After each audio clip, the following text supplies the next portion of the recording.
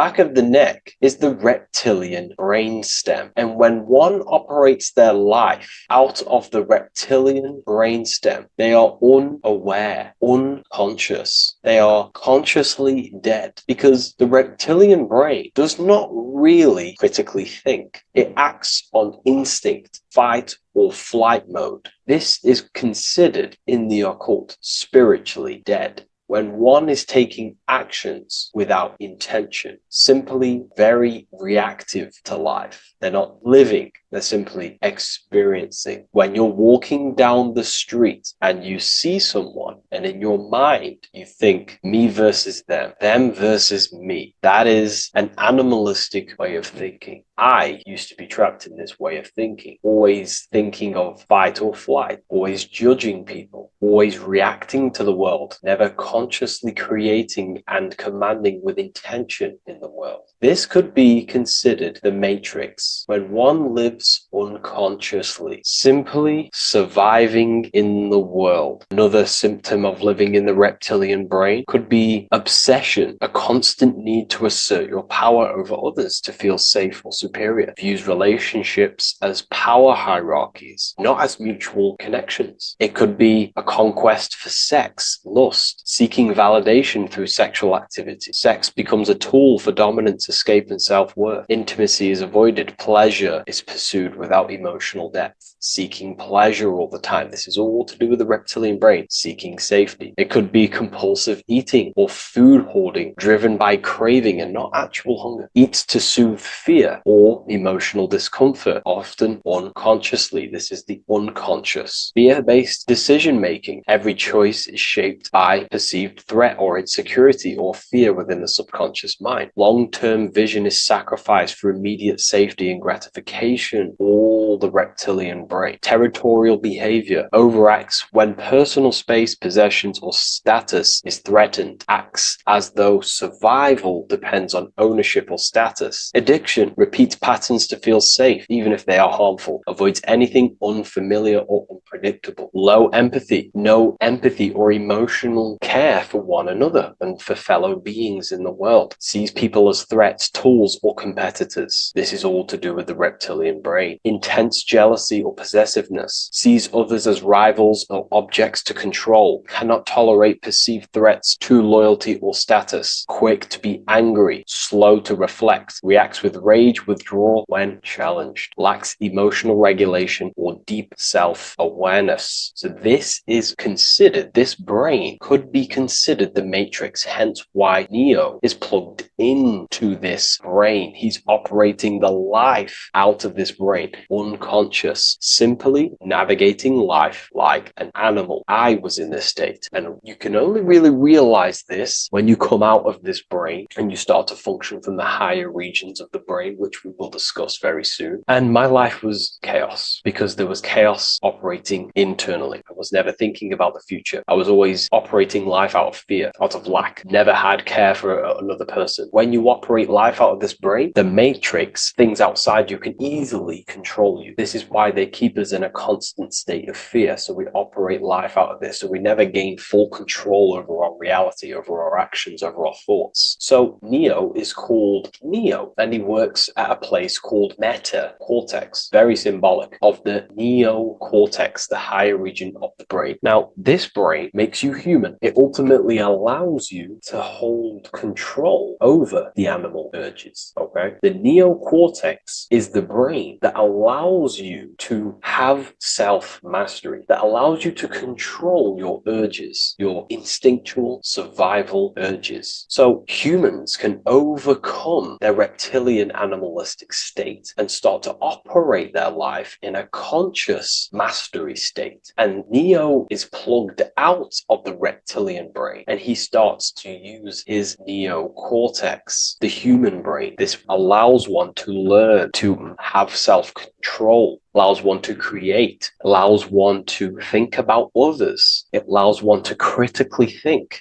deeply. It allows one to be self-aware. Who am I? Where did I come from? And where am I going? This is ultimately the brain that has shaped the world. We look at humans. We built technology. We built all of these amazing things. They all come from the neocortex. This is the higher region of the brain that allows consciousness to function on a higher degree. It allows you to truly become a creator and have self-control instead of living in a reactive animal state. You see, animals are only aware of their five senses. They're only aware of surviving. If you notice, look at animals, they're always looking around. Even in their home, they're always looking around, sniffing around. That's because they operate in an animalistic brain. Humans have the neocortex. This is a higher region of the brain, which well, if you wish to master yourself, this is the brain that you will be using. This allows you to operate life on a higher degree. We see this reptilian brain symbolized everywhere. See it as reptiles. Reptiles are symbols of this brain. We see the Egyptian god Osiris with the green skin representing a reptile, a crocodile. Sometimes we see Osiris depicted in Egyptian artwork with crocodiles or reptiles, if you do a little bit of research on that. And also, if we look at the overall symbolism of Osiris and his story, we notice that he is the god of the dead or the underworld. This is not literal, but the dead or the god of the death,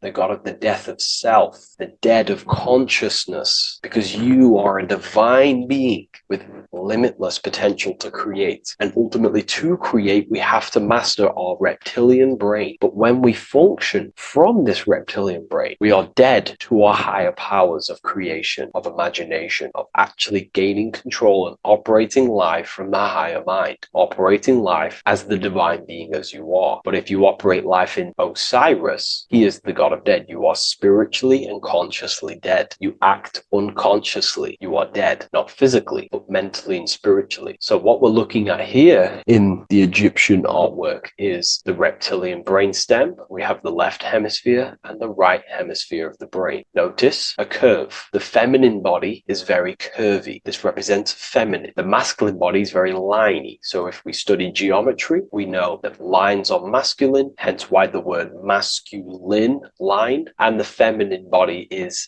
in geometry, feminine is represented as curves. So this is the left masculine brain on the left side, and this is the right feminine brain on the right side, with Osiris, the reptilian brainstem, in the middle. So we're going to go deeper into some Mesopotamian artwork now. Now let's have a look at this. We're looking at the reptile on the very bottom. We see the left brain and the right brain, the Eye of Ra and the Eye of Horus on the left and right. In Freemasonry, we still see the symbolism of the two pillars. Yakin and Boaz in Freemasonry, with the two pillars symbolizing masculine, feminine forces of consciousness, also representing the masculine left brain and the feminine right brain, with the reptile down here. But if we have a little look here, right, we have a little look at these reptiles. This person is standing on top of the reptiles. When you are on top of something, you have power over the below. You are standing atop of something. You have mastery over it. You have control over it, symbolizing gaining control over the reptilian brain, the reactive actions, the sexual urges, the addictions, the territorial behavior, the fear-based decisions, constant internal tension, never being able to focus. It's symbolizing gaining control over these internal qualities that happen within us, in our mind, because the universe is mental. And if we do not gain control over this brain, it will dominate our mind, which will ultimately dominate our actions and destroy our life and live in an unconscious state. So this is basically instructions in this ancient Mesopotamian artwork of becoming self-mastery, to operate on a God consciousness level. So we have a person symbolizing your awareness, the internal you, having mastery over the reptilian urges, the reptilian brain, the reptile thinking. We have a person, a face in between, and it's standing in between these pillars, symbolizing balance of the brain hemispheres. Because the face, we see the eyes in the middle, we see the person is you, your consciousness, standing in the middle pillar. It's representing seeing reality as neutral. Everything in the world is neutral. It's the mind's perception that gives it a positive or negative charge. When we adapt this mindset, this view of reality, this knowingness of reality, we see the world for what it truly is. And if you see things as neutral, it allows one to transform the situations in your life accordingly, instead of simply choosing a side. This is a major problem in society, and this was a problem within myself also. We like to choose sides, and choosing sides can keep your consciousness locked in a certain mindset, in a certain belief. And belief is what is ultimately destroying humanity. It's about knowingness, and knowingness is in the middle. We want to seek to know things. Knowing things allows you to go out there, directly experience it, and know it for yourself. For example, I know I'm not on a spinning global ball flying through space. Why? Because my senses tell me I'm not doing that. My senses tell me I'm not going 1,000 miles per hour and 360,000 miles per hour through space while spinning around the sun. I know that because I know myself. I know I'm not my body because I've had direct mystical experiences beyond the physical body. So we should seek to know things, and that's what we call gnosis. Direct knowledge obtained through direct experience, knowingness. And that is a middle pillar quality. So in Freemasonry, we see the middle pillar. The matrix is designed to give you two wings all the time. Democrats, Republicans, feminism, and then there's another side. There's always two sides that they're giving you because they want you locked in either way. We should seek the middle pillar, seeing things as neutral, seeing things as the middle pillar, seeking direct experience, gnosis. And this aligns with the brain because the brain gives us these two perceptions also. The right brain sees the woods, the whole woods, but the left brain sees the individual trees and branches and leaves. If we're too left hemisphered, we're going to see everything as divided. If you're too left hemisphered, you're only going to see yourself. You're only going to think about me, myself, my ego, my consciousness, my life. And I'm only going to operate in the world, take actions only towards me without considering the collective, which is the right hemisphere quality. The right hemisphere allows you to see the bigger picture, how we're all connected. We're all one family of consciousness. We're all one being separated in different bodies, one consciousness operating in different bodies. So it's about aligning these perceptions of the brain and standing in the middle, and also conquering the reptilian brain. This allows us to operate in the world and see the world for what it truly is and operate from a place of balance. We also see some more symbolism in Egypt of the ram sphinx in Egypt. Ram sphinx. Please leave a comment, and please leave a like and a subscribe onto the YouTube if you like my content. Smash that like button and we'll get straight to this. So this is the ram sphinx in Egypt, also symbolizing the brain. This is my research. These are my conclusions. You can take this with a pinch of salt and go out and do your own research. This is what makes sense to me based off my information I've gained, my symbolism that I can read. So take what you can from it. I'm not here to obstruct anything. I'm not here to place anything in your mind. I'm simply here expressing my research. Never take anything off anyone as solid truth. I've never have said everything I say is solid truth. This is my research. If the research aligns with you, that's great. Maybe it doesn't with some people, that's fine. Simply take things with a pinch of salt, go out and collect as much research and information from many different sources and place together your own understanding of symbolism and your own perspective on reality. But like I say, seek to know and not believe.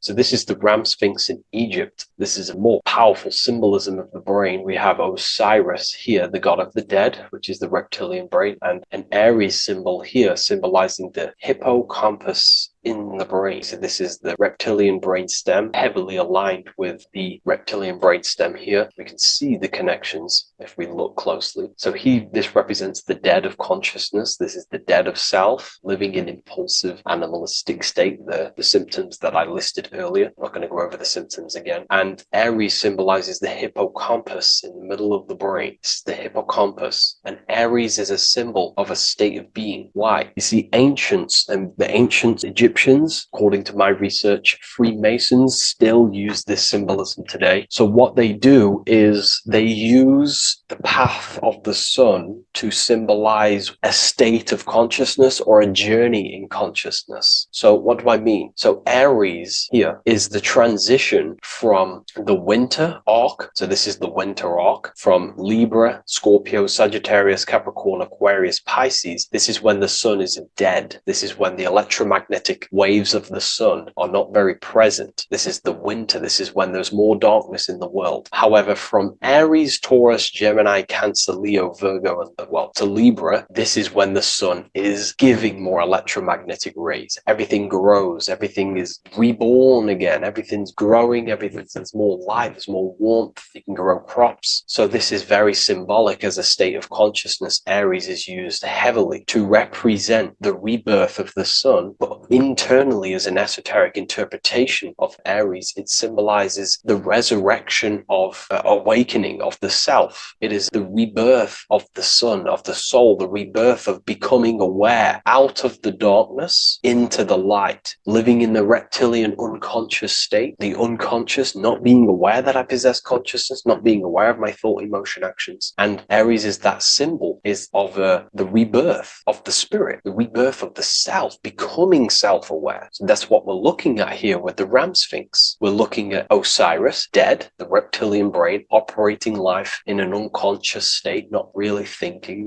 not self-aware of thought, emotion, actions, not aware of the soul, not aware of good and evil, not aware of the laws that are in the heart of love, not aware that there's always an intelligence in the heart telling us what's the right thing to do at all times, not aware of anything, just simply reacting to the world. But then we have a symbol of Aries above, which is the resurrection of self. So again, this is symbolizing by the Egyptians to me and my research going from darkness to light. This is the resurrection of consciousness when we start to deepen our self-awareness, which is ultimately what I'm doing to you in these videos. Hopefully I can awaken some people's minds and make people think deeper. And that process of internally what's happening within you that's what Aries represents when you're starting to say, wow, my mind's going deeper and deeper into the self, and I'm realizing more. That is what Aries symbolizes. When the sun returns, it's also a symbol of a sacrifice, because obviously when the sun returns back to Aries, we're sacrificing the winter, when we're transitioning, and all transitions require sacrifice. So in Aries, the Jews celebrate the Passover. It's the Passover of the sun, and what do? They eat lambs in the Passover Aries, because it's all symbolic of this internal process. In Aries, Christians celebrate with the Easter, which is the resurrection of Jesus, the resurrection of the sun. Remember, it goes deeper. There's deeper layers to this. It's the resurrection of the self and the mind deepening into a deeper awakening. So again, we're going from the lower regions of the brain, and when we start to critically think and become self-aware, we're starting to use the mid part of the brain, and the mid part of the brain then expands into the neocortex, which is the resurrection of the self. The mind is no longer functioning in just the reptilian brain, but then it's going into the light of the higher brain, the neocortex, and this is the reptilian brain. This is the midbrain, what we're looking at here with the Ram Sphinx. Yeah. So this is the resurrection. It's the transition point of going from the reptilian brain into the midbrain, into the neocortex. We're now resurrecting ourselves. Now, this is not putting anything negative on the reptilian brain. Without the reptilian brain, we wouldn't be able to live. We need the reptilian brain, but it's an abuse of the reptilian brain that can keep us in a very low state. It keeps us stuck in an unconscious state. But the reptilian brain is what's allowing you to breathe, to eat, to scan the environment for any threats. If there are threats, we do need the reptilian brain. That's not to say it's evil, but what I'm saying is an abuse of this brain, which is what most people are stuck in. They're operating their life out of this brain. And this is what the Egyptians,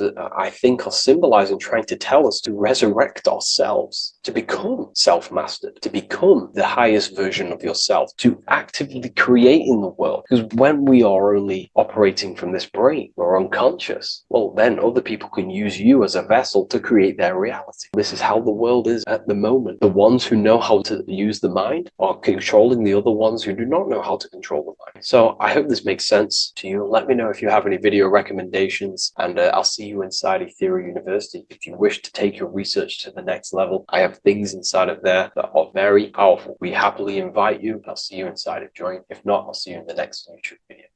You're living in 4 planes of existence right now, but most people are only aware of one. And that's why they feel lost, disconnected, and stuck in cycles they can't explain. If you don't understand the blueprint of reality, you'll keep trying to fix the physical, while the real causes lie in the unseen dimensions that you have direct access to. You must understand it is that the universe only exists in the mind. Everything is a projection of consciousness. Therefore, consciousness produces everything. Our internal world is consciousness. Our external world is this physical body, physical world. Everything is an externalization of consciousness. For example, this was a thought. Now it's made physical. But before this was invented, it was existing in someone's mind, in consciousness, invisible. Then it was made manifest, made physical. So everything in this physical plane is the effect. The cause is consciousness, mind, the mental plane. So now I'm going to explain these different dimensions of consciousness. You don't just exist in this physical plane. The physical plane, in fact, is the lowest plane there is. It's the illusionary plane. So first of all, we have the Buddhic plane. This is the nothingness. So think of it like this.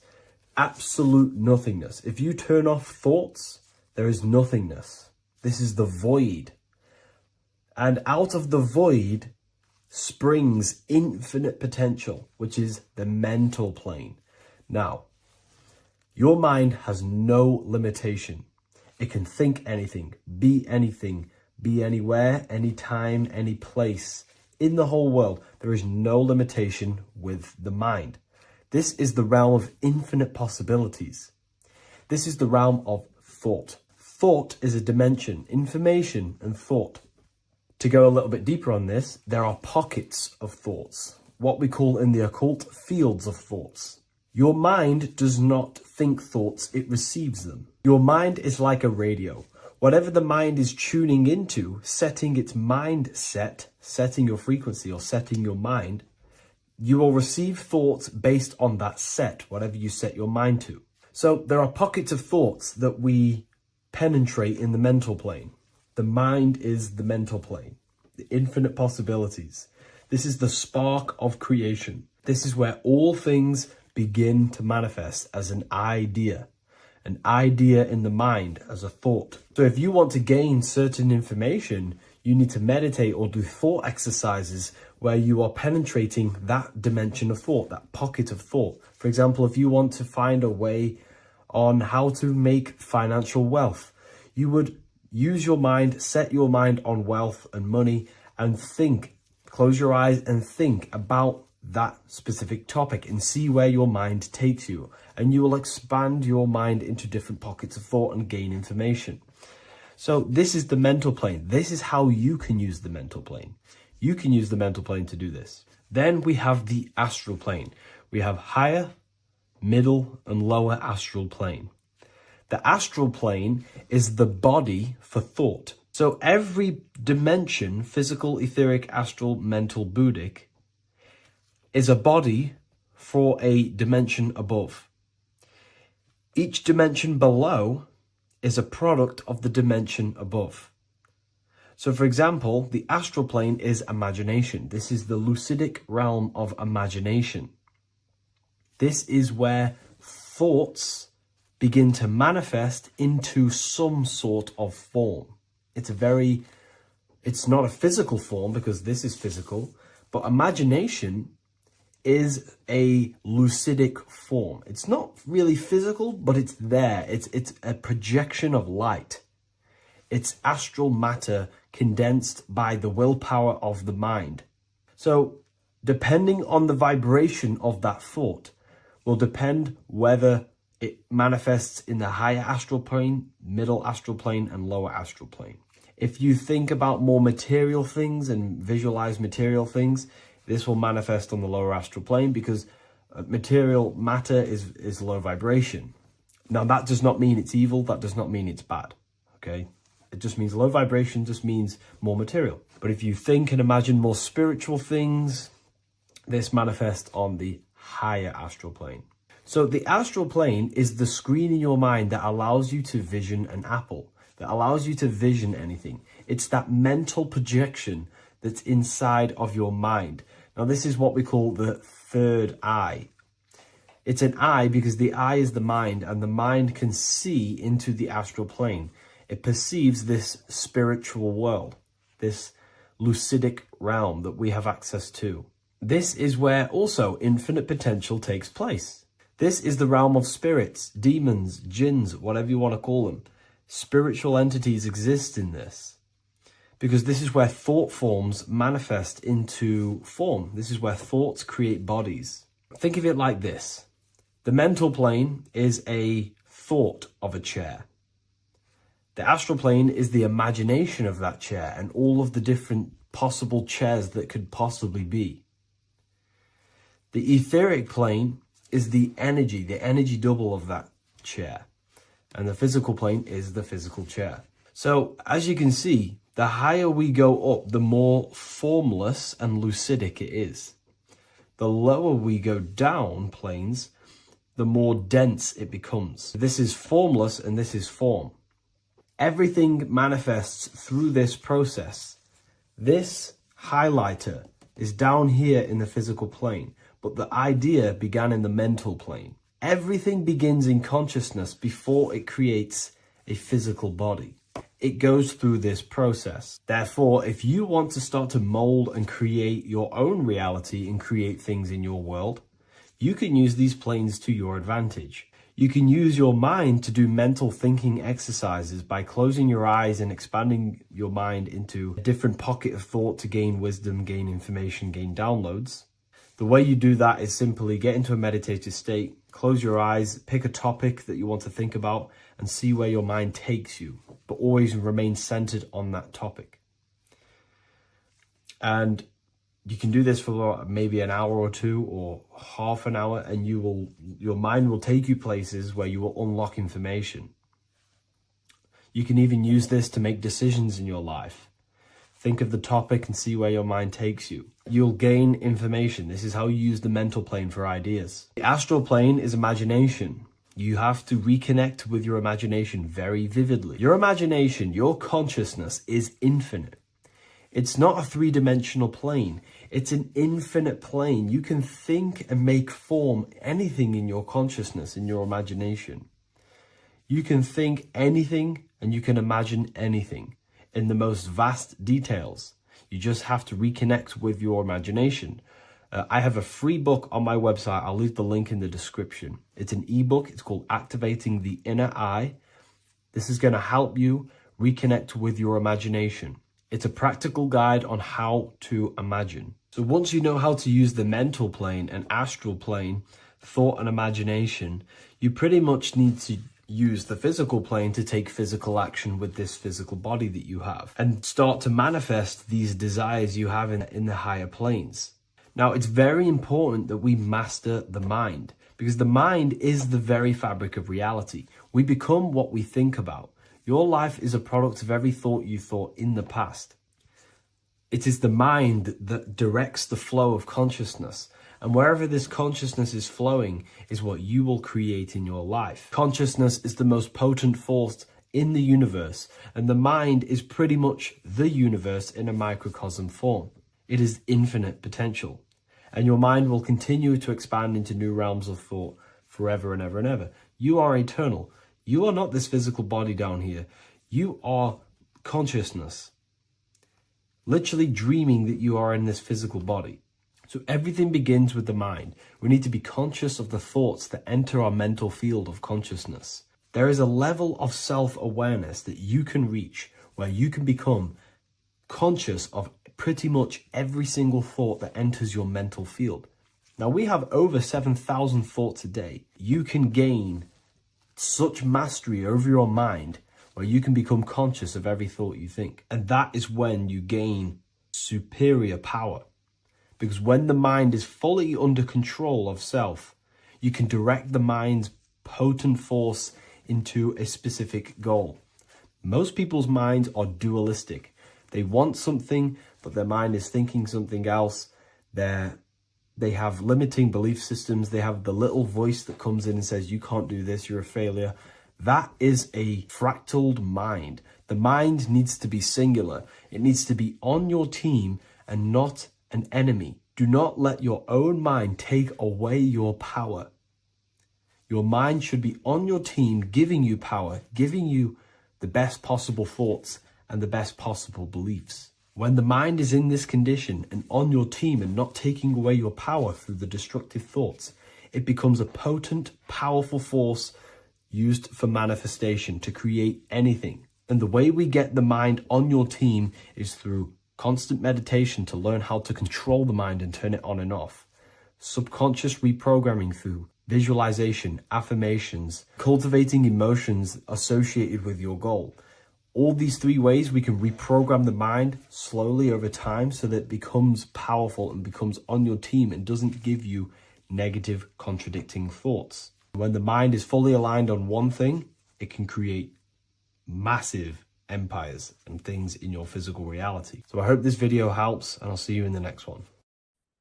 You are not breathing correctly. 98% of people only use a third of their lungs capacity, which is shallow breathing, which ages you, lowers your brain capacity, and also lowers your state of consciousness.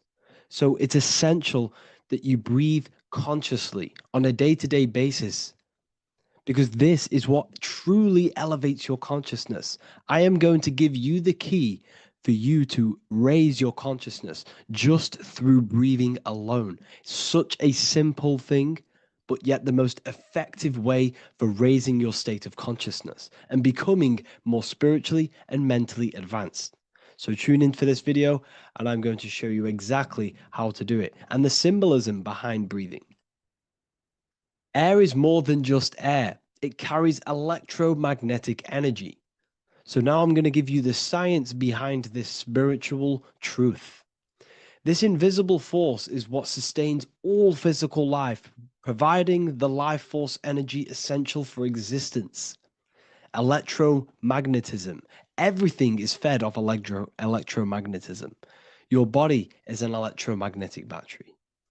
Now, we can prove that air carries electromagnetism just by doing a simple test, a simple scientific experiment, by getting liquid oxygen and pouring it between a north and south magnetic pole, two polar opposite magnets. We see that the liquid does not fall straight through it.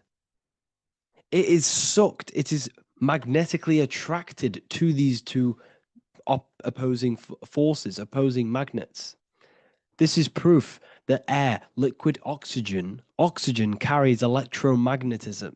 When you are breathing electromagnetism, the essential life force behind all living beings.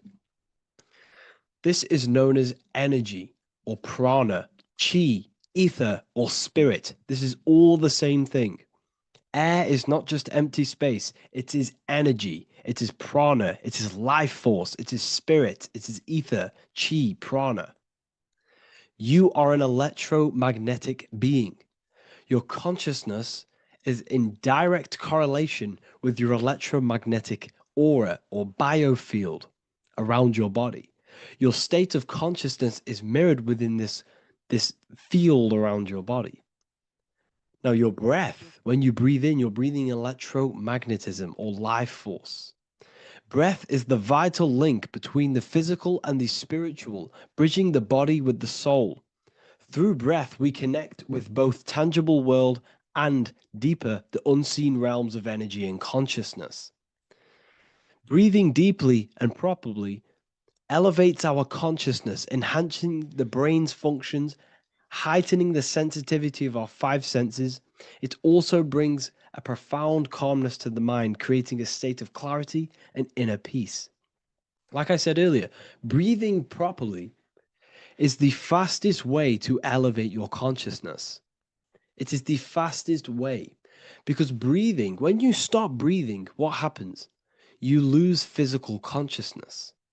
Your body will shut down if you do not breathe in this vital electromagnetic energy in the oxygen.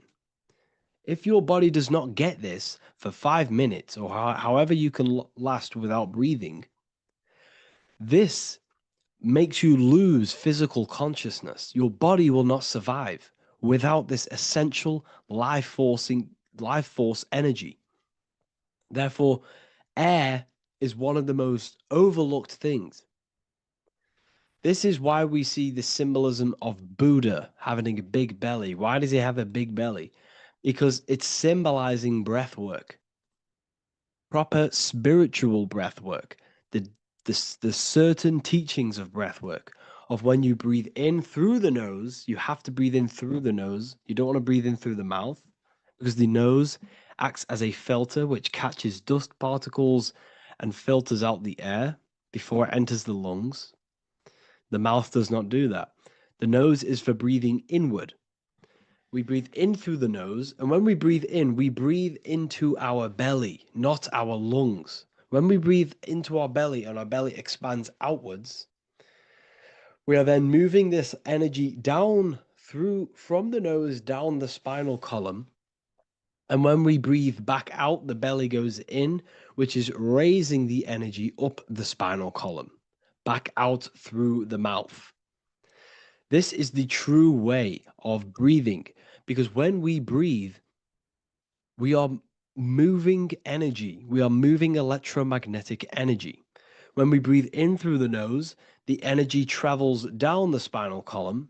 And when we breathe out, we are raising this energy back up the spine, some of it going out the mouth, and some of it reaching the brain, activating dormant brain cells in the brain.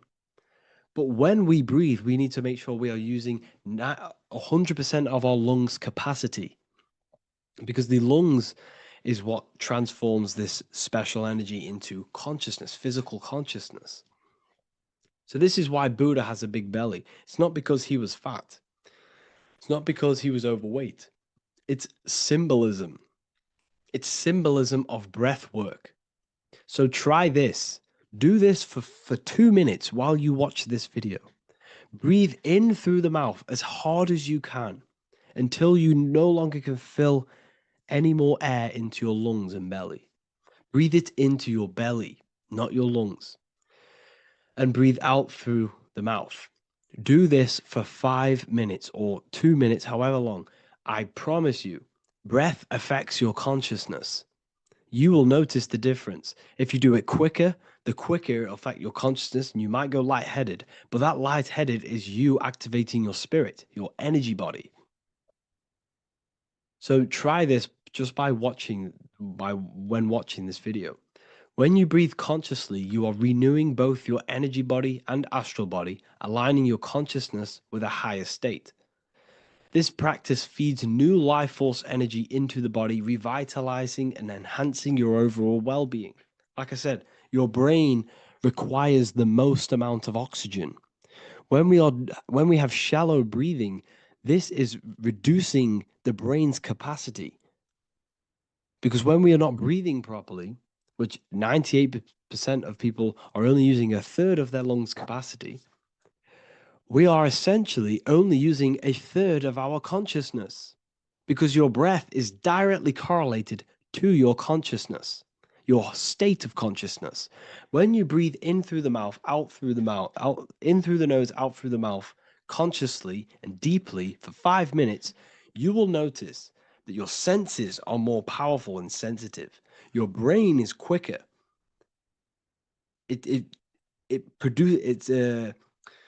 What's the word? It processes information quicker. You become quicker. You become a superhuman, and you feel more spiritual because it activates your spirit, your astral and energy body. So when we meditate, it's definitely important to breathe in through the nose and out through the mouth as deeply as possible to align with a higher state of consciousness. And this is the easiest way to separate your consciousness from the body. When you breathe in deeply for long periods of time, while meditating, while taking no thought, when no thought is present and you gain a rhythm of deep breathing, this is the gateway. This is the gateway to opening your consciousness. Because when you stop thinking, other aspects of your consciousness can open up. All of our lives we've been thinking, which is blocked off the higher states of consciousness. So breathing is very, very important. It affects our overall well-being. And this is Yahweh, the in and the out of breathing. When we breathe in, this is ya. You can hear it. It sounds like ya. And when we breathe out, that is way. This is the name of God, apparently. But God is within you. You can connect with God. You can connect with source consciousness within you by breathing, by raising your state of consciousness through breathing and meditation. This is why the Bible tells you the Spirit of God has made me, and the breath of the Almighty gives me life. You are consciousness. You are God. You're an extension of God's consciousness. Job 27:3. As long as my breath is in me and the Spirit of God is in my nostrils. The Spirit of God is through breath. John 20:22. And when he said this, he breathed on them and said to them, receive the Holy Spirit. The word spirit means breath. In Greek, Hebrew, Latin, it all means breath or wind or air. The Holy Spirit is a certain way of breathing, a breathing technique that elevates your consciousness, that syncs you up to a holy consciousness, an elevated state. That is the Holy Spirit. That's why it tells you in the Bible, when he said this, he breathed onto them. He breathed onto them and said, receive the Holy Spirit. You must breathe to receive the Holy Spirit. When you breathe, you are renewing the body's energy. You're taking in new life force, which is regenerating your cells, regenerating your brain, nervous system, and also connecting with consciousness, pure consciousness. This is not something that we should be doing during meditation. Yes, it is. We should be doing it during meditation, but this is something that we need to apply all of the time. This is the fastest way you can raise your consciousness. I just want to say, all of this knowledge is inside of the Book of Wisdom, Volume 2. Make sure to give a like and a comment on this video to help the algorithm. And let me know what you think about the last book or this book if you have read them, to let the new people know what they're looking at with this book. This is truly life-changing, the Volume 2 and Volume 1 is truly life-changing. You can get them in a bundle also. Learn hidden knowledge inside of the Ethereal University. This is where truth seekers belong. I'm not here to try sell you this, but this is the place for truth seekers. And if you are serious about your spiritual journey and serious about gaining knowledge, which gives you the advantage over life, join Ethereal University. This will definitely help you. Thank you for watching this video. Please leave a like and comment. Make sure to give me any suggestions on videos you want me to make in the future. Thank you all. So depression doesn't actually exist, and in this video I'm going to show you how depression is actually a choice. And I'm going to give you some solutions on how to deal with it. And this is probably going to change your life forever just by doing this alone. Okay, so the first thing you need to understand about depression is that it exists in your conscious mind. It exists in your thinking mind. So what is inside your thinking mind? You have your body, your name, your reputation, your trauma, your memories, your family, your worries, your interests, your bills, your passion, dislikes, goals, right? Most people identify their lives with this. They identify their lives with their thinking mind. They think they're their name, their job, their reputation, their memories. But this is not who you actually are. Who you actually are is the observer of that. What happens if you stop thinking? What is left? You're left with unconditioned consciousness. You're left with the self, which is what we refer to as I. We are the consciousness, not the thinking consciousness. You are not these labels. You are not your thoughts. You are not your job, your name, your reputation. Okay? And the reason why I'm telling you this is because it's very important, is that we are something beyond this body, beyond this name, beyond our thoughts. We are the consciousness. So depression exists inside of the thinking mind, the conscious mind. Okay? So if you want to get rid of depression, you must learn how to escape the thinking mind. And not only just escape, but that's step one. In meditation, you do meditations, right? We sit still and we have to learn how to control the mind and turn off the thoughts. And when we turn off the thoughts, depression goes out the window because there's no thought present in your mental field of consciousness to be depressed. Okay? You must understand, who is the one suffering from the negative thoughts? Who is the one suffering? Your mind is not suffering because the mind is producing the thoughts. Your body's not suffering from the negative thoughts. You are suffering. And who is you? You are a soul. You are that feeling. You are that person beyond the thoughts, beyond the feelings, beyond that. You are the one experiencing. You are that. Meditation gives us the ability to turn off the thinking mind. This allows us to escape our thoughts. Okay? And it gives us, over a long period of time after meditation, you'll be able to turn this switch. And this switch will be able to turn off your thoughts. And by doing this, we will be able to control our conscious mind directly by the hand.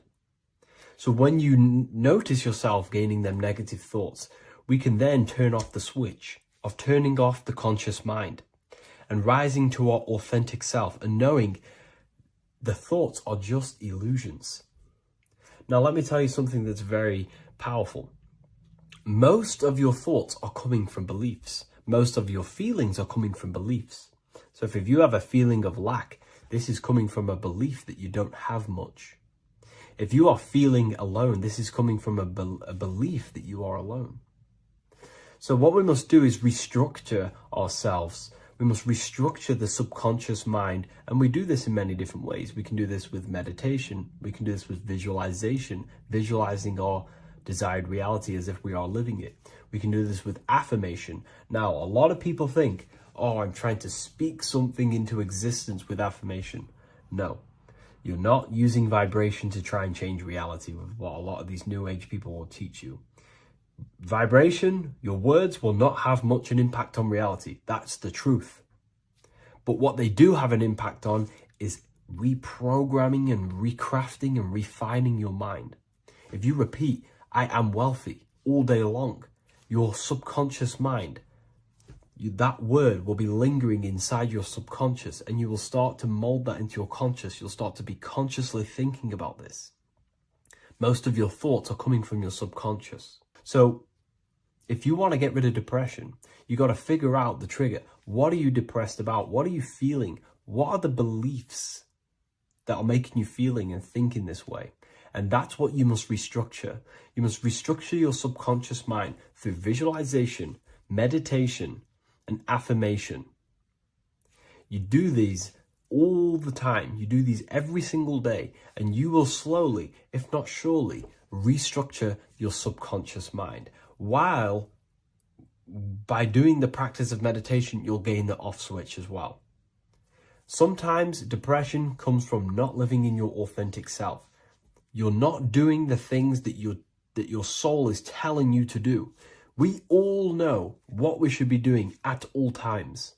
I don't care what you have on. We all know we should be doing something. We all know that we have there's a higher aspect of our mind that tells us, oh, we need to be doing this, but I'm actually sat here on my phone. Oh, I shouldn't be eating this, but I'm doing it anyway. There's always that higher voice. And that is the voice that has to be connected to. And when your body's not acting out the voice of the soul, then the soul becomes sadder, and suffers more and more and more. There has to be a connection between the soul, the mind, and the body. They have to work in unison. Okay? So I hope this video helps with depression, with whatever you're going through mentally. Hello, everyone. Today we're going to be discussing the esoteric and occult meaning behind the story inside of Genesis, the story of Adam and Eve. This is a widely known story, but not many people know the true esoteric meaning behind it. Okay? So today we're going to be breaking this symbolism down. Before we get into this, please leave a like and a subscribe on the channel. I would greatly appreciate it. And please comment below any lectures or anything you wish to know, and I could maybe make it in the future. The first thing we must understand about the Bible is that it is an esoteric and occult book. It is written in allegory.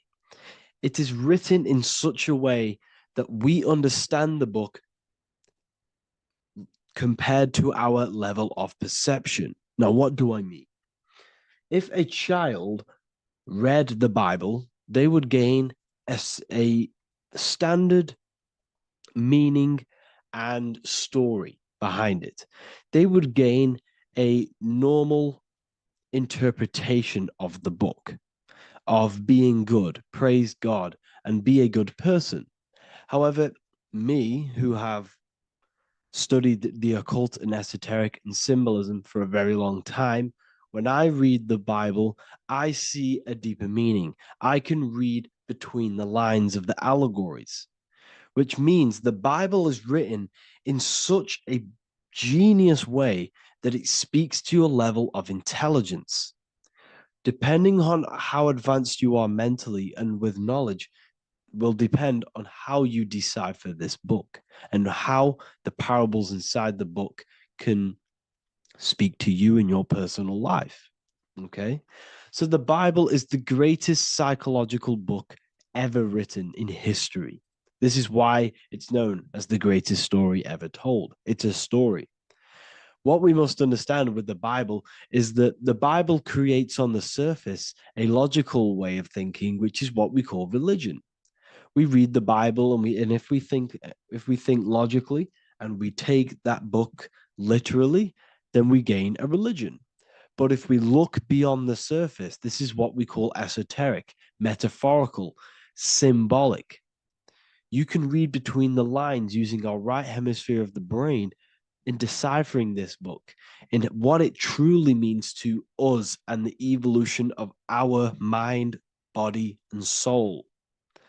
What this book actually reveals between the lines is instructions and stories which teach you how to level up your consciousness, how you can sync the mind, body, and spirit and the soul all together so you can live like a god. This is what the esoteric is.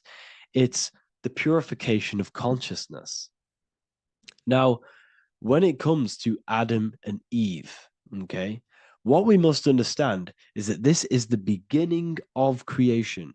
This represents the beginning of your life in an esoteric way. This is symbolic for the beginning of your incarnation into this physical world. Okay. And we have Adam, masculine, Eve representing feminine. These are the two masculine and feminine energies which create the whole material universe. Okay. And as we are born with a pure consciousness. We are born with pure consciousness. Well, now, what do I mean? As a baby, we have no knowledge. We are pure essence of the soul. You know, we don't gain the knowledge of good and evil. We are pure. Yes, we're not happy all the time as a baby, and we're not sad all the time, but we have no ego. This is what I mean. Our consciousness is not split. As a baby, you are whole.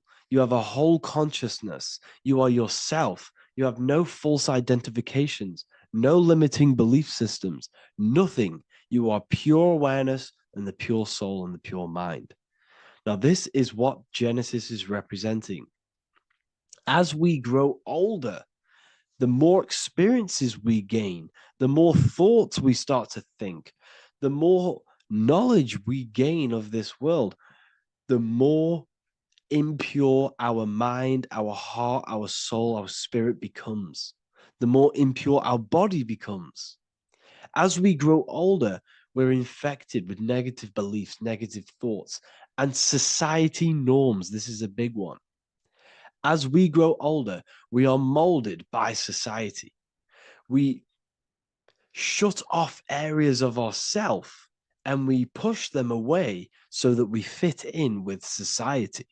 We all know this. We all did this in school. We pushed away parts of ourselves to act cool or to fit in, whatever it may be. Whatever type of person you were in school, we all went through this because society and culture is programmed. So as we grow older, our consciousness splits. We gain a persona, an ego, and we gain a shadow self, the subconscious, and we gain an ego. Now, the ego is what you show to people.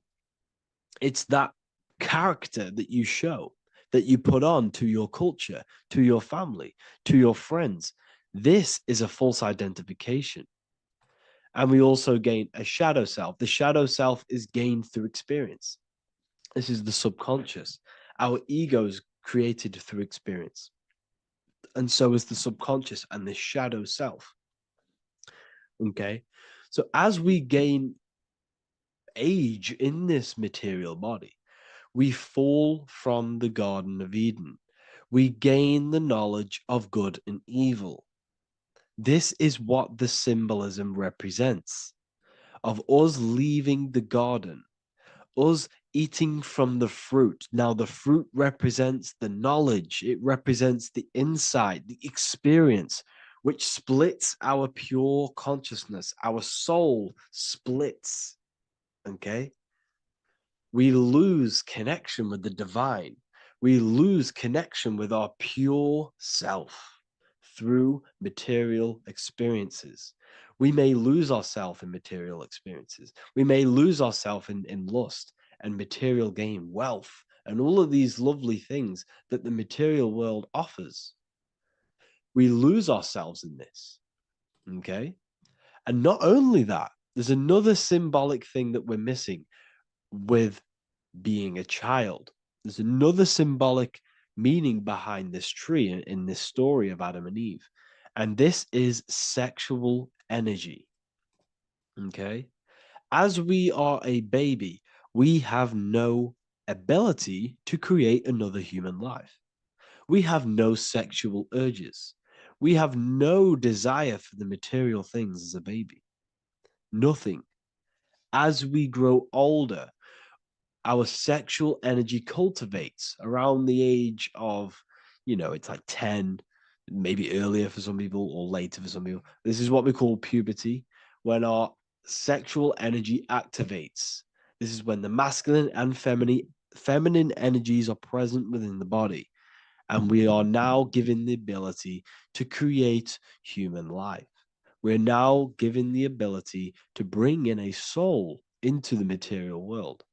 Now, this is what we believe and know in the esoteric world. That is what sex is. You're bringing a soul from the astral into the physical. Okay? So as you grow older, you gain this ability to use the power of creation. You gain this force within you that allows you to open a portal in the astral and bring in a soul to the material. Now, this power can be misused. This power is very powerful and should not be misused. In occult and esoteric teachings, we teach and learn sexual transmutation, how we transmute sexual energy into different areas of our life so we can grow and create. Because sexual energy is creative energy. It creates a whole new human being. So if we retain it, we can transmute it into creativity. So this energy is kind of corrupting us as well. And now I'm not saying growing up is evil, all this thing is evil. This is a natural cycle that we must go through. The soul of us must go through this cycle so that we learn, so that we overcome it, so that we gain mastery of ourselves, so that we expand ourselves. I recommend you watch the Evolution of Consciousness lecture that I did on my YouTube. An amazing lecture. Talks about the evolution of consciousness and how we're on a never-ending cycle of life and death and expansion. So leaving the Garden of Eden is symbolic. You see, Eve represents emotion. She's feminine. Adam represents action. That's why he bit the apple. You see, Eve takes the apple and tempts Adam because she's the emotion. She's the sexual desire. And Adam eats it. he releases. He misuses the power of his creation. He misuses his consciousness because of material illusions and material desires. This is natural, okay? As we grow older in this life, our soul has to experience sin. We have to experience negativity. We have to experience evil, okay? And we have to misuse this power within us to learn about it so we can overcome it and gain control over it. Now, this is why the Bible says in Genesis 3:6, for God doth know that in the day ye eat thereof, then your eyes shall be opened. Ye shall be as gods, knowing good and evil. This is very, very, very symbolic. We come into this world to experience a dualistic way of reality. We come into this world to challenge ourselves so the soul can grow, because the soul comes from pure love from God. But we come into this world so the soul may know what it's like to be evil. You see, we are like a seed. Our soul's like a seed. And when that seed grows, okay, and it's planted, them roots must grow to hell in order for the top of the tree and the roots to grow to heaven. In order for the soul to reach the highest states, it must descend down into the lowest states. Good and evil. This is the story of good and evil, okay? And this is the story, a psychological story of how the human mind has functioned in this life. This is what this story is representing of how our soul and mind is functioning, how our consciousness is splitting and growing up and evoluting. Okay. Like I said, snakes represent sexual energy. They represent, snake, when you've been snaked. This is why we say you've been snaked, because it represents a temptation of sexual energy. This is why the Kundalini is symbolized as a snake. This is the serpent within us that we can rise to activate dormant brain cells in our brain. Now that's called the Kundalini awakening. I'm not going to get into that into this video, but this is what it symbolizes, the tree and the knowledge of good and evil, because our body is the tree. Our central nervous system is the tree. The snake is our sexual urges and this false temptation that tempts us to interact with sin, the material world, okay, and go against our higher divine self. This is what it represents. Now, it's very, very symbolic. Not everyone is going to agree with this, but this is my interpretation of Genesis based on my research of occultism, symbolism, metaphors, and me studying the Bible. This is my interpretation, and I hope it resonates with you. It might not resonate with you, but this is what makes sense to me, and this is what has made sense to many other occult researchers who are in this space as well. Okay. So please leave a like, leave a comment, leave a subscribe. I'd greatly appreciate if you could, just give me some support on this channel. We're nearly at 100,000 subscribers, which is insane. I just want to say thank you all. And yeah, I will see you inside the university. If you join, I'll look forward to mentoring you, connecting with you on the live calls. There's a new symbolism course, which is going to be available very, very soon. And yeah, if you join the university, you also get a 30% discount on all of my products, astrology readings, one-on-one calls, all of my books. Yeah, so I hope you gain some insight on this video, and I'll see you in the next video, and I'll see you inside the university. Have an amazing day.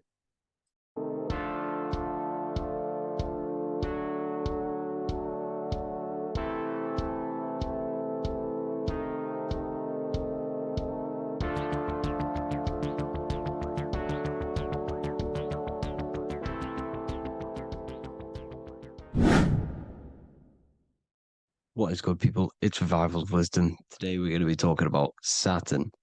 I've done this video in the past. However, this video is going to contain a lot more in-depth explanation of Saturn. So the 33rd degree Mason, Manly P. Hall, said, Saturn is the key to crystallization, physical matter.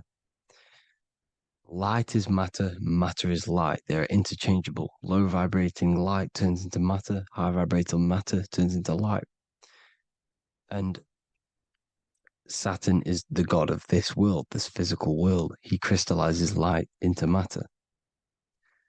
This is symbolized as the Masonic checkerboard, matter and spirit, matter and light, light and matter. He's also the god of time, destruction, justice. He creates and destroys, because all things in time die. He creates and destroys you. So, because we live in this physical world, which is the electric world, this is why we say electricity, because it comes from the root word of El, Saturn. They used to call Saturn El, E-L. This is why we used to say Elohim is God. The real God of this world is Saturn, but it's being hid. This is being hid. Jesus is Saturn. All of this is Saturn. It's all Saturn worship. It's the real God of this world, So, physical matter is a result of two opposing forces equalized on the plane of inertia, because everything is created out of electromagnetic toroidal fields. And these two poles equalize on the plane of inertia, which gives you planet Earth, plane of inertia. The plane of inertia is what Saturn is. It's the ring around the center of the plane of inertia. Thank you to Walter Russell saying, physical matter is a result of two opposing forces on the plane of inertia. This is what Walter Russell says, so please check out his work. He's got many books, many books on light and electromagnetism and stuff like that. So I advise you to check him out. So the torus field gives you the binary code 0 and 1, the female vagina and the male phallus. This is the code for this world. Saturn crystallizes physical matter. Now Saturn is the most outermost layer of the 7 layers of heaven, where it says in the Quran, it says, Allah, it is He who created the 7 layers of heaven. Saturn is the outermost layer. He's the top. He's the most high. So when we say the most high, we're referring to Saturn. He's the most high before the firmament, before the stars. So Saturn is the god of this world. He's the Lord of the Rings. He wears the crown. The crown is the rings. Crown, Chronos. So the planets are luminaries. They are lights. They are beings. They are energy, conscious energy. And we're in the heart of the solar system. Saturn is the outermost layer. He is the one of this world. He's the god of this world. Now, on the North Pole of Saturn, you have the hexagon. Add up all the sides. It creates the 6-pointed star. Or it can be created as a cube. The cube is very important. The 6-pointed star is very important. 6 points, 6 triangles, 6 side, 6, 6, 6. Black cube adds up to 6 in gematria. Now, what did I say in the beginning? Saturn crystallizes the physical world. He creates physical things out of light. You are a light being. This is why we say human. Hue means the light spectrum. Hue, man, we are light manifested into physical forms. Human. And we are incarnated through Saturn. Satan, same thing. The number of the beast is 666, and the 666 comes from the 6.6 triangle, 6 sides of Saturn, 666. We are all known as carbon-based life forms. Carbon, the atomic structure of carbon, is 666, 6 protons, 6 electrons, 6 neutrons. We are materialized into our physical bodies through Saturn, through the number of the beast. These bodies are the beast, it's the animal. The divine, the Christ, is the consciousness within, because you are a physical spiritual being combined into one, hexed into one, hexagram. This is a hexagram. You're hexed into physical matter, spirit and matter, light and dark, combined into one. Now you contain of the mark of the beast, the mark of your body. Your body's the beast. It says in the Bible, Satan, who is the god of this world. This world. There are many different worlds, but this world is run by Saturn, and it says that in the Bible. Saturn is Satan. It's the same thing. And look at the crown of thorns are wrapped around the heart. The soul is in the heart. The mind is in the brain. The soul is wrapped around the rings of Saturn. You're wrapped in physical matter. This is what it's showing you. This is symbolizing the rings of Saturn wrapping you. And the cross on top is the cross of the cube. The cube, the black cube of Saturn, unfolds into a cross. So Satan, who is the god of this world, Corinthians 4:4 in the Bible, Satan, who is the god of this world, has blinded the minds of those who don't believe. Satan blinds your mind because the god of this world materializes you and he blinds your mind when you incarnate into physical matter. When you enter this soul system, not the solar system, you hit Saturn first. He materializes you. And look at the symbol for Saturn. This is the symbol for Saturn. All of the planet symbols are created out of the Holy Trinity. The Earth, Moon, and Sun. Body, mind, and soul. The sun is your soul, the moon is your mind, the earth is your body. Your body's made out of the 5 elements. The sun is your soul because the sun is life force, gives life to everything. Your sun is a soul.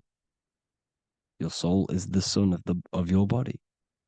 The moon is the mind. The moon is the moon of your body, the mind of your body. Intelligence. So all of the symbol of the planets are created out of these. The Saturn symbol is created out of the Earth cross, matter, and the moon crescent, moon, mind, matter over mind. This is why Satan, who is the god of this world, has blinded the minds of those who don't believe. He blinds your mind. Look at the symbol, it's showing you. The Saturn symbol is matter over mind when it should be mind over matter. So we descend into a soul system, into our 666 Saturn carbon suit bodies, and we are matter over mind. Then we have to move up the spine to go back up to spirit, to mind over matter, where you manipulate your own reality. Now look at this. It creates the number 5. 5 is the number of change. You're moving from this side of the number sequence over to the right side. You're moving from the spiritual into the physical world. You're incarnating into the 5 elements, the 5 senses. So the cube, the black cube of Saturn, is another major symbol. Very important symbol. Here you see the cube, and the color black is associated with Saturn because Saturn's associated with death. He creates and destroys, light and dark. Death is associated with black, spirit, because you can't see spirit, which is blackness. So the black cube is black because Saturn rules the nighttime, which is dark, blackness, and he rules the winter, which is death, blackness. So Saturn is the black cube. Cubes have 6 sides: up, down, right, left, back, and forward. Cubes are 6-sided. Everything is 6-sided inside of this creation because you're incarnating, you're materializing, crystallizing into the cube, the world of the cube. Everything's a cube. Everything's got 6 sides. Here's Leonardo da Vinci showing you that you're in the cube. Leonardo da Vinci did this famous painting. You're in the cube, you're hexed into physical matter, where you're incarnated into the 3rd dimension, the 3-dimensional world, which is a cube, 3D. And black cube adds up to 6 sides of the black cube. The Kabbalah. The Kabbalah means cube god in Arabic. And look at what they do. They worship the cube, the black cube, and they stand in rings like the rings of Saturn. Australia, Denmark, Manhattan, Santana all have these black cubes. You go to New York, you will see the black cube there as well. These black cubes are everywhere because it is the real God of this world, So look at the cross. The cross unfolds into the cube. Xbox, Nintendo GameCube, Sega Saturn, anything to do with a simulated gaming reality, they put Saturn in it because we're in the simulation of Saturn. This is a simulation. And this is why they reflect this through the Xbox, GameCube, Sega Saturn, anything to do with gaming, simulations, is all Saturn. Because we're in the cube of Saturn, the black cube. We're in the GameCube, the Xbox, the Sega Saturn.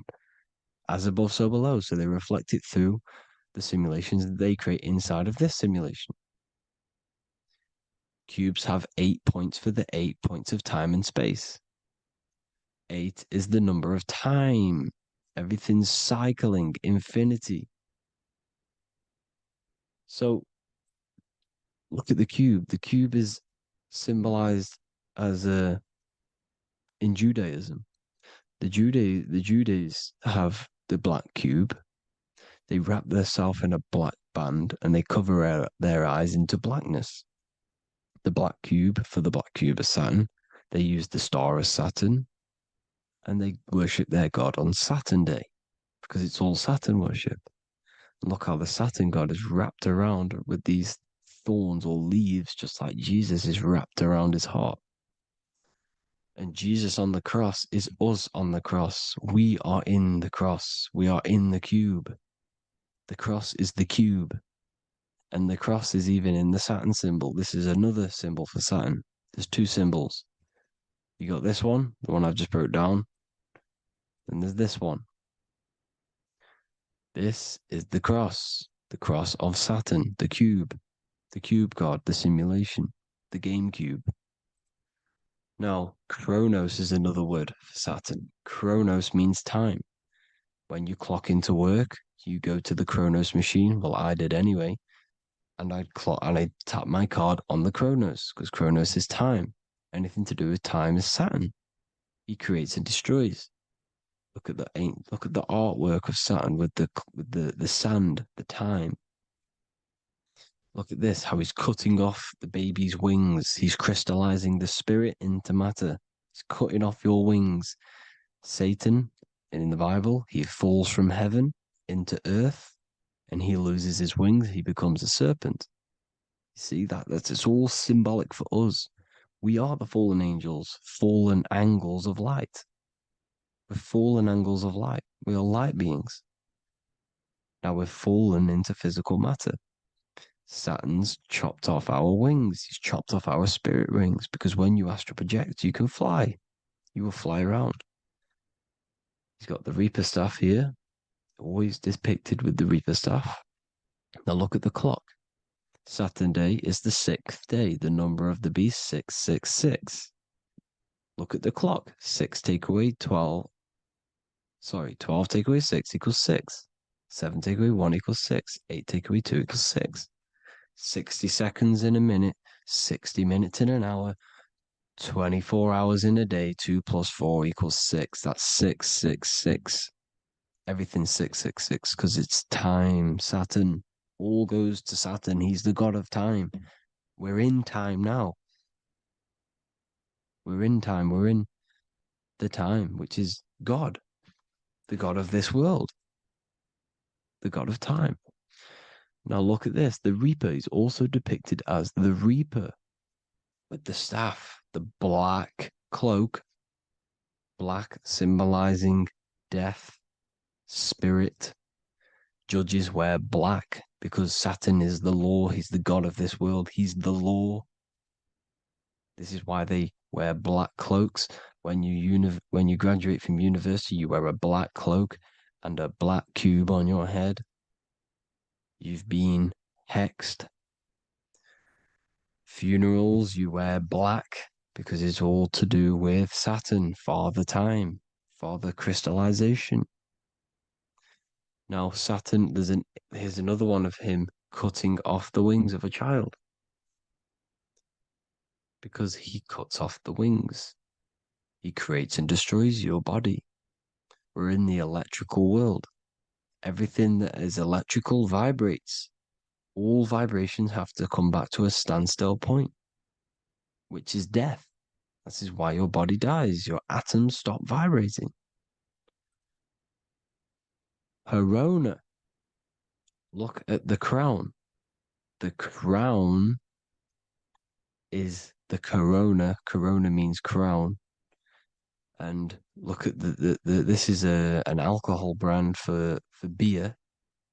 You can see the staff of Saturn in the symbol with the moon crescent. Corona, which is the crown, Saturn, the crown on Saturn, the rings. And then you've got the staff. It's all Saturn worship.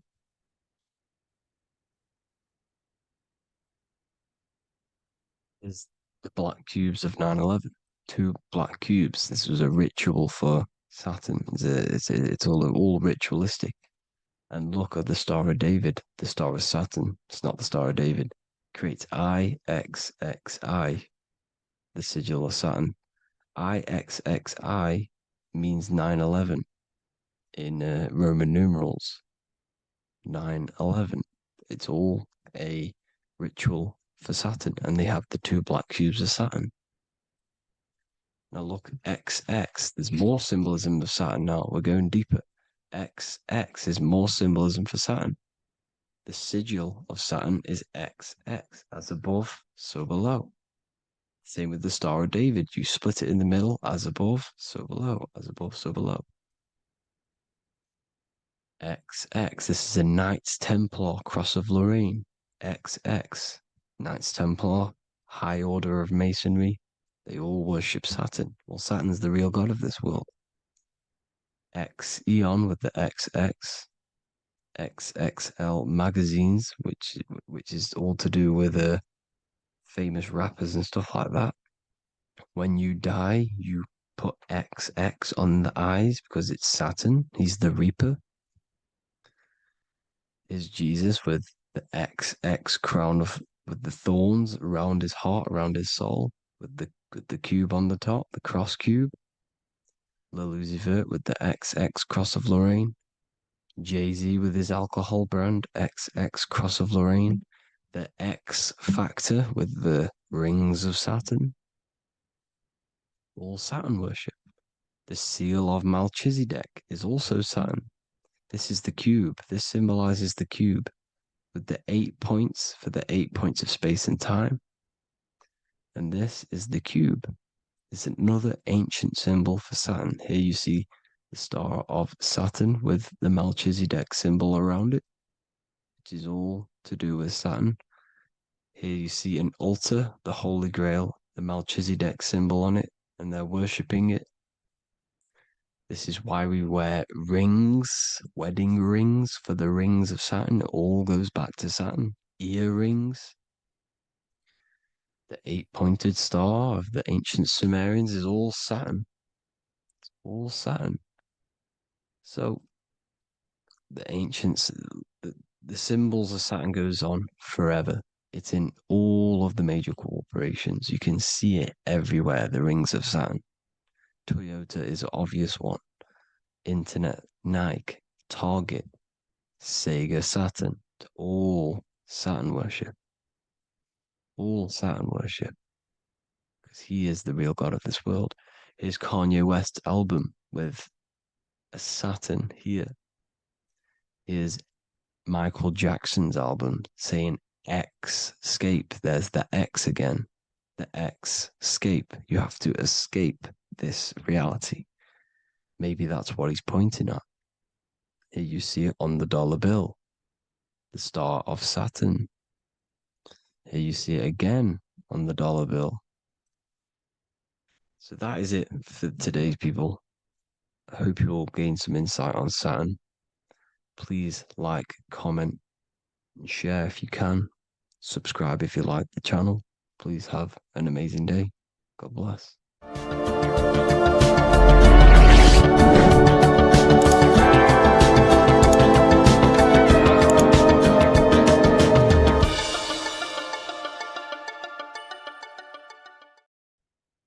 As above, so below. This is one of the most crucial teachings within esotericism, occultism, or what we like to call it today, spirituality. I don't like calling it spirituality because it's not spirituality. I teach human consciousness. I teach the science of you and your consciousness alone and your being.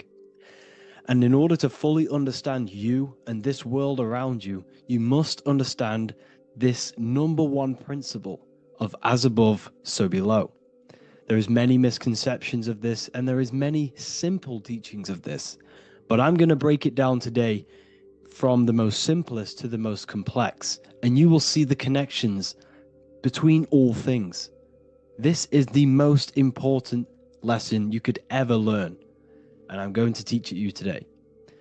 So what you must understand is with the term as above, so below, it applies with everything you see in this world and about yourself. We have something called the macro, which means the bigger scale. On the bigger scale, we have the whole earth. If we look down from the sky on top of rivers, this is what we see. We see this tree pattern. Then on a smaller scale, we see trees have the same pattern. Then we look even closer. We're going smaller and smaller into the leaves of the tree. We see the same pattern. Then we go even more micro into the human brain and look at the human brain cells, and we see the same pattern. This is proof this is a fractal universe, and everything is in the micro is reflected in the macro. As above, so below. As within, so without. On the macro is a reflection of the micro. So now that you understand this, we can go a bit further. A yearly cycle of spring, summer, fall, winter is a macro. A micro is a daily cycle. So a day is a mini year. The summer is the midday. Autumn is the evening. Night is the winter, and spring is the morning. This is a macro, a reflection. We have a miniature cycle of the zodiac every single day. And this cycle is also reflecting the cycle of life and death. We live, we are born, which is the spring. We live, which is the summer. We then age, which is the autumn. And then we die, which is the winter, and then we are reborn again. This is the cycle of life and death, and you do this every single day. You see, death is a macrocosm of sleep. This is why we say sleep is the cousin of death, because you die every single night. You do this process of life and death every single day. As above, so below. What's in the micro is in the macro. So when you go to sleep, you are essentially dying. And then in the morning when you wake up, you are then born again. This is a fractal cycle that we live in. Everything in this whole world is fractal. Everything applies to as above, so below. We have the sun, we have the moon, we have the day, we have the night. We have the life, we have the death. We have the conscious, we have sleep. As above, so below. We have the conscious mind, because now we're diving into as within, so without. As above, so below more refers to the external world. As within, so without is referring to your inner world and the outer world. What you must understand is about yourself. You exist in two realms. You're an individual. The dual nature of you exist in two realms at once. You have an inner world of your thought, emotion. This is the inner world that no one else can see but yourself. And you have an outer world with a physical body which everyone can see. So you exist in two worlds. You have the inner voice, you have the outer physical voice, which I'm speaking to you with now. But I also have an inner voice, which no one can hear, only but me. So you exist in the light and you exist in the darkness. The sun represents your external self, your physical conscious mind. The moon represents your shadow self, the inner self, the psyche self, the spirit self. There is an as above, so below. The sun is within you. The moon is within you. Everything is within you. Now that you understand as above, so below, what is your body? Your body is a miniature earth. Let me repeat, your body is an earth. Your body is the earth. Okay? Because like I say many times in all of my videos, you are not in the world. The world is you. You are the universe. Your brain is a computer creating this reality. What you see with your eyes is produced in the back of the brain called the visual cortex. You don't look into the world, the brain produces the world. The body produces the world. When you touch something, you're not actually touching something.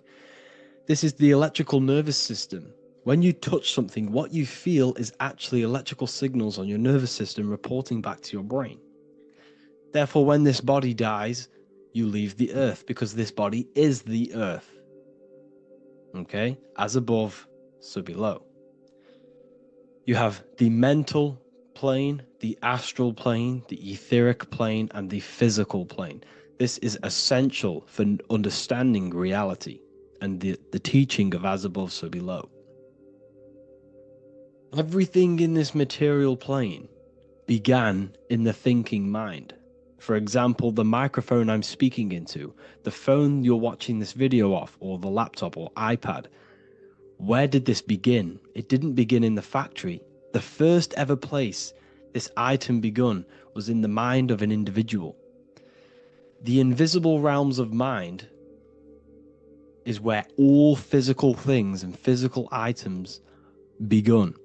Essentially, this physical plane is the effect of the thinking mind. This world is the world of effect. It's the world of outcomes. When you see something, it is already manifest. It is already being manifested. It is an effect. And in the effect of the cause, which is the thinking mind. Therefore, the mind creates thoughts, which is the mental plane. Then after thoughts creates imagination, which is the astral plane. These two are spiritual. They are non-physical. So spirit kind of means non-physical. Then you have the physical planes, the etheric and the physical plane. As above, so below. What happens in the mind is manifest on the physical plane. Like I said, the phone that you are holding, it was a thought, and then it brought down into a physical reality. As above, so below. You change the mind, you change your reality. Your environment, the word environment has ment in it because your environment is mental. So now that you understand this, so what is the world around you? The world around you was created by the mind of God. It was manifested through God's thought. So you are living in the mind of God. You are a thought in the mind of God. God thought you into existence. But like I said, we are all fractals. Everything is fractal. If God exists, this means that you are God, as above, so below. God created you through the thinking mind, and he gave you a thinking mind. So God created the macrocosm. God created the macro, the whole world. He designed the whole world, the sun, the stars, the moving. He designed this. But then he gave you the thinking mind to design your own life and create your own life in his world. You are a microcosm of God's macrocosm. Just like God thought you into existence and the whole world into existence, you are a microcosm thinking your world, your reality into existence. You see this now? Everything is a reflection, everything is a mirror, everything is fractal. So in order for you to change your reality, you must change these higher planes. Your thought and imagination are the two key aspects of creating physical reality. Every object you see around you was begun in these higher planes of the non-physical, and they were brought out of spirit into physical matter through the thinking mind and physical action. So now we're going to get a bit deeper. The brain is not the mind. Now that you understand, we have spirit and matter. As above, so below. You have a non-physical side of reality and a physical side of reality. The mind is the spiritual brain. The brain is a physical manifestation, a physical effect of the mind. The mind uses the brain to operate in the physical world. And it's the same with the heart. The soul manifests itself physically through the heart. The heart is a physical manifestation of the soul, of the emotion, thought and emotion, the mind and the soul, the brain and the heart, heaven and earth. So you have the inner world and the outer world, the spiritual, non-physical, and the physical. So we are all on this process of awakening, an expansion of our minds into new fields of thought, into new fields of awakening ourselves. Because essentially we are born into this world. But you are born many, many times. You can be born physically and you can be born spiritually. Like I said, everything is fractal. So just like when the baby finds out that there is a world outside of its mother, what does the baby do? The baby seeks a way out of its mother, and then the baby is now born into a new world, a world outside of its mother's womb. It's the same with you and your spiritual process. As your mind becomes aware that there are other realities beyond your physical body, it then seeks a way out. And this is why you are probably watching my YouTube, because you are now on the path. Something within you has guided you to this path of knowledge, truth, enlightenment, and expanding your consciousness. And it is your soul who brought you here. Your soul speaks through emotion, a guidance. Emotion is the language of the soul. When you feel very bad, this is your soul telling you you're not in the right place. You're doing the wrong things. Because the soul is always unfolding its purpose, which is expansion and learning. That is it. The mastery of the self and the learning of the mind is the only thing that counts in the end after this life. So you are on a journey of expansion, of learning, creating, and spiritual rebirth. As above, so below. What does this body tell you? When I see someone overweight, I don't see the overweight. I don't see the body. I see the mind. I see an undisciplined mind. I see a mind that lacks self-control. I see a mind that seeks external validation. That's what I see when I see an overweight person. I don't see his body. I see the result of his mind. Because what does the Bible tell you? You shall know them by their fruits. It's the same saying as above, so below. You shall know them by their fruit. The fruit is their manifestation. Your body is a direct correlation and manifestation of your mind. Your inner world projects your outer world. As within, so without. As above, so below. Now, what do you see when you see this man's body? I see discipline. I see strength. Mental strength, not physical strength. I see mental resilience of pain. Because all of this man's mental energy has been manifested physically within his muscle. This body is a direct manifestation of this man's mind's pain and suffering, and it shows discipline. This is why people instantly respect you if you are in shape. You walk into a room and you are in shape, people will instantly give you respect because they know that you are mentally disciplined. The body is a reflection of your inner world, and it's the same with your friends, your family, your connections with people. If you think about yourself very negatively all the time, and you don't have a good connection with yourself, you don't have a connection with your true self, this will manifest into every single relationship you have in your life. If you don't have a good relationship with your inner self, you don't have a good relationship with the people and the friends around you. Because as within, so without. If you think negative about yourself, you will only pick up the negative in other people. If I think very highly of myself and I think very happy and good things about myself, I will then see the good things in other people. Because it's as above, so below. As the inner world is, so is the outer world. It's the same with your life circumstances. Your life is a direct correlation of every thought you thought in the past.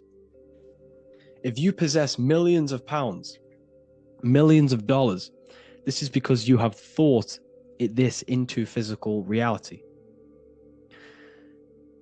You live the life you are deserved. You live the life that you manifest through your thought. If you live a very poor life, this is a reflection of your mind. This is a reflection of what you have thought into physical existence. Because like I said, everything begins in the mind, as above, so below. And this is even present within the body. So where is the head? The head is at the very top of the body. And where does all manifestation begin? In the mind. That's where the mind is, in the head. And then the thoughts we think travel down the body into the heart, which is the emotion. Every thought we think is in the emotion. Every thought we think creates an emotion. This emotion then drives the action. Where does the action come from? The feet, because the feet move our body. We move with our feet to take action. Our hands. You see, so the body is even a reflection. I can't even say it. Reflection of the order of manifestation. This blew my mind when I figured this out. You see, the head, the thoughts begin here. This is the beginning of all manifestation. Then it comes down to the heart.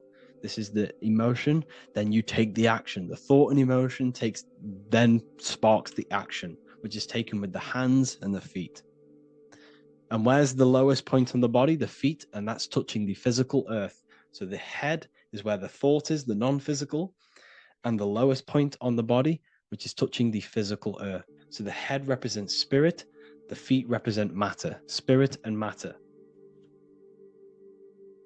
Your room, if I walk into your room and I see a messy room, I don't see the room, I see a messy mind. The room is a reflection of the mind. If you have a messy room, this is your mind. It's an externalization of your unsorted mind, undisciplined mind. So like I said, we are all God, and we must find the God self within us. And I teach all of this inside the Book of Wisdom, Volume 2. This is not just a book, this is a revolution. This is the beginning of a new age with this book. If you have read it, I congratulate you. You should feel very proud of yourself if you have an open mind. You should feel proud of yourself for watching these videos, because not many people have an open mind. Remember this, people. You are special if you're watching these videos. You have the mind. You have the ability to see through the illusion. And I take my hat off to you. You want to take this to the next step? Read the book. Or if you want to take it to the serious levels during the university. The university, you gain access to every piece of my material that I've ever done, all of my books, all of my lectures that are hidden from YouTube, that are hidden from everywhere else, the lectures that give you real power. And if you feel alone on this journey, we have a conscious community where you can connect with like-minded individuals, because I've been there. I've been there when you feel lonely, because you feel like no one else is thinking the way you are feeling. You can't talk to people about these things because people just think you're crazy. That's why I put together this, so we can connect, so we can unite, so you can connect with people, so you don't feel crazy about thinking about this stuff, learning about this stuff. And if you truly want to level up your life, people, and take your studies serious, this is for you. We do live calls, we do lectures. There's a whole library filled with books you can read. It's the perfect place for the truth seeker. I thank you all for joining. Please leave a like, a comment, a subscribe. Let me know any future videos you want me to make in the comments. Thank you all. Have an amazing day.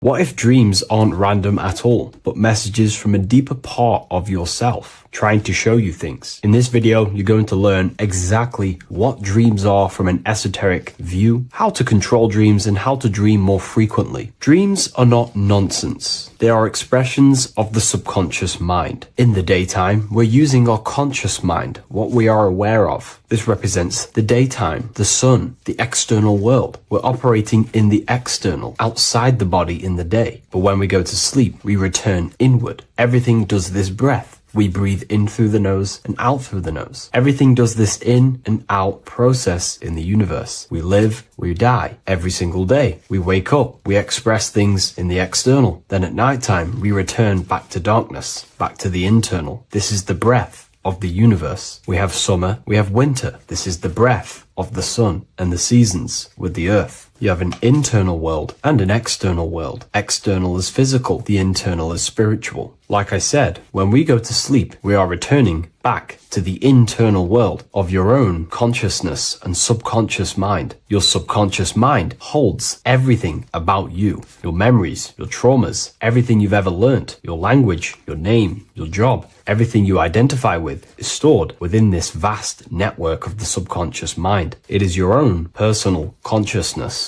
Therefore, when we dream, we return back to the subconscious mind, and we are in fact thinking, but in a subconscious way. The subconscious does not speak the same language as the conscious mind. The conscious mind uses language, thoughts, and all things that are very logical and very easy to understand. The subconscious is the complete opposite. It is very indirect, metaphorical, and symbolic. The subconscious communicates and works in symbols. Ultimately, symbolism is the language of consciousness. This is why in occultism and esotericism, it is filled with occult symbols, because symbols are used to communicate directly with the consciousness within the subconscious mind, and the subconscious mind is ultimately connected to the collective consciousness. We are all connected and tapping into the mental plane, where we receive thoughts, ideas, depending on what we attune our mind to. That's why we call it a mindset. But getting back on topic, the subconscious mind is your own personal network. It is like a net, an interconnected web of your thoughts, memories, traumas, emotional blockages, and all the things you identify with and have experienced in your life is stored within this network. It can be seen as a web. One example of the subconscious mind using symbolism is this next story I can tell you. Let's say I was in a very traumatic car crash as a young child. I experienced a lot of emotional trauma in that car, and that deeply impressed my subconscious mind with that trauma of emotion that I felt. Therefore, every time I see a car in my external world, that car is now a symbol that represents the state of consciousness I was feeling in that particular time of the traumatic car crash. The car is a symbol for a state of consciousness within my subconscious mind. Just like when you see a word, that word triggers what you believe that word to be in your subconscious mind. Symbols are the language of the subconsciousness. Therefore, when we dream, we are basically seeing symbols of our own personal subconscious mind. Our higher mind, which is basically our subconscious, the higher version of you that exists beyond your human thinking mind, communicates using symbolism. The higher mind does not speak human thoughts, human language. It speaks the language of symbolism. Therefore, when we dream, every event, every person, everything that happens, and everything you see is your own personal subconscious mind materializing within the plane of the astral plane. This is a dimension that sits just above the physical world that everything is pulled out of. For example, look around you. Everything you see around you was thought, then imagined. Imagination is the astral plane, and this astral plane sits above the physical world. As above, so below. These objects were thought, imagined within someone's mind, and then pulled into a physical reality. Therefore, the imagination is what you're experiencing within a dream. It is your subconscious mind thinking and materializing within the imaginative plane. For example, let's say you are a Christian, you believe in Jesus your whole life, you have lots of emotion towards Jesus. This deeply impresses your subconscious mind. You believe in him so much, you go to sleep, you have a dream that you meet Jesus. You did not meet directly with Jesus. You met with your own belief. It was your own belief materializing within the imaginative plane and revealing itself to you. Dreams are materializations of your memories, your subconscious beliefs, traumas, and anything that could be inside the subconscious mind. It is your subconsciousness revealing itself to you in a material form. Let's say you have a nightmare. There is a big dark figure chasing you and you are running away in fear, away from this dark figure chasing you. That dark figure is not an external entity. It is not a spirit or a jinn or a demon. It is in fact an aspect of your own mind. It is a symbol that represents maybe a fear, a trauma, or something you are running away from internally, inside your subconscious mind. Something that you are not addressing, but something that is fearful, something that can be controlling you on a subconscious level. Let's say you have a fear to address something in your personal life. You want to address someone who is getting on your nerves at work. You continuously put this off and you fear doing that situation. Over a long period of time, this can slowly control you subconsciously. You start to avoid the person, avoid any contact. It is subconsciously controlling you. This is not the best example, but you can see what I mean. Hidden fears and traumas in the subconscious mind can subconsciously control your actions and ultimately lead you to low states of consciousness, keep you from reaching your higher potential, and ultimately create blockages within your own consciousness. That figure in the dream is a materialization of something that you are fearing and running away from and not addressing. This is why people always have dreams of traumas that they have experienced as a child or when they were younger, or maybe from a year ago or two. It's because that emotion is deeply impressed in the subconscious, and the subconscious is always trying to reveal things to you, communicate to you that you need to change, purify, and maybe heal within your own consciousness. This is how the higher self communicates to you through the language of symbolism. Once you understand this, dreams can become a very powerful tool, not just entertainment at nighttime. Your consciousness never rests. Your consciousness is eternal. It is the very spark of the divine. Your body needs rest. Your consciousness is not physical. It does not need rest. So this is a way you can identify what your dreams are trying to show you is by writing them down. A dream journal. Every single dream that you have a book placed near your bed. Every time you wake up, first thing you should do is pick up the book and write every single detail that you can remember about the dream. The people that you met are all symbols or aspects of yourself. Maybe it is a friend you saw in your dream. That friend represents a state of consciousness that is within you and is trying to reveal something to you. It's about making the subconscious into the conscious, to become conscious of the unknown. Write down every detail, everything you saw, every event that played out, even the details of the clothes that they were wearing. Everything is symbolic within dreams. Write everything down and then analyze the dream. Don't analyze it from a logical mind. Analyze it with the right hemisphere of the brain, which allows you to see metaphors, read between the line. Try and gain the message that it's trying to show you. What does this overall mean to you? And what could this reveal about aspects of yourself that you need to heal or maybe take action in your life and world? Because your higher self is always guiding you towards awakening and fulfilling your mission in the manifested physical world. Dreams speak in symbols, not logic. Ask about your dreams. What is this trying to tell me? Don't take things literally. Look for an emotional tone and symbolic resonance. With practice, you'll begin to understand the personal language of your subconscious mind. Now that you understand that, again, please leave a like or a comment on this video. This is now a technique for lucid dreaming and dreaming more often. This is not going to happen overnight. This is not an easy method. It simply takes practice and dedication. Every morning, choose 3 time slots. For me, I choose 4:30, 5 a.m. and 6 a.m. 3 alarms that are going to go off at these 3 times, half an hour apart from each other. Each time you wake up, stay awake for 5 to 10 minutes. Turn off the alarm. Try and keep your conscious mind awake, but drift back into sleep. There's no other better way for me to explain that. It's very difficult, but try and keep the mind awake, but the body falling back asleep. More than likely, you will drift off back to sleep. Then the next alarm will go off half an hour after. This will wake you up again, guaranteed. You will probably drift back to sleep by repeating this process. After the 3 alarms go off, each one of them times, you're either going to have a dream or a lucid dream, but definitely you will have a dream. And if it doesn't work one time, keep trying it. I've been using this method for a very long time, and I can tell you 70-80% of the time it triggers a dream, and a very vivid dream. And it's ideal for lucid dreaming because keeping the conscious mind awake while letting the body fall asleep, you can become conscious within these subconscious realms of your mind. But when you are conscious inside the dream world, you can do what you want, but you also want to let the dream naturally unfold. If you try and take too much control, then you will wake back up. If you feel any fear in your dream, you will wake back up into the material world. Another tip to dream more often is to meditate before bed. Simply close your eyes and think about nothing for 5 to 30 minutes. Detach from everything outside you, your name, your job, work, thoughts. Mentally detach from the world and the physical pleasures and become pure awareness before you try and go to sleep. This will help you become conscious while being within the self. If you wish to learn more about consciousness yourself, the Book of Wisdom Volume 2 can definitely help you. I'll leave a link in the description. Thank you for watching this video, and I'll see you in the next one.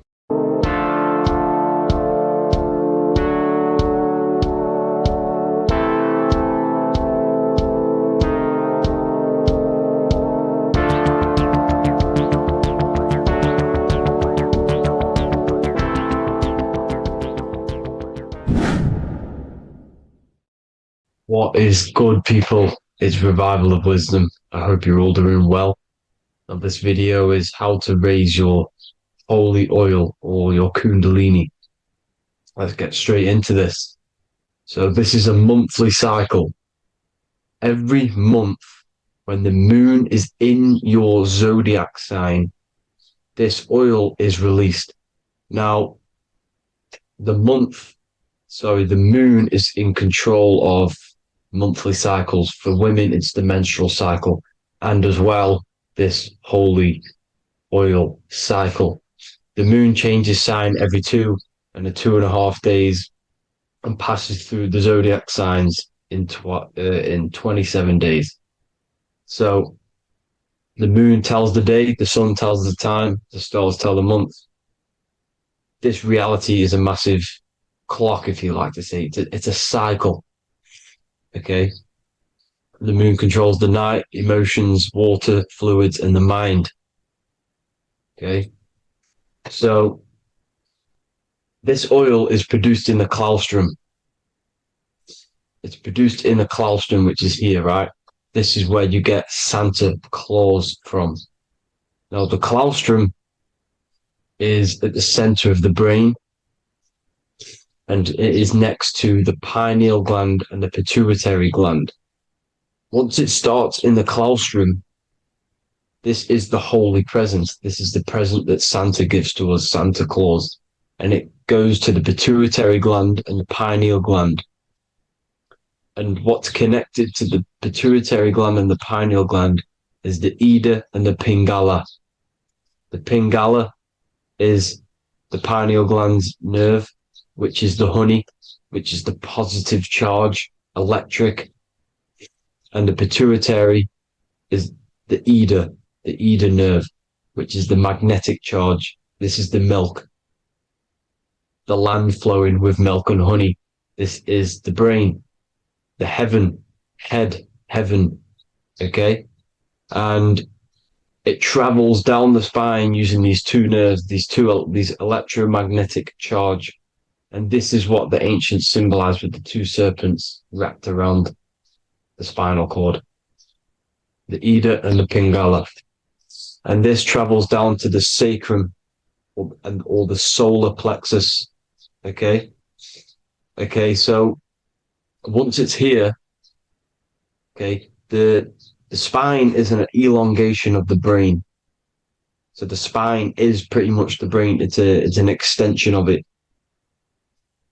And it's kind of a microcosm of how we descended from heaven to physical reality, to physical matter, which is our consciousness has done. Our consciousness has descended from heaven into physical matter. And this is a microcosm of it. Okay. So once we're in the sacrum bone, this holy oil, like I've just explained, this holy oil starts in the Santa claustrum, goes down the chimney to the sacrum. This is the sacrum, the solar plexus, and drops the present off at the sacrum. Now, once we're at the sacrum, we need to raise our vibration to take this oil back up the spine. Okay. And the River Jordan symbolizes this in the Bible. King Herod wants to kill Jesus in Nazareth, which is here, this is the River Jordan, is Nazareth. He goes to be born in Bethlehem and then goes back up to Nazareth to Joseph and Mary. Joseph and Mary, the pineal gland and the pituitary gland. The Bible is huge symbolism. It's all metaphors for this sacred process which goes on inside of your body.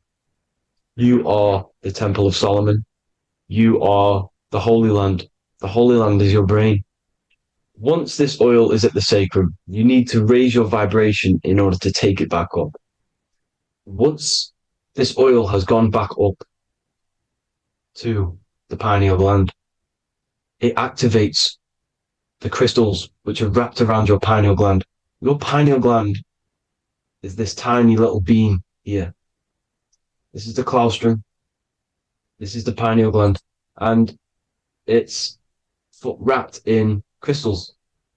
And when this oil travels back up the spine by raising your vibration, back to the upper room where Jesus met the 12 disciples, or the 12 cranial nerves in the brain, and it activates and it turns on this pineal gland. And once it's turned on, it illuminates all the cells and the nerves in your brain and turns them all on and activates the higher God man, the God consciousness, Christ consciousness. And it regenerates the whole body. This is the secret to regeneration. It regenerates all the cells in the body. And this is how the ancients lived for thousands and thousands of years, as talked about in ancient texts. They lived for hundreds and thousands of years because they knew this secret. And this fluid, this brain fluid, the secretion, or the Christos in Greek, which means gold, because this is the alchemical process from turning lead to gold. Your body is the alchemical furnace. Now, the ancients knew about this center of the brain because they symboled it. This is the Eye of Ra, and it's the brain. And this is what's wrapped around our consciousness. Our consciousness isn't wrapped around the brain. The brain is built around the consciousness. We are the consciousness. You don't have a soul, you are the soul. Okay? Now, the head, heaven, hell, heel at the bottom of your foot, that's hell. Head is heaven and hell. Simple. Now, the pineal gland produces DMT, which is dimethyltryptamine, which is known as the spirit molecule. So, let's move on. Now, when this oil travels up, back, the spine, the chimney, it crucifies at the top, which is called the vagus nerve. So when it reaches here, the optic thalamus, it crosses and crucifies once it's raised back up. And this is why Jesus dies at 33. He was crucified at 33. Because you have 33 vertebrae on the back of the spine. And then it's crucified by the cross of the vagus nerve. When this oil crosses the vagus nerve, this is the crucifixion at 33. And it symbolizes the death of the physical consciousness. You then become spirit. You then become God consciousness, activating the Kundalini, regenerating the body and the mind. Okay. The Garden of Eden. You are the Garden of Eden. The land of milk and honey is upstairs. The pituitary, which is the milk, the pineal gland, which is the honey, which is DMT. It even says this in the Bible. As he brought us into the place, and he has given us this land, a land flowing with milk and honey, which is also symbolized as the sun and the moon. The Bible also says, the light of the body is the eye, not the eyes, the eye. If therefore thine eye be single, thy whole body shall be full of light. This is the activation of the pineal gland by raising this oil back up to the pineal gland, to the center of the brain. Neither shall they say, see that here, or see there, for behold, the kingdom of God is within you. So he's saying, don't look out there. Nothing is out there. It's all inside of you. Everything's inside of you. You're the universe. Now, how to raise this oil back up to the pineal gland? Every month, like I said. The moon controls the cycle. The moon controls monthly cycles. When the moon is going into your zodiac sign every month, this oil goes down the spine, and you must raise your frequency to get it back up. You must retain your seed. This is the most important. Your fluid, your secret, your holy fluid, your life force. You can't let that go. That life force is the reason you're alive. This holy oil is the reason you're alive, because it feeds all of the systems in your body. It feeds all the systems in your body.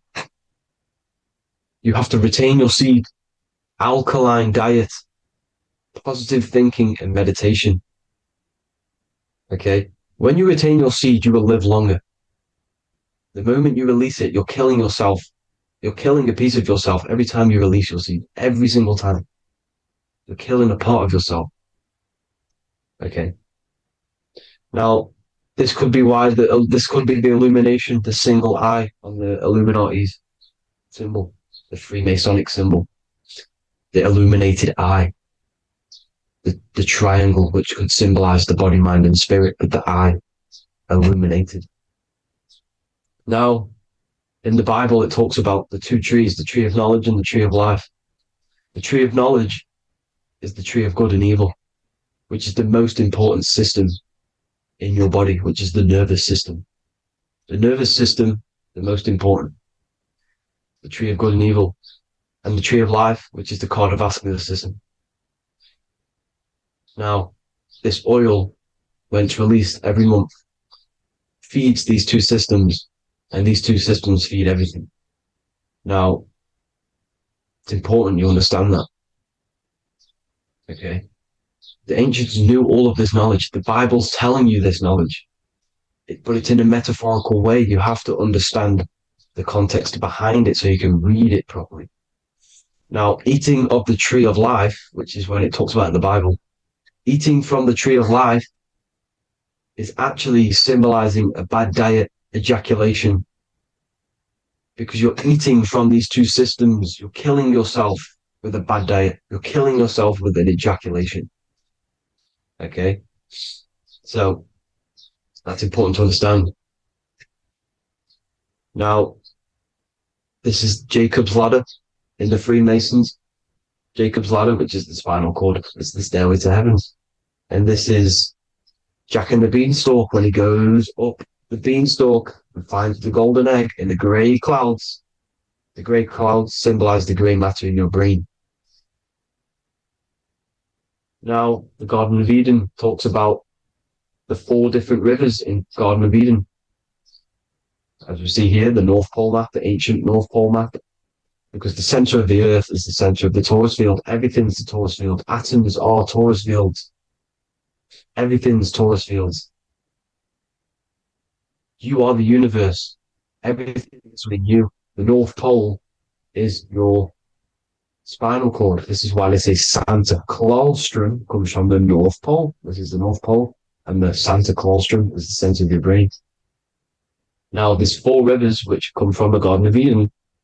There's the blood, the Christ oil, which is the oil we're talking about, urine, and saliva. These are the 4 sacred oil, 4 sacred fluids in your body. And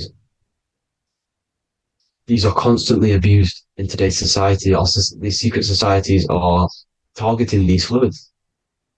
Okay? This is why porn is free. They sexualize society through Disney. Go and look at some of the Disney movies. There's so many subliminal messages which sexualize these children because they want you sexualized. So you release your seed, which is one of the holy fluids in your body, especially your semen, your sexual energy. So important you retain this. So important because it's your life force. It keeps you alive. Okay. Now, let's recap on this. If you want to raise your oil every month, you can't just retain your seed for the month. You have to retain your seed forever. Don't just do it for a couple of days. Have to do it. It's a lifestyle. You want to become God consciousness, you got to do what it takes. It's hard in this society because this society is made around, it's designed to kill you pretty much.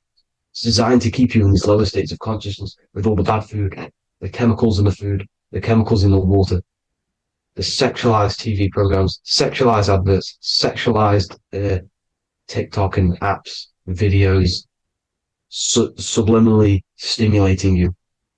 Because that is your weakness, sex.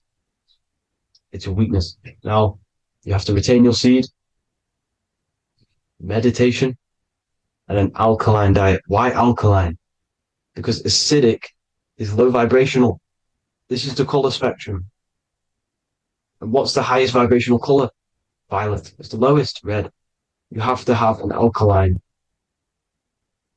body in order to raise this oil. When you drink, when you have a bad diet, when you drink alcohol, when you smoke, this destroys the oil. It destroys the oil in your sacrum and it can't be raised again, can't be raised up.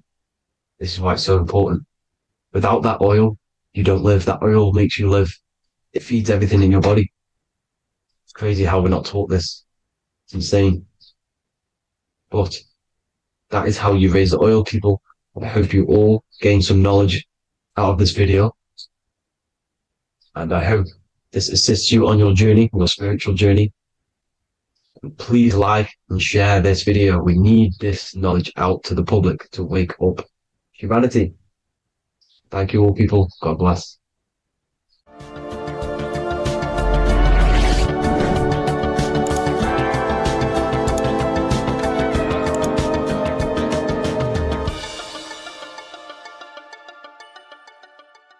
Orderly universe, that nothing happens accidentally, everything happens on purpose and intentionally, right? Then you can start guide the manifestation power to what you want, right? Versus just accepting whatever life is giving you, if that makes sense. Okay. Now let's get into it. If you are new here, like I said, this is the Great School of Life. I want you guys to understand the basics of how life works. Okay. You are not a human being. Okay. You are not a human being. You are a spiritual being. So you live on 3 planes of understanding. We live on the spiritual plane, we live on the mental plane, and we live on the physical plane simultaneously. We live on 3 planes of understanding all at once. You are a spiritual being. At your core, you are God, you are source, you are power, you are energy, you are the universe, you are infinite intelligence, whatever word you want to use. You are the all. You are spirit. You and God are one. You guys cannot be separated. Just like the sun cannot be separated from the sunbeam, you cannot be separated from your source. You are spirit. You are God in human form. God is not a bigger version of humans. We are smaller versions of God. Okay. God is not a greater version of humans. We are smaller versions of God. Okay. You are God in human form. You are not your body. You are the spirit that lives in the body.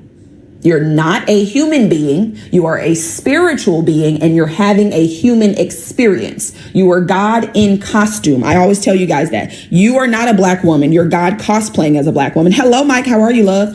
I am not M. Simone. I'm God cosplaying as M. Simone, right? Melanie is not Melanie. She's God cosplaying as Melanie. You are God in costume. Whatever your outer appearance is a costume. It's not who you are, right? So I want you guys to understand that the world has given us these labels: black, white, woman, man, mom, father, entrepreneur, business owner, worker, whatever it is. They've given us these labels to group or distinguish us. Walking the trail and watching. Yes, walking the trail. I need to be outside too.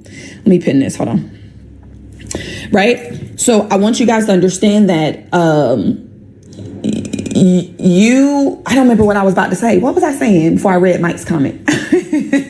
What was I talking about? Oh, yes. Cosplaying. Yes. So the world gives us these labels to group or distinguish us, right? To make us feel like we're less than, or make us feel like we're in some group, or we're more better than others, or we're less than others, right? You are all the same. We are all one. If I took you out of your human meat suit, you would be a walking mass of energy. You would be a walking mass of power. That's what we all are. We are all energy. Everything is energy. Everything at its base is energy. If I took you out of your human form, you would be a walking mass of energy. Right? Everything is energy. This pen is energy. This glass is energy. The water that was in this glass was energy. This is energy. Everything is energy. Everything is energy vibrating at different frequencies. Right? So I want you guys to understand how everything works. Everything is energy. This is what Albert Einstein said. Okay? Everything is energy. And that is all there is to it. Match the frequency of the reality you want, and you cannot help but get that reality. It can be no other way. This is not philosophy. This is physics. Everything is energy. Everything is energy. Everything is energy, the same energy vibrating at different speeds, right? Water and ice are the same energy vibrating at different speeds. The rate at which it vibrates gives it its name. So we call it ice because of the speed that the energy is vibrating at. We call it water because of the speed that the energy is vibrating at. We call ourselves humans because of the speed we vibrate at. We look like we're still, but if you took your skin cells and you put them under a microscope, they would be dancing. They would be moving. Everything is energy and everything moves. So I'm going to give you guys, before we get back into this, I'm going to give you guys a couple laws real quick, right? I love these teaching sessions. I wish they were recorded and uploaded so I can share with others. You know what? I need to find somebody to actually get these on YouTube, because I tried to do it and I gave up. I just didn't want to do it. But yes, that is the goal, to get these on YouTube. The other thing is, though, I have these communities and I have these courses where I teach and it is recorded, right? So I'm getting into the point now where I'm going to start adding more courses or adding more visuals to my teachings so you guys can see it. But you can watch it over and over again. You can stop it. You can play it back later. Like, all of that is inside the community. But when it comes to energy, right, I want you guys to understand there's two laws that you want to understand when it comes to energy. Okay. There's the law of vibration, and then there's the law of attraction. Absolutely, love. I appreciate you. Right. We typically hear about the law of attraction, right? And you hear about it online, and they tell you that, attraction is about what you want. You attract what you want. That's not true. That's actually a false statement. Okay, now let's back up a little bit and let's talk about how this actually works. Everything is energy, and everything, or all energy, vibrates at different frequencies, right? All energy vibrates at different frequencies. The law of attraction is a secondary law. The primary law is the law of vibration. The law of vibration states everything vibrates, everything moves, nothing rests. We literally live in an ocean of motion. Everything moves. This pen is moving so fast that it appears to be still, just like this whiteboard, just like my skin, right? Everything vibrates, nothing rests, everything is moving, okay? The law of attraction then states that you are going to attract what you vibrate in harmony with. So it's not about what you want. It's about what you are. It's about who you believe you are. It's about the frequency of your beliefs. It's about the frequency of your thoughts. It's about the frequency of your emotions. Your emotions are energy in motion. Energy in motion. The dominant feeling that you are in, is what is manifesting. That is what's going out. And that is what's being sent back to you. Okay. What are your thoughts about anxiety and panic attacks? What are my thoughts about anxiety and panic attacks? We talk about anxiety on here, to be honest. I don't think I'm going to talk about it today too much as far as a visual. But I can give you a little bit of an example, right? As far as panic attacks, what do you mean? Like, what are my thoughts on it? Like, do I believe in them? Do I think what do you mean by that part? But as far as my thoughts on anxiety, I'll answer this briefly, right? Anxiety they call it mental health for a reason. And honestly, let me just actually real quick. Hold on, y'all. Hold on. 1 second, love. Let me just,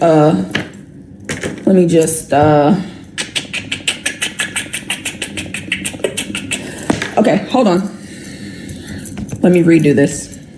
Bear with me. Let me redo this, because clearly we're supposed to be talking about it today. So give me 1 moment. Let me reconfigure my board and give you guys what you need. Okay. And yes, we'll talk about anxiety. We'll talk about depression. We'll talk about that so that you guys can get what you need to heal yourself from these so-called things that you have. Because there's nothing that's incurable. Okay. I don't care what they told you. They lied. Just like they lied to you and told you had to go to college to get a good job to be successful. So many people out here who didn't go to college, do not go to school at all, and are swimming in money. So we're not going to listen to what the outside world says, because they don't know what they're talking about. I mean, you can do it if you like. I'm not going to listen to the outside world because they don't know what they're talking about. Okay. Let me redraw this real quick, y'all. Give me 1 second. I'm doing a little bit of artistic work. Bear with me. What y'all talking about in the comments? Oh, shoot. I don't know what that is. Where do you think they come from mentally? I'm about to show you, love. I'm going to show you exactly where it comes from. I'm going to give you a beautiful visual so you know exactly what's going on with you, right? And that's what my job is. I want you guys to know what's happening, okay? The world wants to keep you in the dark, okay? Not on my watch. Not on my watch. Okay. Give me 1 second, y'all. We're going to do... You know what? Let me, while I'm doing this, I'm gonna get some music. Hold on, let me play y'all some music. Because I don't want people to walk by the live and be like, there's nothing going on in there. Hold on, y'all. Hold on. Let me see what we gonna listen to. Let's listen to, oh, this is a good one. No. Let's listen to, what we gonna listen to? What we gonna listen to? Oh, let's listen to this one. Hold on.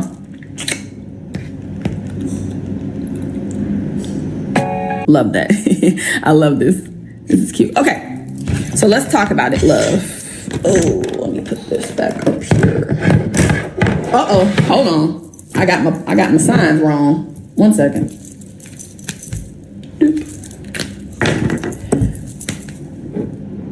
Okay.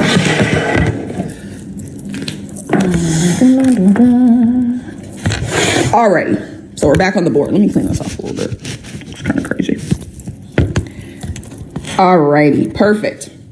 So let's talk about, I'm going to give you, before we get into the drawing, before we get into the anxiety, let's go back through the beginning piece. Okay. Now, you are not a human being. Okay. Hear me clearly. You are not a human being. You are a spiritual being, and you're having a human experience. You are not your body. You are the spirit that lives in the body. Okay. You are spirit, you are God, you are source, you are energy, you are infinite intelligence, you are the all, whatever word you want to use, you are the divine. That's who you are at your core, okay? You're a spiritual being. God gave us the mind. God gave us an intellectual mind, the conscious mind, and an emotional mind, the subconscious mind, okay? So you are a spiritual being. You have an intellectual and an emotional mind, and you live in a physical body. Okay. You are not your body. You are the spirit in the body. You are the presence in the body. Okay. You're not your body. You live in the body. You are a spiritual being. You have an intellectual and an emotional mind, and you live in a physical body. Okay. So what I want you guys to understand when it comes to anxiety, right, and when it comes to depression, they call these mental health issues for a reason, because everything starts mentally. Everything starts in the mind. There is nothing in your physical world right now that is not in harmony with an idea that's in your mind. Everything that you're experiencing in your physical reality is in harmony with an idea that is in the mind. So when it comes to anxiety, what I want you guys to understand about how this works, and I'm going to bring it a little bit closer. What's the difference between spirit and soul? So this is how I see it. And it's, of course, if this doesn't serve you, then you can believe, something different. But I see spirit as the whole. And then I see the soul as a piece of the spirit, the individualized piece of spirit, right? So we're all spirit, right? But our individual souls, come from come from the big spirit, if that makes sense. That's how I look at it. Now, if that doesn't serve you, then I would encourage you to, do some research and see what works for you. But that's how I look at it. Spirit and soul are the same. Spirit is just the whole, and then soul is a individualized piece of spirit, right? Because if you think about it like this, right, spirit is God, right? And then we are individualized versions of God. We're all individual. We have like an individual personality, quote unquote, but we're all God. We're all spirit. And then our soul is the individualized piece of it. That's how I see it. Like I said, if that doesn't serve you, then I would encourage you to do some research and see what makes you feel good. And then with saying that, right, I'm not here to tell you guys what to believe. I'm just here to inspire you to create new beliefs. I'm here to tell you how your life is created right now and to give you the tools to be able to create beliefs that will actually get you where you want to go, right? If what I believe does not serve you, you do not have to believe it. I'm not here to push my beliefs down your throat. I'm not here to tell you that you don't know what you're talking about and this is the way and the only way. I'm just here to give you a higher perspective so that you can create beliefs that actually serve you to get you to the reality you want to create. Okay. So these are the three pillars for permanent manifestation. God created you with everything you need to be successful. A lot of you guys have trouble with your experiences, with your life, with your reality, because you believe you're missing something. You believe you have to go get something to be successful. You believe you need more education. You need more skills. You need to know more. You have everything right now you need to create the life of your dreams. You are spirit. That is the all. There is nothing outside of spirit. There is nothing outside of God. Everything you need, you are right now. You have the mind. The mind actually directs spirit. So spirit is formless. God is formless. God has no form. I want you guys to think about water. Water is formless. Water has no form until you put it in a vessel. If I put water in this cup, it will take the shape of this cup. Same thing with spirit. Spirit is infinite, unlimited. And then by the limitations that are in your mind, you are going to put a limit on this unlimited power. By your mind, by the thoughts, feelings, and beliefs that you are predominantly holding and in. So spirit is unlimited. There is no limit to God. We can all agree to that. There's no limit to God. But somehow in our reality, we're experiencing limitation. That's not because God is limited. That is because we have limited thinking and feeling that translates into limited actions, which creates a reality that appears to be limited. Okay? All right. Now let's talk about this drawing right here. If you guys are new, right, this is let me ask you first. So a couple of you guys in the comments, I want you to tell me what your mind looks like, right? So if I say, hey, what does your mind look like? What comes up? When I say the word mind, what picture comes up for you? I want somebody to put something in the chat. We'll see. We'll see how many answers we get. We got a lot of different answers yesterday. I liked it. It was very fun. A mountain peak. Okay. Brain. Yep. That's what most people think. Most people think about the brain. I'm going to let some more of y'all come through. The brain. Okay. Yeah. Most people think about the brain. Mm-hmm. That's what most people tell me. Most people are like, oh, it's, the brain. A beach. I like that. Music notes. Okay. Okay. Music notes. Beautiful. An antenna. Okay. Okay. Pictures and noise. Mm-hmm. A whole bunch of chaos. Okay. So we got the brain, we got busy, pictures and noise, we got a beach, we have a mountain peak. Okay. So what I want you guys to understand is that your mind is not a thing, right? It's not a physical thing. Your mind is actually an activity. It's a movement. right? But when we think in pictures. If I ask you what your mom looks like, there's a picture that pops up. If I ask you what your favorite food looks like, there's a picture that pops up. Your favorite car, your dream house, there's a picture that pops up. But when I ask you about your mind, there's no picture, or it's confusing, or you're thinking about the brain, right? The brain is a physical instrument of the body. Okay. Your mind is an activity. It is a movement, and your body is the physical manifestation of that movement. However, the mind is the cause of everything. So it's sometimes, let me say, difficult for you to understand how to actually change your mind, be ye transformed by the renewing of your mind, because you don't really know what it looks like, right? You hear about it and it seems like this, abstract thing that, nobody's ever seen, but somehow it controls everything. So basically, there was a doctor back in the 40s who created this drawing to represent the mind, right? So this drawing right here is what the mind looks like. So the next time you think about your mind, this is the picture I want you to think about, right? It's a stick person. It's so simple. It's very easy to understand, and I'm going to explain it to you. Now, if you don't want to believe your mind looks like this, that's totally fine. You can create whatever picture that serves you. This is so simple, and it looks just like a person, that it's the best drawing that I've ever seen of it, right? This is what I use. Now, you can use whatever you like, but this is what I teach my clients, and this is what I teach my students, right? So this whole picture is the mind, right? And then the top circle is the mind part of the mind. And then the smaller circle is the body part of the mind. As I told you guys earlier, the body is an instrument of the mind. The body does what the mind tells it. If the mind tells it to do nothing, the body does nothing. People who are brain dead, right? When they say brain dead, the mind is no longer functioning the way that it's supposed to. So the body does nothing. The body's not going to move without the movement. Okay.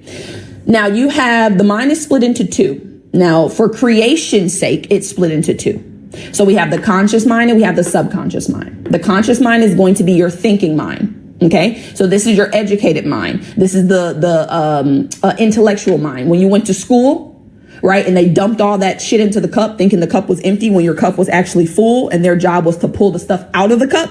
They dumped all of that stuff into the conscious mind. They just dumped a whole bunch of knowledge in there that you're not even using. It has nothing to do with anything, just a whole bunch of busy work, right? But then the subconscious is your feeling mind. This is your emotional mind. This is the part of the mind that actually creates. This is the part of the mind that actually manifests. Okay. So I want you guys to think about the conscious mind as the seeds, right? You get to choose whatever seed you want. Consciously, you get to choose what type of life you want to live. You get to choose the type of partner, choose the type of house you want to have. You get to choose these things consciously. But the subconscious mind, I want you to think about as a garden. The subconscious mind has no ability to reject. It will accept whatever you give it. If you plant a negative seed into the subconscious mind, you're going to reap a negative fruit. If you plant a poisonous seed into the subconscious mind, you're going to reap a poisonous fruit. It's just like the garden outside. The earth doesn't argue with you.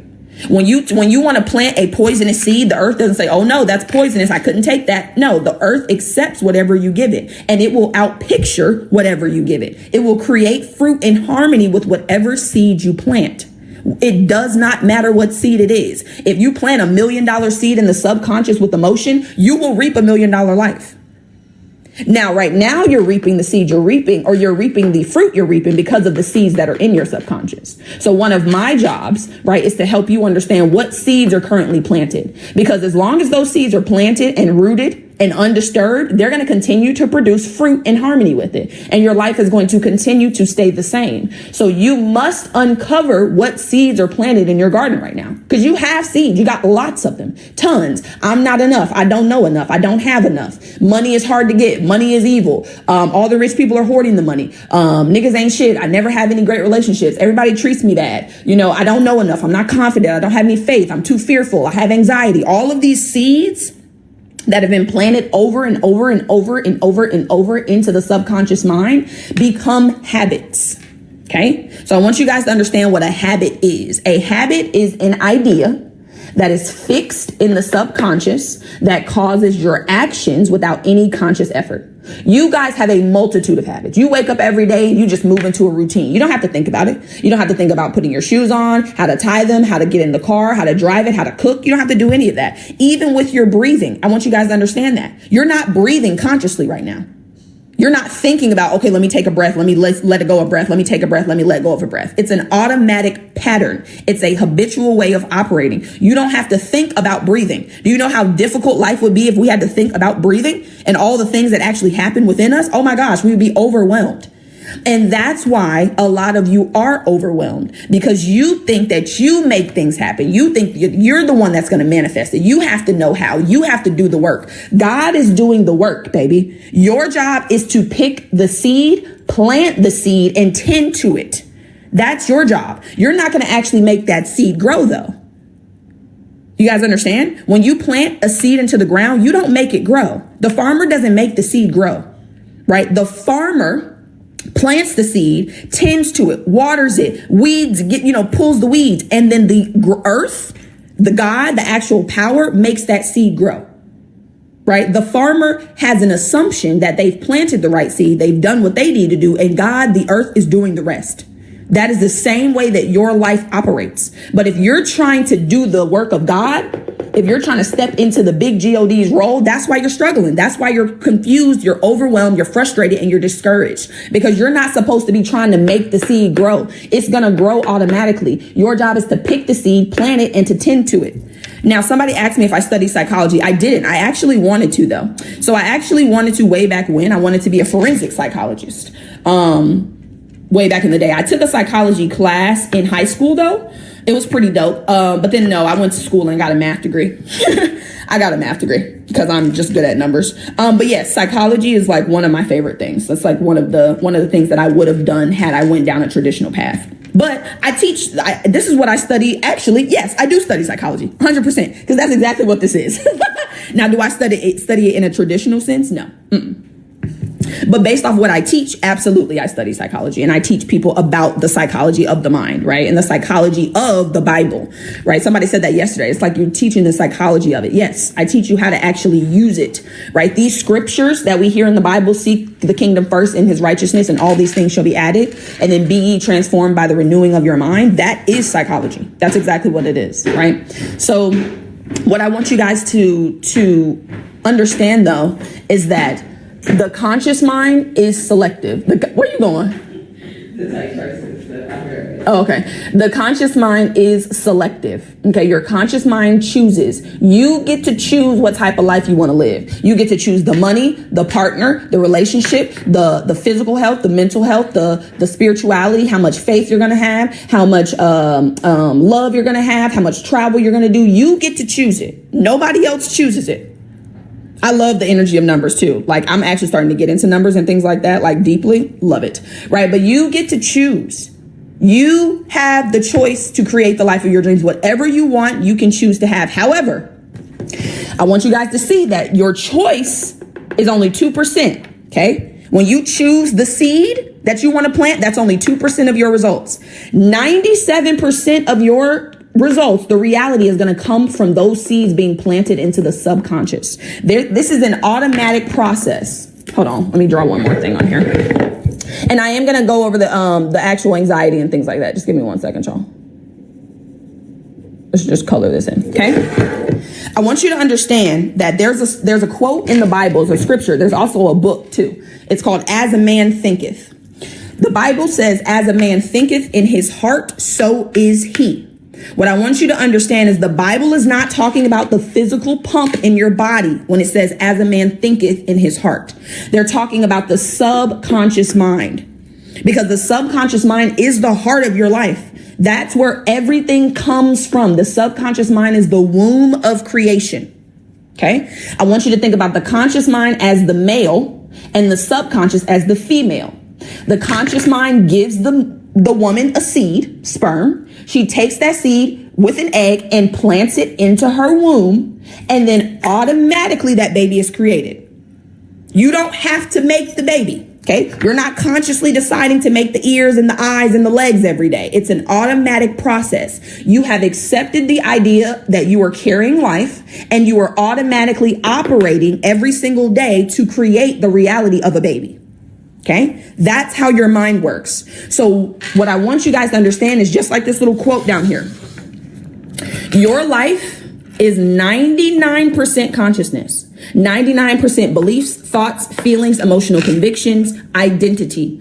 1% of your success, hear me clearly, because we get real tied up in the actions. Oh, I need to do this. I need to do that. I need a strategy. 1% of your results come from the strategy or action you're taking. 1%. How you see yourself trumps the actions you take. You can take all the action you want. If you don't see yourself as somebody who's successful, if you don't see yourself as someone who can have the life of their dreams, if you don't see yourself as God in human form, it ain't gonna matter what actions you take, baby. You can take all the actions you want. I took actions for 4 years trying to monetize my social media and did not. I got a mentor 2 weeks later, changed my consciousness and monetized my social media. How is that? I'm doing the same things. I've never changed my actions. I've been doing the same exact thing on social media for 5 years. It's just that I changed how I saw myself. I changed my belief about myself. I changed my thoughts about myself, my feelings. The way you see yourself, you're never going to outperform your image, baby. You're never going to outperform the concept of who you believe you are. If you believe that you are not successful, you don't know enough, you don't have enough, you're not confident enough, you don't come from money, you ain't going to have no money, if you believe money is evil, if this is how you see yourself, if that's how you see the world, baby, the world is going to respond to you as you see it. The world is a mirror. If you look at a mirror and you smile, what you gonna get back? A smile, 100% of the time. Absolutely, I'm gonna do a podcast. There's a lot going on right now in my life, to be honest. But yes, I am gonna do a podcast, right? But you have to understand it's how you look at it. If you look at a mirror and frown, it's not gonna smile back at you, baby. It don't matter how long you frown at it. You can frown at that shit for years. It is never, ever, ever, ever, ever going. I would love to invite you on my podcast. Yes, Colleen, send me a DM, baby. I would love to be on your podcast, love. Yes, send me a DM. The mirror's never going to smile back at you. You have to smile first. You are the catalyst. You are the catalyst, baby. You got to plant the seed in order for God to give you the fruit. Y'all want God to give you the fruit and you ain't planted the seed. You want God to give you all the things, but you haven't sought the kingdom or the righteousness. You want God to give you the things, but you haven't transformed your mind. You're just trying to transform your actions. That's not how it works, my love. That's not how it works. You do not change your reality by changing reality. You don't change reality by working with reality. Reality is an effect. It is an effect. It's not the cause. In order for you to change an effect, you must go to the cause of the effect.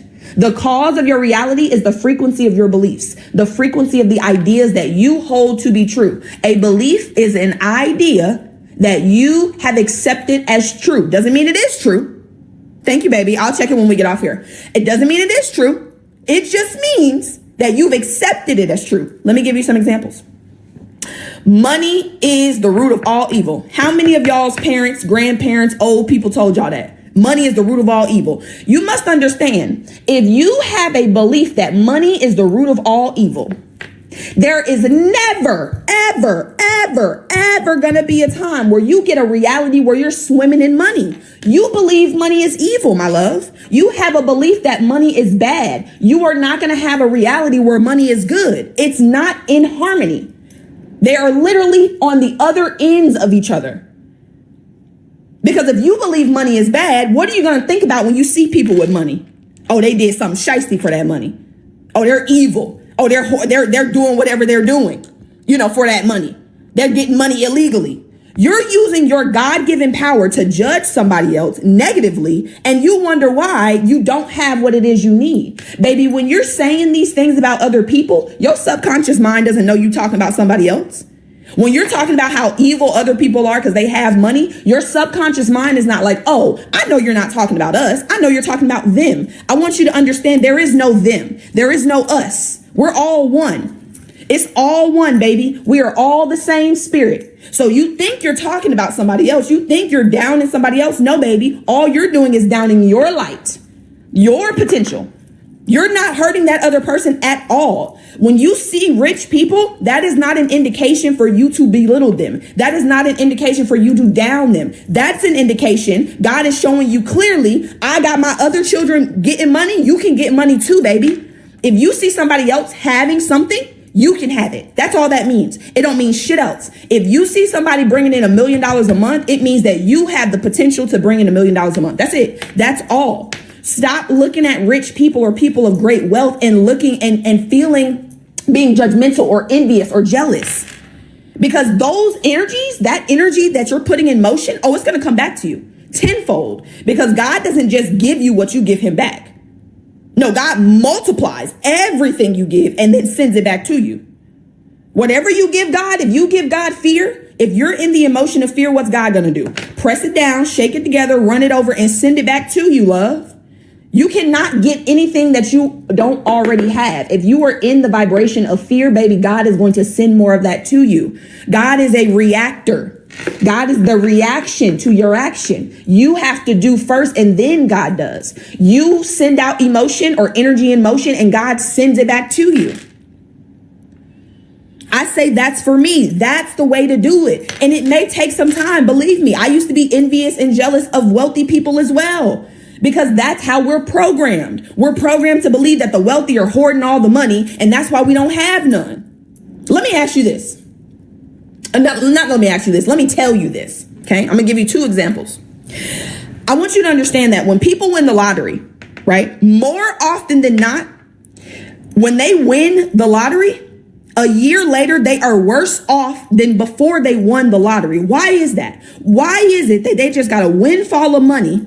Because this is what a lot of you want. A lot of you want God to give you what you want, but you don't want to change. So let me explain this to you. God gives you $1 million today, but you're the same person, same beliefs, still believe money is evil, still believe it's hard to get, still believe you don't know how to use it, still believe you can't save, still believe you don't know how to invest. What's going to happen? You're going to use that money the same way you've been using money.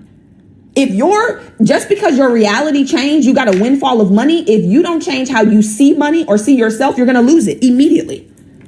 Automatically. Everybody talks about, well, what we should do is we should take all of the money that's in the world and we should split it up evenly between everybody. I'm going to let you guys know. We could do that. We could do that today. And in a year, all of that money will be right back in the hands that it started in. Because if you don't change the consciousness, if you don't change your beliefs, thoughts, and feelings about money, about your relationship with it, about yourself, about success, about life, baby, you're going to run it up. You're going to have the same actions you've always had. God's going to react to you the same way, and your reality is going to go back to the way that it was. It's not about taking the money that somebody else has. It's about understanding that God gave you everything you needed to be successful, but you can't see it because you're looking at others. You're too busy looking at the people that got so much. Oh, I don't have any money because they have it. No, you don't have any money because you believe that your power is outside of you. That's why you don't have any money. It's not because anybody else is hoarding it. This is an infinite universe. And I know some people lose me on this. This is an infinite universe we live in. All of it's within. This isn't, she said, I got an inheritance and well, here I am. And it be like that. And that's what we want. We want God to give us this life, but we ain't the person to actually sustain it. God could give you your dream life right the fuck now, today, immediately. Drop it in your lap. But you are not the person that can sustain it. You want God to work these miracles for you, and you ain't the person to sustain the miracles. Like, you aren't that person yet, baby. You have the reality you have because you see yourself a certain way. If you expect God to give you a different reality, you're going to have to change the way you see yourself. It's all within. I don't teach you guys anything about the without. This verse right here, seek first the kingdom of God. Where is the kingdom of God at? Within. Number 1, God gave us the first thing he said was seek the within. What are you doing? You seeking the without. You seeking some actions. You're seeking another course. You're seeking another degree because you feel like if you get more knowledge, then you'll be more successful. Baby, it's not about the knowledge. You can know everything under the sun. If you do not apply it, if you do not implement it, if you do not accept it, if you do not reprogram how you see the world, how you see yourself, that knowledge is not going to do anything for you, love. Knowledge is cool, yeah. That's what they tell you. Knowledge is power. That's what they say. That's not true. That's a lie. You can have all the knowledge in the world and have nothing to show for it. When you apply that knowledge, when you apply it, that's when it becomes powerful. It's the application. Knowledge by itself will do nothing for you. You must apply the knowledge. You must get it into the part of your mind that actually controls the reality.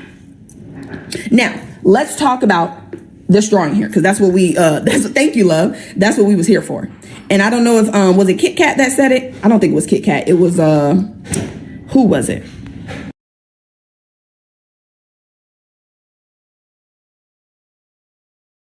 It wasn't Kit Kat. I think it was Midwest Girl. I think that's who asked. Okay, so let's talk about this, right? Because somebody asked me about anxiety and panic attacks and things like that. So I want to give you guys the knowledge you need to heal yourself, because there is no such thing as an incurable disease. That mental health issue that you have, you don't have to have it. Okay, you can actually release it and stop claiming it as yours. It's not yours, baby. Let me say this before I go into this. Stop claiming diseases. Stop claiming anxiety. Stop saying you suffer from it. Stop saying that. Because the more you suffer from it, the more you're going to suffer from it. Stop suffering from it. It's something you experience. It's something that happens to you. It's not yours. Oh, my anxiety. No, it's not yours. Stop claiming it. It's not yours. It doesn't belong to you. Now, if you want it, go ahead. If you want to keep the anxiety and the feelings that come with that, keep calling it yours. But you're here on this live because you want to change your life. You're here because you're struggling to create what it is you want. So you have to take your power back. It's not yours. You're welcome, Celeste. It's not your anxiety. It's not your depression. It's something you experience. It's an experience that you're having. It's not yours. It doesn't belong to you. Okay? Now, I want you guys to understand that we live in this 3D plane, right? And we have the illusion of duality. Okay. I want you guys to understand, like when I said earlier, when you're talking down on people who have a lot of money, you think you're talking down on them, but there is no them. There is no us. There's no separation. We're all one. So when you're talking down on somebody else, you're talking down on yourself. Okay. There is no separation. We are all one. However, on this 3D plane, we have what's called duality. Because in order for us to experience one thing, we must be able to experience the opposite. God is one. God cannot experience anything outside of itself. That would mean God is changing. God is changeless. Okay. So what God did after he created the heavens and the earth was like, bro, I can't even enjoy this shit. This is what he said. This is verbatim. He said, I can't even enjoy it. Like, what was the point of this? And he was like, you know what? I'm going to create some smaller versions of me, because remember, God is not a bigger version of humans. We are smaller versions of God.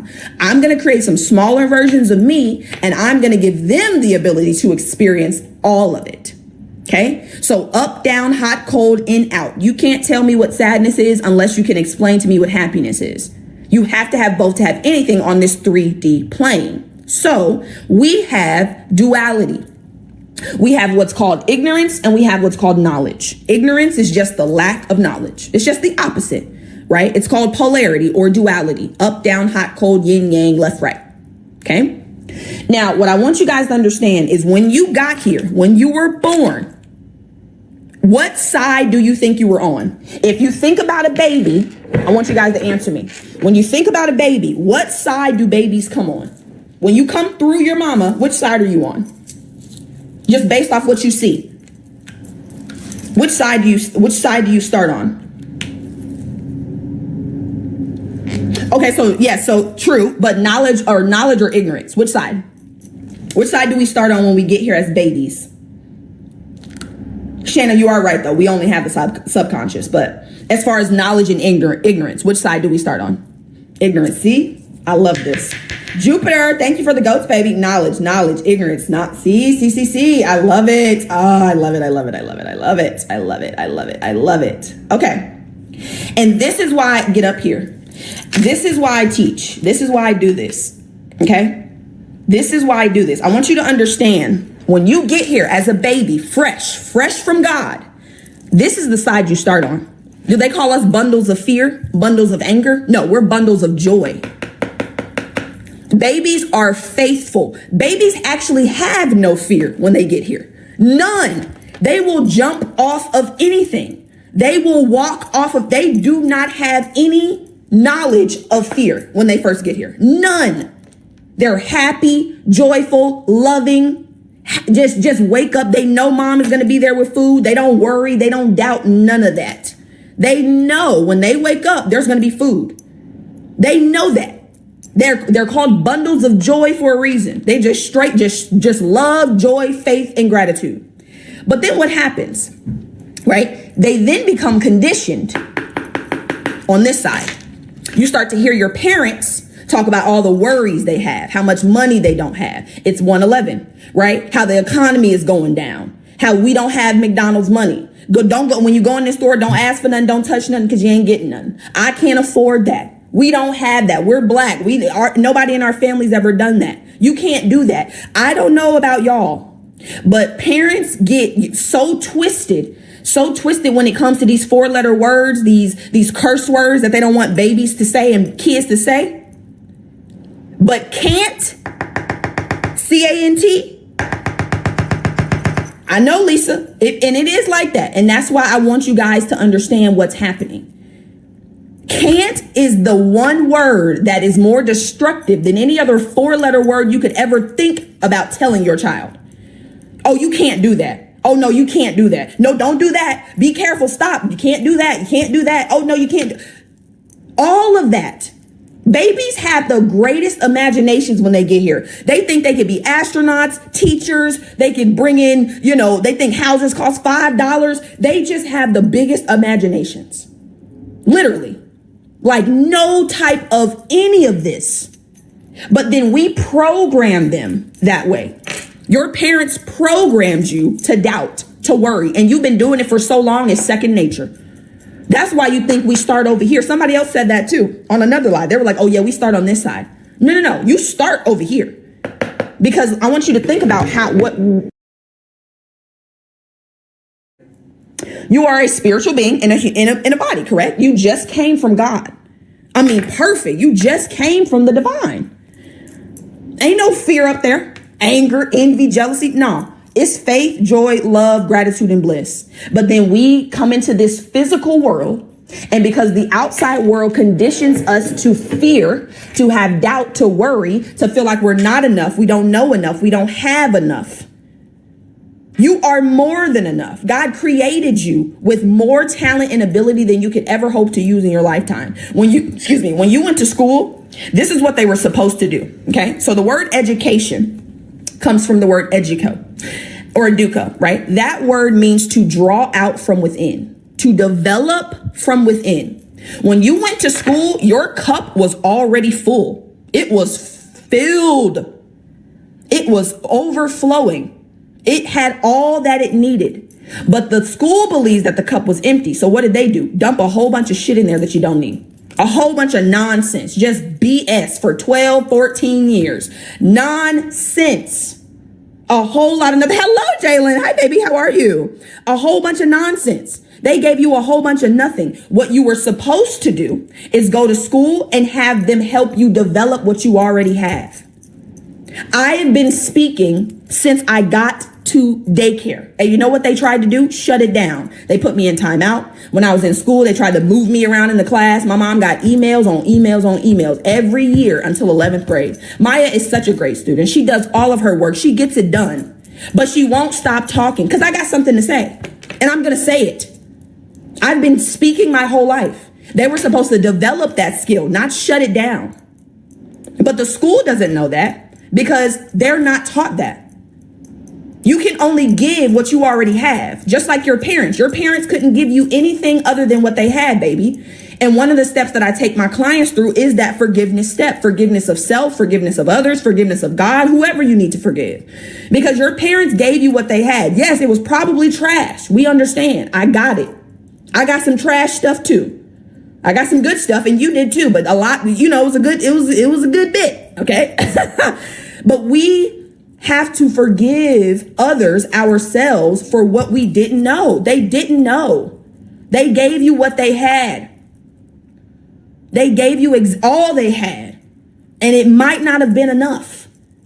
But I want you to understand that regardless of what your parents did or did not give you, you have everything you need right now to rewire your life and get it on track to the life of your dreams. Right now, you are spirit, you have the mind, and you have a body. Spirit is the power through which all comes. The mind is the channel through which this spirit flows, and it manifests through the body into your reality. Already gave it to you. You were born with it. You don't have to do anything for it. When I talk about the 3 pillars for permanent manifestation, do not ever be confused. Spirit, mind, body. Those are the 3 pillars, and you were born with them. You were born with them. You don't have to do anything for it. God gave it to you. I mean, from literally conception. You have everything you need. But what does the world tell you? Oh, you're not good enough. You don't know enough. You need to go to school, get another degree, get some more education, learn some more, spend some more money on some BS on the outside world.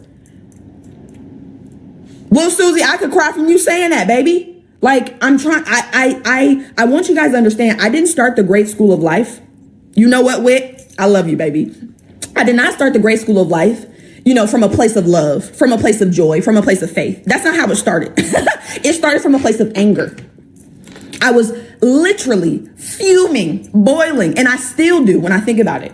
The fact that you have been programmed to believe that you're not enough, to believe that you don't have it, to believe that you need something outside of yourself. I don't like that. It irks me. Like it boils, it boils my blood. Okay. So what I have done is I've transmuted that anger into unconditional love, but it started out as anger. Cause it is no way that we went to school for 20 years, 12, 14, 20 years, 2 decades. And we are struggling. That makes no sense to me. It doesn't make sense. How is it we have all this education? I know people that got PhDs that are struggling because they told us education, right? Traditional education was what was going to make you successful. It's people that dropped out of college, out of school, didn't even get to college, didn't even get to high school, and are millionaires. How is that? Because we've been programmed to believe all of these lies, and I'm not going for it. Okay? I'm not going for it. They do that so that you don't know. My job is to make you aware. You need to know who you are. Because when you know who you are, you can actually do something different. When you know who you are, you can change things. But they keep you in the dark. They tell you you're just a body. They tell you that God is some man in the sky who sits on a throne and looks down and judges everybody and loves some of us and some of us he doesn't. And then he banishes all of us to burn eternally. This is crazy work. The programming is insane. It's literally insane. Now we're going to talk about hell really briefly when we get down here. Okay. Cause I want to, anybody who still is really, tied to that. I want you to, give you some perspective, but let's talk about this. Okay. So yes, we all start on the knowledge side. We all start on the faith, joy, love, gratitude, bliss, calm, and peace. And then we're programmed to doubt, to worry, to fear. Okay. So this is how this process works. Them classes be fun, having nothing to do with majors, nothing at all. Nothing at all. Just a whole bunch of busy work.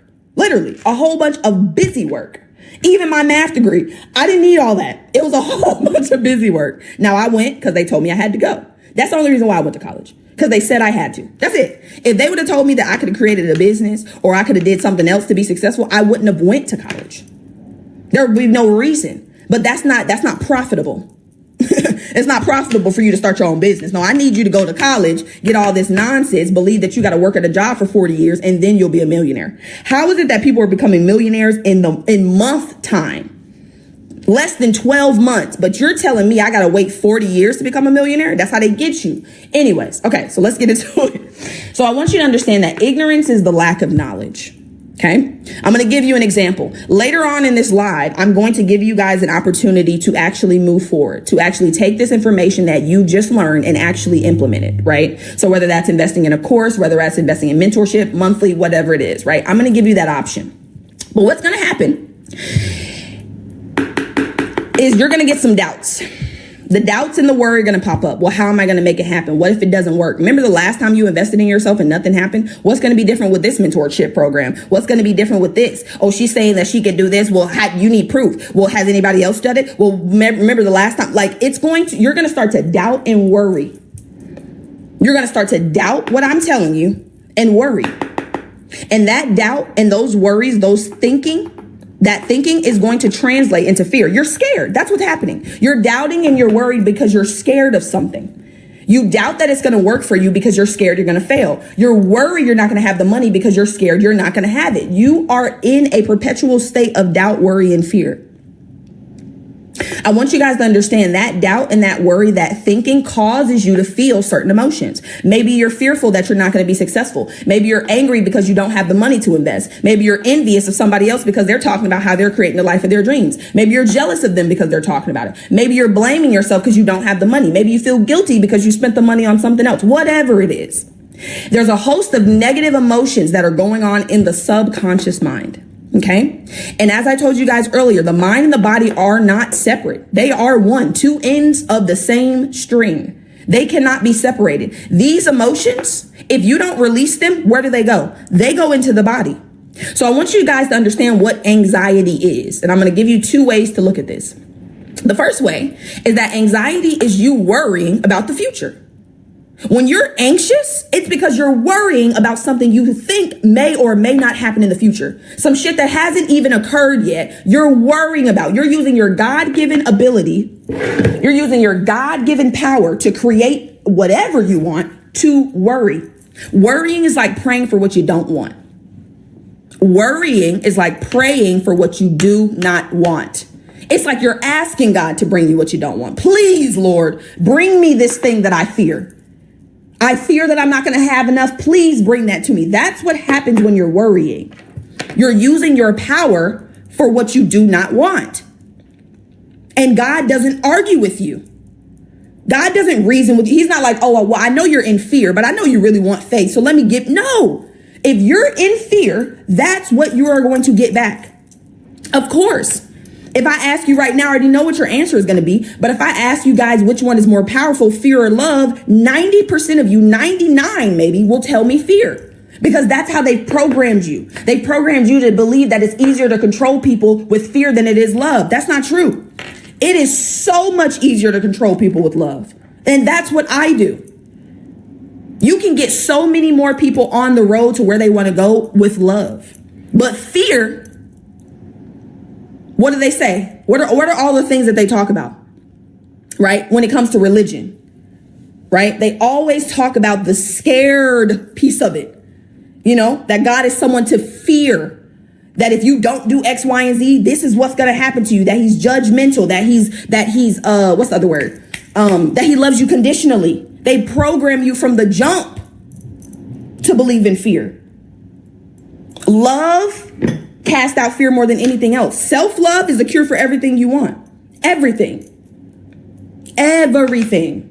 But what happens is these emotions, they cause you to be anxious. I want you guys to think about, absolutely, I'm going to have you on the team with me. Thank you for the roses, baby. I want you guys to see this visual too. A lot of people like this visual when I show it. So when you're anxious, right? A lot of people who experience anxiety, they tap. Right? Or they have some type of shaking, right? Like they tap, either their foot or they tap. Okay. So this is what you're doing. This is how your cells, this is what your body is in. Hold on. Let me take this bracelet off because that's a little loud. This is the vibration that your body is in. Hold on 1 second, y'all. 1 second. Bear with me. Hold on. Let me take these bracelets off. Cause I don't want to hear it. Hold on. Okay. Right. This is how it is. This is what your body is physically doing when you're anxious. Now, you may not be shaking physically, but some people actually do. But this is exactly the vibration that you're in. I want you to see this. Okay, so this is you, anxious, worried, doubtful, scared. This is God. This is God trying to give you the life of your dreams. This is God actually trying to give you the things that you're worried about.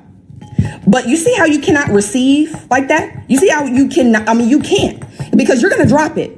Whatever God is trying to give to you, you're going to drop it. So this right here, this anxiety actually repels what it is you want. Because God knows if I give it to you, baby, it's going to hit the ground. Okay? Now, Anxiety is not something people like come out and just express. They're not like, you know what? I'm anxious today. I'm waking up. I'm anxious. I'm anxiety. This is going to be no. People suppress their anxiety. It's suppressed. They don't express it. They suppress it. Now let's back up. Anxiety, again, is these negative emotions about the future. So you're suppressing these negative emotions. You're going to get to this point of depression. Okay. Now there's two ways I want you guys to think about depression. Depression is like a hole. It's like a dip. That's what it is. It's like a dip. It's like a whoop, right? So in your body, there is a hole. And those negative emotions that you have not felt, understood, and released are suppressed into that hole. And it creates like a literal ball inside of your body. On the other side, though, depression is you worrying about the past. Now you're stuck in the past because what happened was you used your God-given power for the now to worry about the future. The future then became the reality that you were worrying about. And now you're so focused on the fact that your life used to be so great because of the process of you using your God-given power to doubt and worry, be anxious about the future. Now the future has become the present where it's actually manifested. And now you're depressed because of what you believe you should be living right now. Now you're focused on how the past was so much better. Now you're outside again. You're either in the future or you're in the past. I need you guys in the now. There is no past. There is no future. Everything is happening right now. We live in an eternal now. You can go in your mind right now and you can see the best birthday party you ever had, the best experience, the best party you went to. You can go in your mind right now and experience it. It's not happening in the past. It's happening right now. Same with the future. You can go into the future and see your highest version living the life of their dreams. Is it happening in the future? No, it's happening right now. You are using the God-given power of the now to worry about the future or worry about the past. Now, that depression, those negative emotions that are in your body stored, they cause dis-ease. Y'all seen that word before, right? Disease. It's a body that's not at ease. You are dis-ease. Now, I want you guys to understand this. Every dis-ease that you believe runs in your family doesn't run in your family. What runs in your family is the belief in sickness. That's what runs in your family. The disease doesn't run in your family. The belief in sickness is what runs in your family. Oh, you know, Grandma Charlene had it. You know, Auntie Kay had it. You know, your sister got it. Shit, I know I'm gonna get it. What? No. This disease, the physical, doesn't run in your family. The belief in the sickness is what runs in your family. The way that you cook your food is what runs in your family. The way that you speak about yourself is what runs in your family. I don't know about y'all, but I need us, especially as African-American people, I need us to relinquish ourselves from eating these foods that our ancestors had to eat because they had nothing better, because they were given the lowest of the low. Why are we still eating these things? Why are we still cooking our food in these same ways? I'm not saying there's anything wrong with soul food. What I am saying is a lot of the things that our ancestors ate, they ate because they had no choice. And they had to doctor it up the way they had to make it taste like something.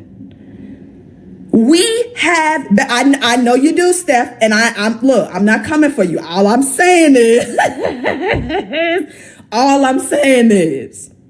okay, you ain't got to do it.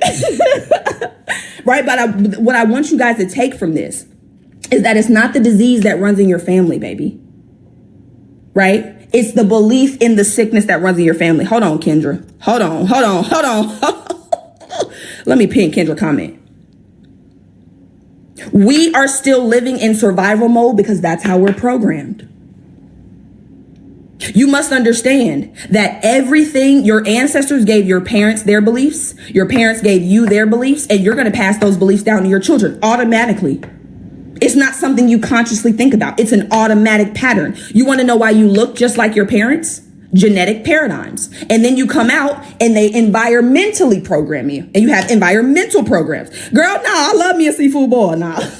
No, and that's the thing. I'm not judging the foods that you're eating. I'm not telling you not to eat what you want to eat. I'm just saying you ain't got to. Okay, we got better options.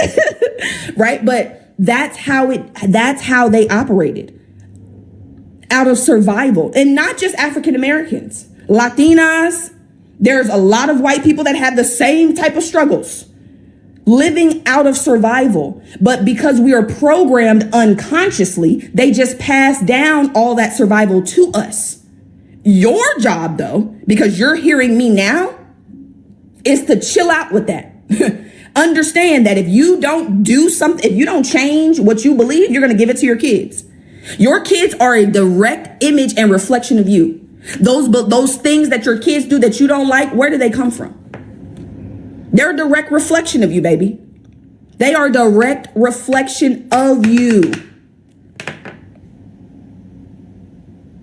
Right?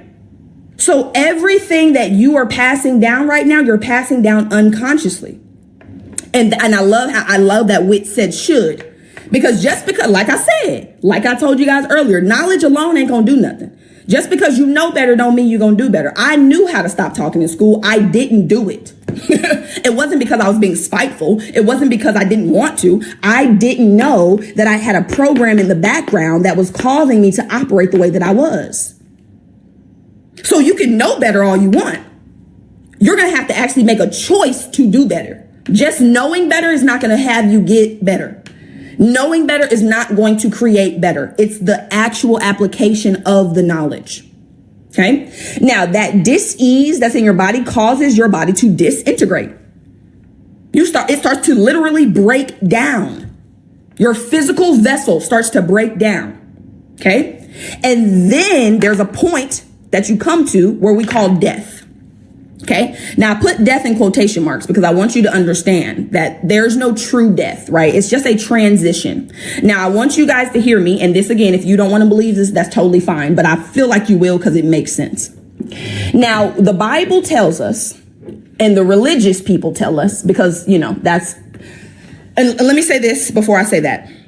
The Bible that we're reading has been altered. I want you guys to understand that. It has not been altered to give us power. It has been altered to keep us in fear and to keep us away from our power. Okay. When King James got that Bible way back when, and he went through it and he said, oh no, take this out, reword this, flip this around. Now send this out. Okay. So I always tell you guys, when you're reading the Bible, when you're reading these books, to take what feels good and leave the rest. Take what feels good and leave the rest. Okay? You do not have to believe everything that is in the Bible. You can if you would like, but I have a feeling it's not going to serve you. So take what serves you, listen to God's voice. You'll know if it's God speaking. Anything that sounds like fear, like worry, like doubt, like anxiety, like love, conditional love, that's not God. Now, I understand some people are not going to like how I'm saying this, and that's okay. But I want you guys to be freed from the chains. Okay? Now, the Bible tells us, and the religious leaders tell us, if that God is a man in a sky, right? He's sitting on this throne, and he's looking down at everybody. And he's picking and choosing whose prayers he's going to answer. And he's loving us conditionally. And if we don't follow a certain set of rules, then we are going to be banished to burn in hell. Oh, also, it then tells us before that, right? The leaders tell us that we were born in sin. It also says that, right? That we were born in sin. How is it that we were God in human form, but we're born in sin? Again, none of my business. Now, this is the part that I want you to understand. If you believe that you are a human being, or you believe that you are your body, then somebody telling you that you can burn in eternity or burn in hell for eternity, it makes sense. It definitely does. It makes sense. If you believe you're a body, then yes, you can burn in hell for eternity. However, you're not a body. You're the spirit that lives in a body. Let me ask you a question. And I will answer your question. Do you believe hell is real? I'll answer it in a second. Let me ask you a question. Can you burn a spirit? Can you burn a ghost? Can you burn steam? Can you burn the air? No, you actually can't. It's actually impossible to do that. It's not how it works. Absolutely. And that's what I was about to say. Let me pin this comment. Thank you, love. I appreciate you. Your mindset is amazing too. You got the same potential. Everything y'all see me say and do and have, you can have too. Right? So I'll go over this pin comment, but yes, right? So listen to that. Can you burn spirit? Can you burn energy? Can you burn a ghost? You can't. You cannot burn a ghost. You cannot. It will decompose. Your body is going to stay on this physical plane, and your spirit is going to go back to its heavenly resting place. It's going to go back to where it came from, the all, one with God. Now, answer the question. As far as hell and heaven, I believe hell and heaven are states of mind. Because a lot of us are living in hell right now. You ain't got to go burn in eternity to live in hell. You could be living in hell right now. So what is hell? What consciousness is hell in? Doubt, worry, fear, anger, grief, sorrow, what other, envy, jealousy, blame, shame. When you're living in a perpetual state of these emotions on this side, that is absolutely hell. 100%. You ain't got to die to do that, baby. You can do that right here on earth. Now, on the flip side, heaven, same exact thing. Heaven is a state of mind. Faith, joy, bliss, ease, love, freedom, contentment, confidence, self-love, self-esteem, worth, opulence, luxury. That is heaven. And that is a mindset you can appropriate right now. You don't have to die to go to heaven either. You can experience heaven on earth. That's what I am here to teach you how to do, because that's what God created us to do. When God created the heavens and the earth, he then created us to experience the heaven on earth, because he wouldn't be able to do it. Because again, in order for God to experience something, it would have to experience the opposite of that something. God is one. So yes, your job is to appropriate, listen to what God said. And this is not what M. Simone said. This is what God said. Okay. Jesus loves you too, baby. Seek first the kingdom of God. Where is the kingdom? Within. Number one, he was very clear. Seek the within first. First. What's the other thing that God said in the Bible? He said, you have sought me after the loaves and fishes and you can't find me. You sought me after. No. He was clear. First. Seek God first, beforehand, originally, at the start, Genesis, the beginning, the origin. Seek the kingdom of God, which is within first, and his righteousness. Okay. I want you to think about righteousness. When you hear the word righteousness, it's about standing upright. What does standing upright mean? Having the right mind. Having the right consciousness. So righteousness, you can think about right-mindedness, which is what we're talking about, or right consciousness, which is also what we're talking about. So God says, seek within and the right consciousness first, before you do anything else. Seek within and the right consciousness. And then all these things, all of them, everything. People get on my lives all the time. God doesn't want us to be rich. I'm not sure where he said that in that statement. He didn't say all the things except money. He didn't say all the things except a big house. He didn't say all the things except the nicest car you could ever think of. He didn't say that. He was very clear and definite. All the things. Because when you know that everything you want comes from God and you seek him first, he's going to give you everything you need and want. What does the Bible say? What does it say? Now unto him who provides what? Hold on. I wrote it down. I don't even have my, I know where it is in the Bible. Hold on. Ephesians. Hold on. Because I want y'all to hear what God said, talking about he don't want us to have. What in the world? How am I supposed to do God's work if I can't pay my bills? Do y'all understand how difficult it would be for me to get up here and give y'all this knowledge and I am struggling? Literally, like I can't do what I need to do. That would be crazy. Insane. We are God's servants and we not going to have what we need to actually serve. Come on now. That don't make any sense. It don't. I just flipped to 11:11. I saw that. Okay, where is it? 3:20. Here we go. Now, I don't like how they wrote it. I don't like how they wrote it. Well, this is what it says. I don't like this version though, but it says, now all glory to God who is able through his mighty power at work within us to accomplish infinitely more than we might ask or think. Right. So that's what it says in this version. But the other version is like, now unto him who is able to provide, who gives us more.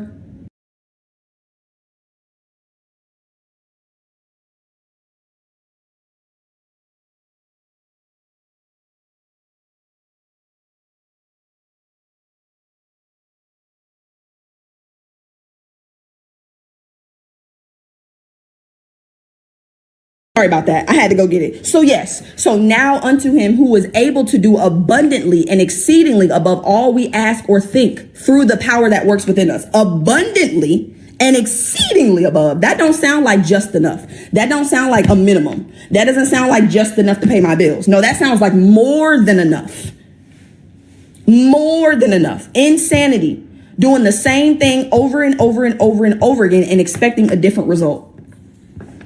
Guys, we're going to have to do something different. You're going to have to do something different, love. You have to do something different. In order for you to have something different, you got to do something different. And in order for you to do something different, you must be something different. You must have different beliefs, thoughts, and feelings. It's not optional. What was the other thing God said? Be transformed by the renewing of what? I haven't actually seen the movie and I don't know too much about it, so I really can't speak on it. But I have heard good things, so maybe I'll go see it and then I'll be able to talk to you guys about it. Your mind. He was clear. I mean, crystal. It says, be not conformed to this world, but be transformed by the renewing of your mind. It's very clear. There's no room for interpretation. If you want to be transformed, if you want anything to transform, what do? You renew your mind. That's it. If you want all the things to be added unto you, you seek within first and the right consciousness, the right state of mind, the right belief, thinking, and feeling. Thank you for the heart puffs, baby. It's clear, crystal. You don't have to think about what God is telling you. Seek the kingdom of God. It's within. Seek the righteousness, the right thinking, feeling, and believing. And all the things that you want will be added. All of them. There's nothing outside of all. There's nothing outside of God. Everything you want, God wants to give to you. But you're in the way, baby. Your beliefs, your thoughts, and your feelings are in the way. God wants to give you everything you want. Oh my God, it's going to make me cry. Why am I so emotional? God wants to give you everything you want, my love. Literally. God gave you his power when he created you. Gave you his power when he created you and gave you the mind to be able to direct his power to what you want. I mean, gave you what you needed. You have it. You have everything you need. You just need to do what he told you to do. He told you to seek within and the right belief, thought, and feeling so that all the things you want will be added unto you. Because just like I have right here, guys, 99% God gave, he told us what it was. 99% comes from your beliefs, your thinking, and your feeling. 99% of your life. Absolutely. I may have released it. You got to reprogram it. Now it's time to reprogram it, right? But let me explain this side to you guys, because this is the side I want to get you back on. Okay. So this is where we are right now. But you've been on this live and you're hearing me speak and you know what I'm saying. You know what I'm saying is true. That's why y'all still here. It resonates. What I'm saying resonates with you. Because you know at your core, you know that you're God in human form. You can never actually not know that. You can't not know that you're God. You can never not be. You will always be. You can never not be. And what are you? You are a spiritual being, not a spiritual doing, a spiritual being. You can never not be. You will always be. Always. So what you want to do is you want to get on this side of knowledge. How are you going to get on this side? Understanding. Understanding comes from study. You must study. And I ain't talking about the study they had us do in school, because I ain't never did that type of study.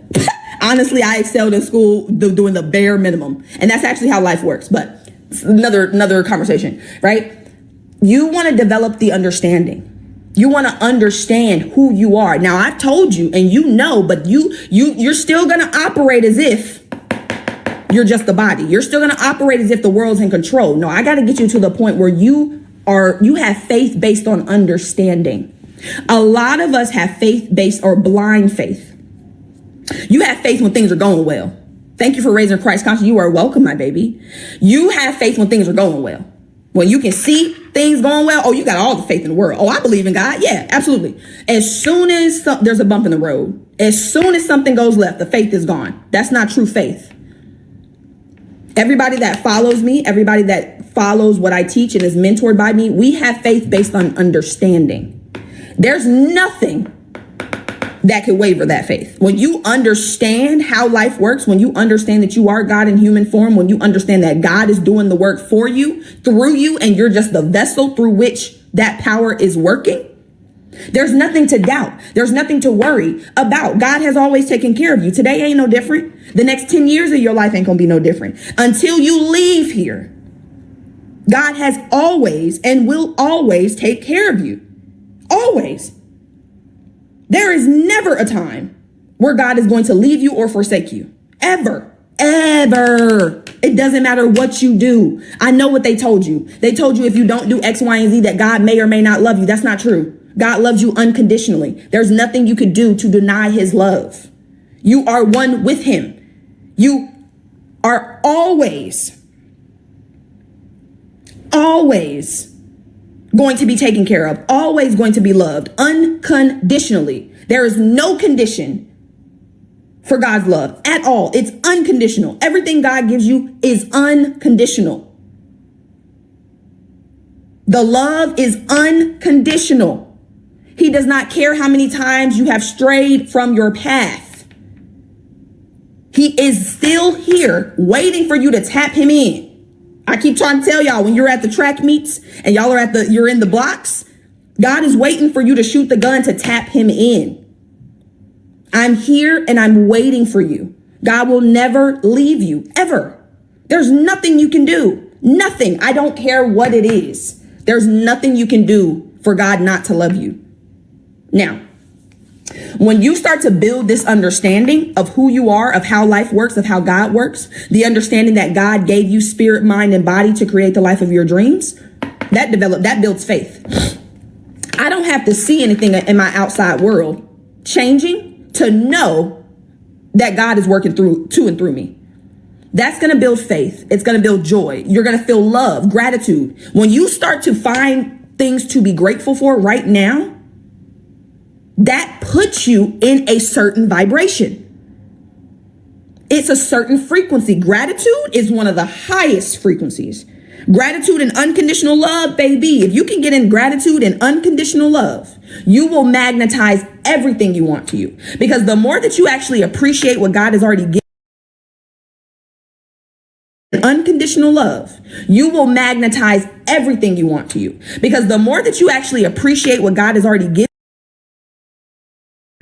out, y'all. We're not talking about the little one. You're the little God. God is the big God. So when you show gratitude for what he's already given you, oh baby.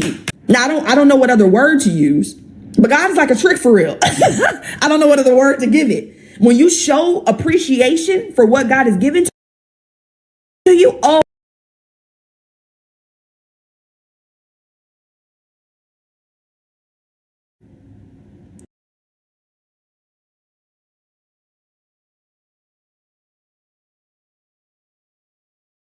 it just gives more. I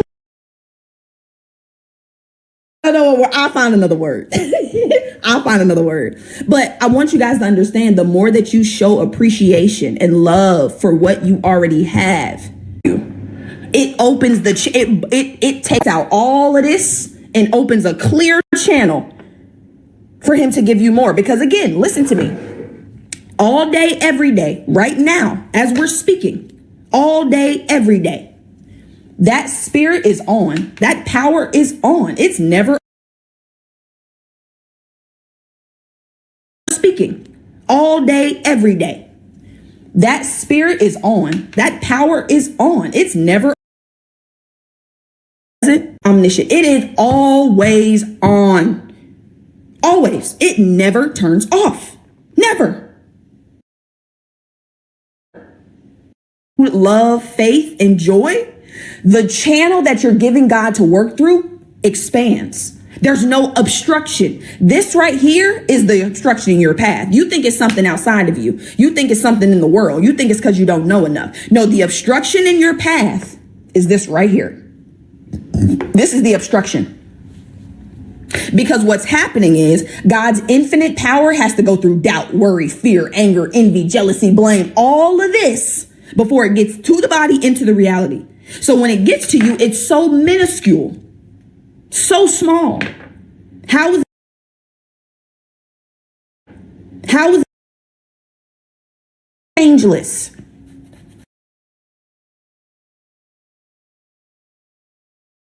Changeless. Get all of this out of the way. Feel that shit. Why are you feeling these emotions? Where are they coming from? What ideas are you holding that cause you to feel this way? Because it's the ideas that are causing the emotions. If you don't think that you're good enough because your parents told you you weren't, the feelings attached to not good enough are lack, limitation, scarcity.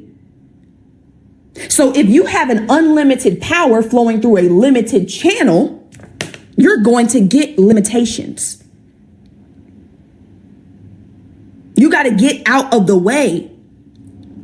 We got so much outside world programming going on. I'm still programming you from the outside, but I'm giving you what you need to free yourself. So when you get of well-being, you are when someone knows who they are, when someone has that power that they've tapped into, oh, they express themselves naturally. You can't suppress it. When I got back on social media, back on TikTok Live the week of my birthday, y'all came out in droves like, oh my God, you're so inspiring. You're so inspirational. Oh my God, I love your energy. I love this. I love that. I wasn't doing anything. I was just being. I was just being, naturally expressing myself. And when you naturally express, you're going to pick up speed. For the first 5 years of my business, I had 2 paid clients, maybe 3 unpaid clients. 2 weeks after I got on, the 2 weeks from getting on social media again this year, I brought in 20 clients. That's acceleration. Why? Because I'm at ease. I'm calm. I know that God is doing the work. I know God is taking care of me. And look at this. You see how calm this is?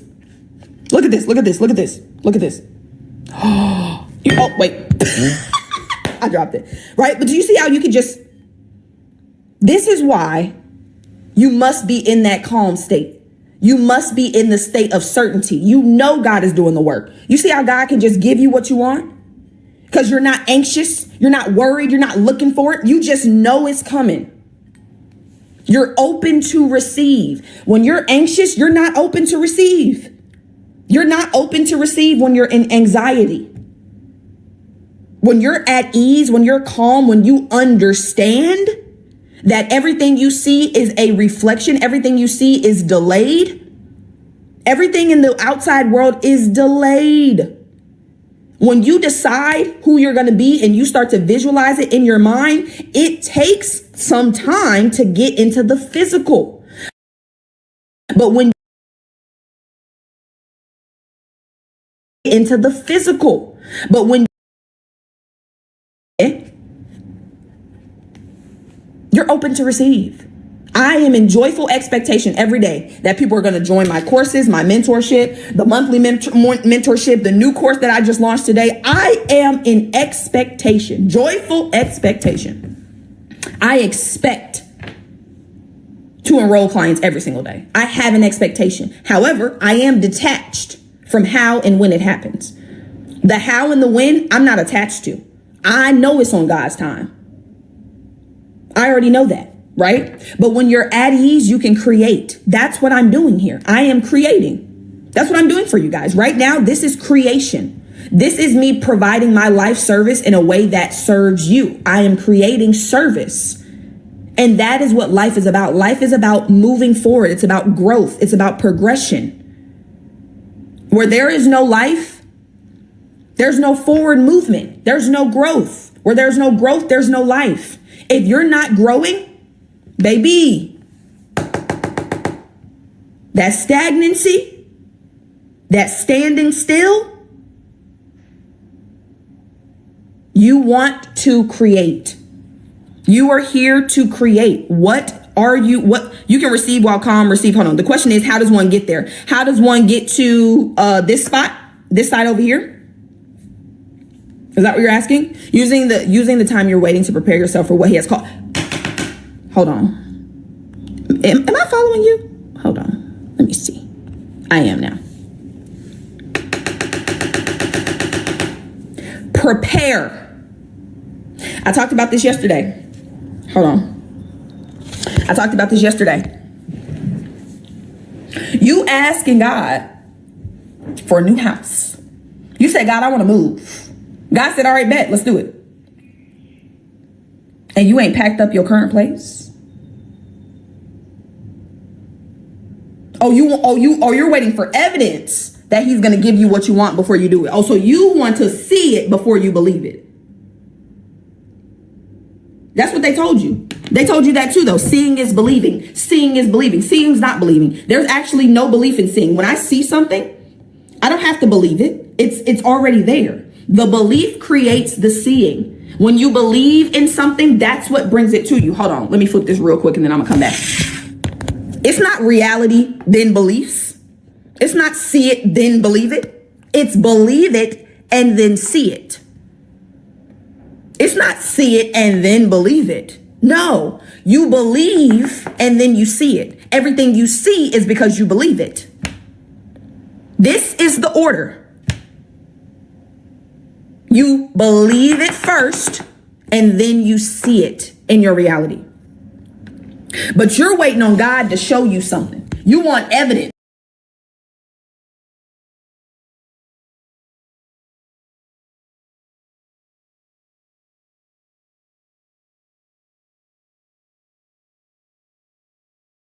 Welcome to Revival of Wisdom. Welcome people, we're back with another video, and this video is about Freemasonry and their connection to the Illuminati. Please, as always, to make sure to hit that like and the subscribe button and turn on the notifications to never miss a video. On May the 1st, 1776, the founder of the Illuminati, Adam Weishaupt, founded this secret organization, and this date can be found in Roman numerals underneath the all-seeing eye pyramid on the $1 bill. This $1 bill also says Anut Coptus Novus Ordo Secularum. This is Latin for announcing the birth of the New World Order. This New World Order will be headed by Lucifer, the all-seeing eye, and followed by the 13 layers of bricks for the 13 elite bloodlines. So your Orsini's, Rockefellers, Rothschilds, Soroses, and the other 9 elite families. So when Adam Weishaupt created the Illuminati, he made it consisting of high-level degree Masons, French and Latin philosophers, and many more powerful people to all become one society. So this is why you see Masons using the same symbol of the all-seeing eye inside the pyramid. But not all Freemasons are part of this Illuminati secret society. As the 33rd degree Freemason Manly P. Hall said in his book The Secret Teachings of All Ages, Freemasonry is a fraternity within a fraternity, an outer organization concealing an inner brotherhood of the elect. So what he's saying here is that Freemasons have to go up the degrees of Freemasonry, and once they hit the top, they either get elected or not into these secret societies like the Illuminati, Skull and Bones, and Knights Templar. So when you see celebrities doing this one-eye symbolism, either covering one eye, doing the triangle, or doing 666 over one eye, this is showing and reflecting the symbolism of Freemasonry. They have taken the oath to never speak on anything they learn about Freemasonry. Duncan's Ritual of Freemasonry book states the oath they have to take. Quote, I ... of my own free will and accord, that I will hail, ever conceal, and never reveal any of the secrets, arts, points of Master Mason's degree to any person whomsoever. All this most solemnly, sincerely promise and swear. Now, this is what happens when they break the oath, stated in this book, quote, myself severed in two, my bowels taken from thence, and burnt to ashes. So this states that Freemasonry comes first, before any law of the land. It has the right to kill you if you break your oath. This is the hand gesture they have to do every time they enter the ritual room inside the Masonic lodge. This is the cutthroat symbol, showing you and reminding you of the oath and what will happen if you break it. Now in this book, Richardson's Monitor of Freemasonry, it states, if you break your oath, binding myself under no less penalty than to have my throat cut across, my tongue torn out by the roots, and my body buried in the rough sands of the sea. If they do not decide to kill you, this book states this by pointing him out to the world as an unworthy vagabond, by opposing his interest, by dearranging his business. In other words, they have the power to frame you and destroy your reputation to the world, and destroy your business if you break this oath. So yes, they do kill to keep this truth hidden, because this truth of this reality is what keeps them in power. They have the ability to manipulate people, because people do not know what manipulates them. This is why they call themselves the government. They govern the ment, which is the mentality, because the mind is the root cause of reality. They control what you perceive to control what you manifest. By knowing the truth, you are set free, and you no longer need no controller above you. So this is why they are willing to kill and do whatever it takes to keep the truth concealed within these high-level degrees of masonry and these secret societies. However, going back to Manly P. Hall's book, it states, part of the symbols are displayed here to the initiate, but he is intentionally misled by false interpretations. So this is saying even Freemasons are intentionally misled and told lies to conceal the truth, to make sure the truth is hidden in the high degrees of masonry. So that's it for this video, guys. Thank you all for tapping in. Please leave a like and a subscribe. God bless.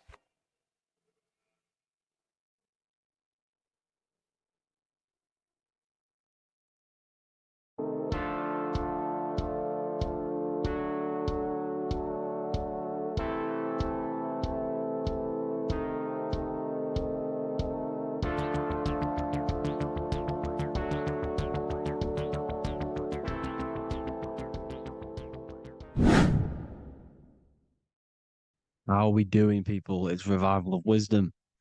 We're back today talking about sun worship. Okay? And please enjoy. Sit back and enjoy the video. First thing we need to understand is that the sun is the risen savior. It's the light of the world. Without the sun, we have nothing. Now, the sun is the Son of God. We didn't make the sun. No one owns the sun. But who created the sun? Obviously, the Creator created the sun. Therefore, it is the Son of God. And that is what Jesus is symbolizing in the Bible. The Bible is a metaphorical story. That's why it's called the greatest story ever told, because it is a story about the sun, the zodiac. It's about you, the systems in the body. It's about everything that is sacred in this creation. Now you can see the suns behind Jesus' head in all of the ancient portraits, even the ones that are more modern. You still see a sun on the back of his head because he is the sun. He's the light of the world, our risen savior. And this is what Christians are lost because they don't realize it's a symbolic story and they think Jesus was a historical person. He's not a historical person. Okay, this is what we need to get out of our mind. This wasn't a historical person. It's the Son, our risen Savior. The Son is the soul. It's the soul of this creation. Because what is a soul? A soul is pure life force, pure energy. Whatever a soul inhabits, it gives life to. Like our soul feeds our body. The sun feeds the earth because the sun is a soul, and that's why the ancients called it Sol. Because it's the soul and it's in you and it's the light of the world. It's the light of everything. It gives life to all things. Here's Jesus and his 12 disciples. The 12 disciples symbolize the 12 zodiac signs. Aries, it rules the head region because the 12 zodiac constellations rule specific regions of your body. Aries, the ram, you have a cerebrum in your head. This is Aries on the head of the table. His Gemini rules the arms and the lungs.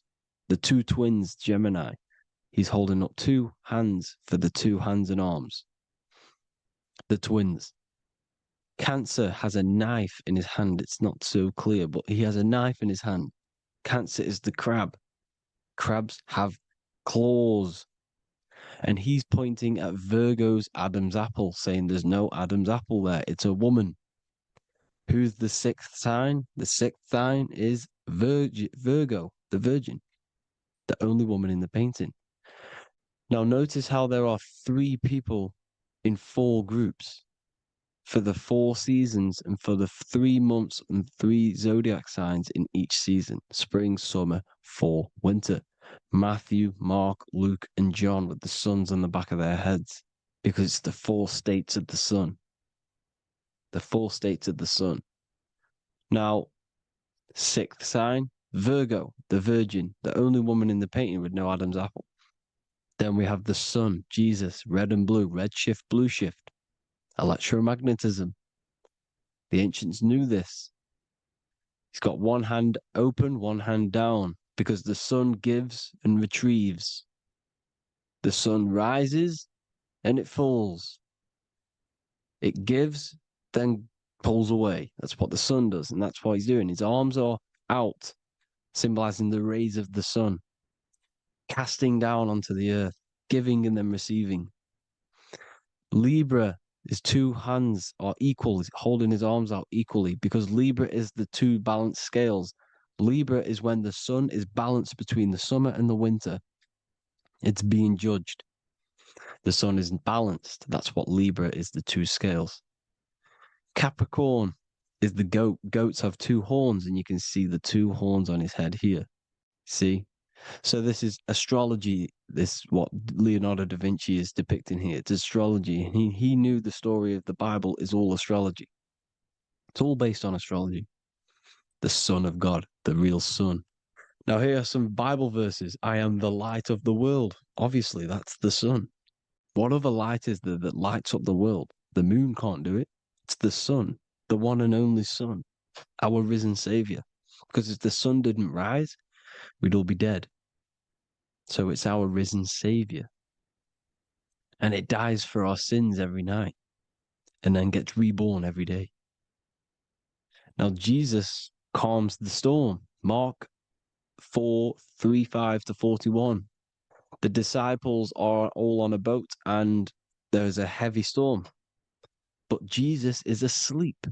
The disciple says, Jesus is asleep. We need to awake him. They wake up Jesus, and Jesus got up and rebuked the wind and said to the waves, quiet, be still.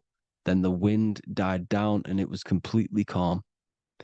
Well, when Jesus was asleep, this is the sun not being risen. It's not risen yet, because in the night times, that's when the storms happen on the sea and the ocean. And when they awake Jesus, Jesus rises because he's the sun. He rises and everything calms, because when the sun comes, the storms go. You see? So it's the sun. It's all about the sun. Here's another, Luke 22:10. A disciple asked Jesus, when will we know it's the end times? And Jesus says, as you enter the city, a man carrying a jar of water will meet you. Follow him to the house that he enters. Well, this is clearly talking about astrology, the topic that Christians think is satanic, when they don't realize the whole thing's based on astrology. Because the end times is the end of Pisces, which is the two fish, which is the age we've just gone out of. And you can see all these ancient churches here with two fishes, because they knew it was the age of Pisces. There's an ancient photo, ancient artwork with the two fish, Pisces.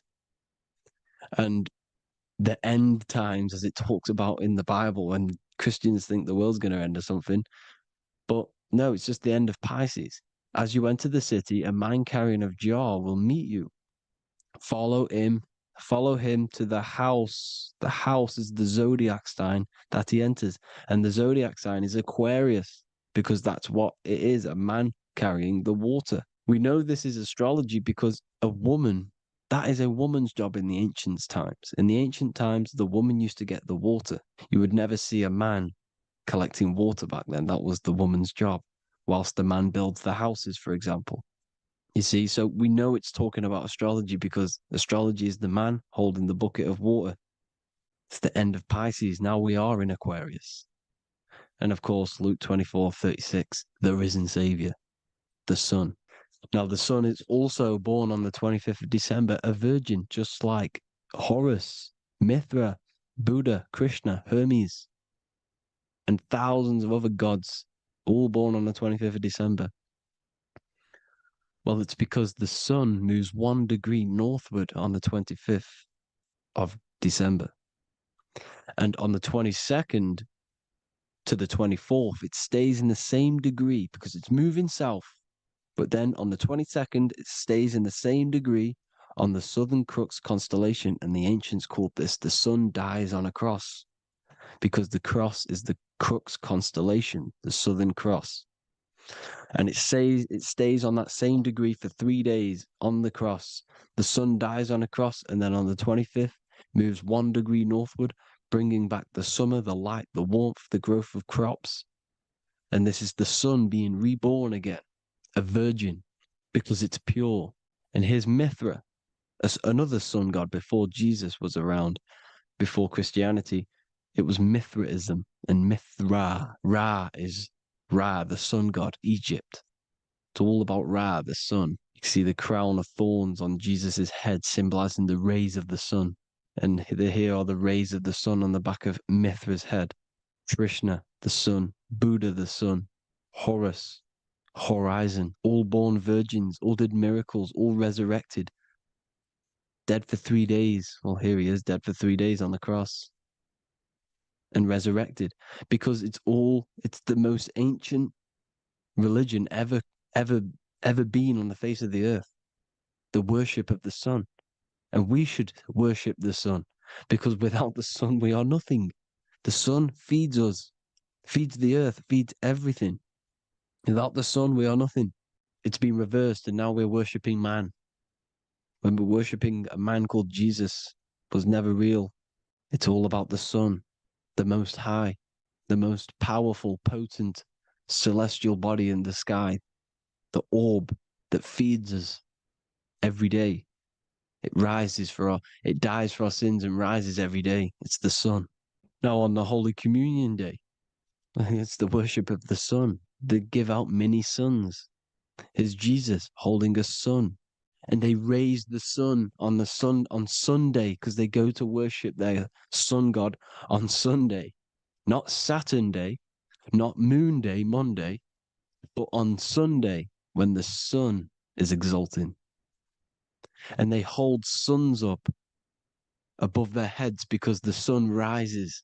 They're symbolizing the sun rising above their heads as Savior. It's the sun. It's the Holy Communion Day. And here's Jesus giving a piece of himself to the children. It's the sun, the light. Judas was known as a backbiter, a backstabber, because he stabbed Jesus in the back. He betrayed Jesus. Well, this is just another astrological story about the constellation Scorpio, because the Scorpio is the J, looks like a J. J for Judas, the scorpion, the backbiter. Scorpions backbite, they bite with their back. And what does Judas do? He betrays Jesus by kissing him to let the warriors know who they need to get. So he kisses Jesus and Jesus gets stabbed in the back. Well, when you get stung or bit by a scorpion, they leave like a kiss. So Judas kisses him and gets betrayed. Well, this is because the sun, when it hits Libra, it's balanced. The sun is balanced because it comes through summer. Now the sun's starting to die. The sun's starting to die. It hits Libra. And then as soon as it hits the scorpion, the Scorpio, it gets betrayed because now the sun has to fall to winter and Saturn is there waiting to take over the darkness of the winter. So he gets stabbed in the back by Scorpio, Judas, the scorpion, the backstabber. You see, it's an astrological story. Here's Mary. Mary means marry, which means pure. The sun is pure. No one gave birth to the sun but the God. And it's born every day. It's born every day on every year. It's born pure. There was no controversy. There was no, activity for the sun to be born. It's pure. Now, the 7 metals come from the 7 planets. The sun gives you gold, and this is why the sun is golden. It looks gold. And this is why the banks are backed by gold, because gold is the most valuable metal, because it's the sun, the most valuable celestial orb in the sky, in the heavens. Well, here's Jesus, another ancient symbol of him being crucified on the cross with the big sun, the Southern Crux constellation. The sun dies on the cross constellation. And if you go to the old etymology dictionaries, you will see sun and son is the same word. They come from the same etymology roots. You can use them for no matter what, but they've been confused today. But if you go back to the old dictionaries of etymology, they are interchangeable. You can use them. Son, sun, sol, it's all the same thing. The 12 disciples, 12 brothers of Joseph, 12 tribes of Israel, 12 breastplates on the stones, because it's all the 12 astrological signs. They could have used any other number, but there's 12. Because 12 is the mind, which is God. 7 is the number of matter, which is man. 7 energy centers in the body. 12 cranial nerves in the brain, because it's the mind. 12 is the 12ness. The zodiac is literally the mind of God, the signs of God. Now here we see here, Job 38, 31 to 33. Can you lead forth a constellation in the season? He's asking you, can you read the sky? Can you read the heavens? Canst thou bring forth the Mazzaroth in its season? Mazzaroth means 12 signs, the zodiac. Why did they translated every single Hebrew word in the Bible into English, but they decided to leave out Mazzaroth? Why? It's because if that said zodiac, Christians would have a different view on the Bible, but they leave that out. But Mazzaroth actually means the 12 signs, the zodiac, and the stars means sign. The word stars means sign because the stars are signs, things to come, which is off in Hebrew, which means sign, things to come. You see a sign on the road, it's something coming. But God is saying, no, what does he say? To qualify as a director, a judge of man's life on earth, one must be able to govern the heavenly bodies that rule the earth. It's telling you to read the heavens. We need to read the heavens. Astrology, the 12 zodiac signs, the mind of God. It's telling you, read the Mazzaroth, read the zodiac, because they are things to come in your life. They are signs. It's not satanic, it's made by God. God said, let there be lights in the firmament of the heavens to divide the day from the night, and let them be for signs. Signs are things to come. The 12 zodiac signs. It's all about astrology. Here's Mary holding the sun. His son, her son. It's the sun in the sky. The one and only, the most high. The soul, the solo because it's on its own. The most powerful, Ra, radiance. Here's the Pope holding the sun. All three popes holding the sun because they're sun worshippers and they know the true meaning and origins behind Christianity. Sun worship. Here's the Vatican is a sundial. Yes, this is literally a clock. Your clock, your watch is a sundial. It's got 12 sections on it for the 12 zodiac signs. 12 hours, 12 Horuses. Now here you see Jesus walking on water. Well, it's the sun, and here's the beard of the sun. Here's the pyramid of the sun, the illuminated one, the all-seeing eye, the sun. Here's the Ankh. The sun creates these symbols. The ancients knew this.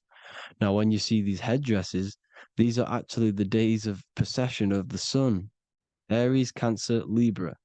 It's all about the sun. Here's some more sun worship going back to Egypt. Ra, Horus, Osiris, and Set. Jesus and Satan is Horus and Set. The sun and Saturn. Saturn rules the winter, Satan. Jesus, the sun, the light of the world, rules the summer, rules the day. Satan's the night, Saturn's the night, the sun is the day. The evil brother, Satan. Well, Horus comes, this is where we get the word hours from. There are 12 Horuses.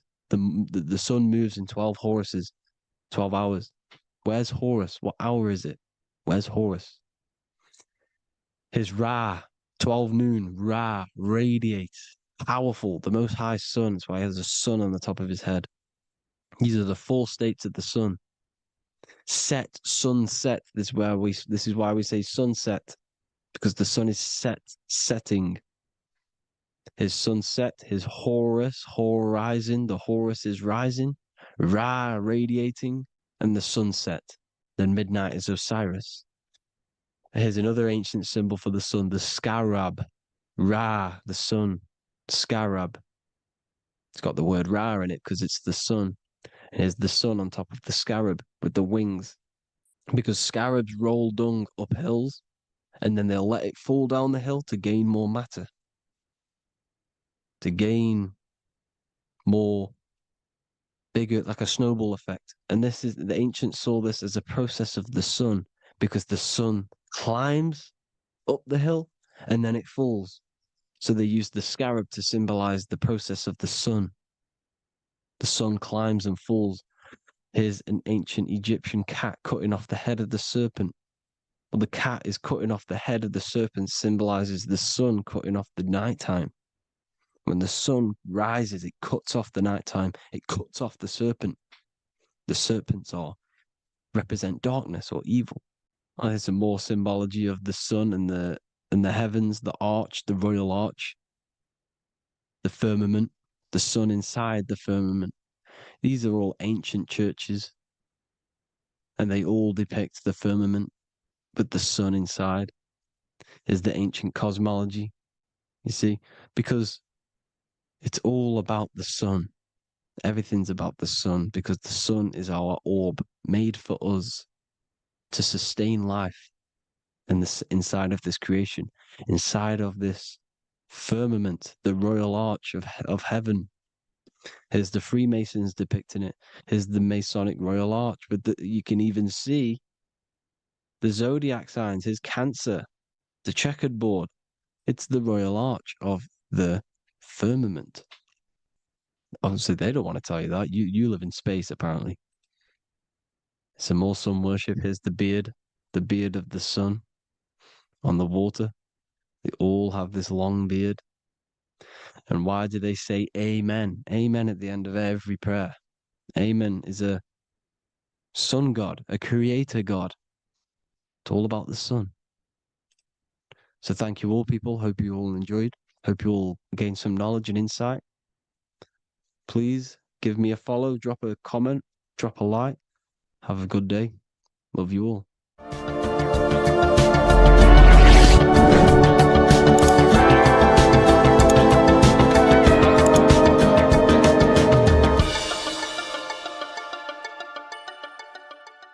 By the end of this video, you will understand the 3 expressions of consciousness, how to use them to create the life you truly want. You'll discover the hidden meaning of the word God, the secret power of the number 3, and how consciousness itself is the key to your reality. We have 3 main expressions of consciousness. We think, we feel, and we act. God is 3-fold. It stands for generator, operator, destroyer. The generator is the mind. This is what thinks, generates ideas. This is the beginning of all creation. This is the first expression of consciousness. It is the first form of consciousness, not a physical form, but a spiritual form. Then we have the operator, which is emotion. When we think something, if we have care or any emotion towards it, then we take physical action. The body, the destroyer. We think, we care, we act. Thoughts and emotions are the 2 spiritual forces which merge together and give birth to actions. Think about it. Why are you watching this video? Because you had a care to watch the video. Therefore, the reality in front of you is because you had a thought, you had a care, you took action to express that reality. Everything goes through this 3-fold process.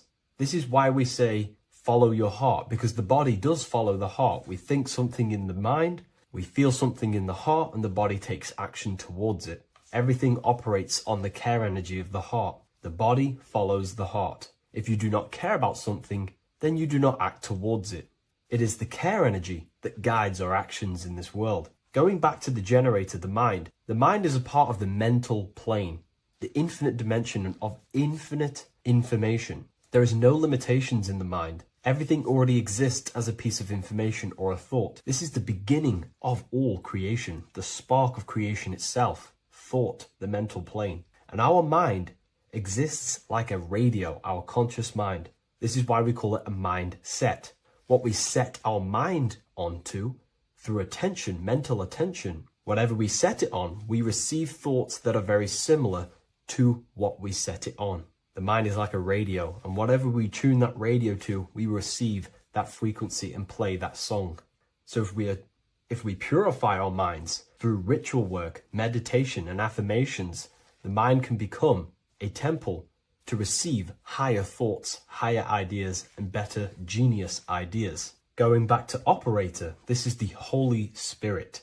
This is what we care about, our emotion. This is the feminine side of consciousness. Thoughts is masculine, the Father. Emotion is the Holy Spirit, which is feminine. And these 2 create a child, which is Jesus, the Son, which is actions. When thoughts and emotions merge together, you have a physical action, which is a masculine force, which is why it's a son. The Holy Spirit represents a purified heart, love consciousness, holding love in the heart. And when we purify our minds, we have an effect and purify our hearts. And the reason why I say that is because whatever we think in the mind directly corresponds to what we feel in the heart. As above, so below. Thoughts create emotions.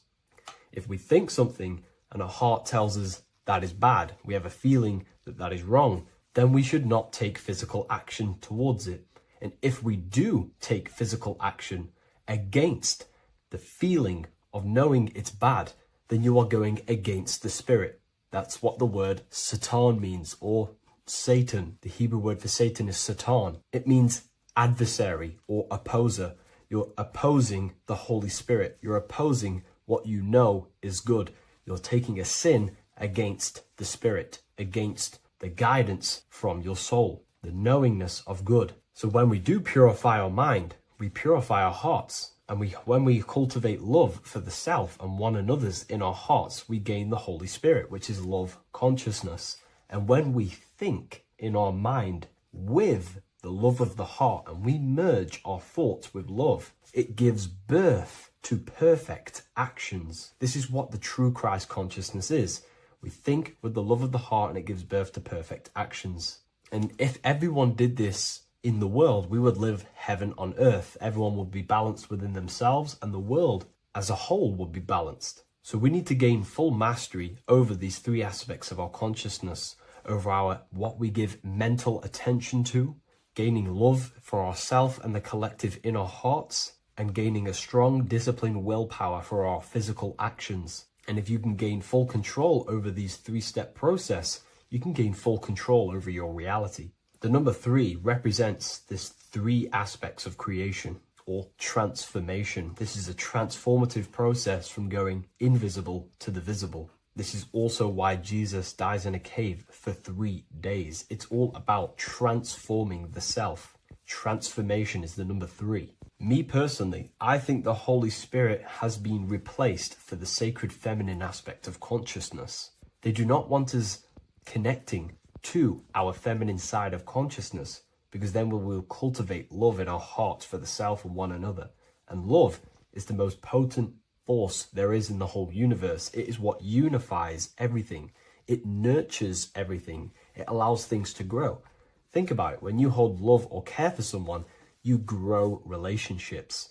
The sun is the perfect symbol and representation of love energy. The sun gives abundantly, expecting nothing back, and allows everything on the earth to grow. It's a caring, nurturing, feminine force that allows things to grow and unify and come together. In today's world, we mainly have thinking and acting without emotion, without care, without the judge of our hearts. It's all about gaining unity consciousness. We think, we care, true care for one another and the self, and we act. And if you align these 3 forces towards something, your business, whatever you're trying to create, you will fully create that reality, because these are the 3 forces that you can use to generate a reality. You can do ritual work to create care in your heart about something, and then you will take more action towards it. The book I'm using here is the Book of Wisdom, Volume 1. You can get this paperback or PDF on my website. So I hope this video has helped you. Please leave a like, comment, and a subscribe on the channel if you like the content. Let me know what you think about the Holy Spirit and if it is covering up the feminine side of consciousness in the comments section.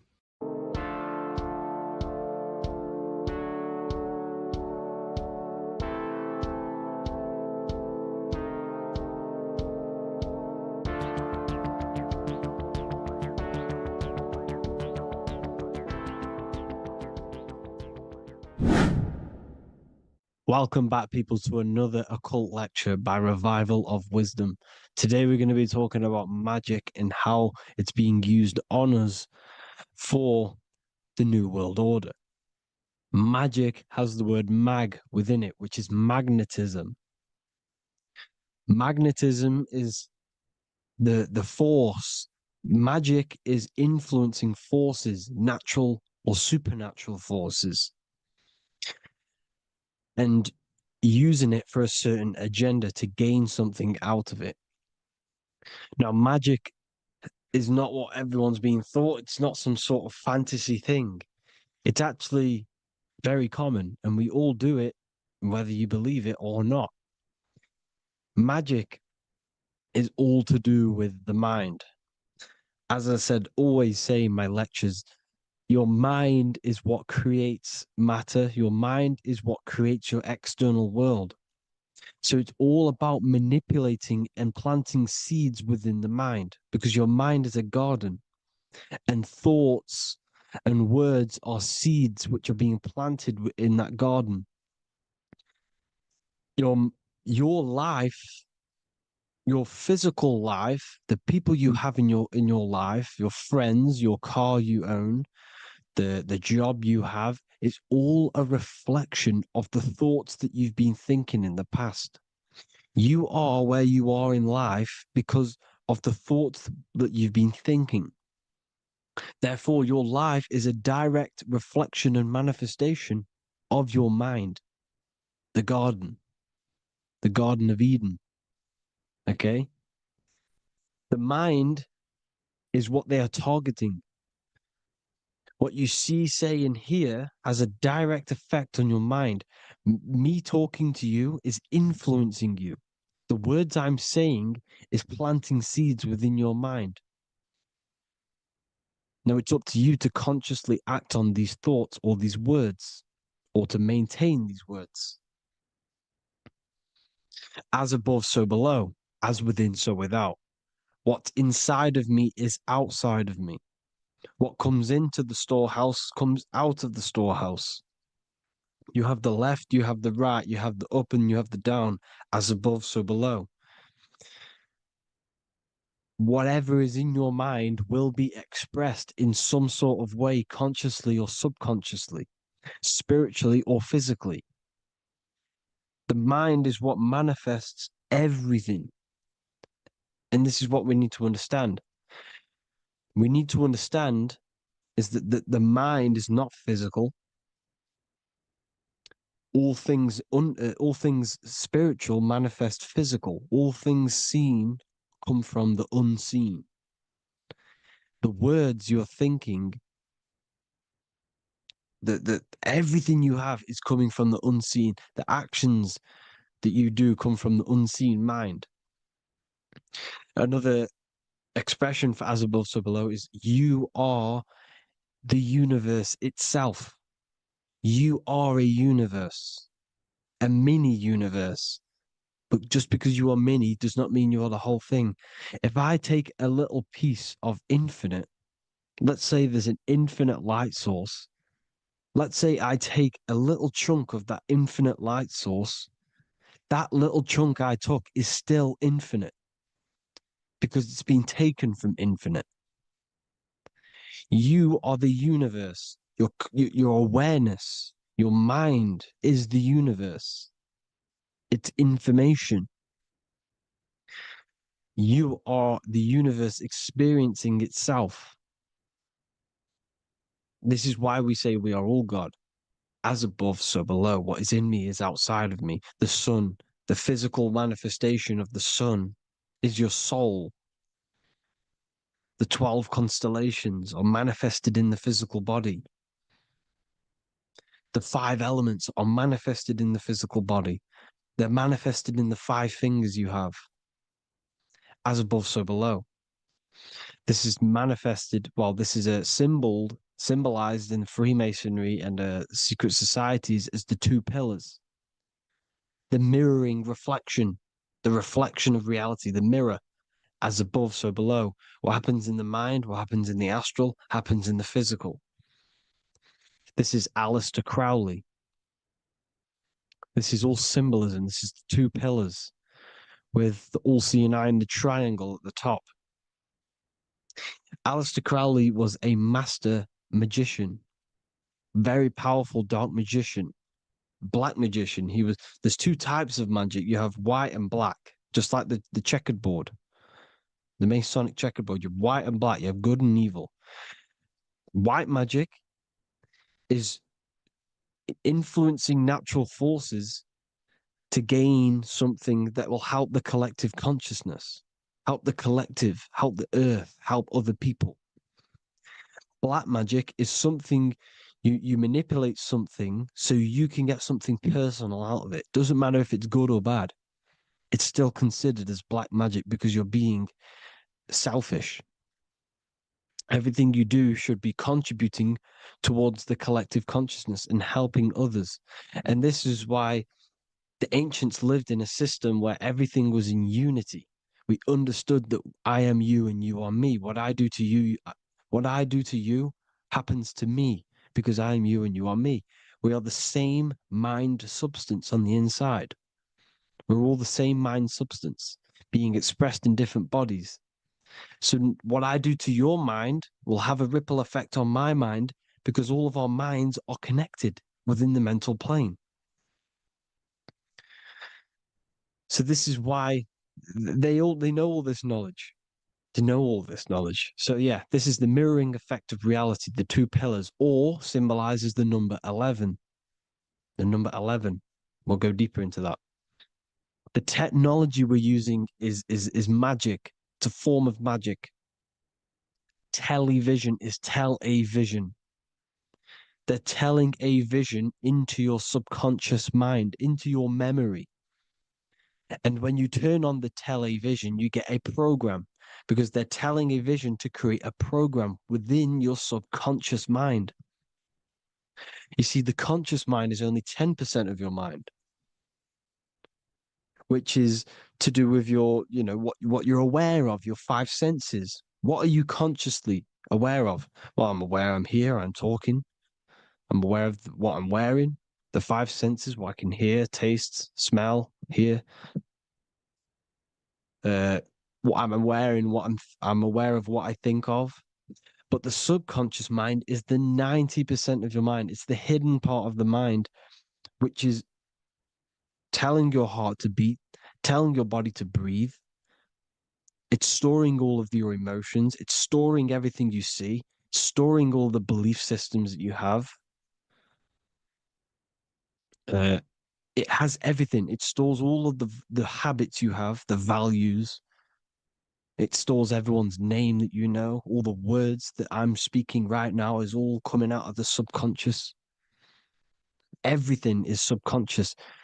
And it literally manipulates 90% of your daily basis behavior. Most people don't know this.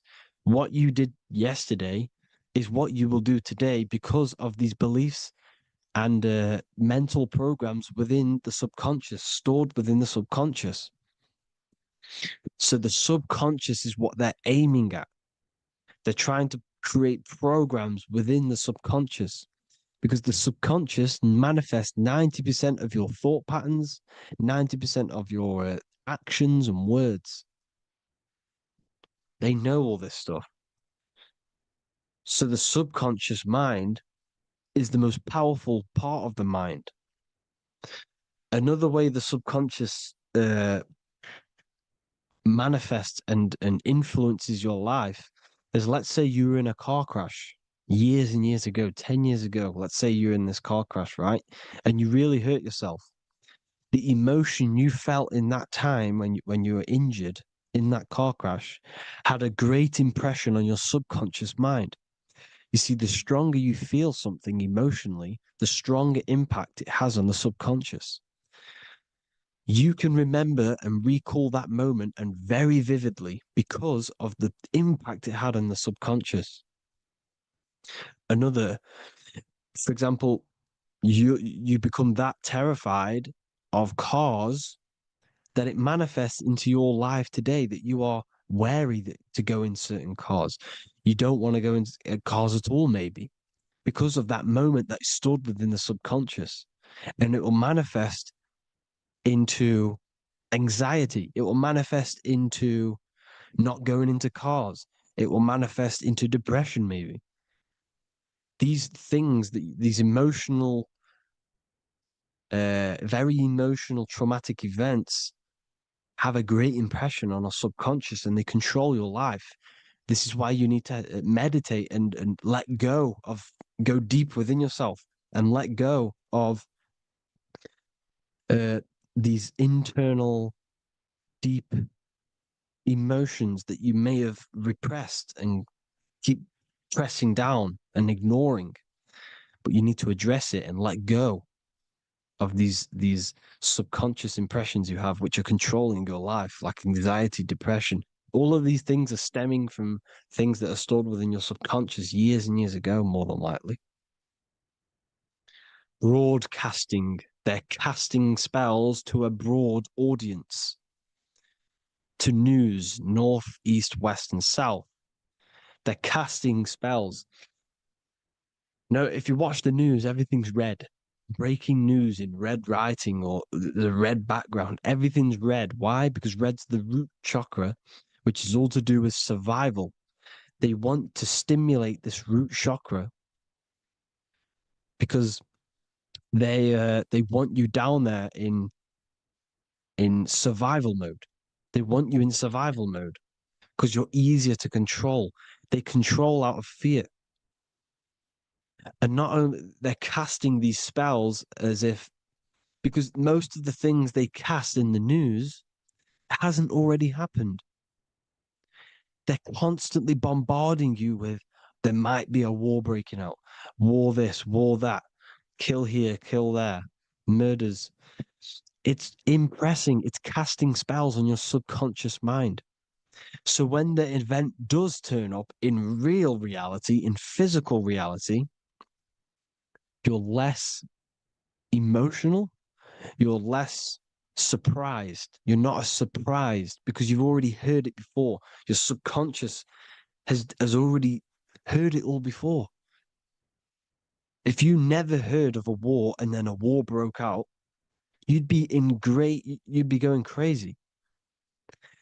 So they subtly program your subconscious mind through the words, because the words they say is impressing your mind. It has an effect on your mind, which will have an effect on your behavior, your words, your conversations you have with people. They're casting spells to north, east, west, and south on the tell a vision. They're telling a vision by broadcasting, by saying spells. This is why we call it spelling. Even the word, listen, the words we say cast spells. Bless. Oh, bless you. That's be less. The subconscious mind only picks up literal things. You see, when I say bless you, your conscious mind picks that up as, oh, thank you, you're blessing me. But your subconscious picks up as be less. You see?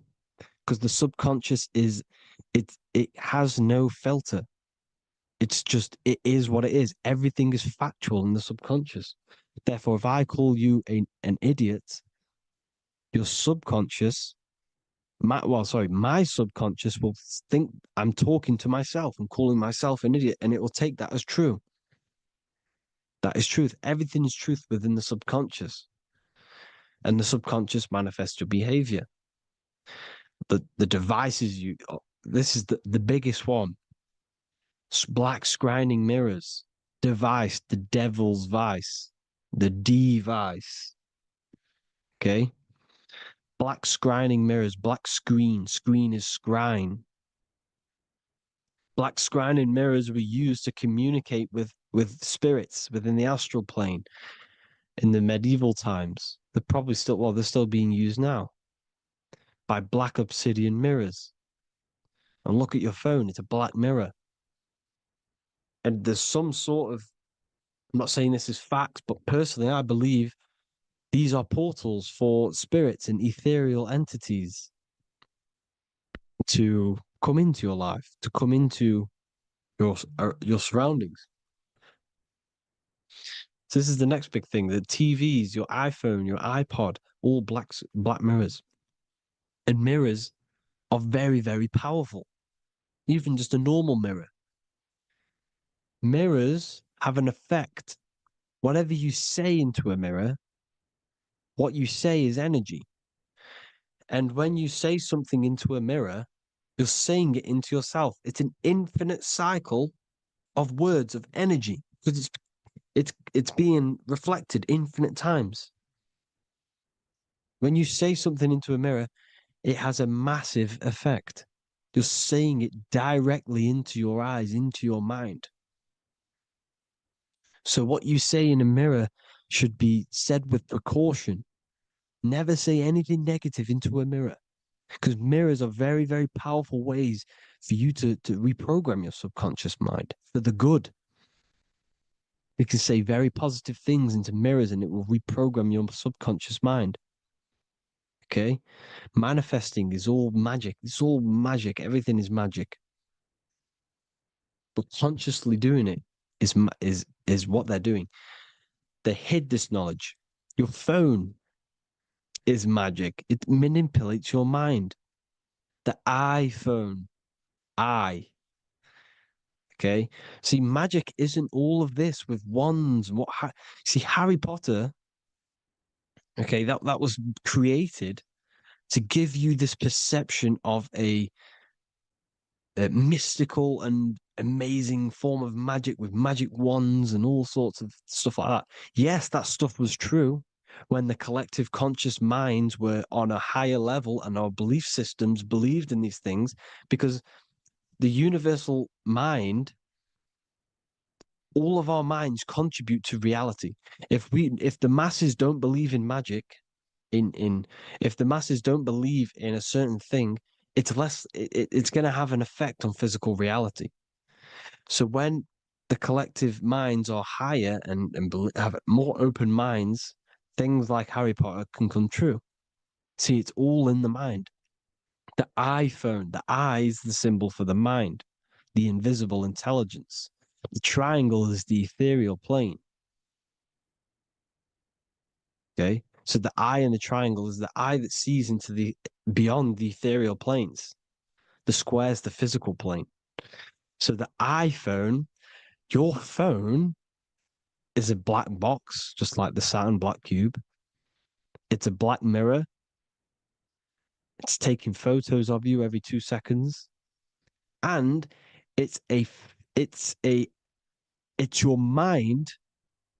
Your mind is in that phone. Everything you like, everything you text, everything you type in Google, everything you say to someone, every conversation is all recorded on the phone. Therefore, it is a direct reflection of your mind. Your mind is imprinted into your phone because your mind, everything you think in your mind, you're manifesting into typing, saying, taking pictures into the phone, and it's collecting it and storing it. And what they're doing, and this is for all forms of magic, it's manipulating the mind. It's all manipulating the mind. Reels, Instagram, TikTok, this is all dopamine. It's all controlling the mind. Every like you get, every follow you get, every share that you get is dopamine within your brain. They're literally targeting your brain and mind. It's all manipulating, because what they're pushing through the phones, through the media, through the news, through the televisions is visions and programs. You are the one manifesting the New World Order. They're not manifesting the New World Order.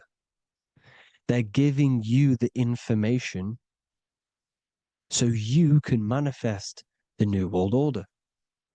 Everything they say is contributing to your mind. For example, digital money and all the information they put out for you to see is contributing to your enslavement. Your mind is manifesting the New World Order. They know this. They don't manifest it. There's billions of us. We could easily run over them physically. But on a mental level, these people have the knowledge and they hide it from us, and they let us manifest reality because we are the collective. They give us the information which manifests their agenda. It's all magic through the phones, the media, the television. So your phone is a manifestation of your mind. It's a record of your mind. Hollywood, holly tree, holy tree. They used to make wands out of holy trees, because it was the most holiest wood, the best for casting and transmitting energy. So they used holly trees to cast spells. That's what Hollywood is. And in Hollywood, they have the red tear, the blood drop next to the Hollywood sign, because it's all satanic. They're all black magicians. They use Hollywood to cast the spells through the music, through the films. You see, music is a form of magic. All of this is magic. Everything they do is a form of magic because they want an agenda behind it. But it's not black magic. They're letting us create our prison. This is what you have to see. Yes, they're evil, but they're not doing anything evil, or else they would face the karma. They let us manifest this agenda through giving in the information, by telling you what's going to happen in the movies. Everything that happens in a movie, it's all there on purpose to program your subconscious, to plant a seed within your garden, your subconscious, your mind. Because when the mind has already seen something, when it comes up and turns up in physical reality, you will be less shocked and you won't rebel. So they lure you slowly. They make you aware of these things over time. They make you gradually think it's okay. Like the technology, we never used to use these phones. How did we become so addicted and reliant on them? Well, because first they gave you a little flick phone. Well, no, sorry, they gave you a phone in your house, and then once you got used to that, they say, "Oh, here's the newest version of a little flick phone." You started texting your friends. Everyone was loving it in high school. They could now meet up without saying, "Let's meet on the weekend at this point at this time," like your parents probably did, or maybe some of you watching this, you probably had to tell your friend to meet on the weekend at a certain time because you had no way of communicating. So everyone got these phones and got addicted to them. Then they slowly got addicted to the new iPod with the touch screen. Now they invented touch screen. Then everyone got addicted to touch screens. Then because all of this is producing dopamine in the brain, which creates you to become mentally addicted to things and physically addicted, chemically addicted. Because dopamine's a chemical. Your subconscious becomes a program within your subconscious, and your body becomes chemically addicted to these phones. And these phones are the enslavement of humanity, technology. Without this, we wouldn't be in this mess without technology. Because they're creating a hive mind. We're creating a hive mind. So back on track anyways, they program you. Look at the films, 9/11, 9/11, all produced by Hollywood. Here's the 11, like I said at the beginning, the two pillars which reflect reality. What happens in the mind happens in the physical. What happens in the astral happens in the physical. Okay, what happens in the physical happens in the mind. It's the two pillars, the mirrors. 9/11. 9 plus 1 plus 1 is 11. Flight 11 was hijacked. New York is the 11th state. New York adds up to 111. This is not a coincidence. It's all a form of magic. It's a ritual, energy harvesting ritual, because your mind produces energy. Your mental attention produces energy. And they're feeding off this energy in the astral plane, these demons. Music is the most powerful. Personally, I think the music is one of the most powerful forms of magic they're using. Okay? Music is hypnosis. It puts your brain in a hypnotic state. It influences your electromagnetic field through vibrational energy. It reprograms your subconscious mind. Why do you think you remember the lyrics? You see, your subconscious stores all of the memories. Remember, the subconscious manifests 90% of your behavior. So therefore, the music you're listening to is manifesting your behavior.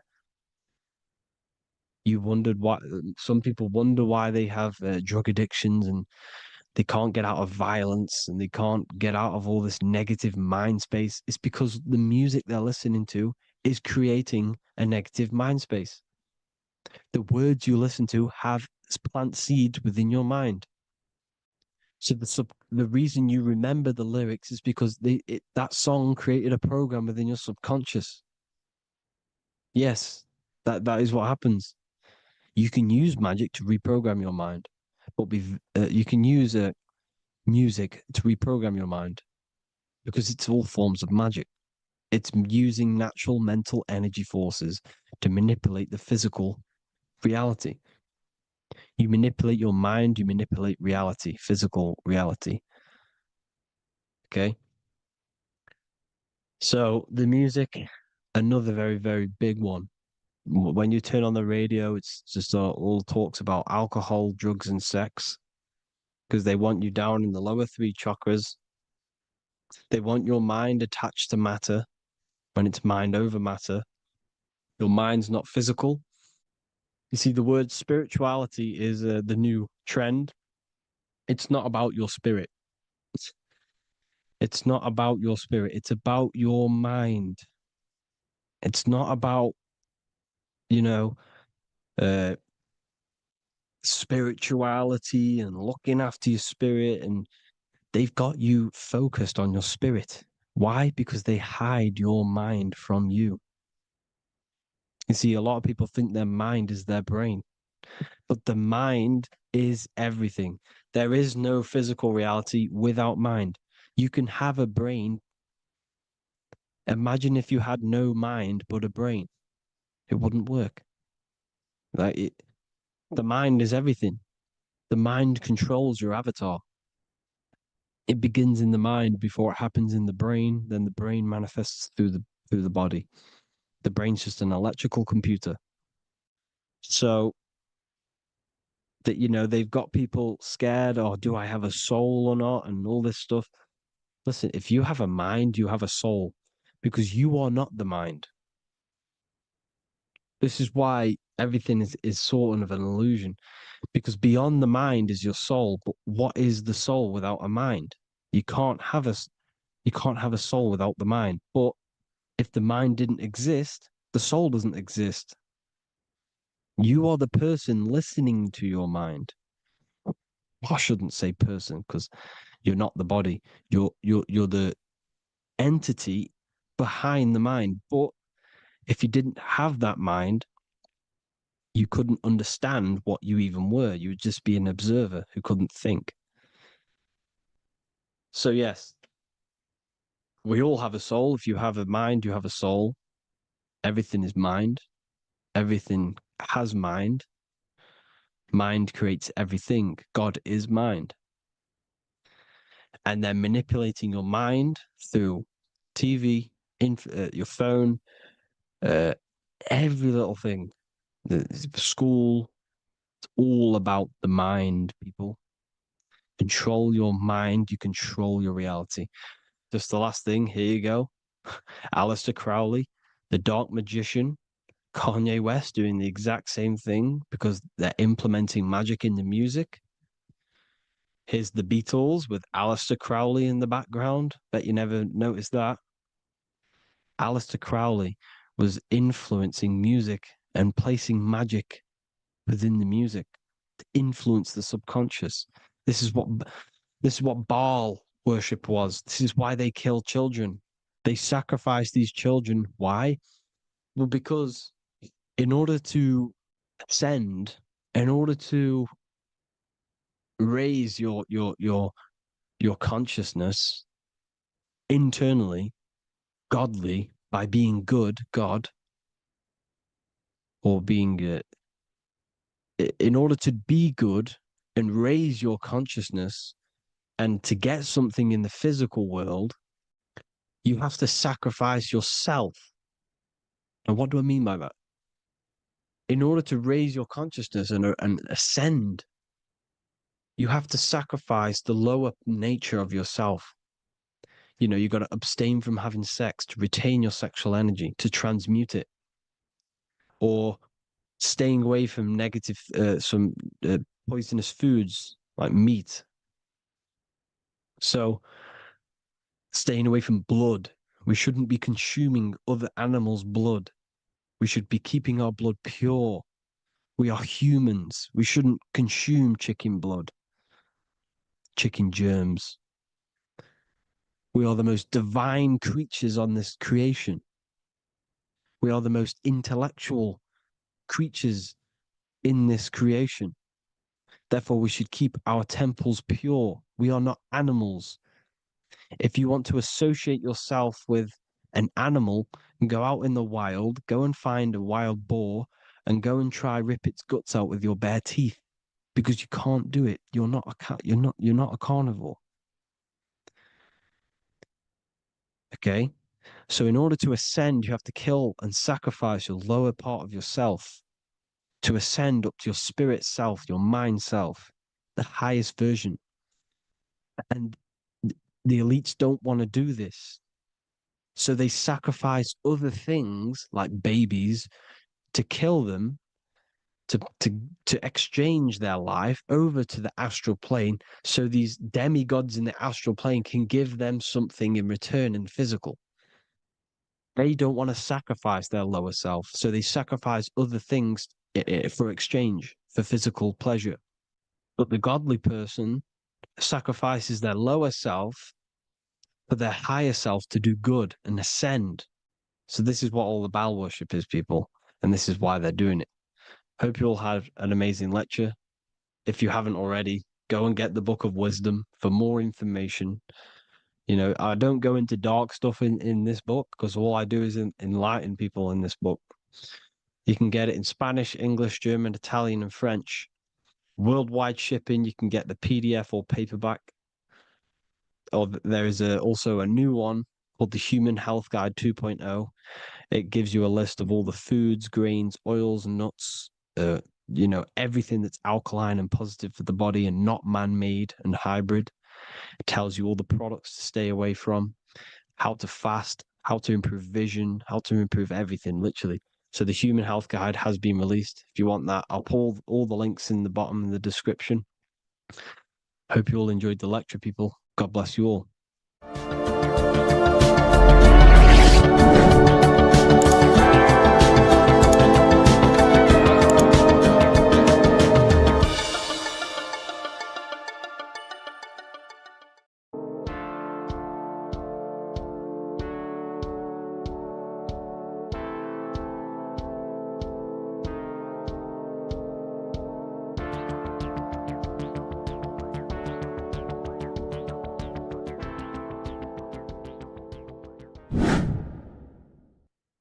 Left and right hemisphere, and what are they doing? How does it contribute towards your perception in this world? And this is what we're going to be talking about in today's video. We're going to be breaking down the two hemispheres of the brain and how they function in your life. So first, we have the left hemisphere.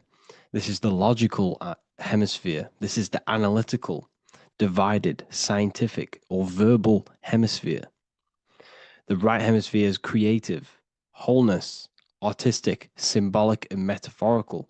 The right hemisphere does with non-verbal things. It produces a holistic perception. It is more to do with creativity. Because what you must understand is that we are not in the external world. The world is produced by our brain. We see with our brain. Our eyes are a part of the brain. What we touch is the brain's interpretation of electrical signals on the nervous system. What we smell is the brain's interpretation of smell through the nose. What you taste is your brain's interpretation of chemical reactions on your taste buds. So what you are experiencing is the brain. The brain is a computer creating a simulation. And you have two hemispheres which breaks down this reality. So essentially, the brain is the perception creator. It creates perception. So if the brain is creating this, who is the one experiencing the brain? Well, that is you, the consciousness, the mind, the all-seeing eye. You are the all-seeing eye experiencing the brain, the observer behind the brain, behind reality, behind the emotions. So if you're walking through a woods, this left brain sees individual trees. The right brain sees the whole woods. It sees the biome. It sees the bigger picture. So when you are walking through this woods, the right brain picks up a holistic perception of reality. It creates the woods as one unified woods. The left brain's job is to break this down and analyze it so that we can see individual things. And this is also necessary for humans to have the ability to break things down and manipulate things in this world. So without this left hemisphere, we could not manipulate things and break things down. So this right hemisphere is important because it sees the whole woods. It sees humanity as one unified consciousness. However, the left hemisphere sees individual egos. So the left hemisphere is the place of the ego because it only understands it sees the world very divided. Okay, so for example, here's another example of the left and right hemisphere. If someone pulls out in front of you in traffic, your left brain's going to start going crazy and analyzing them, calling them names. The right hemisphere, however, sees the bigger picture. Maybe he didn't see you. Maybe it's just a mistake. Maybe he's in a rush. You see how the two brains are very different. They do the same thing, but they function in different ways. The right hemisphere is feminine, the left hemisphere is masculine. So, like I said, this person pulls out in front of you, you start to think with the left. If you start to perceive that in the left brain, you're going to start analyzing them, you're going to start going crazy and calling them names because you're analyzing it. You're not seeing the bigger picture behind it. You're not seeing it from his perspective. So there is a crossover. So the left hemisphere of the brain controls the right side of the body, the right ear, the right eye. Everything to do with the right side of the body is connected to the left hemisphere, and the right hemisphere controls everything on the left side of the body, including your eyes, your arms, your legs. So everything is crossed over, and even your visual field is crossed over. So this is your visual field, as you can see here, and even the left side of your visual field goes to the right brain. There's a crossover. No one really knows. There's not really a reason for this. However, this is how the human body is designed. As we all know, the human body is the most advanced piece of technology on the face of the earth. They cannot replicate the human body. And they tell you it has no creator. This is crazy. People are that brainwashed, they can't even understand that their body is the most advanced piece of technology. Your body is so advanced, the computers that you use are mimicked of the body. Everything they create is mimicking nature, but they don't show you how intelligent nature is because they don't want you to understand you're in an intelligent design. So anyways, let's get back on track. There is a crossover in the brain, and this is why they teach you to write with your right hand. And I was speaking to someone who's in a nunnery, or whatever you want to call it. They were a nun, or they knew someone who was who was a nun, and they forced these people, these nuns, to write with their right hand. You had to write with your right hand. This is why, I'd say at least 70% of the world, or 80%, is right-handed and right-legged, because they taught us this to activate the left hemisphere more because of this crossover that happens in the body. So when we are using this right side more, we are using that left hemisphere more. Why? Why are they doing this? Well, they also called it writing. Writing is a spell, to cast a spell on you to use that right side of the body so that you use this left hemisphere, because they want you to see the world as a divided perception. They don't want you using the right hemisphere, using that left side of the body to activate the right hemisphere to see the bigger picture and see how everything is all one and everything is created. This left hemisphere domination keeps you from seeing the connections between everything, because that left hemisphere analyzes, it breaks things down. So when we are left hemisphere dominated by using the right side of the body, we are essentially seeing everything as divided. And this is why so many people will not understand my work, because my work connects dots and connects fields of knowledge, and makes you see the bigger picture. So people who are left hemisphere dominated will see my work and think this guy's crazy. But it's all about activating that right hemisphere. So they call it writing because every word you say is molding your mind in some sort of way. The things you see is molding your mind. Everything you take in through the five senses is molding your mind. And language is a massive spell, especially the English language. They call it writing. so that you use that right side. It's a spell because your subconscious mind picks up everything you say. And 90% of your daily basis behavior and thought patterns is produced by these subconscious programs within the subconscious mind.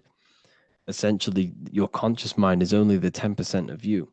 The conscious mind is just what you're aware of, what you're wearing, how you're feeling, what you're thinking. That's your conscious mind. The subconscious mind is controlling every system in your body. It's telling your heart to beat without you being conscious of it. So essentially, this is what they're programming. They're programming this system in the back of the mind, which is controlling everything through the words. And this is what spells are, because it's all about creating perception in the subconscious. So they want you to use that right side more. I truly believe the ancients, they were balanced. They used the left and the right side of the body. They didn't have a stronger side because they understood this science of the body and how the body works. So this is actually called phonetics. It's not etymology. Etymology is the study of root words. Phonetics is the study of how words sound similar. The way words are spoken. So phonetics, phone is why we call them a phone, because you speak into a phone. So this is write and writing, to use that right side to activate the left hemisphere more.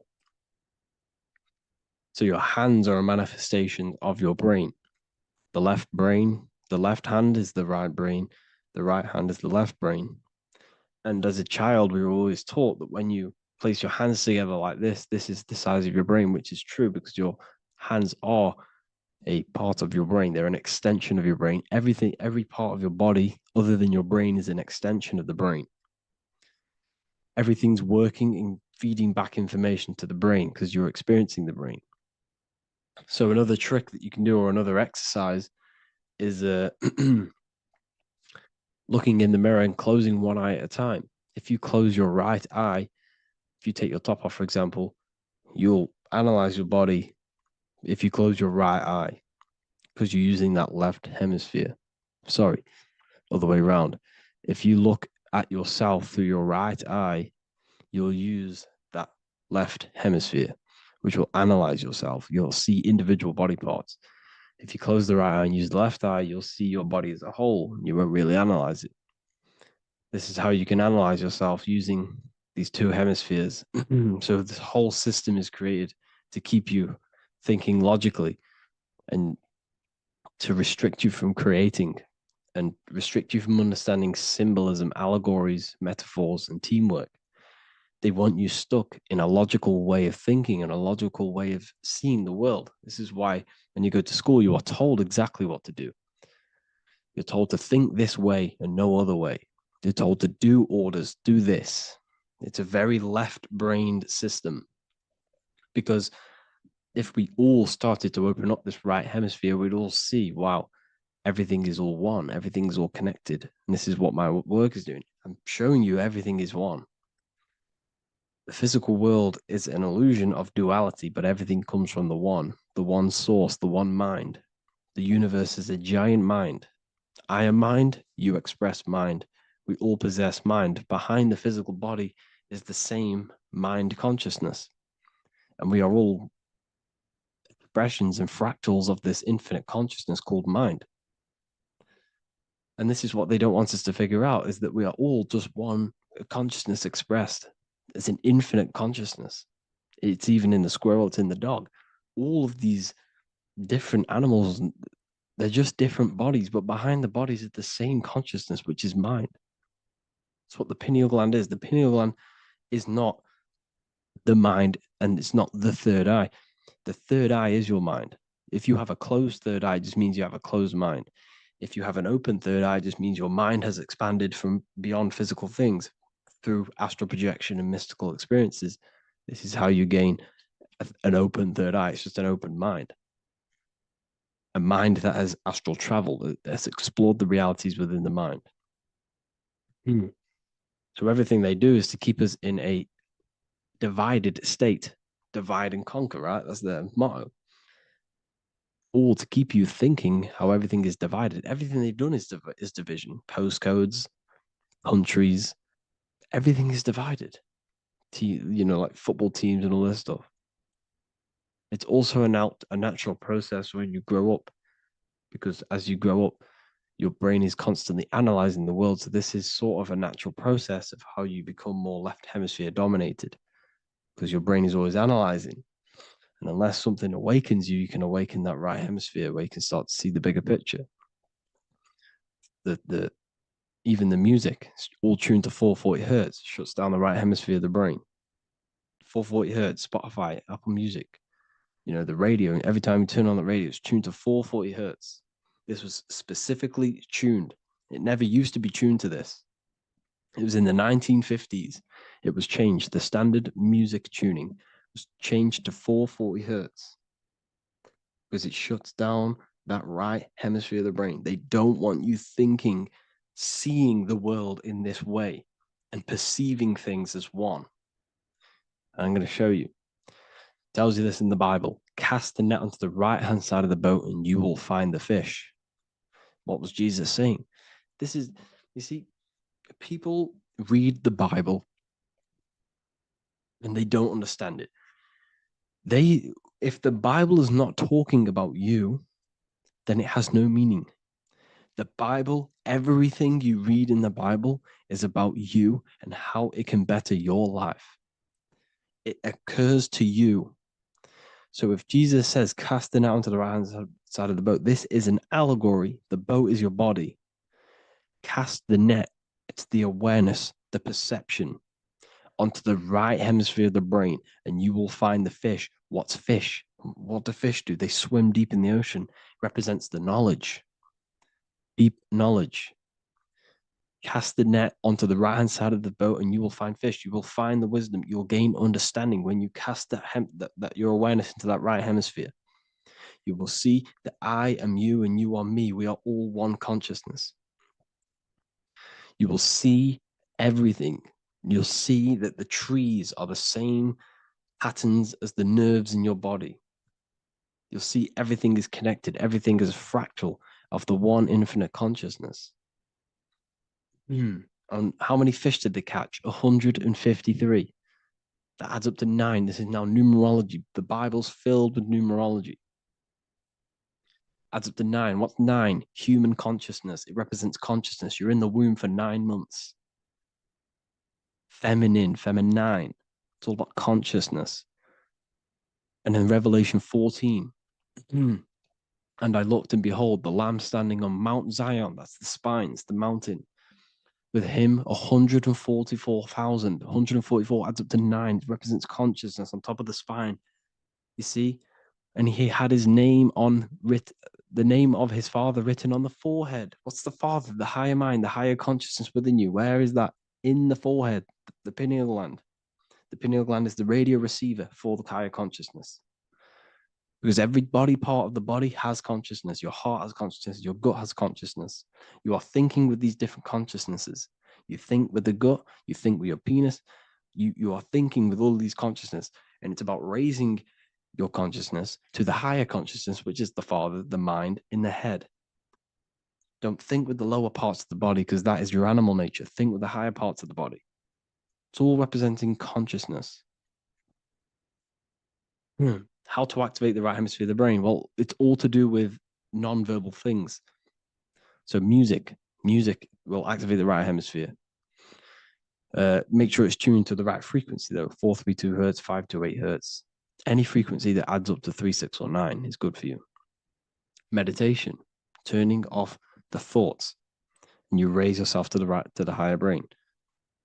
Symbolism. Symbolism is all right hemisphere. Reading between lines, metaphors, determining the Bible, it's all right hemisphere. Seeing the bigger picture, it's reading between the lines. So tithing in the Bible. These people in the churches are giving 10% of their money to the church. It's nothing but a scam. What these people have done is they have externalized the Bible.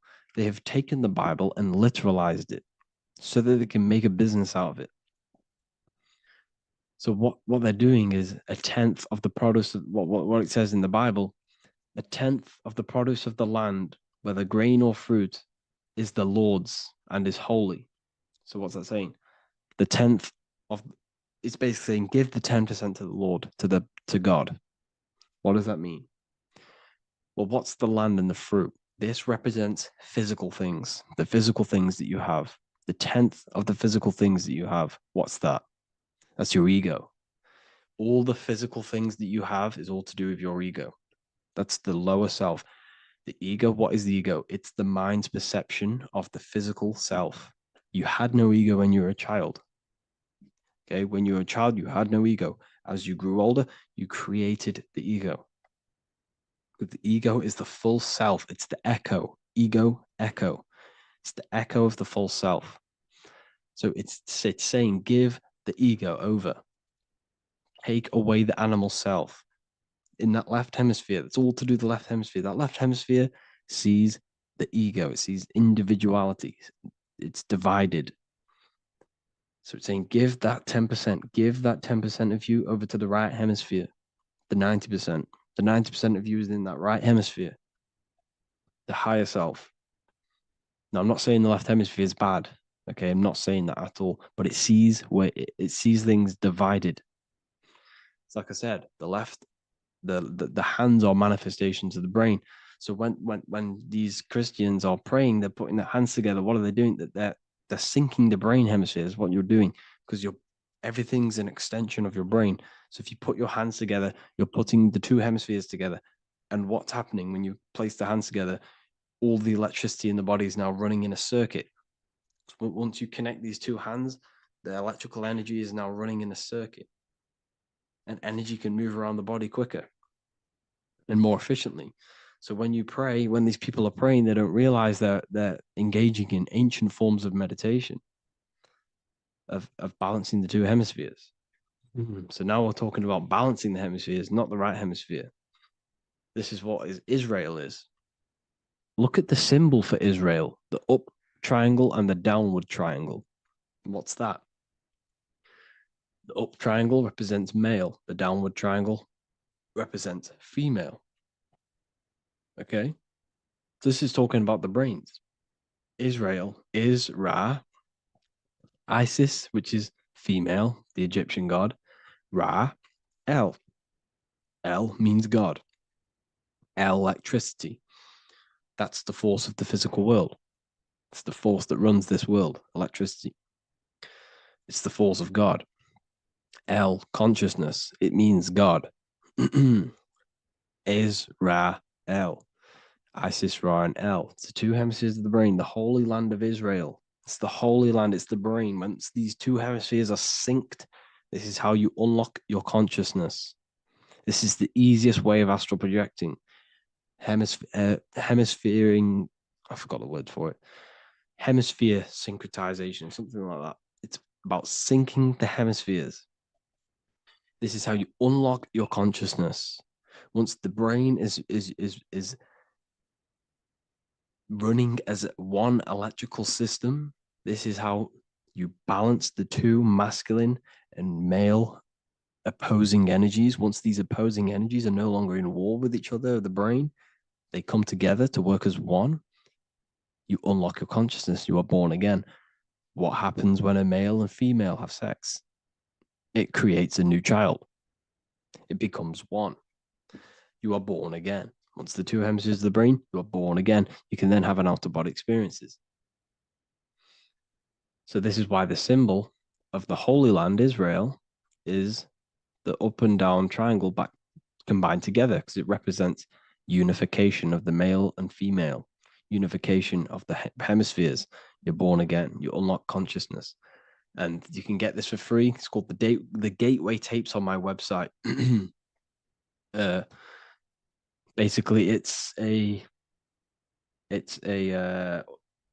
audio track from the government, and they did this in the Gateway Experience. It's a CIA document, and what they do is there are different forms of meditations you go through. I think there's about 5 waves of meditations you do, half an hour each one, and it will teach you. It will sync your hemisphere, because what does it do? They understood that playing one frequency into one ear and another frequency into the other, they understood that the right ear is connected to the left hemisphere, the left ear is connected to the right hemisphere.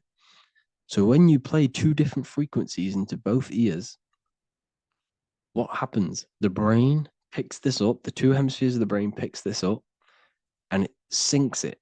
It syncs these two hemispheres, these two frequencies together. So now the brain is working as one to sync this frequency. So this is how you can sync your hemispheres through listening to these frequencies. Okay, you can get them for free and do the meditations yourself. This will definitely help you. This is an easy way to astral project. So it's all about syncing the hemisphere and seeing reality from a unified perception. We should all aim to get out of that left hemisphere. I'm not saying don't use it, but we should now start to see. We should now start to read between the lines of the Bible, read between the lines of the symbolism they're showing. Study symbolism, study allegories and myths. What are they trying to tell us through these allegories? And, this is how we start seeing things in a better way.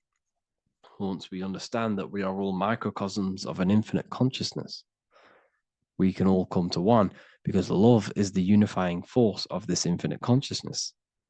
We are all divided. We are all disconnected from our hearts. Once we all connect with our hearts and see that everything is one, we can all start to love and come together as one, because love is the unifying force of consciousness. So if you haven't already seen, I now have launched the Ethereal University. I will be doing lectures like this one, but even better, deeper, and even releasing knowledge that I can't talk about online, as they are censored. I'll be doing lectures every single week. I'll be doing live calls every single week. You also gain access to my library, which is filled with over 45 occult books, filled with knowledge. Okay, I'll show you now. Plus, you get my book, The Book of Wisdom, PDF form, and the Human Health Guide, PDF form. You also get all of this stuff, the health section, Q&As, Ethereal meditations. We've got some celestial studies, cosmology, and numerology coming soon. You also get the brand new Manifestation Mastery course, plus the library. And there'll be new books, new lectures, new live calls every single week. Or you can get the Book of Wisdom, use the code WISDOM in all capital letters to gain 40% off. This sale will be ending very, very soon. So if you're watching this, be very quick to get yourself a physical version or a PDF of my book. You can get it in all these languages. Hope you enjoyed this video, people. I'll see you inside the Ethereal University, the real university. Have an amazing day.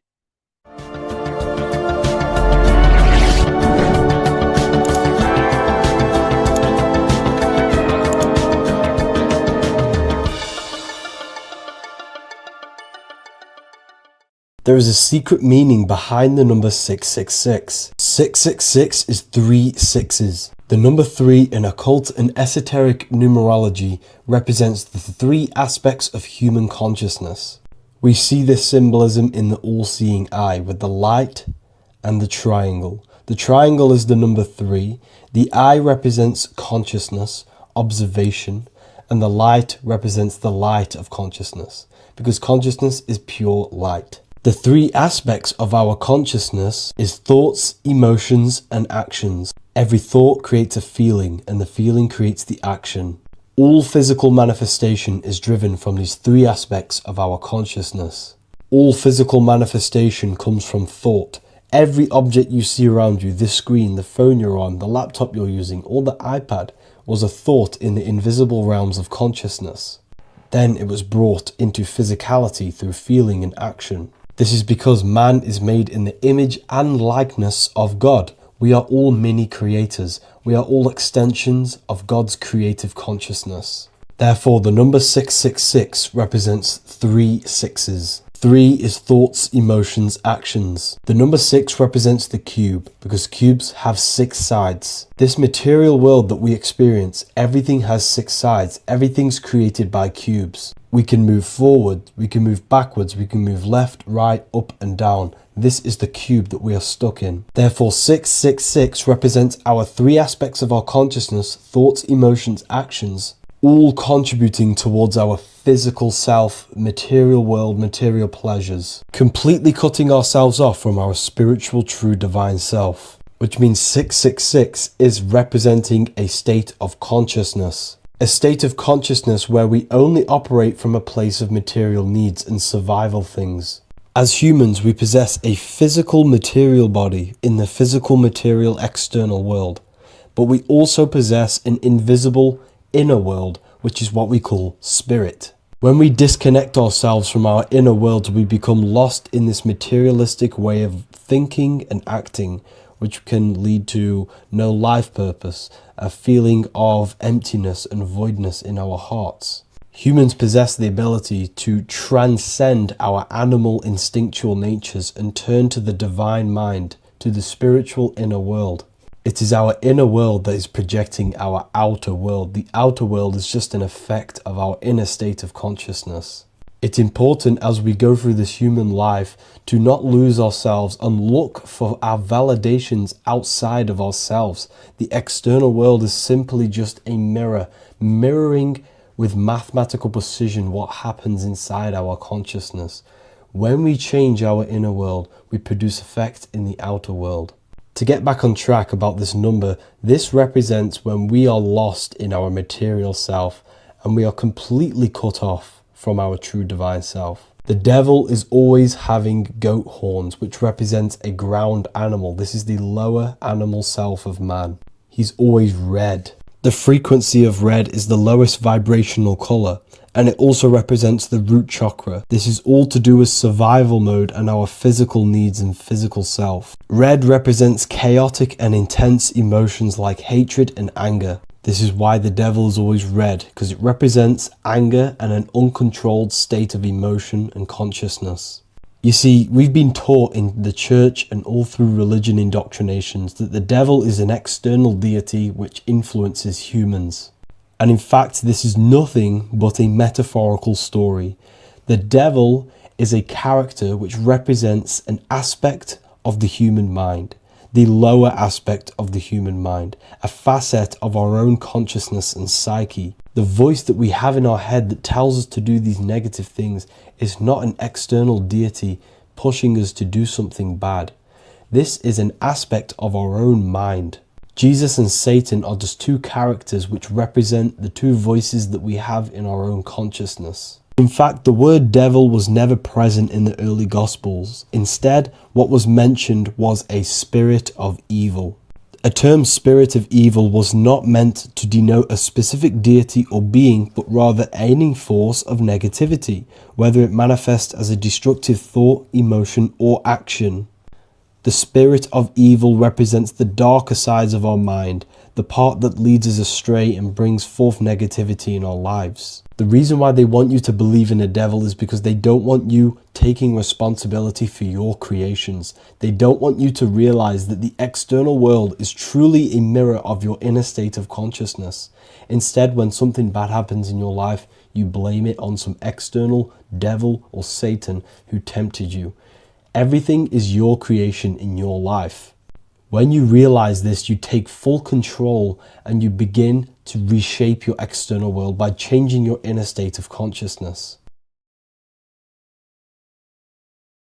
What if dreams aren't random at all, but messages from a deeper part of yourself, trying to show you things? In this video, you're going to learn exactly what dreams are from an esoteric view, how to control dreams, and how to dream more frequently. Dreams are not nonsense. They are expressions of the subconscious mind. In the daytime, we're using our conscious mind, what we are aware of. This represents the daytime, the sun, the external world. We're operating in the external, outside the body in the day. But when we go to sleep, we return inward. Everything does this breath. We breathe in through the nose and out through the nose. Everything does this in and out process in the universe. We live, we die every single day. We wake up, we express things in the external. Then at nighttime, we return back to darkness, back to the internal. This is the breath of the universe. We have summer, we have winter. This is the breath of the sun and the seasons with the earth. You have an internal world and an external world. External is physical, the internal is spiritual. Like I said, when we go to sleep, we are returning back to the internal world of your own consciousness and subconscious mind. Your subconscious mind holds everything about you, your memories, your traumas, everything you've ever learnt, your language, your name, your job, everything you identify with is stored within this vast network of the subconscious mind. It is your own personal consciousness. Therefore, when we dream, we return back to the subconscious mind, and we are in fact thinking, but in a subconscious way. The subconscious does not speak the same language as the conscious mind. The conscious mind uses language, thoughts, and all things that are very logical and very easy to understand.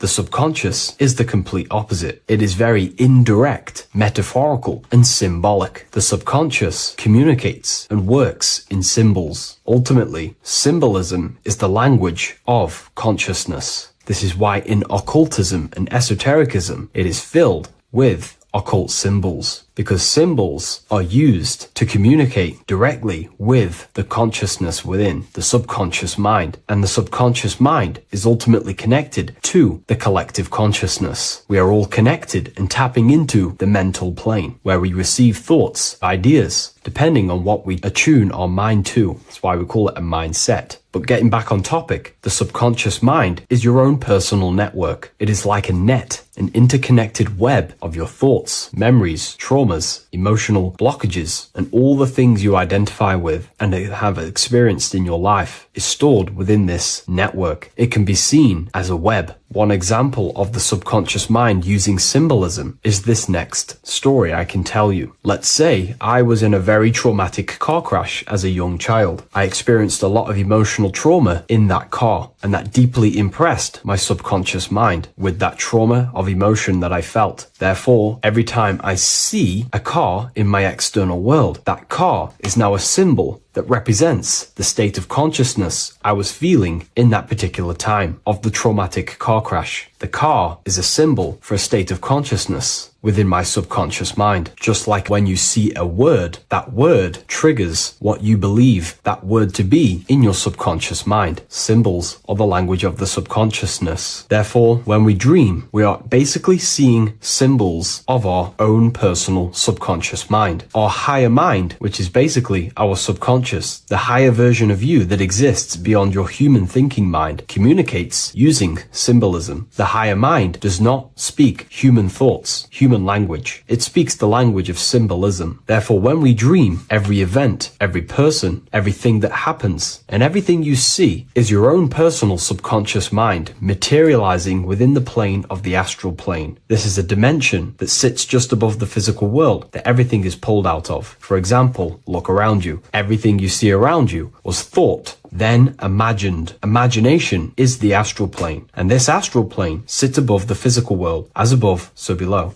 These objects were thought, imagined within someone's mind, and then pulled into a physical reality. Therefore, the imagination is what you're experiencing within a dream. It is your subconscious mind thinking and materializing within the imaginative plane. For example, let's say you are a Christian, you believe in Jesus your whole life, you have lots of emotion towards Jesus. This deeply impresses your subconscious mind. You believe in him so much, you go to sleep, you have a dream that you meet Jesus. You did not meet directly with Jesus. You met with your own belief. It was your own belief materializing within the imaginative plane and revealing itself to you. Dreams are materializations of your memories, your subconscious beliefs, traumas, and anything that could be inside the subconscious mind. It is your subconsciousness revealing itself to you in a material form. Let's say you have a nightmare. There is a big dark figure chasing you, and you are running away in fear, away from this dark figure chasing you. That dark figure is not an external entity. It is not a spirit or a jinn or a demon. It is in fact an aspect of your own mind. It is a symbol that represents maybe a fear, a trauma, or something you are running away from internally, inside your subconscious mind. Something that you are not addressing, but something that is fearful, something that can be controlling you on a subconscious level. Let's say you have a fear to address something in your personal life. You want to address someone who is getting on your nerves at work. You continuously put this off and you fear doing that situation. Over a long period of time, this can slowly control you subconsciously. You start to avoid the person, avoid any contact. It is subconsciously controlling you. This is not the best example, but you can see what I mean. Hidden fears and traumas in the subconscious mind can subconsciously control your actions and ultimately lead you to low states of consciousness, keep you from reaching your higher potential, and ultimately create blockages within your own consciousness. That figure in the dream is a materialization of something that you are fearing and running away from and not addressing. This is why people always have dreams of traumas that they have experienced as a child or when they were younger, or maybe from a year ago or two. It's because that emotion is deeply impressed in the subconscious, and the subconscious is always trying to reveal things to you, communicate to you that you need to change, purify, and maybe heal within your own consciousness. This is how the higher self communicates to you, through the language of symbolism. Once you understand this, dreams can become a very powerful tool, not just entertainment at night time. Your consciousness never rests. Your consciousness is eternal. It is the very spark of the divine. Your body needs rest. Your consciousness is not physical. It does not need rest. So this is a way you can identify what your dreams are trying to show you, is by writing them down. A dream journal. Every single dream that you have a book placed near your bed. Every time you wake up, first thing you should do is pick up the book and write every single detail that you can remember about the dream. The people that you met are all symbols or aspects of yourself. Maybe it is a friend you saw in your dream. That friend represents a state of consciousness that is within you and is trying to reveal something to you. It's about making the subconscious into the conscious, to become conscious of the unknown. Write down every detail, everything you saw, every event that played out, even the details of the clothes that they were wearing. Everything is symbolic within dreams. Write everything down and then analyze the dream. Don't analyze it from a logical mind. Analyze it with the right hemisphere of the brain, which allows you to see metaphors, read between the line. Try and gain the message that it's trying to show you. What does this overall mean to you? And what could this reveal about aspects of yourself that you need to heal or maybe take action in your life and world? Because your higher self is always guiding you towards awakening and fulfilling your mission in the manifested physical world. Dreams speak in symbols, not logic. Ask about your dreams. What is this trying to tell me? Don't take things literally. Look for an emotional tone and symbolic resonance. With practice, you'll begin to understand the personal language of your subconscious mind. Now that you understand that, again, please leave a like or a comment on this video. This is now a technique for lucid dreaming and dreaming more often. This is not going to happen overnight. This is not an easy method. It simply takes practice and dedication. Every morning, choose 3 time slots. For me, I choose 4:30, 5 a.m. and 6 a.m. 3 alarms that are going to go off at these 3 times, half an hour apart from each other. Each time you wake up, stay awake for 5 to 10 minutes. Turn off the alarm. Try and keep your conscious mind awake, but drift back into sleep. There's no other better way for me to explain that. It's very difficult, but try and keep the mind awake, but the body falling back asleep. More than likely, you will drift off back to sleep. Then the next alarm will go off half an hour after. This will wake you up again. Guaranteed. You will probably drift back to sleep by repeating this process. After the 3 alarms go off, each one of them times, you're either going to have a dream or a lucid dream, but definitely you will have a dream. And if it doesn't work one time, keep trying it. I've been using this method for a very long time, and I can tell you 70-80% of the time it triggers a dream, and a very vivid dream. And it's ideal for lucid dreaming because keeping the conscious mind awake while letting the body fall asleep, you can become conscious within these subconscious realms of your mind. But when you are conscious inside the dream world, you can do what you want, but you also want to let the dream naturally unfold. If you try and take too much control control, then you will wake back up. If you feel any fear in your dream, you will wake back up into the material world. Another tip to dream more often is to meditate before bed. Simply close your eyes and think about nothing for 5 to 30 minutes. Detach from everything outside you, your name, your job, work, thoughts. Mentally detach from the world and the physical pleasures and become pure awareness before you try and go to sleep. This will help you become conscious while being within the self. If you wish to learn more about consciousness yourself, the Book of Wisdom Volume 2 can definitely help you. I'll leave a link in the description. Thank you for watching this video, and I'll see you in the next one.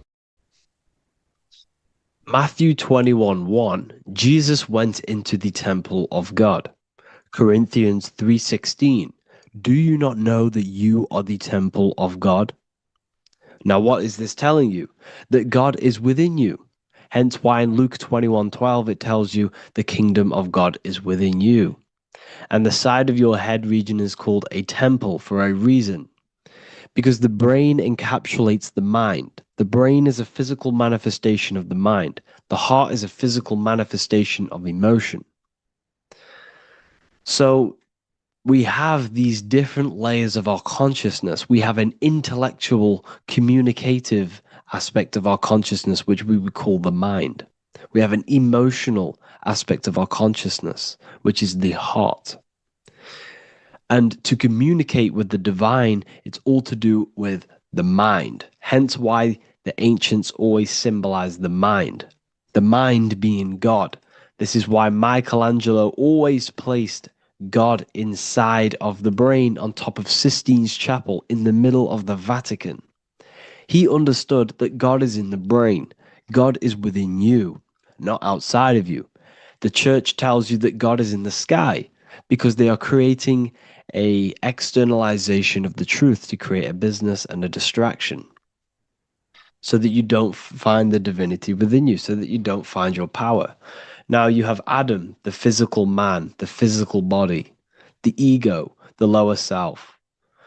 And he is resting. He's not trying to reach to God, but God is reaching because the higher consciousness within you is always trying to communicate with you. It's always trying to wake you up to your divinity. But the lower mind, the lower self, Adam, the physical self, is always in ignorance of truth, always in ignorance, and stays in a materialistic way of thinking, which is the lower animal self. And this is what we call a sleep or an NPC. This is the lower mind of man. But all you have to do is to move your finger to touch God. You have to look within yourself, within the brain, meditate, and you can find God. This is why in the Bible we see many references to the human body and anatomy to truly connect with God. Kings 6:8, the door to the middle chamber was in the right side of the house, which is the right hemisphere of the brain. The middle chamber is the pineal gland, where the seat of your consciousness is, but the seat of your higher consciousness is, the mind. And they went up the winding stairs, which is your spinal column, into the middle chamber, and out of the middle chamber into the third. So they went up the winding stairs. This represents raising your consciousness up the winding stairs. Your spinal column acts as a stairway of consciousness.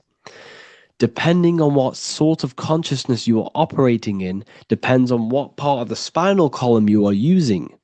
Because the spinal column ascends and descends consciousness. What do I mean? If you are in a reproductive way of thinking and you're always thinking about sex, you're jerking off all the time and you're always eating, all of your brain's power and your mind's power is being descended into the lower aspects of the spinal column, which represents hell, the physical state of man, Adam, the ignorant state. We're basically living off low-level pleasures like an animal. And the stairway to heaven is your spinal column.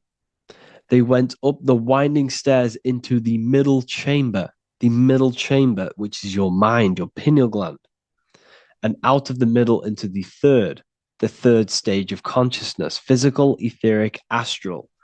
When you meditate and you start to raise your consciousness during meditation, you enter the astral plane when you turn off thought. But this is the middle chamber inside of the brain. Here we see another painting inside of Sistine's chapel of God inside of the brain. This is the brainstem. This is the brain. This is the frontal lobe. This is the back lobe. This is the back lobe. This is the cerebellum. Here's the reptilian brainstem. Here's the claustrum. This is what we are seeing here. Anatomy.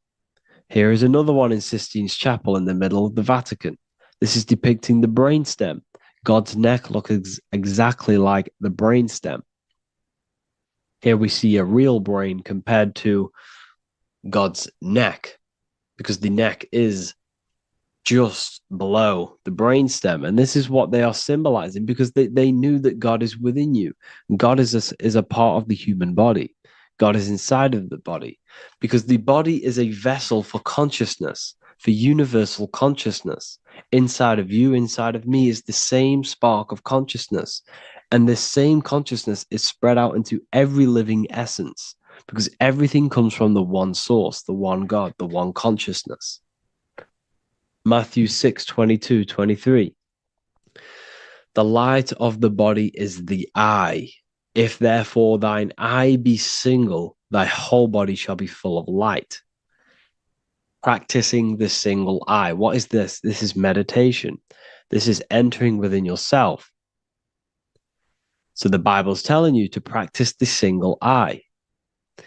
But if thine eye be evil, thy whole body shall be full of darkness. What does this mean? If your consciousness is in an evil way of thinking, if your mind is filled with an evil, negative mind space, then your body shall be filled with darkness, with evil, with negativity.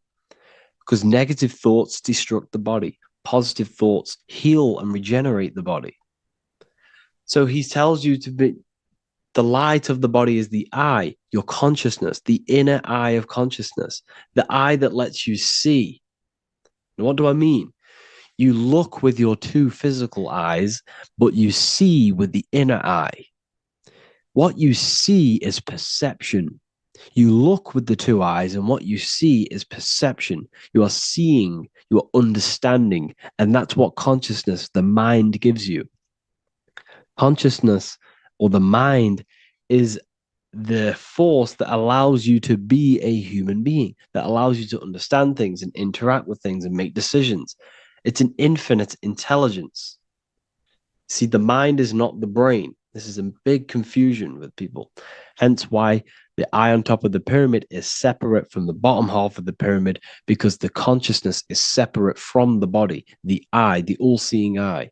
It represents the observer, the eye that sees into this body, into this world, into this. You are the perceiver. You are the invisible spirit within the body.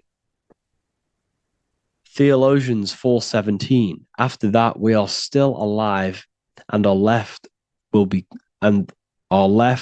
caught up together with them in the clouds to meet the Lord in the air. You don't meet the Lord in the physical air. Okay? This symbolism of the ancient Christian artwork is showing you this is symbolic. These things never happened. There's no man in the sky. Moses didn't go on a mountain to meet with God. The air represents the mind. This is why you say you're an airhead when someone's very stupid. Earth is your body. Water is your emotions. Fire is your spirit. Air is your mind, the invisible mind.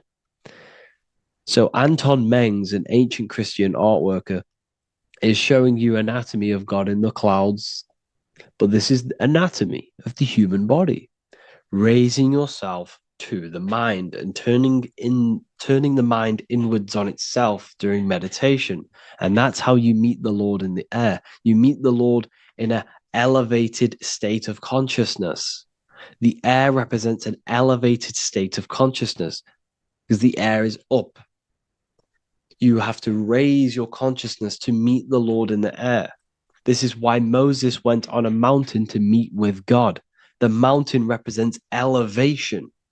elevation of consciousness, raising the mind up the spinal column, taking all of the mind's attention away from the reproduction and the physical aspects of self and raising it to the brain and turning off the brain and going inward into the air. It's talking about raising consciousness. It's allegorical. It's a spiritual, metaphorical text. The side of your head's called a temple because inside that where that temple is, right in the middle of where you call the temple, is the inner chamber, the open room, the holies of holies in the Bible, or the land flowing with milk and honey, or Mount Zion. There's so many different names for the brain, or the upper room where Jesus meets his 12 disciples, the 12 cranial nerves in your brain. This is the temple of God. Your body is a temple of consciousness. It encapsulates the consciousness. It encapsulates the mind and soul. John 10:30, Jesus states, I and the Father are one. Psalms 46:10, be still and know that I am God. He's talking about the I am within you, not within Jesus. Everyone refers to ourselves as I. I am God. When you say I, you're referring to the highest aspect of yourself. The aspect that is above all thought, above all emotion, and above all things. When you say I, you're referring to your pure awareness, your pure consciousness, the highest aspect of yourself. And anything after I is egotistical. I is God.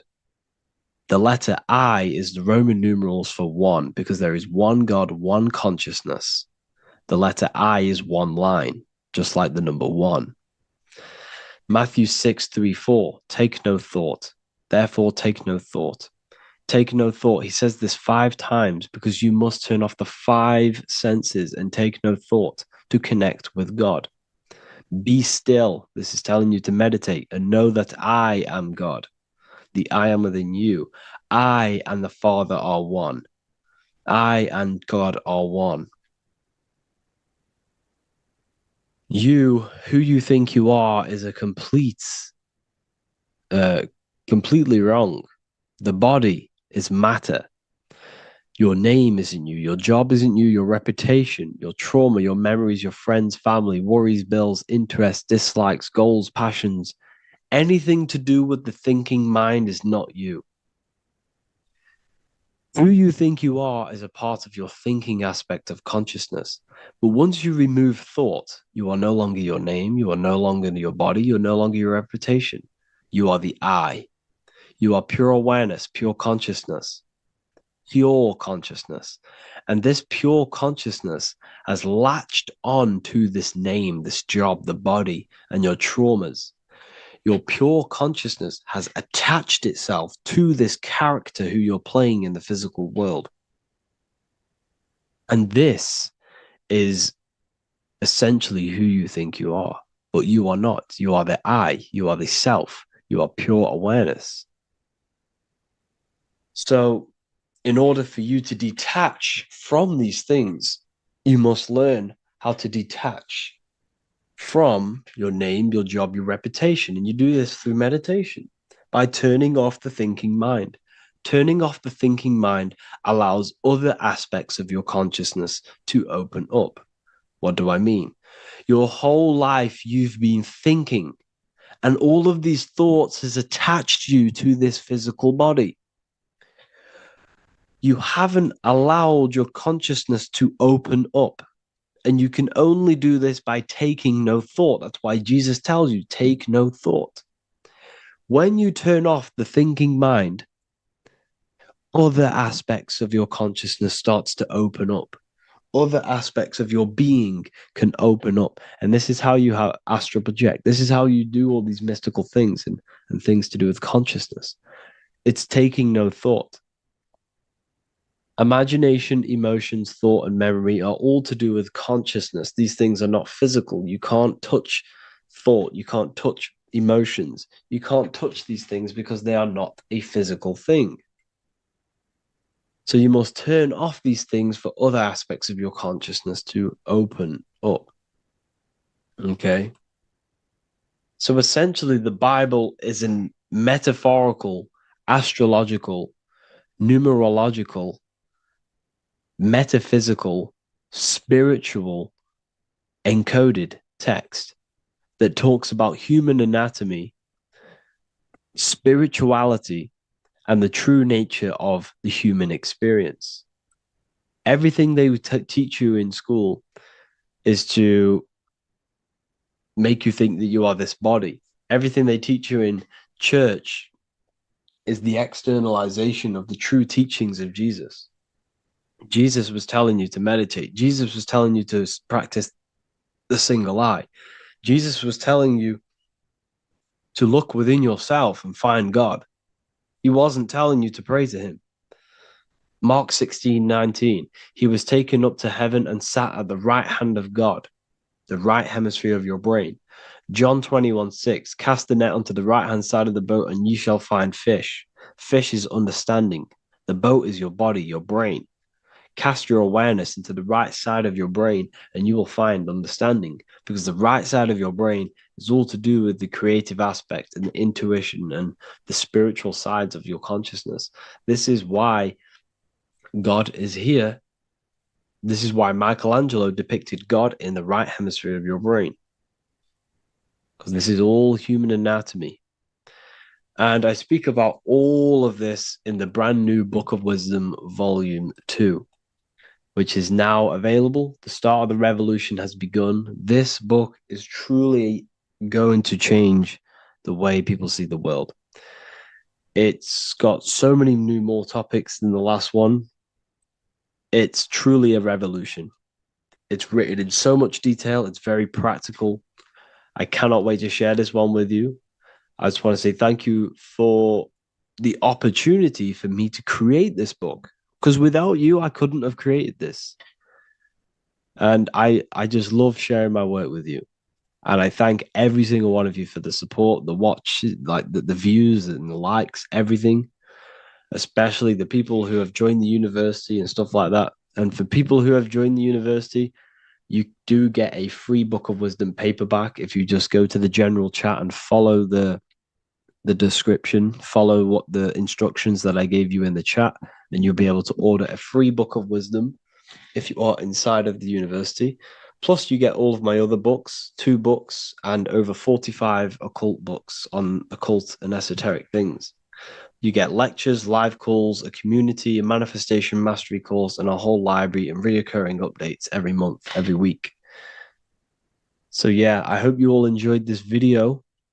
Thank you all. Please leave a comment to help the algorithm, and leave a comment on what videos I should make.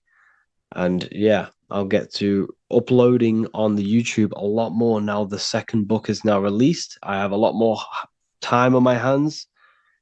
No longer using my energy to create the book. I'm now going to redirect this mental energy into the YouTube. So there will be a lot more content coming. So I need some content ideas. So feel free to comment some ideas, some YouTube videos that I can create. Thank you all, people. Have an amazing day. You don't just have a physical body. You have a physical, mental, spiritual, and emotional body. Each one of these aspects are a body of its own. Body does not just refer to a physical substance. You have a mental body for thinking, an emotional body for your emotions, a spiritual body for your energy in your astral form, and a physical body to encapsulate all of these. Each 4 of these aspects are essential for the human experience and essential to balance. Now, today we're going to be syncing the 4 aspects of your consciousness with the 4 seasons and the 4 elements, and how this ties into the Bible. So we have 4 physical elements. We have 5 elements in total, spirit being the most important, but spirit is pure invisible. We have 4 physical elements. We have air, fire, earth, water. Earth and water are feminine. Air and fire are masculine. Air and fire are active. Water and earth are passive. The air corresponds with the mental body of consciousness. This is where your intellect, this is where your communication, this is where your thoughts, intuition all comes from. This is the mental body of consciousness that allows you to think, allows you to process, figure things out, and have intellect and gain knowledge. This is your intellectual aspect of your consciousness, located in the head region. We have a fire nature, a spiritual nature. This is our astral body. Our astral body is all to do with the subconscious realms, the higher realms of consciousness. This is the body that allows us to be free from the physical body. Our spirit is more of our energy. Water is our emotional body. This is what allows us to feel things, that allows us to gain intuitive feelings of conscience. So emotion allows us to understand what is right and what is wrong. When we feel something bad, we know that this is wrong. When we feel something good, we know that we are doing good. Emotions are a creational force that allows us to feel certain things to bring them into existence. Our emotional body is a creational force and should not be reactive, and it should be controlled. Most actions are stemmed from emotions. Actions bring thought into physical existence. Emotions are the driving power. They are what drives your actions. The thought, then the emotion, then the action. Earth is your physical body. This is your physical state that allows you to take mind and emotion into action, into fruition, into physical matter. This is what your physical body allows your consciousness, your soul, to interact with the physical world and bring things into physical existence. The physical body, the physical world, is an outcome and an effect of the thinking mind.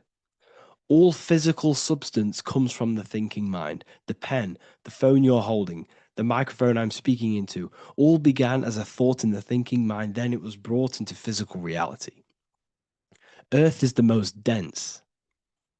So it goes in this order: body, emotions, spirit, mind. The higher you go up, the more lucid and fluidic it becomes. The lower you go down, the more dense and dull it becomes. Air is the mind, fire is the spirit, water is the emotion, earth is the physical body. So this is why you are a microcosm. You have these four things within you. You contain of these four elements, which correspond to the four bodies of your consciousness, the four bodies of the soul. You are the soul. You are the spirit.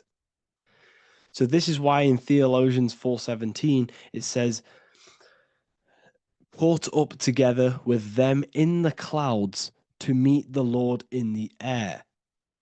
You don't meet God or the Lord in the physical air, in the clouds. This is clearly a parable. A human being cannot go up to the clouds and meet a mystical man in the clouds. This is obviously a parable, a metaphor. The air is your mind. You must raise your consciousness beyond the body, beyond the emotions, beyond the spirit, and enter in the mind during meditation, turning the mind inward to connect with the Lord. The Lord is the highest aspect of your consciousness, the one that exists beyond the physical body, beyond your emotions, beyond the thought. So you meet the Lord in the air, in the mind. The mind represents the air. This is why in America there's a saying called an airhead. You're an airhead. This means that you are stupid, or you don't think, or you have nothing in your mind. You have nothing in your head. When someone's very stupid, you call them an airhead, because air represents the mind. The air is elevated. The air is invisible. The mind is totally invisible to the human eyes. It is a metaphysical substance. In fact, it's not a substance at all. It's so fluidic, it's everywhere. The mind can be everywhere at all times. It can be anything. Nothing is impossible within the mind. Now, this is synced with the 4 seasons. The 4 seasons represent the 4 aspects of human consciousness, the 4 bodies of your consciousness, the 4 bodies of your soul. The sun is your soul, okay? And the sun travels around 4 seasons. Summer, when the sun is the most hottest point. Autumn, when the sun starts to move away from the hottest point. Things start to die. Then it goes to winter. This is when everything dies. This is when things enter in within itself. This is when darkness occurs. Then spring. This is the reignition of the sun. This is when the sun starts to bring back the warmth back to the summer. You have 4 seasons which correspond to the 4 bodies of consciousness. Fire is the spirit. This is when you are passionate. This is when you are taking action. This is when you are fiery. The sun is blazing. You're taking action. You're very passionate. You're very spirit. You're in the spirit. Autumn is water, emotion. This is when you start to become very reflecting. This is when you start to feel emotional. Because in autumn, there's lots of water. This represents the emotional body of consciousness. Winter is the mind. This is air. Winter, what happens in winter? Everything enters within itself. The leaves die. The trees die. Everything dies and goes within. This is the mind. The mind is the darkness, remember. You close your eyes to enter within the mind. The winter represents meditation. In the winter, what do people do? They stay inside of their house. They research more. They read more books. They become more intellectual. They think more in the winter because we are so we're stuck inside. So we're more reflective. We're thinking more. We're more communicative. We're more intellectual. In the spring, this represents the earth, the body. This is when we start to come out of the mind and we awaken to the body. And things start to grow again. The plants start to grow. The earth is growing again and reborn again. This is the body. This is when you become more active in the spring. And then the summer, back to the summer, we then take action on these thoughts and these thoughts that we gained over the winter. Essentially, this is just a massive cycle. And this is a daily cycle also. The nighttime is the winter. The morning is the spring. The midday is the summer. And the evening time is the autumn. This is a microcosm. We have 4 bodies of consciousness. You are the sun, you are the soul, and the soul has 4 bodies: summer, autumn, winter, spring. Emotion, air, body, spirit. Sorry, emotion, mind, body, spirit. So you are the soul. You are the pure essence of consciousness. The sun is your soul in the heart. And the seasons are inside of you because you are a microcosm. Okay? You are a microcosm. The word sun is son. The Latin word for sun is sol, which is soul or solo, because the sun is solo. It's on its own. You are the soul, and the soul has the 4 different bodies of consciousness. So before we move on any further, if I've blown your mind, please, if you can, leave a like, a comment, a share, and a subscribe. Let me know what videos you want me to make in the future. Please drop a like. It definitely will help me. You are a microcosm of the macrocosm. Man is a miniature universe that goes through its own cycles. The seasons of the summer, winter, spring, and autumn do not occur merely outside of him, but within him as well. The summer is within you. You feel different in the summer. You feel different in the winter. You feel, depending on the body of consciousness, it's your soul's interacting with. So the sun in the sky is your soul inside, and the sun goes through these cycles, which is affecting your bodies of consciousness, because the cycles represent your bodies of consciousness. Now, this ties in with the Bible. This is why we have 4 Gospels. This is why Matthew, Mark, Luke, and John are always seen with the 4 different zodiac sign animals or symbols.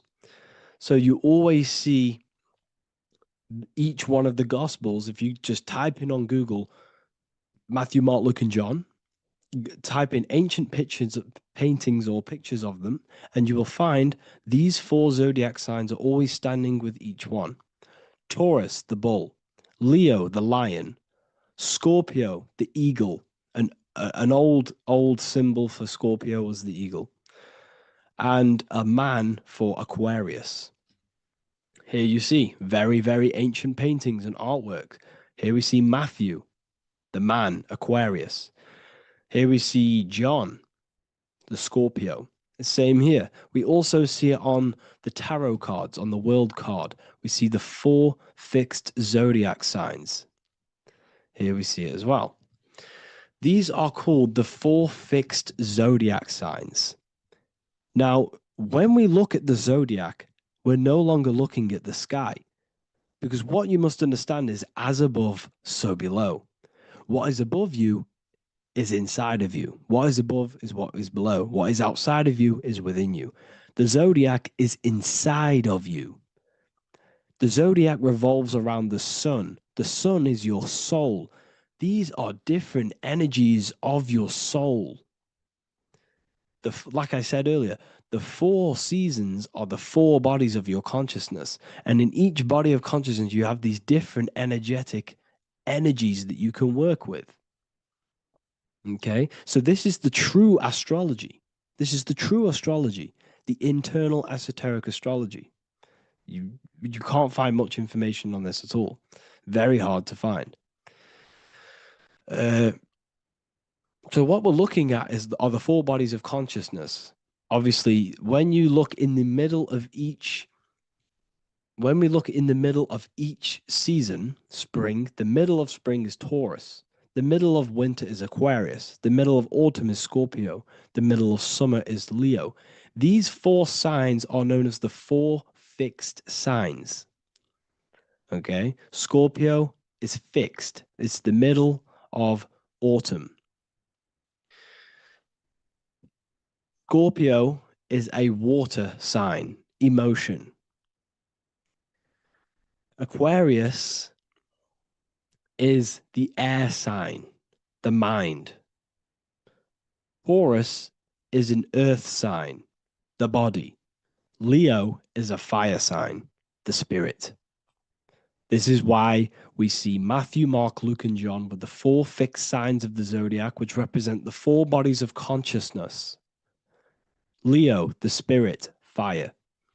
Luke, Taurus, earth, body. Matthew, Aquarius, air, mind.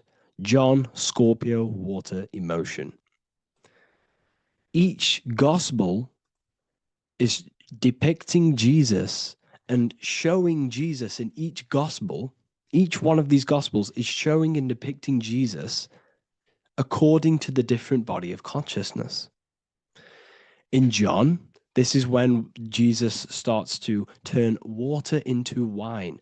Water is emotion. Wine is transmuted emotion. This is when he does miracles with his emotions, water into wine. Aquarius, which is Matthew, air, the mind. Inside of the Gospel of Matthew, this depicts Jesus as an intellectual person, a person who's communicating and using his mind, his mental body a lot inside of the Gospel of Matthew. Go and read it, and you will see this. Luke, Taurus, earth, the body. Luke shows and depicts Jesus according to the body of consciousness, the physical body. He shows Jesus as a human, being a human being, helping people physically and helping people's physical needs, like giving away food and doing all sorts of good things for other people. Leo, Mark, inside of the Gospel of Mark, this shows Jesus as a spiritual teacher, a passionate person who is taking action. Each gospel is showing Jesus according to the different body of consciousness, and Jesus represents you, the sun. That's why it's called the sun of God, the light of the world. Jesus represents your soul, and your soul has these four gospels, the four bodies of consciousness, the four fixed signs, the four elements, and the four seasons. These things all correspond to your consciousness. So this is Leonardo da Vinci showing you the exact same thing. Jesus is the I am, the sun, the soul, in the middle, on his own. Luke, spring, earth, body. There are three people in each group. There are four groups, and there are three people in each group. 1, 2, 3. 1, 2, 3, 1, 2, 3, 1, 2, 3.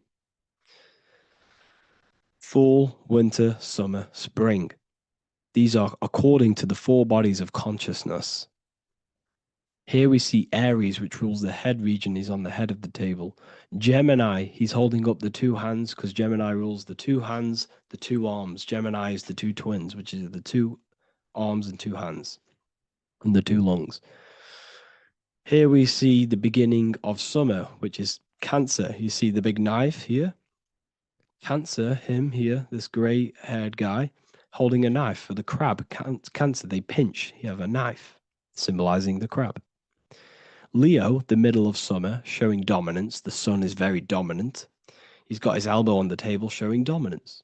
Virgo has no Adam's apple. Cancer here is pointing at this woman's neck, saying there's no Adam's apple. This is Virgo, the virgin, the only woman. Jesus, the sun. This is Libra, the balancing. He's holding his arms out, balanced, showing the balancing of the sun, because when the sun enters Libra, the sun is balanced between winter and summer. So it's balanced. This is all astrology, but this is internal. Okay? This is Ezekiel's vision. Ezekiel had a vision in the Bible, and he saw the face of a man, the face of a lion, the face of an ox, and the face of an eagle. The eagle, Scorpio, the ox is Taurus, the lion is Leo, and the man is Aquarius. He saw the throne of God, and he saw the different bodies of consciousness. This is all symbolic for the different bodies of your soul. So when we look at the zodiac, we are actually looking at a map and the energies of our soul, and the energies of our bodies, and the energies of our consciousness. This is what we are looking at. Each zodiac is an aspect of our consciousness and an energy that we can work with and that we must purify. Balance and purification is essential. Imagine playing a brand new video game. Let's say a brand new video game came out and you had to play it. What happens when you play that game? You don't know the controls. You cause chaos in that game.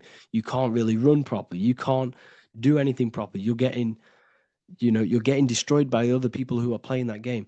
It's the same with your physical body. When you are born, you must learn how to play the game. You must learn how to balance the mind, learn how to balance the spirit, the emotions, and the physical body.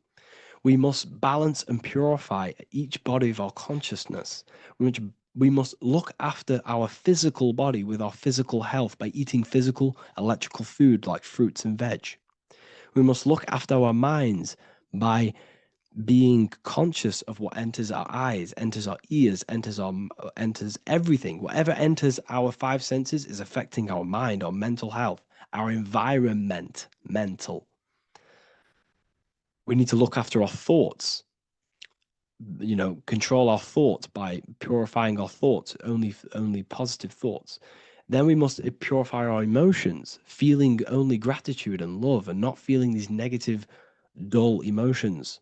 Then we must look after our spiritual body through meditation and looking after our spirit. But remember, when we look after our mind, it all begins in the mind.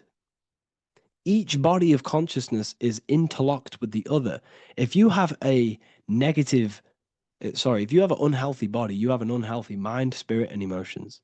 If you have an unhealthy mind, you have an unhealthy body, spirit, and emotions. If you have an unhealthy emotions, you have an unhealthy spirit, mind, and physical body. They're all interlocked. You must balance each one of them. Look after your physical body, look after your thoughts, look after your emotions, look after your spirit. But remember, the mind is the most powerful one. It's mind over matter. Once we look after the mind, because once we start to control our minds and control every thought we think, this will then turn into discipline in our physical body. Because once we learn how to discipline the mind, we learn how to discipline what we eat, we learn how to discipline what we feel, we learn how to discipline our spirit. This is all interlocked, but work on the mind first. Work on the mind first.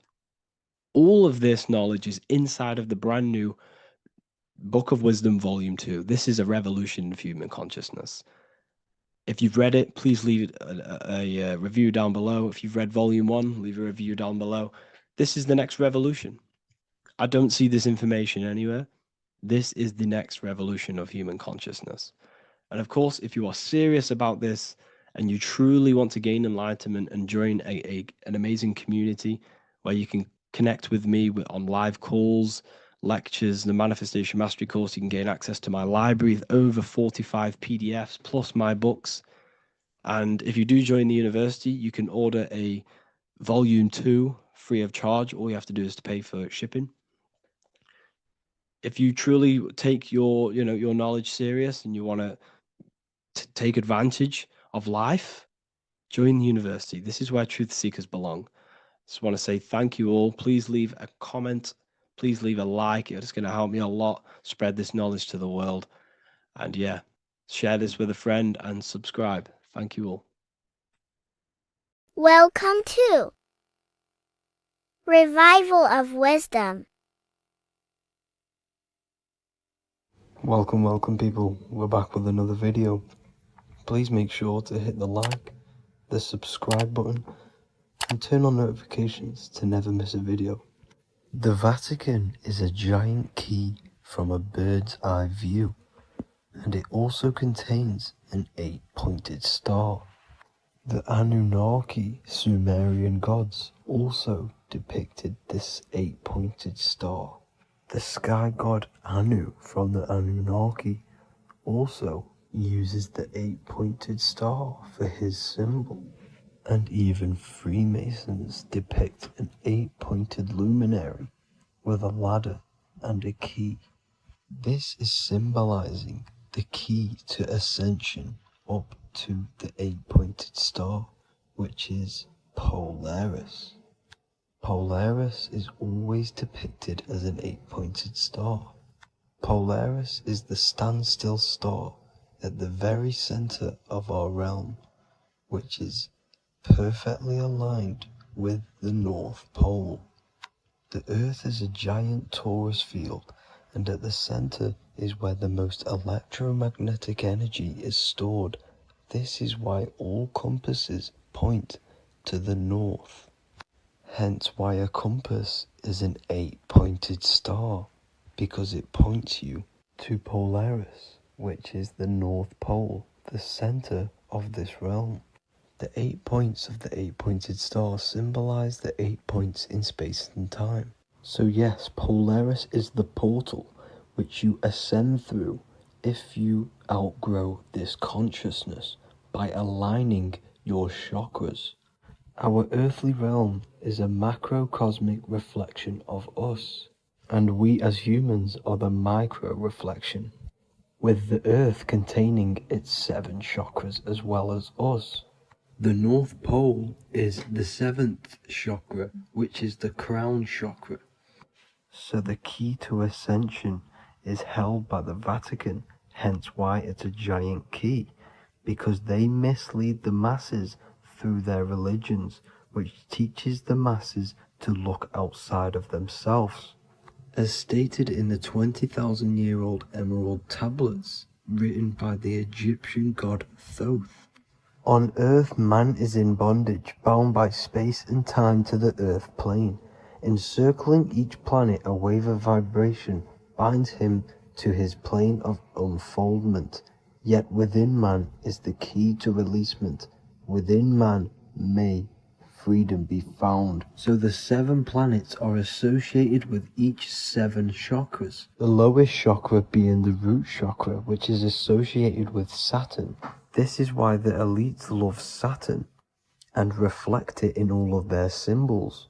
Because the chakras are an ascension of spiritual principles, starting from the material and ascending up to the spiritual, the crown chakra. However, evil love bondage, and they are trapping souls in the physical realm by stopping and provoking the ascension process. They do this by abusing the energy of Saturn, and Saturn is associated with the lowest chakra. The lower 3 chakras are associated with survival mode, which keeps the consciousness in a constant state of fear and only aware of its surroundings. Once you start to ascend up your chakras, you become more consciously aware of spiritual deeds. And this is the process of returning back to your true spiritual form. Going back to Polaris and its connection to ascension, Kanye West symbolizes this on his music video 24. As you see him rise up into the sky, you see an 8-pointed shape around him, which symbolizes the 8-pointed star, as you see the beam of light. And even NASA symbolize this in their Space Delta logos, a bear holding a key with an arrow up to Polaris, the 8-pointed star. Here's another NASA logo of an arrow from the Earth to Polaris. The series Lock and Key on Netflix is all about portals and doorways, and they have the Kundalini energy as one of their keys. Kundalini energy is the energy which rises up the spine, the 33 vertebrae, and activates the third eye. The third eye is the spiritual gland which connects humans to other spiritual realms. We are not the body. Our spirit, our soul inhabits the body. We exist physically, spiritually, and mentally. Therefore, we are multidimensional. The intellectual and spiritual inhabit the body. Therefore, this is just an avatar within this timeline. However, within each and every one of us, we all have the key to releasement, as says in the Emerald tablets. This releasement is ascension up until higher states of consciousness. As stated in the Emerald tablets, man is in process of changing to forms that are not of this world. Grows he in time to the formless, a plane on a cycle above. And another one saying, man is a flame bound to a mountain, but we in our cycle shall ever be free.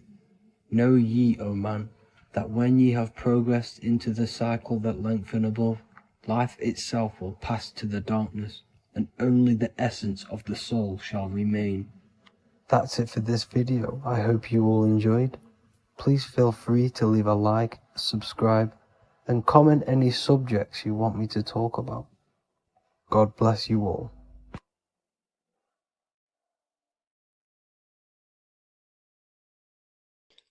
What if I told you don't have one body? You in fact have 4. There's a secret hidden right in front of you, and most of you overlook it. And by learning these teachings today, this will change your perspective on life, on yourself, and completely change the conception of yourself. This is the key to your highest potential. If you stay with me today, you will find secrets about yourself that will change your life. But I warn you, once you step this path of esoteric knowledge, there's no going back. Once you see, you can't unsee. So stay with me, and we will discuss the 4 bodies of your soul and how you can master yourself to reach your highest potential. The first thing we must understand is that there is a sun. And just like the sun gives life to the earth, there is this life force within the sun that gives life to all matter. We must understand that matter itself is dead. It has no life potential. It has no ability to create or destruct anything. All of the life comes from above, from the sun, from the life-giving power of this infinite energy source we call the sun. No matter what model you believe, the sun still gives power to this physical realm, giving life to all of the crops, giving life to animals, giving life and growth to all things that the rays come in contact with. This is a macrocosm process. We must understand the teachings of as above, so below. This means that the macrocosm repeats itself in a microcosm form. Now, what do I mean? Humans are made in the image and likeness of God. You are a miniature version of God, a spark of the divine consciousness made in human form, in physical form. Just like the sun gives life to all physical matter and growth to all crops on the earth, your soul is a miniature sun. And your soul is giving life to the body. Your body is a miniature earth, which also goes through the cycles of the 4 seasons of the sun. We feel different in each one of these seasons. It's because our body does not only go through these cycles externally, but these cycles happen within ourselves, within consciousness. Your soul is the sun. The sun you see in the sky is an externalization of your soul.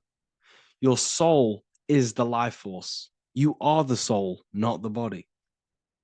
And like the sun gives power to the earth, the soul gives power to your body.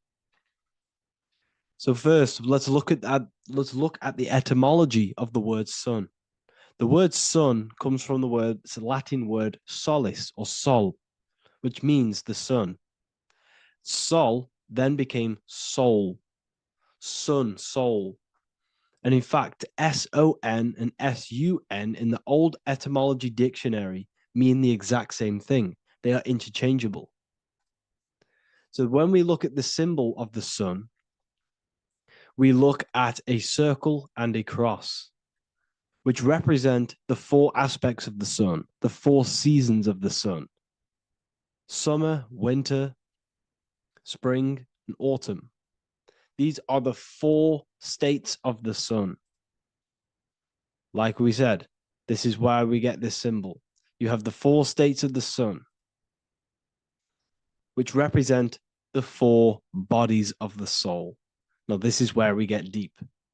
Like I said, the sun you see in the sky is a macrocosm of your soul, an externalization of your soul.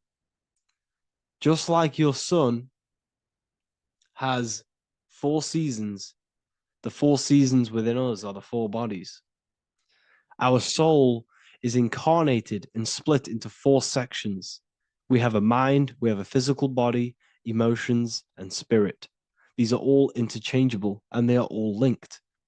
In ancient alchemy, we have the exact same symbolism of the 4 stages of alchemy. But in this case, they're symbolized as the 4 elements: earth, water, air, fire.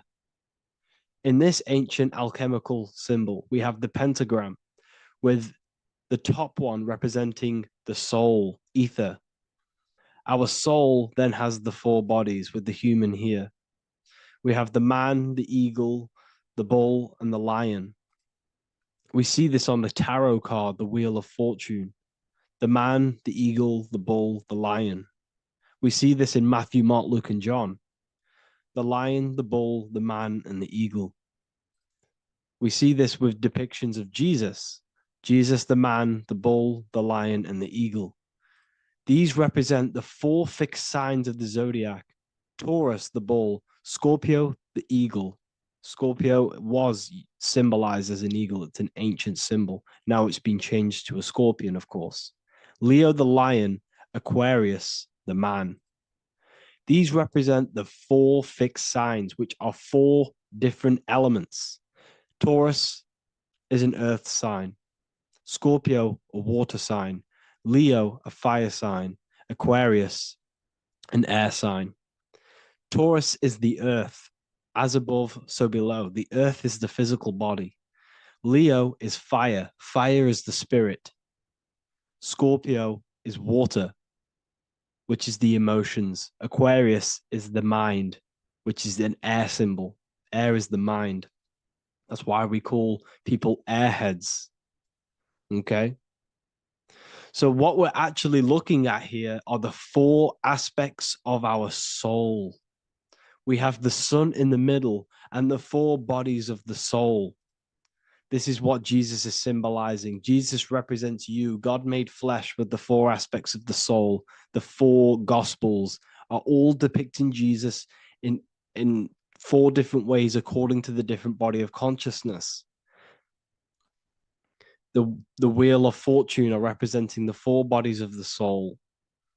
This represents the 4 bodies. Now, how are they 4 bodies? They are 4 dimensions of consciousness. The mind is not made of the same substance of the emotion. The emotion is not made of the same substance of the physical body. The spirit is not made of the same substance as the physical body also. They exist in 4 dimensions of consciousness. They are 4 bodies of our soul. And the most important teaching here is what I'm actually getting to, is the powerful one. This is what gives you power. Most of us live in chaos. Our mind is thinking of doing something. Our emotions are feeling something else. Our body is lusting and wanting to do something else. And our spirit's energy is completely off. Most people live in unbalance. None of these 4 bodies are working together. This is why we produce chaos in our lives. When these bodies are in balance, are not working together. So in alchemy, they symbolize the 4 elements, which are the 4 bodies of consciousness. These are the furnaces with the fire. They represent transmutation of each body. We have to sync these bodies. We have to sync the mind with our emotions, and our emotions with our actions, the physical body, and with our spirit. These 4 key bodies need to be in line in order for us to create consciously in our life. Because each one of us is a creator, a miniature version of God, creating our own earth, creating our own material reality. And in order for us to create consciously and with effect and power, we must have these bodies unified so that we can create consciously and not create chaos. So this is very, very important. And this is a secret teaching found in all ancient societies. But this is what the hidden symbolism of astrology actually is. The sun is our soul, and the 12 zodiacs are 12 aspects of our soul. And we have the 4 aspects of the 4 main bodies. This is what we're looking at. We're not looking at the sky. We're actually looking at aspects of ourselves, aspects of our soul that we must master and transmute in order to become our highest potential. So I hope this makes sense. And it may take a while for you to fully understand this, but the key knowledge in order for you to understand any of these teachings that I've gone through today is the major, major teaching of as above, so below. What is above is below. What is within is without. Your inner reality projects the outer reality. What is inside of you is outside of you in some form or way. Whatever trees, whatever roots that go down will always shoot up. When you throw a bouncing ball, you shoot it down, it will go up. As above, so below. As within, so without. God did not make a creation separate from himself. We are all extensions of the divine made in physical form. And we are incarnated into 4 sections. Our soul is separated into 4 sections. These are the 4 corners of reality. These are the 4 pillars of reality that we must control. So in order to access our soul in meditation, we must turn off these 4 things. Turn off the mind, the emotion, the spirit, and the body. And then we access the soul. So I hope this video helps today. And you can learn all about this in the Book of Wisdom, Volume 2. This book is a revolution in consciousness. I do not recommend everyone reads this book. This book is only for people who are serious and want to transform their lives. This book is a book that will change the scope you see reality. It will change your perspective on yourself because you will resonate with this. This book does not just give you information, it gives you a sense of well-being. It gives you truth, and you will find your power from this information. This information is not just information, it's a key to your path of enlightenment and transformation. So you can find this book in the description of this video. And if you are part of the university, I will see you on the live calls. Thank you, everyone. Please leave a like, subscribe, and a comment, and let me know whatever videos you want me to make next. Anything that you fail to understand or have any confusion with, I can make a video on it. So let me know in the comment section any reviews or anything I should do. Thank you all, people. Have a great day.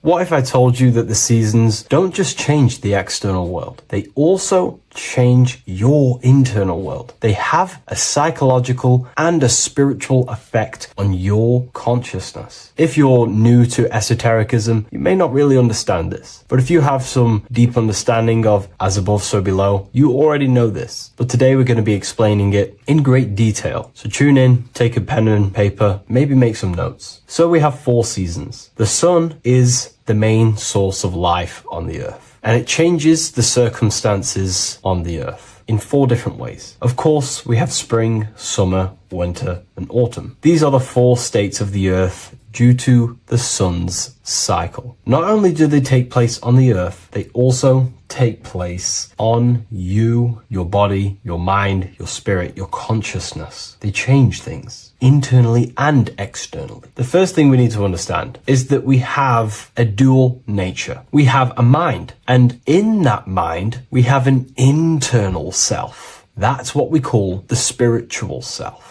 It is the individual that exists within their own mind, within their own consciousness. It is the self that imagines, thinks, feels. That's the spiritual self. And internally, that self is the true self. When it's detached from the false identifications, of course, such as the ego. But the true self dwells within the mind, and that's the immortal self. That's the self that will never die, never perish, that will always be there, and it always has been there. The internal self. But on the other side of the mind, the outside of the mind, we have this, what we call our physical human body. This is our external physical body. So outside of us is a physical reality, but inside of us is a spiritual non-physical reality. Inside of us cannot be measured. Outside of us can be measured. So we have an internal world and an external world. I think this is the reason why the word individual has the word dual at the end. Dual meaning opposing or two. We have a dual nature. Inner world, in the mind, and a self out the mind. And the mind acts as some sort of doorway. It is a doorway into ourself. So in esotericism, this is what it's all about. It's about we work with the internal world. We try and figure out who we are from the inside out, not who we are outside of us. Because we realize that the external world is nothing but a crystallization of what's happening inside of us. Our lives are a result of every single thought that we thought in the past. So let's not get off track here. Let's carry on. As I was discussing the seasons, we have an internal world in the mind and a self outside the mind. And this is reflected even in the cycles of the heavens. This is how you know the universe is intelligently designed, and the law of correspondence corresponds with everything. The law of correspondence is as above, so below. It's not a Hermetic principle. It's not a Freemasonic principle. The law of correspondence, as above, so below, is just the law of life of the universe. It is in everything. So the daytime, the sun, this is external impressions or expressions, should I say. We express ourselves outside the mind, in the outside world, in the material body, taking actions outside of us during this daytime. The sun represents outward expression, the daytime. This is when we wake up, we're conscious, we do things outside of our mind. But then the nighttime comes around and it becomes dark and the moon rules over the nighttime. And we return back to our internal world. We return back to the darkness. We return back to the internal self, the self in the mind. Really is fascinating. And this is as above, so below. This follows the correspondence. This follows the law. Although that the outside world has a cycle of day and night, so does our own mind have this cycle. As above, so below. As within, so without.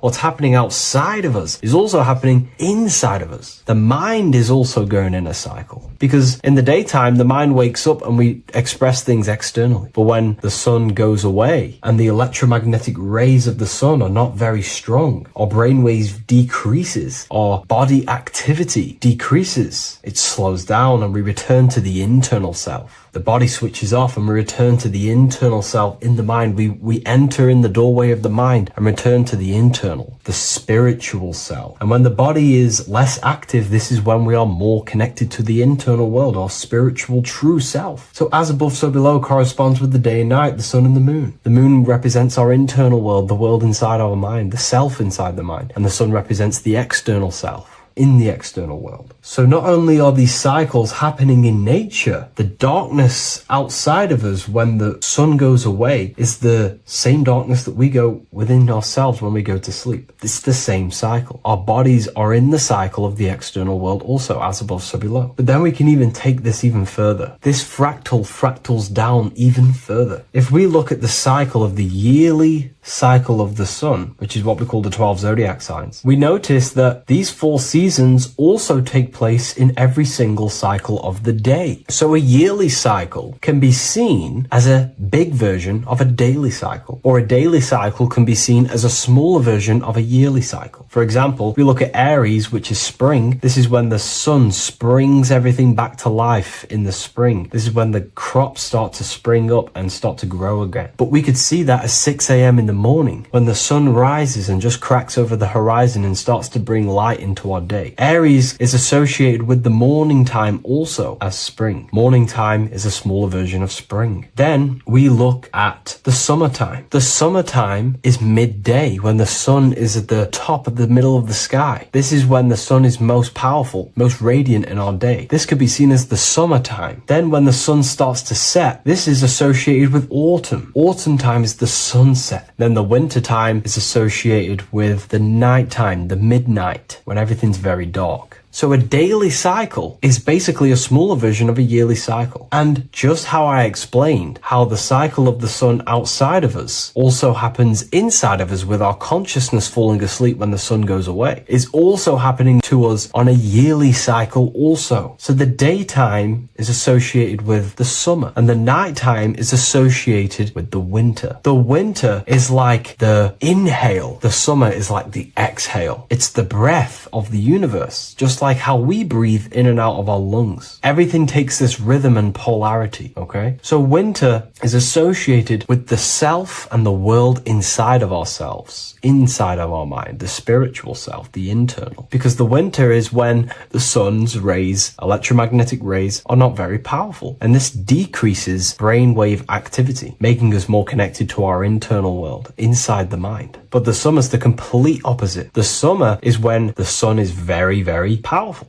And the sun's powerful electromagnetic rays increase brain activity, making us more actionable in the physical world outside of our mind, in the external world. So summer is the daytime and winter is a big version of the nighttime. Vice versa. Just like how in the winter, we're more in the house. We're inside buildings because it's very cold outside. Animals hibernate. They go inside. They go into little places. They collect all their food and prepare for the winter. They go inside. They go in darkness to hibernate. So does our consciousness, our spirit, the self inside of our mind. We can use these cycles to our advantage, to evolve spiritually, to connect and be more balanced. You know, I've mentioned a lot of this inside the university to my members, to the family inside of there. We discussed this. We had a great discussion about this. And, you know, the live calls we have are priceless. The conversations you can have with someone when they're awake, you never forget them. You always have deep, meaningful conversations. And we discussed this deeply, and we were going into some interesting things about how we can use these types of changes in the seasons for our spiritual growth. We even discussed about spring and autumn and how they're associated with the different spiritual bodies that we have. But anyways, let's not get off track. Lucid dreaming, dreaming itself, and astral projections, I find are more easily accessible during the winter and the night times. Like I said, because the brain activity is decreased due to the sun being not powerful, we are more reconnected with the self inside the mind, the spiritual self, the immortal self. Wintertime is a great time to work on yourself, to start to gaining discipline, to meditating, to really working on the subconscious. Because spiritual work is harder than any physical labor. You really got to dig deep within yourself and be honest and true with yourselves. I think this is the reason why, a lot of people convert to spirituality from religion. They come into spirituality and then they go back to religion because they realize spirituality is it's difficult. You have to be honest with yourself. You have to really face the traumas, the negative aspects of yourself, the dark side of yourself, and bring it to light and transform it. And that sort of work is a lot more difficult to do than any physical labor. So the winter time is the time that we go inside ourselves. We reflect a lot more. We need to work on ourselves, on our mind, on our negative habits, on our dark traits, on our things that we have been pushing away and not controlling. The winter time is that time we can really start to connect with the internal self, work on our imagination, work on our mental willpower, work on all of these things like lucid dreaming, astral projections, and purifying ourselves, removing any mental barriers, any negative belief systems that may be subconsciously holding us back. It's easier to access the subconscious in the nighttime and in the winter, especially the winter. That's why I made this video, because we're in autumn now. We're transitioning into the winter. So I thought I'd share this with you all. And it's important to understand that you are a microcosm of God. Like I said, the law of correspondence associates with everything in the universe, people. Everything. And that's the best thing with the law of correspondence. And I've been using this for the past 3 to 4 years, right? The law of correspondence has determined and filtered out so many lies that was given to me, that's given to you, that's given to everyone in the world. The law of correspondence is like a filter. If someone gives you a piece of information, for example, gravity, and it does not apply with the law of correspondence, then you know it's a lie, because it's a universal thing. What happens inside of me also happens outside of me. What happens in my astral world happens in my material world, more than likely. As above, so below corresponds with everything. The same structure in my veins, in my nervous system, is the same structure in the trees, in galaxies, in everything. As above, so below, the universe is a fractal universe. Therefore, the point that I was getting at is that you are a microcosm of God. The same mind that God manifested things through thinking. He thought the stars, the earth, nature, the human body, designed everything with the God mind. He thought everything into existence. And that mind then powers that God used to manifest everything into physical existence through the power of thought is the same mind that you possess, but on a smaller scale. God manifested the macrocosm through thought, as the universe is a mental universe. Everything you see around you was thought, then manifested into physical reality. God manifested the macrocosm, the world, through thought, and that same force of thought you use to create the microcosm, to create your own world. You think your life into reality, your world into reality. Your body is a microcosm, a miniature universe. Every thought you think commands 50 trillion cells in your body, and your cells religiously execute on every command that you give it. You're in charge of 50 trillion cells. You're literally commanding a whole civilization inside your body.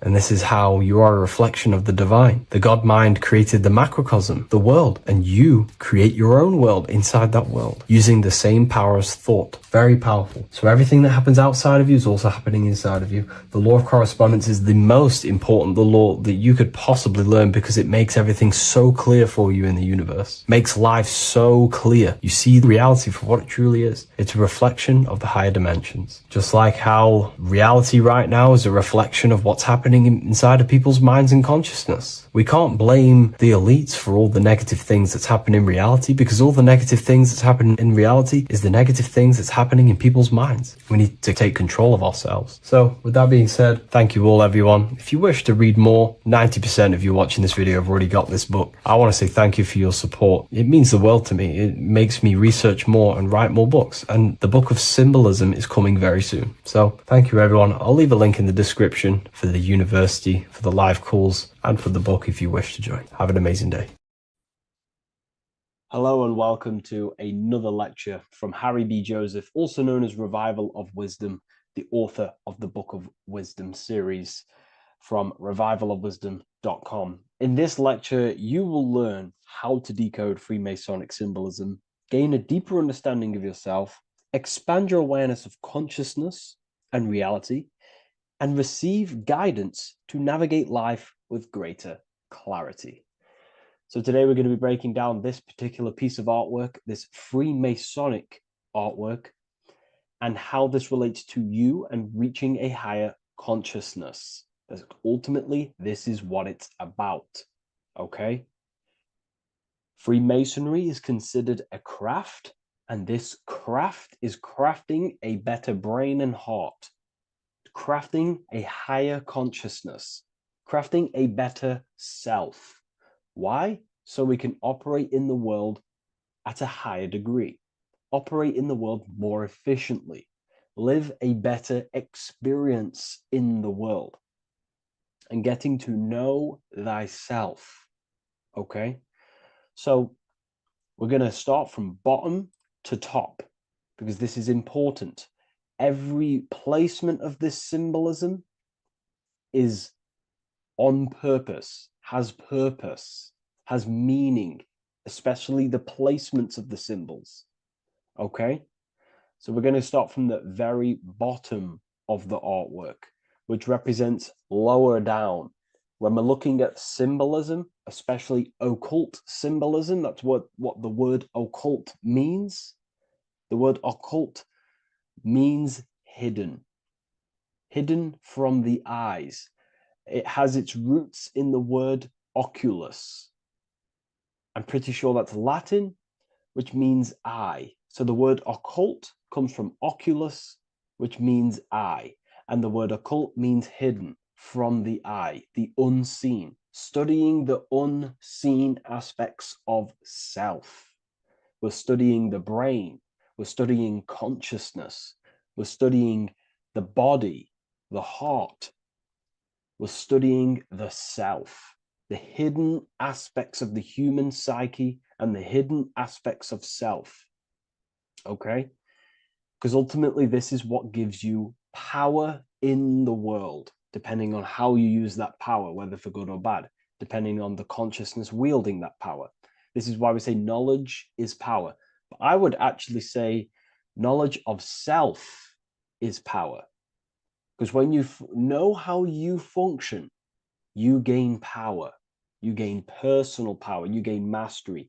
Ultimately, this is what Masonry is about. Self-mastery.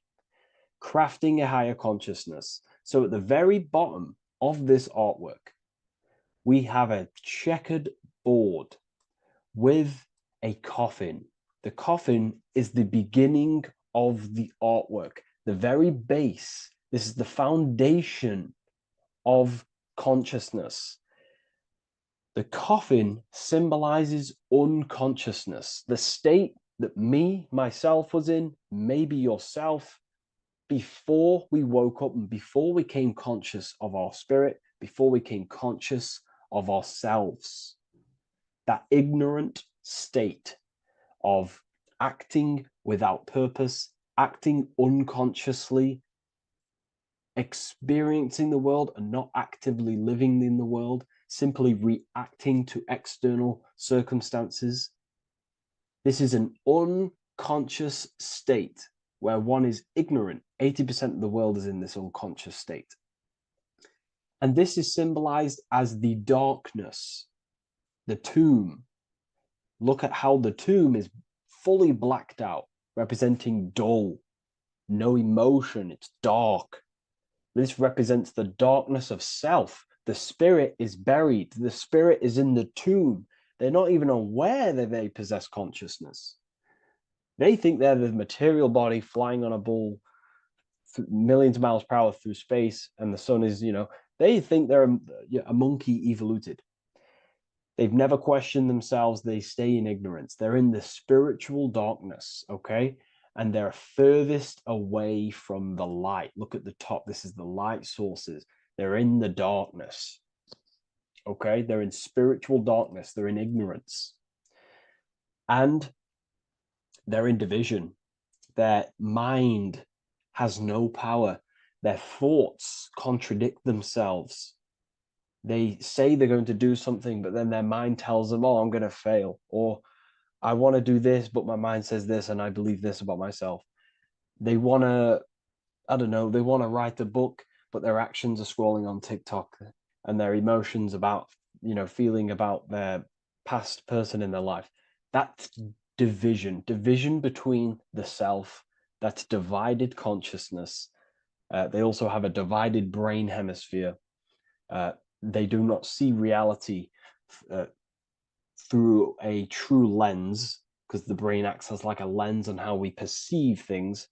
And if the brain hemispheres are not aligned, then we cannot see reality the way it actually is and truly presents itself, neutral. If we're left hemisphere dominated, we see everything as divided. Nothing's interconnected, nothing's a whole. But if they're, right hemisphere dominated, they see everything as a whole. We need to look in the middle of that, okay? So we'll go into that a bit later. But ultimately, they're in a divided state of consciousness. They're in ignorance. But the tomb is symbolic of that. The tomb is, you're not even aware they are divided. They think everything's right in that state. I was like that. My family is like that. They're not even aware of themselves, and you try and say something to them, and they don't even know they're in division. They don't even recognize that they're in a bad, low earth base consciousness. Okay? So when we get out of the tomb, which is representing by a spiritual awakening, we get out of the tomb, we realize, wow, I possess consciousness. I've woken up. You're waking up to the things in the world, and you wake up and start to see the world for what it truly is. When you become aware and you rise out the tomb, you're born again. You start looking within. You start to become conscious of your thoughts. You start to become conscious of your actions. You start to become conscious of the evil in the world. You start to become conscious of the things. You rise out the tomb. You start to become conscious of your intuition. You then step on the checkered board. The checkered board is now you realizing you're in a divided state. Okay, so you're now putting down the ego, because remember, when you're in the tomb, the ego is fully in domination over consciousness, over your consciousness. It doesn't allow you to say that you are wrong. It doesn't allow you to think that there's evil in the world. It doesn't allow you to believe you have a spirit. It doesn't allow you to see that there is maniacs running the world and trying to control you. The ego is so stuck. But when we start to realize this is part of our awakening, we start to realize that the ego is trying to keep us safe at all times and keep us locked in that state of thinking and believing that we were in before. It's always seeking safety. Okay? So when we come out the tomb, we start to put down the ego and start to, how do I say this? We start to acknowledge that we were wrong about the world. And that is a lot about awakening. You have to acknowledge that you do not know everything. There are people with such higher knowledge. Okay? So when we come out the tomb, we put down the ego. We start to actually say, I was wrong about the world. I was a victim of mind control. I was in ignorance. I was in darkness. Spiritual. I'm divided. My thoughts, emotions, and actions are not aligned. My intuition and my action are not aligned. I'm not taking action on what I know is good. I'm taking actions against what I know is good. That's a sin. That's a sin against the spirit. Okay? So when you acknowledge this, you acknowledge you're in division, you then take the first 3 steps, which is the Freemasonic Blue Lodge degrees. These 3 steps. Okay? Ultimately, this checkerboard represents illusions as well. You're in an illusion. Okay, this is why we see it heavily used in the music industry. It represents base consciousness, base level awareness, 5 sense thinking. It represents You versus me thinking, walking down the street and thinking everyone's trying to hurt you, and it's always you versus me, judging people in your own mind. That's low thinking, lower thought. And not to notice squares. Squares are an unnatural state. They're an unnatural shape. We do not see squares or 90-degree angles in nature. It's the lower mind. So it represents base consciousness, base level awareness, only aware of the physical body, only aware of the five senses, never looked within. That is the base. And this is the foundation we have to rise up to the light from, up to higher consciousness. So this gives us a strong foundation when we realize this about ourselves, that we were in division. Our thoughts, emotions, actions were not aligned. Our brain hemisphere was not aligned. I'm not thinking with love of the heart. Okay? So that is the state we're in. Now, hopefully that's cleared things up about the chessboard. Before we move on, please leave a like, maybe a comment if you wish for me to discuss anything in the further lectures. Please smash the like button, and it would really help me out. And share this with a friend who is interested in the occult. Okay, so the steps are the first steps of the Freemasonic degree, the 3 Blue Lodge degrees. Now, this can be represented as the number 3, a very powerful number, a very symbolic number. Number 3 is the 3 expressions of consciousness. How do we express consciousness? How does consciousness express itself? Well, there are 3 ways. We think, consciousness thinks, consciousness feels, and consciousness acts. They are the 3 expressions that we express our awareness and consciousness.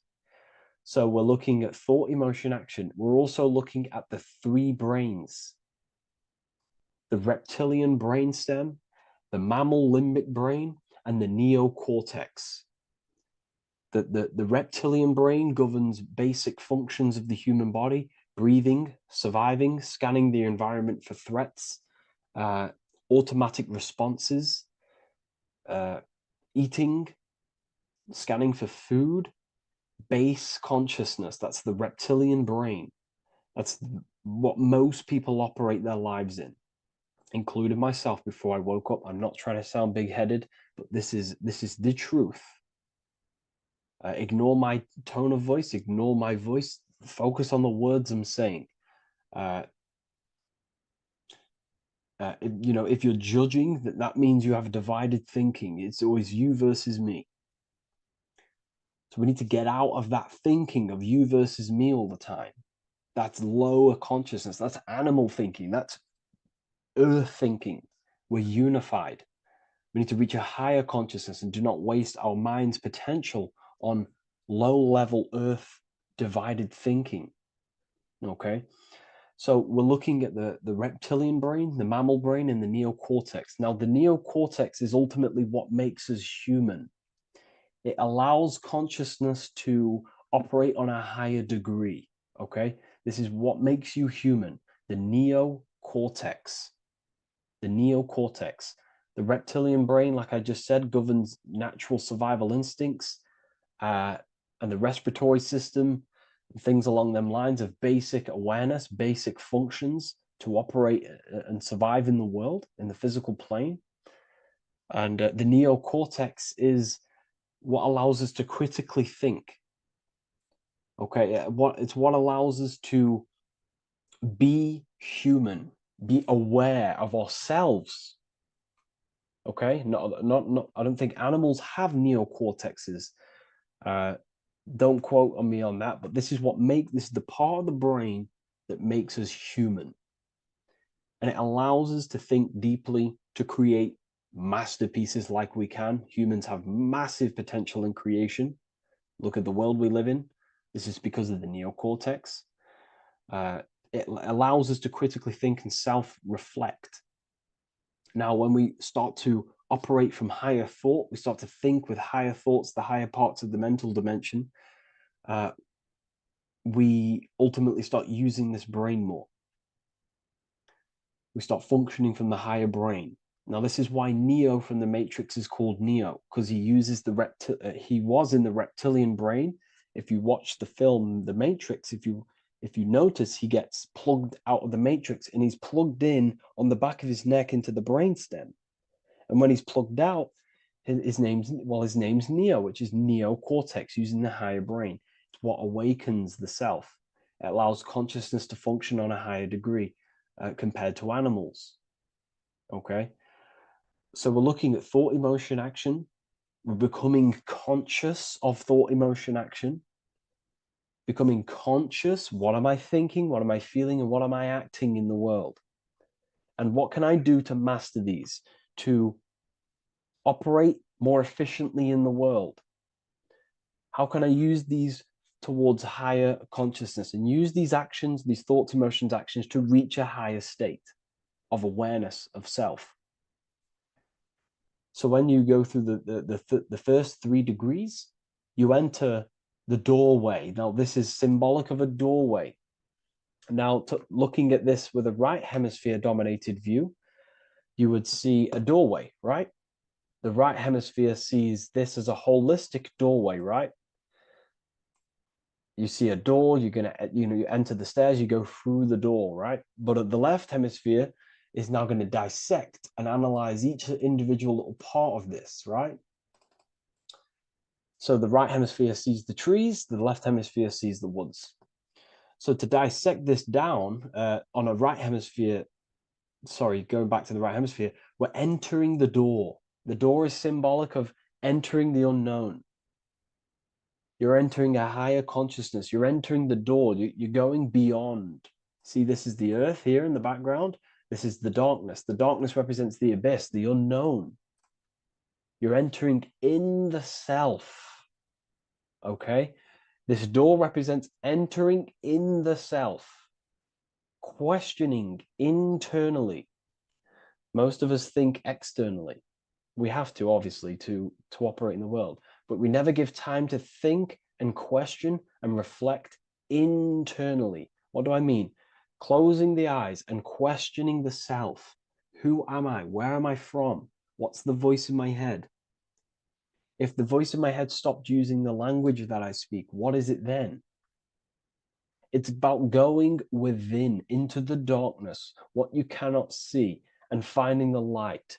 Okay? It's about entering within the self. This is a doorway to higher knowledge, higher consciousness, higher self, and really digging deep for what you truly are beyond your human form. Okay? So we have, most importantly, I'm not going to go over every single one of these symbols here. I'm going to go over this on a basic, well, not a basic level, a very detailed level, but it's not going to go over every single symbol. We have a left pillar and a right pillar. The left pillar has the sun next to it. The sun is more electrical energy. It's very dominant. It's a very powerful, masculine force. This represents the masculine quality of consciousness. The masculine qualities. We have many masculine qualities, such as actions, physical actions with the body. We have thinking. Thinking is a very masculine force. We have the left brain, analyzing brain, the brain that's very logical, that's trying to figure things out. That's the masculine pillar. Okay? So this is the masculine qualities of consciousness. It also represents what we can see, the sun. The sun allows us to see, to visually see in the world. So the sun represents the external world, the world outside the self. When we close our eyes, we have a self, an internal dialogue, an inner voice. We have an inner world, outer world. This represents the world we take physical action in, the material external world outside you. Okay? The world we can see.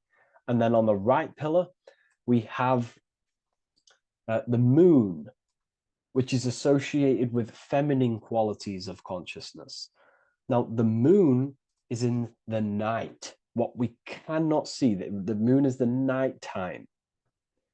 The darkness symbolizes what we can't see. So it's representing the internal world, the world of the self, the immortal world. Okay? The self in the mind is immortal. When you close your mind, you go in the mind, that self inside you is immortal. In the mind, you are immortal. Outside the mind, you are mortal. You will die. This body will die. Okay? So this is representing the internal world on a holistic understanding. It's also representing the right brain, the feminine brain. It's also representing intuition, emotion. They're linked. Intuition and emotion.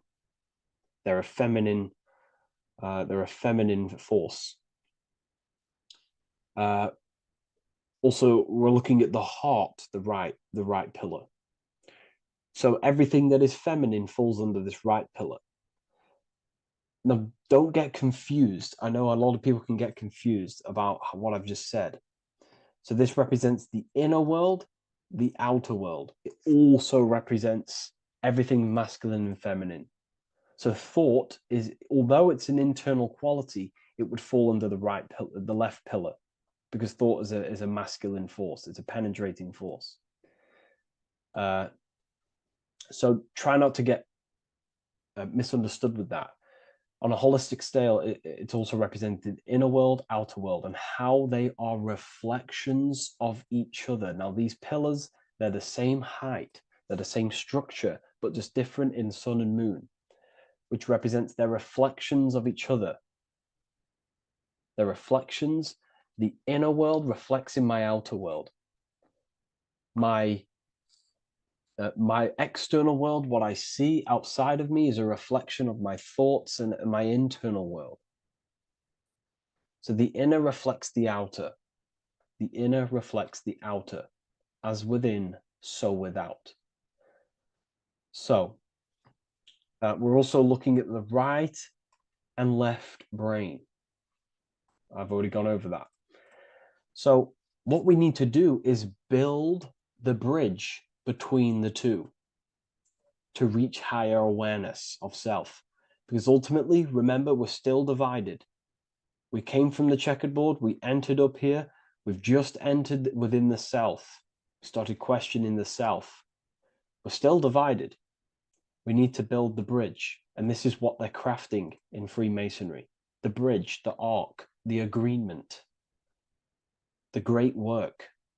This is the crafting of aligning the left and right brain. We're also aligning intuition, feminine, with the actions. Because ultimately, the higher self is always guiding us. That's our true spirit guide. Our true spirit guide is our higher self. And the higher self ultimately exists in a higher dimension. This is going to sound crazy to some people. Okay? But who you are is not your human body. And your higher self does not communicate through the language of the human material world. It doesn't communicate through English, doesn't communicate through thoughts. It communicates through intuition and communicates through dreams and symbolism. So it's all associated with the right pillar. This is the things we can't see. The higher self is always guiding us to awakening and to our purpose on the earth. Okay, so this left pillar also can symbolize what we're born into the world with, our circumstances, our external world. What are we born into? You know, our family, our current financial situation, where you're located in the world. So it's also symbolizing this. It's also symbolizing the qualities you bring here, the natural abilities you have when you're born, and what we need to do with our environment to ultimately reach a higher consciousness and reach our and transmute our environment we're born into to realize who we were and why we came here. Okay, so we need to build the bridge between intuition and action, and always take action on what we know and feeling is right at all times. That's unity consciousness. And when we do this, we gain the light. We gain more light, symbolic of more information of the self. Because the higher self is always guiding. It's always watching over. And it's always trying to give us knowledge of awakening, of why we came here. And when we take action on what we know and feel is right at all times, it's like a domino effect and a stepping stone that pushes you closer and closer towards your life purpose. Okay? We're also aligning the right and left brain to perceive the world in truth, to see the world in its true form, to see the world in what it actually is, instead of any distorted left or right hemisphere dominated beliefs or thoughts. We ultimately do that by acknowledging that, yes, you have a self, you have, the left brain is more ego, this like divided thinking, everything's separate, and the right hemisphere is more holistic. So we need to see the world in the middle of this, in the middle, acknowledging the self and acknowledging the collective consciousness, and how my thoughts, emotions, actions contributing towards myself and the collective. We always need to keep the collective in mind. Why? Because we are experiencing this world together. It's not just you. And your actions also have a ripple effect on the collective. We're experiencing the world as a whole as well. Yes, there's yourself and there's the collective. We need to think, feel, and act towards the collective and the self. So aligning our brain hemispheres allows us to do this. It allows us to think holistically and individually and see reality in this. And when we do align the left and right brain, what do? We gain higher insight, the eye. We build the bridge between the left and right pillars. We gain the eye. The eye is what? Insight. The eye requires light to perceive and see the material world. So this is symbolic. This is the inner eye, the inner self, consciousness. And when consciousness has light, which is symbolic of truth, knowledge, light is a massive symbol in Freemasonry. And light represents knowledge of self, information. And when we gain information and knowledge of self, when we align our left and right hemispheres, our actions take action on our intuition, we gain higher light, higher knowledge of self, ultimately. And this is why we also have the square and the compass. Okay? We have a square and compass here. The square and the bottom, base consciousness, also representing masculine qualities. This is the masculine qualities, because squares are masculine. And the compass creates circles. So we have the circle on top of a square. Circles are divine. This is oneness. The circle is one line. The square is 4 lines. It's divided. So we need oneness over division. We need to unify the masculine and feminine qualities. Masculine, feminine qualities, okay? This is in the middle, because the compass would fall on the right pillar and the square would fall on the left pillar. And it's unifying. It's representing unification of these two pillars of masculine and feminine qualities of self. to ultimately rise towards this light, out of the darkness and into the light. Okay. Let's go back. The G. This is very important. This is one of the most important teachings I could possibly give you about the G. The G is the generative principle, is what generates things. And the force within you that generates things is care and the heart energy. The heart ultimately expresses our actions. We think, if we care, we act. Everything in your external world is in front of you because your heart cares. You care about the video and gaining knowledge. You're now here watching this video. That's the care energy expressing actions.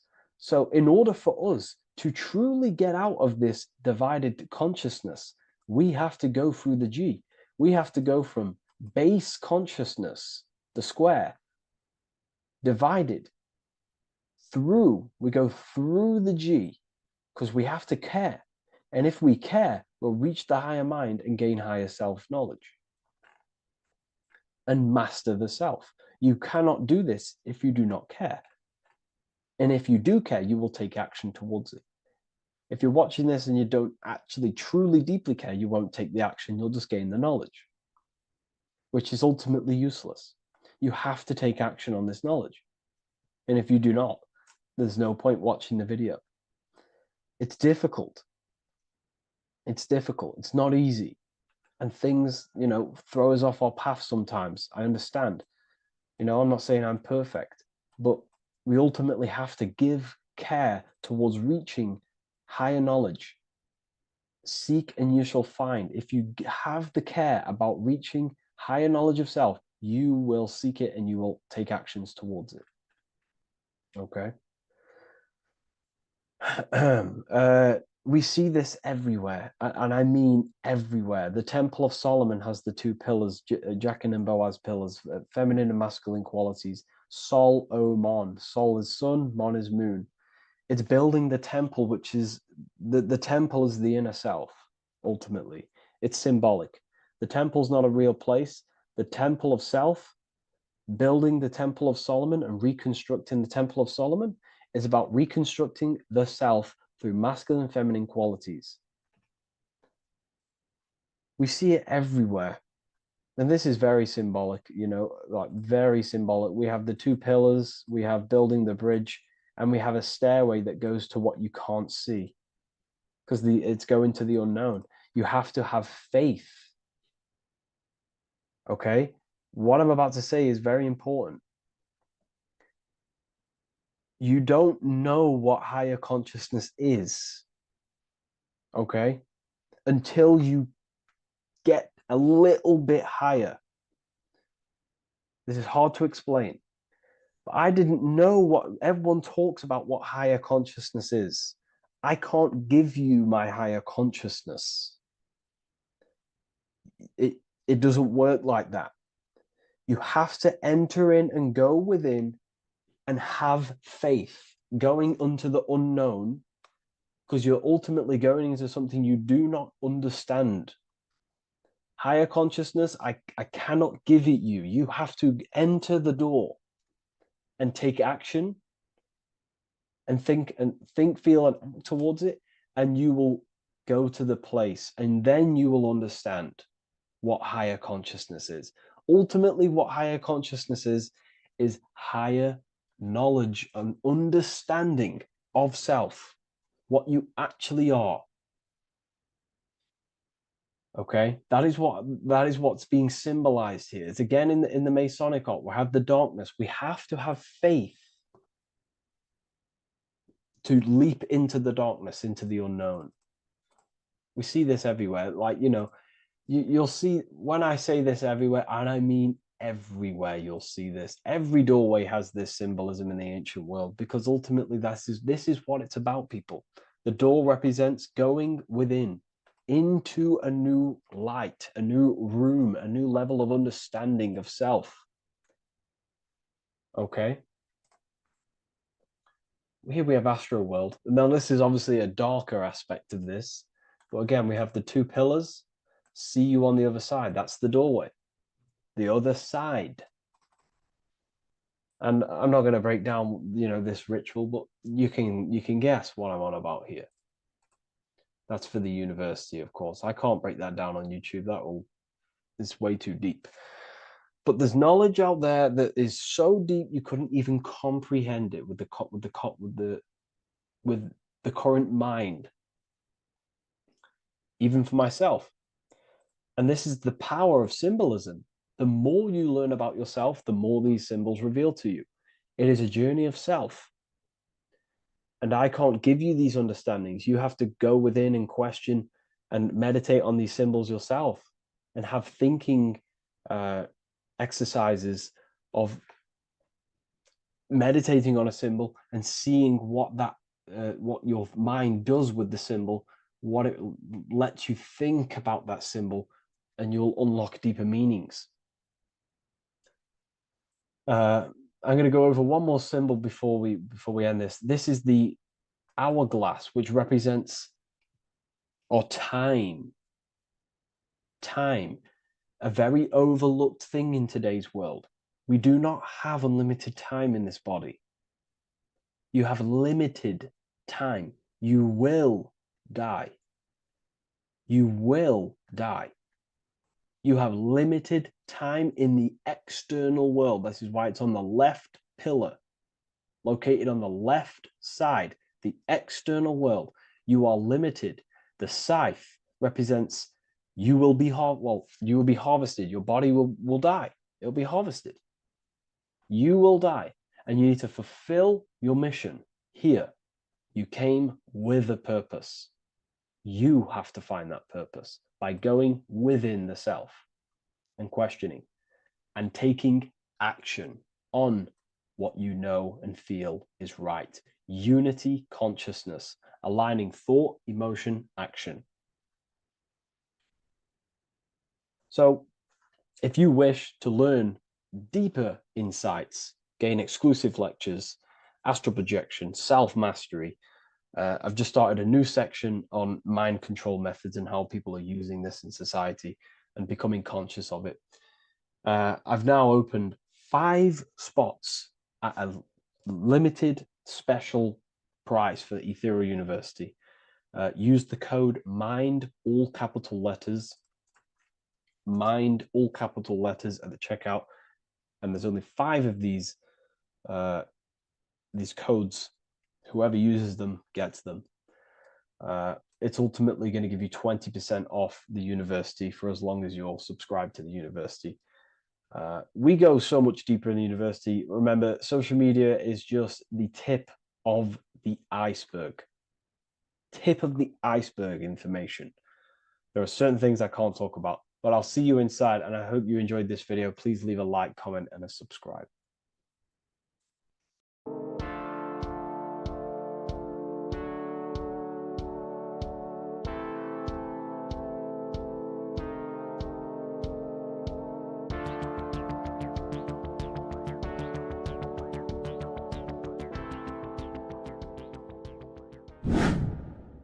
Hello and welcome to another video, people.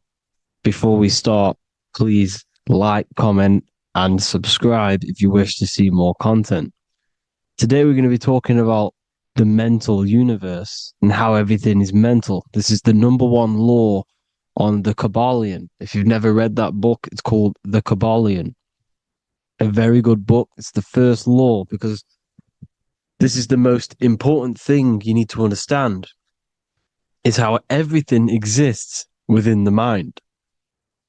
Behind every single one of these eyes is the same consciousness expressed in different bodies. The mind is what gives perception to what you're experiencing. Behind every single one of these eyes is the exact same consciousness, but the brain that they inhabit is giving them a different perception, a different being, a different body. Now, this is the difference between humans and animals.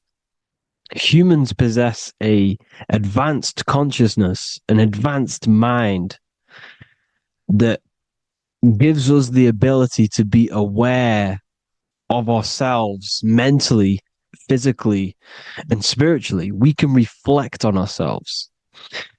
When a dog looks in the mirror or an animal looks in the mirror, it doesn't know what it's looking at. It doesn't realize it has a consciousness. It can't reflect on itself. It can't say, I want to improve in this area. It doesn't have that consciousness. We have a divine consciousness.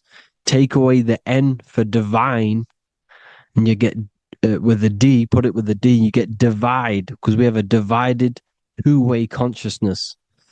An animal only has one. However, it's still the same mind. We're all mind. We're all mental. We all exist within the mental plane. Look at this person walking. The body, the brain is sending electrical signals through the 12 cranial nerves, which the 12 disciples that spread the gospel of Jesus, right? You have 12 cranial nerves in your brain. There are 12 disciples which spread the gospel of Jesus. Jesus represents the mind, the intelligence, the invisible intelligence that we all are, the same intelligence, the same exact consciousness, which then sends a command into the brain. Then the brain sends these 12 electrical signals through the 12 cranial nerves to control the rest of the body through the nervous system. This person walking is not, the body is not walking. The mind is telling it to walk. And the brain is it's a supercomputer which is decoding these demands given to it by the mind. Because the pineal gland will have something to do with the ether, because the ether is physical and non-physical. The mind is sending the commands through the ether to the pineal gland, which is then getting broken down into electrical codes within the brain and sent throughout the nervous system to control the body. And this is why in the Sims simulation, because the body's the simulation, it's a false reality, it's the fake reality, it's not the real you. You are formless. There is no form, but the third dimension is a dimension within your mind. Matter, mind, light is all a product of your mind. It's all in the mind.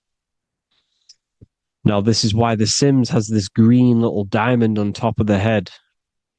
Because this is you. This is your invisible intelligence controlling the character. Okay? It's controlling the character. And this character is in the world. Your consciousness isn't in the world.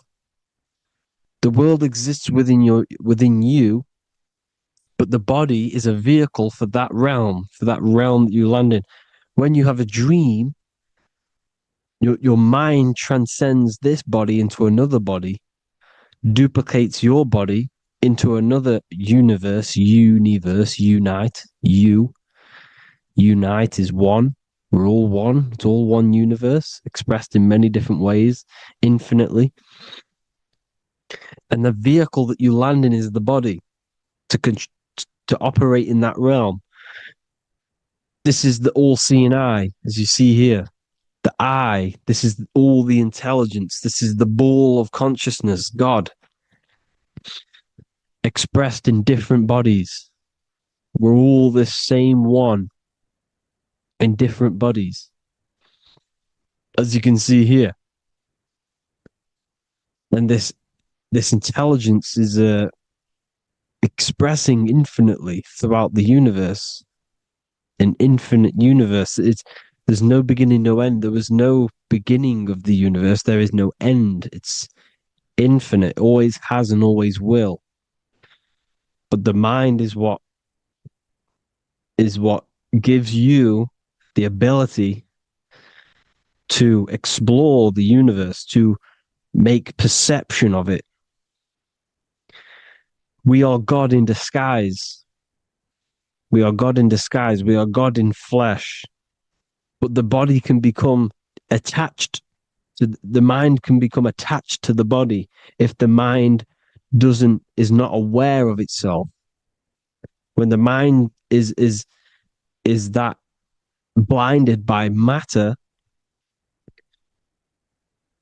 and we lack knowledge and understanding of what we truly are, a formless, infinite being, a traveler. This is why Freemasons are called Freemasons. Mason means traveler.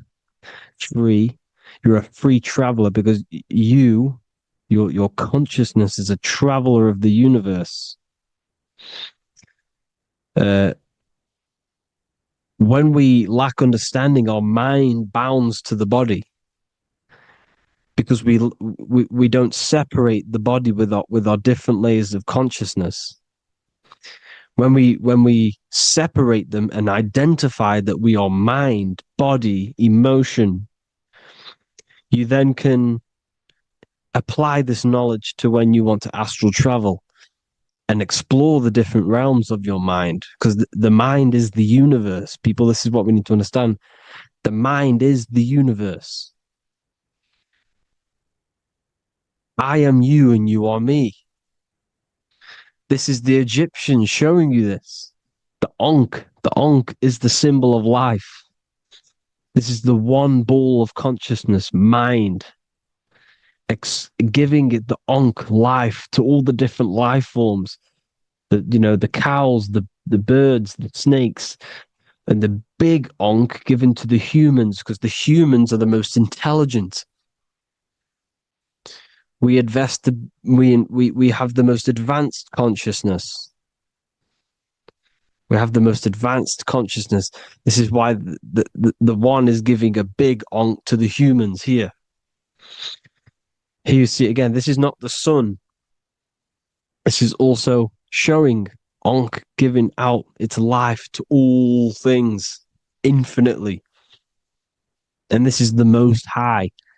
We are the Most High in disguise. When we strip off the body, we strip off the desires for the physical world, we strip off all these fake identities that the mind gets attached to. That is God. The universe. You are the universe experiencing itself. I and I. The letter I and the number 1 is just one line. The letter I is the number 1. Because your I am, when you refer to yourself as I, every single one of you who's watching this video refers to yourself as I, which is the one. We are all the one. We are all intelligence. We are all invisible. We are all the one. 1 is the only number. 1, 2, 3. Everything goes up in ones because there is only one. Doesn't matter how far you go down the line with numbers, all of their numbers are created by 1 because there is only one. It's me and you are the exact same consciousness expressed in different bodies. Mind. Cause. There is only one cause. There is only one mind. There is only one being.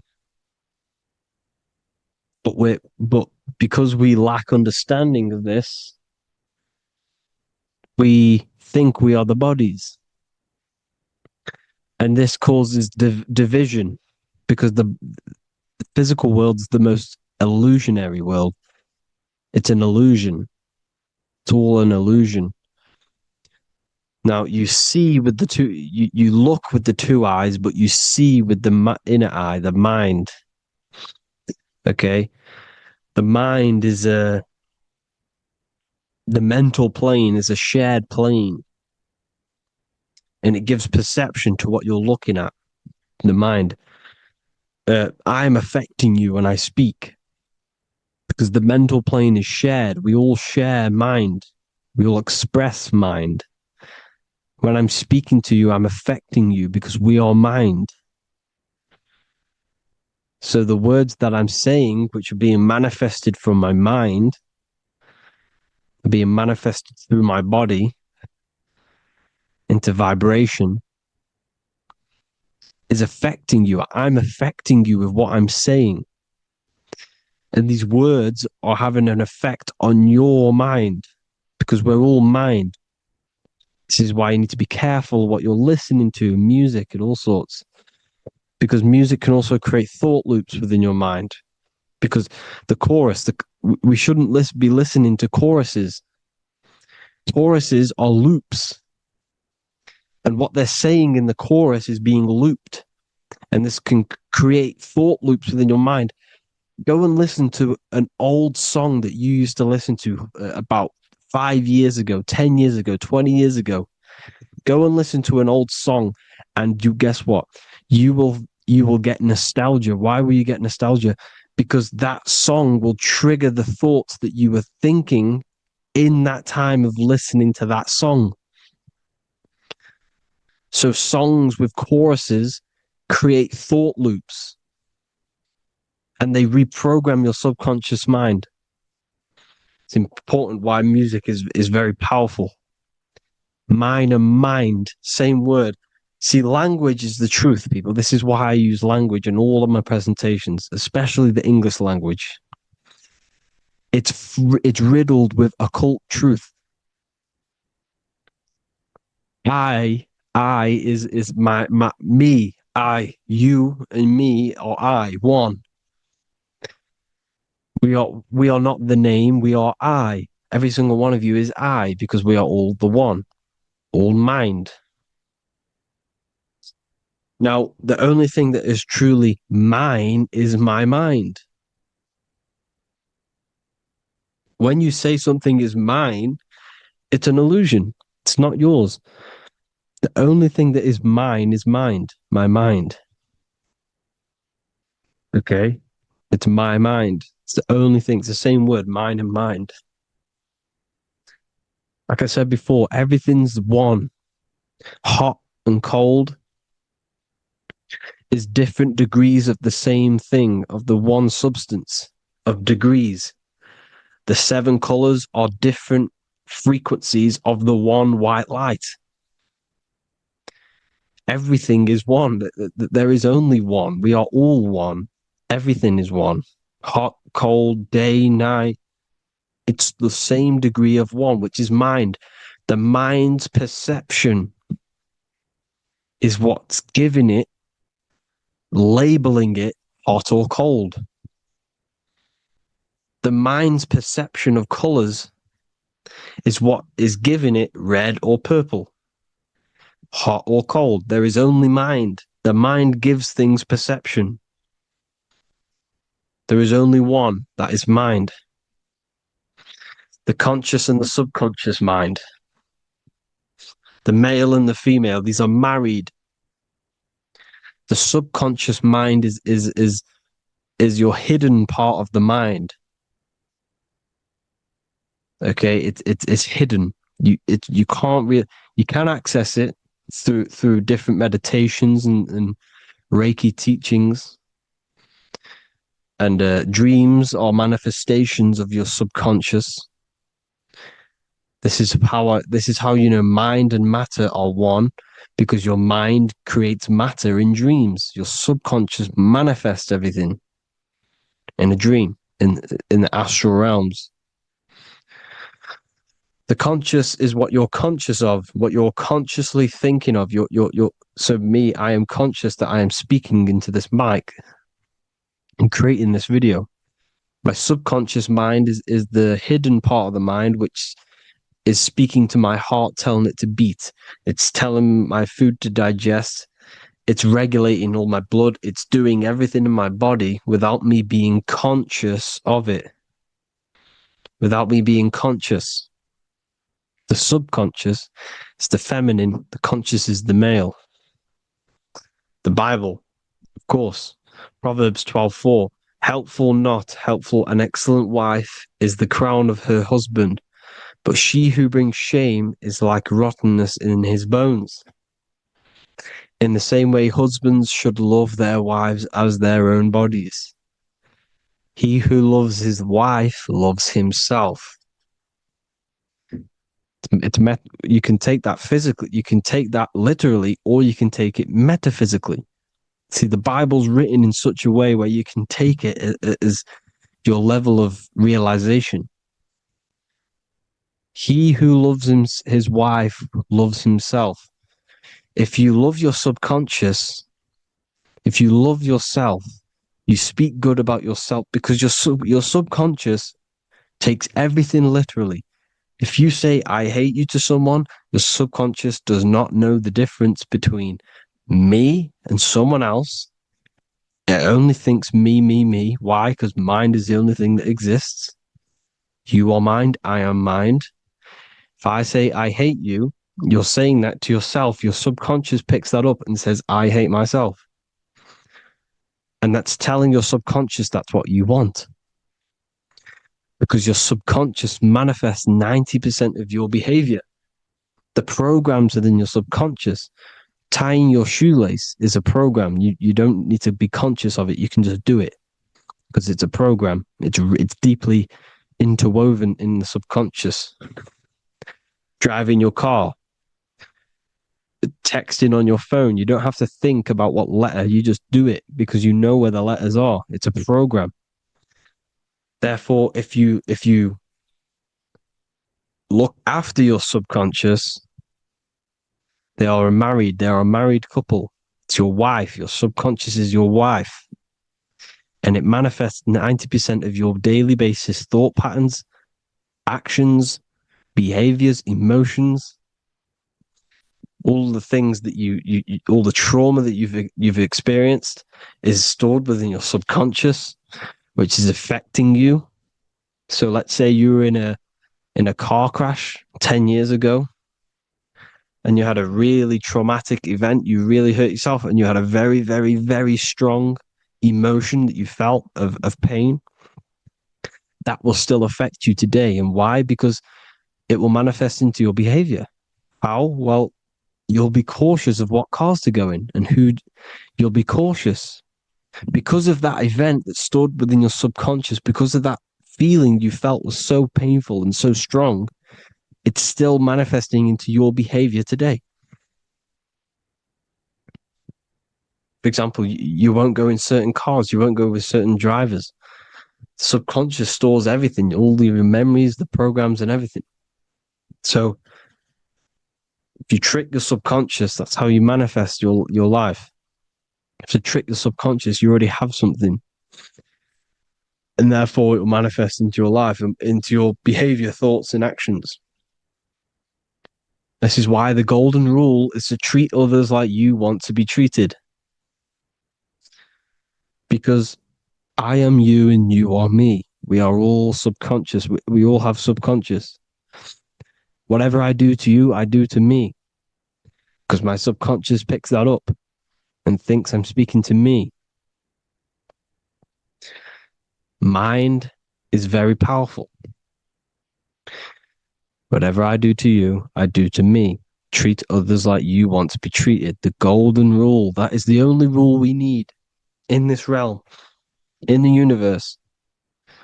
If everyone understood this rule and how the subconscious works and how karma works, we'd live in heaven on earth, the Garden of Eden, the golden age. As a man thinketh in his heart, so is he. Proverbs 23:7. Where your heart is, there will be your treasure. Your heart's the emotions. This is the storehouse of emotions. It is where you feel emotions. You have to let your emotions move through you, not become you. You can't let your emotions become you. But except be like the sky and let them pass through you. Be like the clouds and the stars passing over. Let them pass through you. Do not let them become you. And this is how emotions can take over your mind. We are driven by, when a man is driven by emotions, he has no self to control. You must control the mind, because the mind can be corrupted. Because your thoughts are electrical in the brain. Your thoughts come from the mental plane. So how the mind works is that you place your attentions on something in the mind, and infinite information just flows in. Think about it. When you think of a certain topic, as soon as you think of that topic, information comes flying into your mind. Different ideas, ping, ping, ping. It's all connected.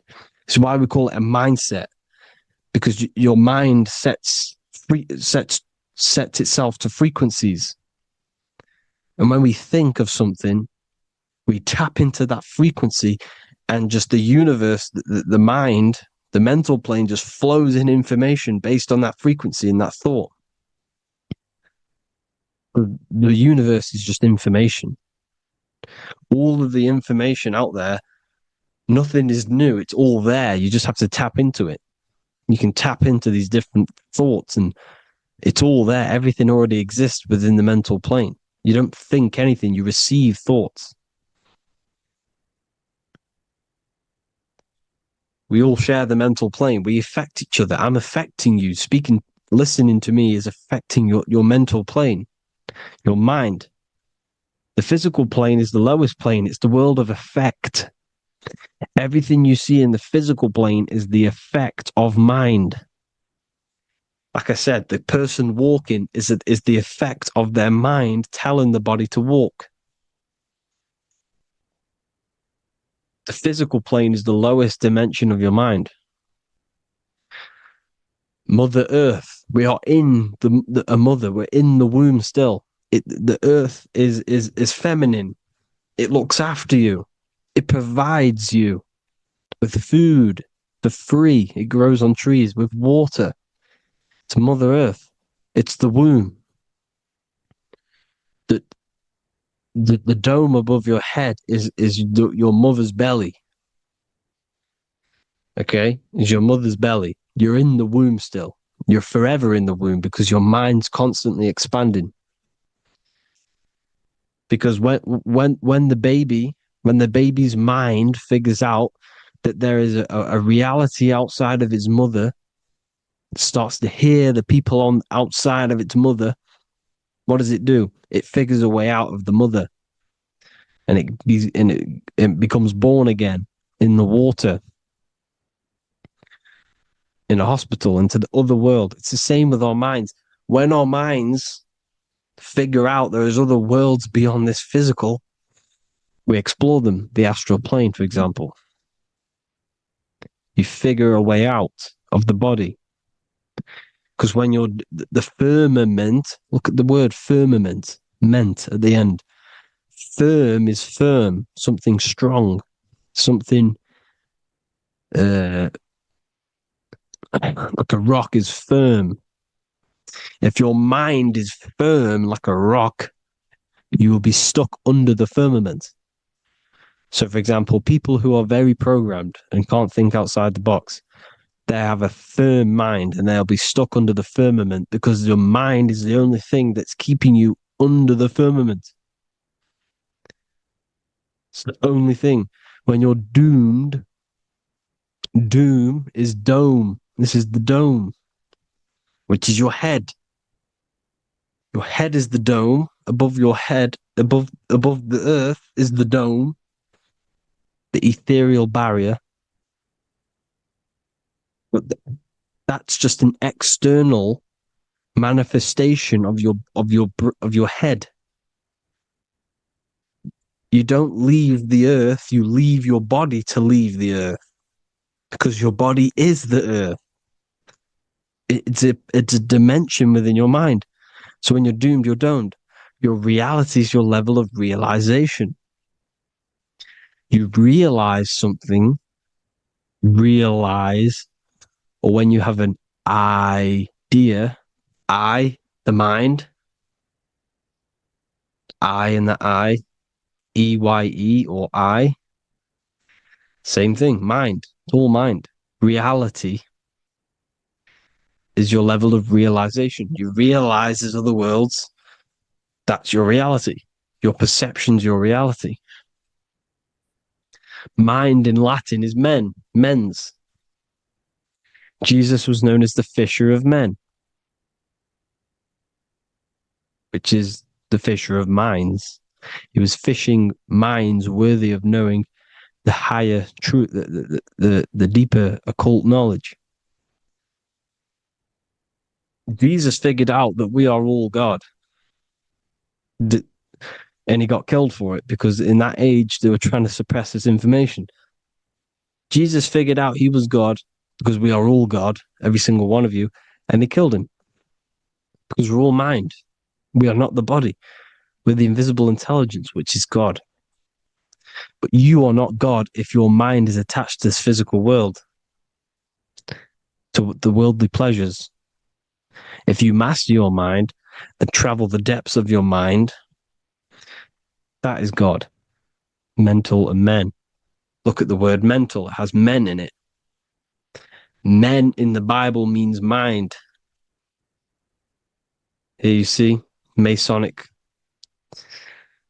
The Masonic symbol with the eye, the mind. Looking over everything is the one. Everything comes from the one. All the lines coming off it. Giving its life to all of the life forms. Down here on the bottom, you have duality, black and white. Up here, you have singularity. One and the two. Unification and division. The lower self is divided into the left and the right. So the Bible even says, I forgot what verse it is, but it says, it's better to go through life with one eye than to have two and be cast into the fiery abyss of hell. I'm not sure what verse it is, but you can research it yourself. It's better to go through life with one eye, to be unified. Unified consciousness. Dimension. No-brainer. No-brainer. The language tells you the truth, people. Dimension. The dimensions are in your mind. Entertainment. Entertain the mind. Disappointment. It's all in the mind. Environment. The environment that you are in is a product of your mind. Within, rearranged spells high twin. Within is your mind, and your external world is mirrored from the decisions you make in your mind. Advertisement, commitment, it's all meant, it's all mind. Everything is mind. Everything. So, this is important. The collective thoughts and collective beliefs. The collective, because we all share the mental plane. And because of this is why we are in a weakened state of consciousness at the moment. Because the collective thoughts and the collective minds overall are asleep. And they don't believe in anything. You see, everything is true within the mind. You think of something, it is there instantly. You think of a chair, it's there in your mind. You think of anything, it's there instantly. So everything's true within the mind. Anything can happen in the mind. Anything can happen on the physical plane if the collective consciousness, the collective minds, believe it to be true. This is why back in the days, in the ancient days, you look at all the old world stuff, you see all this crazy technology, and it's because as a collective, as humanity back then, they believed that they had much more open minds. Therefore, the things manifested in the physical world were a lot more out of the box, so to say, compared to today. For example, magic is not as powerful today because the masses don't believe in it. It's still powerful, don't get me wrong. But if the masses believed, or if everyone knew magic could be real, because it is, anything's real in the mind, it would be a lot more powerful. You see? So and what they're trying to do is create a hive mind worldwide. They're trying to make one religion, an external God. What happens when you worship something external? You give energy to it, because where attention goes, energy flows. Where your mind gives attention to, energy goes there.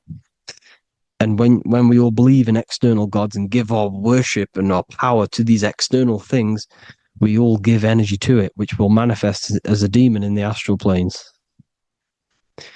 It's a hive mind. They're trying to make a hive mind to summon our energy.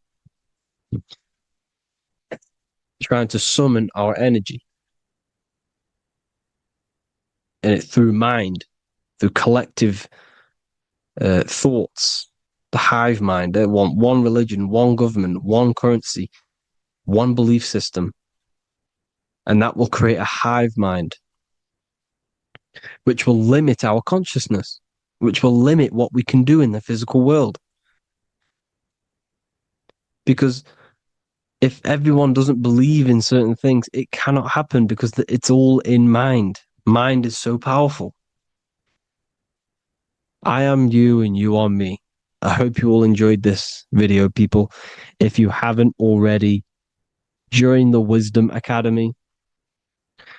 The Wisdom Academy, we have many occult lectures just like this one. Also, we have just launched Mindwave Hub. If you want genuine frequencies, genuine binaural beats, because the ones on YouTube, the ones on Spotify, Apple Music, they're all tuned to A440 hertz, which shuts down the right hemisphere of the brain. If you want to gain access to your true consciousness, your mind, you need to balance the two hemispheres and balance the chakras. You can do that externally by listening to binaural beats. If you want true frequencies, true binaural beats to hemisync the chakras, hemisync the brain, to gain access to the different dimensions of your mind, well, you can gain access anyway, but it's going to help you if you're trying to learn this. Join Mindwave Hub. The link will be in the description.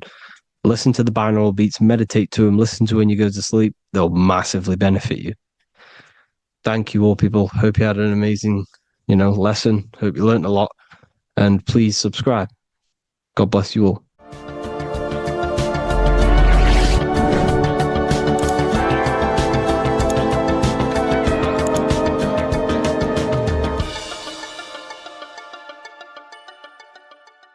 Creation demands destruction. Every time you release your sexual fluids, you're destroying a part of yourself to create an extension of yourself. For example, if you want to create a business, you have to destroy your time, attention, and energy in order to create the effect of the business. All creation demands some sort of sacrifice or destruction. This falls under the law of polarity in the universe. It's the same with your sexual fluids. Your sexual fluids, especially as a man, contains minerals, all the minerals in your body. It contains your vitality. It contains your DNA. It contains the blueprint of you, and it can create a whole new human being. You are literally playing with the power of creation if you are releasing your sexual fluids too much. Sexual fluids also extend beyond the physical plane. They contain astral forces, because all physical creation is a mental creation. We live in a mental universe. Everything begins as a thought in the mind, then the thought takes the form and the body of imagination, which is an astral force. Imagination turns into etheric emotional energy. Then the etheric emotional energy turns into the physical action and the physical manifestation. We live in a mental universe. Therefore, these dimensions do not exist separately. They are permeating and mixing in with all. Your physical body has an astral body. Everything physical has astral forces behind it. Semen is known as the astral fluid of the soul. It feeds nerves. the channels of life force and consciousness within the body. And every time you release it, you're destroying a part of your vitality, your brain, your nerves, your energy levels, your creativity, and your DNA to create an extension of you. Therefore, it is a sacred fluid within your body and not something to be played with and to be released too much. Think about it. This is a very creative energy, your sexual fluids. It can create a whole new human being. This is how powerful it actually is. It is the power of creation, and the misuse of this power can destroy your own vitality and your life of your body. Because that life you are giving in order to create an extension or a child is the same life you could keep inside of you and not waste to recycle and regenerate the body. Sexual energy has been for thousands of years associated with regenerating the body, longevity of life, and maintaining youth. Not only that, every time you release your sexual energy, it floods the brain with dopamine. Dopamine is the brain's reward system, created within the middle of the brain. It releases every time you've achieved something. However, sex or an orgasm is the most powerful feeling you can feel. It's the most amazing, intense feeling and release of dopamine you can possibly feel as a human. Therefore, if you flood your brain with this high amount of dopamine every single day, you are getting the epitome of human feelings every single day. Therefore, you will become numb to everything else in reality. You won't be able to enjoy the small things in life. And I know this firsthand because I experienced this myself. As soon as I stopped, this is when I started to enjoy the little things in life, seeing family, and I actually gained more energy, more ideas. We'll get into this a bit later. It is a creative energy. It creates a whole new human being. Therefore, if we maintain this energy, we can maintain our creative power within us, because that's what we are. We are all creative beings, moving energy from higher dimensions of consciousness, the mind, into lower dimensions of consciousness, the physical world. You hold the power to create. You are not in a world. The world is working through you. You do not possess a life. Life is working through you. You are not in a universe. You are the universe. It's moving through you. There is no past, present, and future. The present moment is you. When we release every single day or frequently throughout the week, like I said, we're triggering the brain's reward system, dopamine, which makes you feel as if you have already achieved something. And if your brain is telling you you have already achieved something by overusing your sexual fluids, then you will not have the motivation to achieve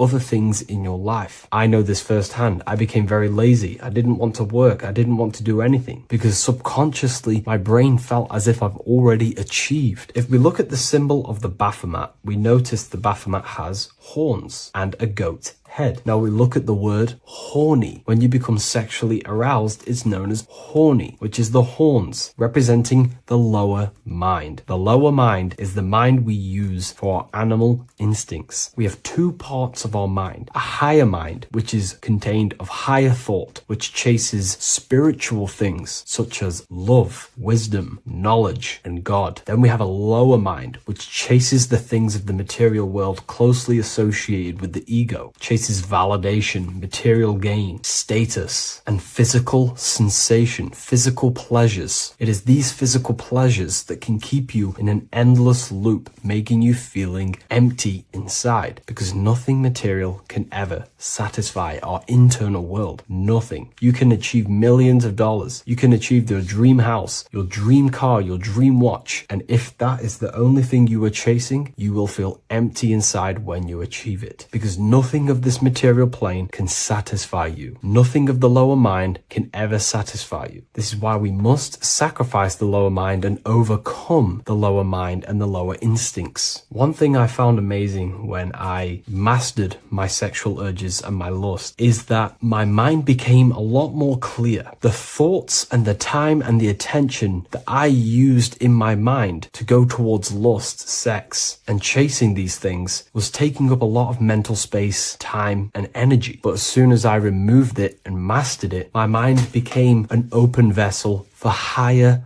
thoughts, to be received from the higher mind. The mind is like a radio antenna. Whatever we attune it with, that's what we receive. If we're constantly thinking about lust and low-level pleasures, we're going to just receive low-level thoughts. But once we remove all of the lower mind and we conquer our physical body and physical urges, our mind becomes an open channel for divine thoughts and spiritual thoughts. This is what most people call today as downloads. You receive wisdom from your higher self. Not only do you receive more wisdom, you just receive more power to create. The male and the female come together to create a child. That's how you were created. Now, the law of correspondence teaches as above, so below. It refers to everything in the universe. Therefore, in order for you to create a reality, to give birth to something, you have to bring together the masculine and the feminine. Your masculine forces are willpower and actions. Your feminine forces are emotions and imagination. When you combine the willpower, action, emotions, and imagination and combine them together, you can give birth to reality. But it's important to only give birth to things that are spiritual, that are good,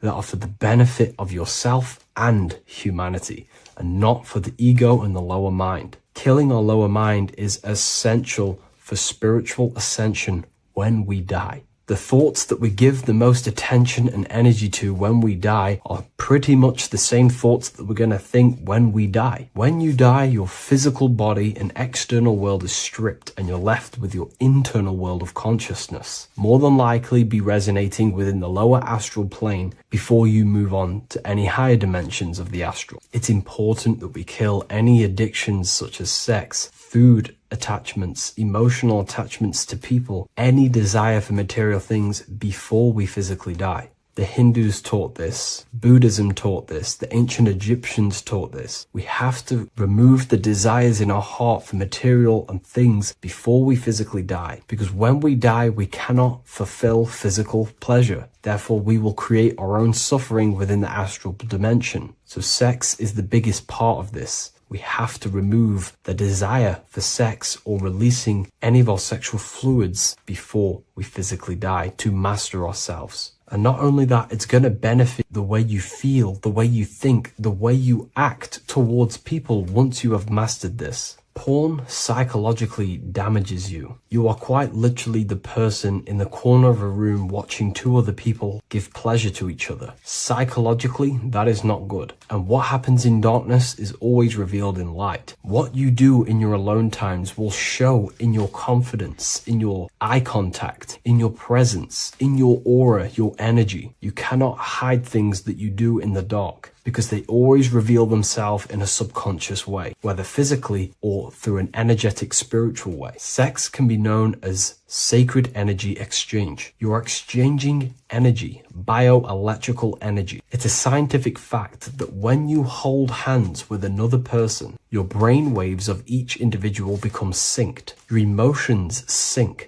And you exchange electromagnetic energy because you are an electromagnetic being. When you have sex with someone, you are literally exchanging emotional energy. Your aura is not just an electromagnetic field. It is literally a manifestation of your internal consciousness. Your consciousness contains your thoughts, your beliefs, your traumas, your emotional state. And this manifests externally through the vortex of your heart into an energy presence around your body. This is why you can feel sad when someone else is sad next to you, because their energy is merging with yours. When you have sex with someone, you are quite literally exchanging consciousness, beliefs, traumas, emotions, feelings, vibrations, and your consciousness merges with their consciousness. So be careful with just having casual sex. Now, I'm not here trying to say never release, never have sex with your partner. I'm not saying that. I'm saying take caution with these things. Take my teachings with a pinch of salt. If it benefits you, that's great. I'm not here to tell you how to live. I'm simply giving you my research and the things that have helped me in my life on my esoteric research, awakening, or spiritual path. I don't like calling it a spiritual path, because it's not spiritual. It's simply just life, the knowledge of consciousness and the self. So I hope this video helps. If you'd love to read this book, I'll leave a link in the description. This book I wrote myself called The Book of Wisdom, Volume 2.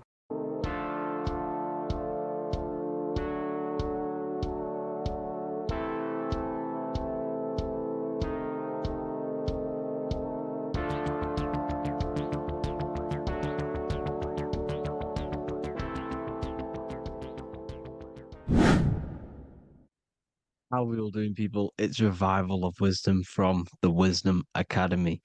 Today we're going to be breaking down God, consciousness, and the higher and the lower self, and how to overcome the lower self. Now, the first thing you need to understand is that you are the invisible intelligence within the brain, within the body. This invisible intelligence is known as the mind. But you are not the mind. You are the observer of the mind, which is the soul, the invisible entity. The mind is your intellect, your intelligence. Now, the mind is, it's hard to put this in words, but the mind is something that gives you the ability to explore the universe. And this inner self is the I am. It's the quiet, the inner self, the voice you see in you hear in your head. This is why within spells high twin, inside, internal. The I is also the number one, which is one line. Because the one and only, is the inner self, which is the I am. This is why you say, my name is Harry. You are not Harry, you are the I, the inner self, the intelligence. Okay, this is why Jesus in French is I am. You look with the two eyes and you see with the inner eye. I and I, the same thing. Okay, because the I inside is what gives you the perception of what you're looking at.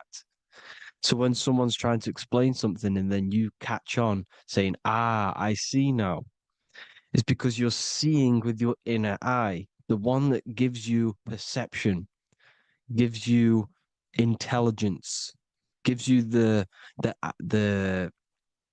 ability to understand things.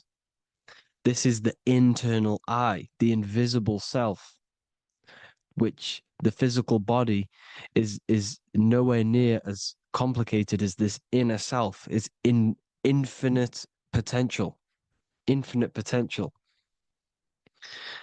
God, God, generator, operator, destroyer, soul, mind, and body. Brahma, Vishnu, Shiva, the Father, the Holy Spirit, and the Son. They're all, the reason why you see God is always a triad is because it represents yourself. Your invisible intelligence is God. Me and you are the same invisible intelligence. We are the invisible intelligence experiencing the program being run by the central nervous system and the brain. I always say this in my videos, but I have to, in order for you to understand the things that I'm going to say later on in the video, you need to understand this concept, is that you are the consciousness experiencing the nervous system, the tree of knowledge of good and evil, which is you here. You would be in this invisible intelligence right here in the center of the brain. Now, this is why the ancient Christians show God is in the brain. This is the brain stem. This is the brain. This is also the brain stem and the brain. The brain stem and the brain. It's all depictions of the brain because the brain's the computer, the electromagnetic computer, which decodes the demands created by the invisible intelligence, the I, the inner self, you, your true self. The person moving, if you observe what someone moving, this is going to sound, but if you observe someone walking, it's not the body. The body is moving, but the thing telling it to move is the invisible intelligence. Before you kick a football, a decision is made within your invisible intelligence, your mind. And this consciousness, this invisible intelligence, is either stuck between the lower self and the higher self. Okay? When the invisible intelligence, meaning the true self, identifies itself with the physical body, it will trap its mind within physicality. This consciousness that we have is either operating in the lower self or the higher self. It's either feeding the material body or it's feeding the spirit. Okay? But because we are physical and spiritual, we need to be even. We don't want to be meditating all day long because we do have a physical body as well whilst we are here. We are playing a game in physical matter. Okay? Now, the reason that you incarnated here is to learn a lesson, because the mind can manifest anything it wants within the astral planes, within the world of imagination. It can manifest anything it likes, but it incarnates into matter, into this game, so we can understand labor, because anything in matter you have to labor to manifest. But in the astral, you can manifest at the click of a finger. You come here to learn the knowledge of good and evil. And your consciousness, I came out a bit off topic there, but your consciousness is experiencing the lower or higher self. The lower self is manifested in the lower parts of the body. Sex, food, and power, the lower three energy centers. These centers are like mini brains. You are literally thinking with these centers. And when your mind is stuck within these lower centers, you'll think, have you ever heard the term of thinking with your penis, or thinking with your, you know what, as a man? Even females maybe, but mainly this is a boy saying, you're thinking with your penis. This is a truth, it's truth in plain sight. You think with these energy centers. When you're living off the lower three centers, all you care about is sex, food, and power. Eating, sleeping, and greed. Power's kind of like greed. Now, when we move up to the higher parts of the body, when we live our life within the higher parts of the body, this is considered heaven. Love, expression, intuition, and wisdom. This is what we need to be aiming to do, moving out of the lower half of the body and living our life within the higher self, the higher parts of the body, thinking with the higher energy centers, thinking with love, expression, intuition, and wisdom, spreading love, expression, intuition, and wisdom to others.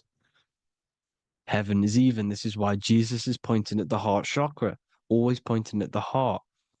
Earth rearranged his heart, because in earth you're manifested as a physical being.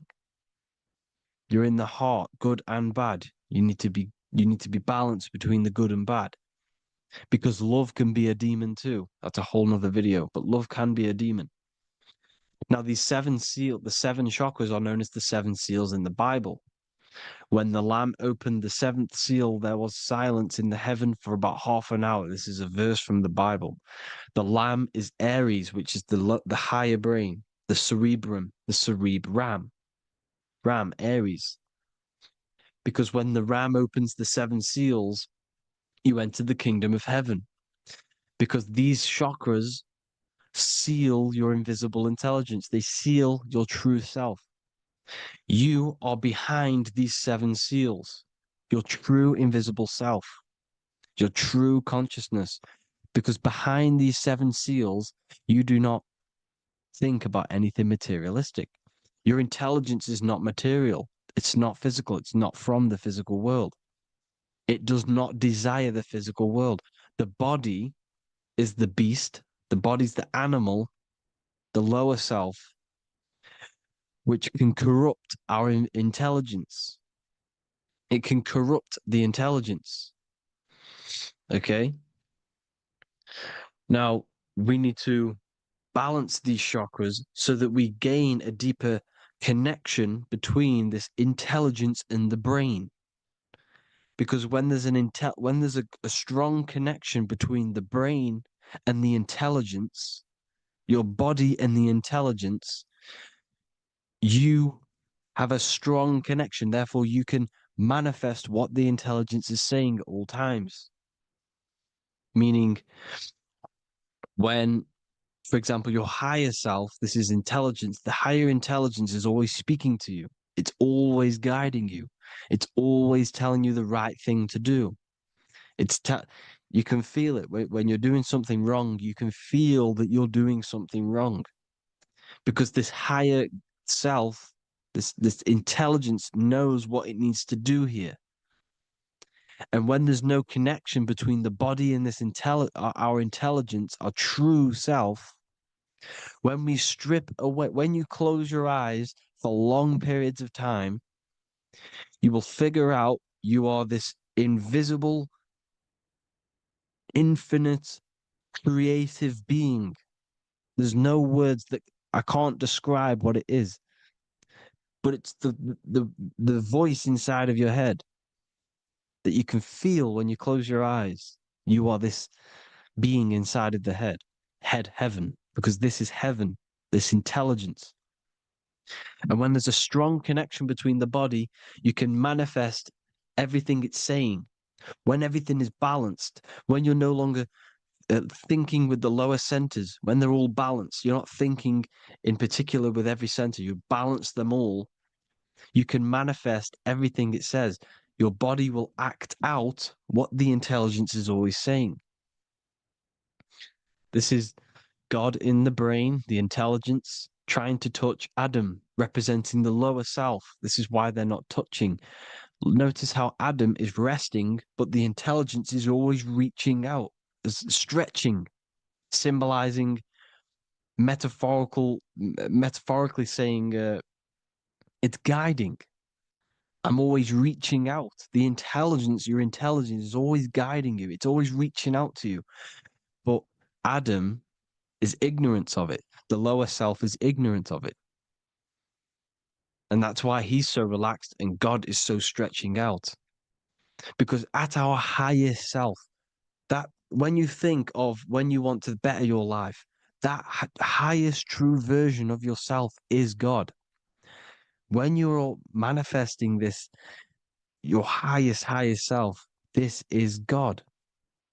Your truest form, your most perfect form, that is God. Your highest version of yourself, that is God. Emotions are not what you've been taught. Emotions are not something that should be reactive, okay? You should not let the emotion be you, except that you should experience them instead of letting them become you. You need to understand there's a separation in our consciousness. You have the soul, which is the person who is observing your thoughts. When you think a thought, who's the one observing that thought? The soul, you, the I am, the I, the inner self, the one and only. And inside of every single body, inside of me, inside of you watching this video, there is this same intelligence that is inside of me, inside of you. And it's the exact same intelligence, experiencing a different body. And this is what we mean by the universe is mental. We all are all sharing the same ball of consciousness in a different body. The animals, the fish, the cells, all expressing this one consciousness. Me and you are the same. This is why the golden rule is treat others like others should be treated, because I am you and you are me in a different body. Now, going back, you need to identify that there's different levels of consciousness: soul, mind, emotion, and body. Okay? Your emotions are on a separate layer than the body, the mind, and the soul. So when you identify there's a difference between all of these, you do not let them become you. You do not let your mind rule you, because your mind can be corrupted. Your soul is the one that is pure good, pure love, but your mind can be corrupted. Okay? Your emotions can be corrupted. The body can be corrupted, but the soul can never be corrupted, only layered on top. You can only throw piles of programs within the subconscious, layering the soul down, but deep down inside of every single one of you, there is a loving being. Because love comes from the heart. Love is the universal emotion, expression. Now, your thoughts can become bondage, your emotions can become bondage. Now, what do I mean by bondage? By conquering the lower self, we need to conquer our own mind, because the mind is what's manifesting the lower self. When you're thinking with the lower half of the body, when you're becoming your emotions, you need to experience the emotion, not become the emotion. Do not let the emotion become you. Do not let your thoughts become you, because your thoughts are tools that you can manifest. Your thoughts are the idea. Your emotion is the energy that you can use to manifest that thought. Your emotion is energy in motion, emotion. You use emotion to manifest, to feel as if you already have the thought. Therefore, you become that vibration. Therefore, your emotions are actually a creational force that is given to you to manifest things, because you're a human, a manifester. You're here to manifest things. You're a creator. You are a god. Your inner self, your intelligence, your I am, the one and only inside of you, the inner self, the quiet one, the one that's deep, deep down, the invisible intelligence, is it's creating things all the time. All the time. Speak no evil, see no evil, hear no evil. This is the astronauts, they're Freemasons, but they understand this, because thinking, seeing, and hearing can corrupt your mind. And when you have a corrupted mind, you'll have a corrupted subconscious. The subconscious will manifest into the body, because 90% of your behavior comes from the subconscious mind. So you got to speak, see, and hear no evil. A sin, what is a sin? To overcome our lower self, to overcome our lower self, the 7 deadly sins are not something that goes against an external God. A sin is something that goes against your inner guide, your inner conscience, the inner self that's always speaking to you. It's always telling you the right thing to do. A sin is something that goes against this inner guide. And this is why you can feel something where you can feel you're doing something wrong, because the inner guide is speaking constantly. And when you commit these 7 deadly sins, which are 7 internal states which keep your invisible intelligence bound to your physical body. Because evil, right? Evil love bondage. This is why they stay in this realm and they control this realm, because they love the bondage of the body. They like matter. They want to stay in matter for eternal life. They don't want to ascend back into the heavenly realms where you do not have a physical body. You can explore the universe within the astral planes. They stay bounded to the body, bounded to the 3D construct of the physical world. They have greed, lust, envy, gluttony, wrath, sloth, pride. They want all of this. And if you want that, that's okay. But deep, deep down, you don't want that, because your soul is always telling you the right thing to do. Your soul knows what to do to get out of here. It needs to detach from the external world. Detach from all of these 7 internal states which bound you to your lower self, your lower centers. That's what a sin is. You know, you have a left and right brain. The left brain is always analytic. The right brain is metaphorical.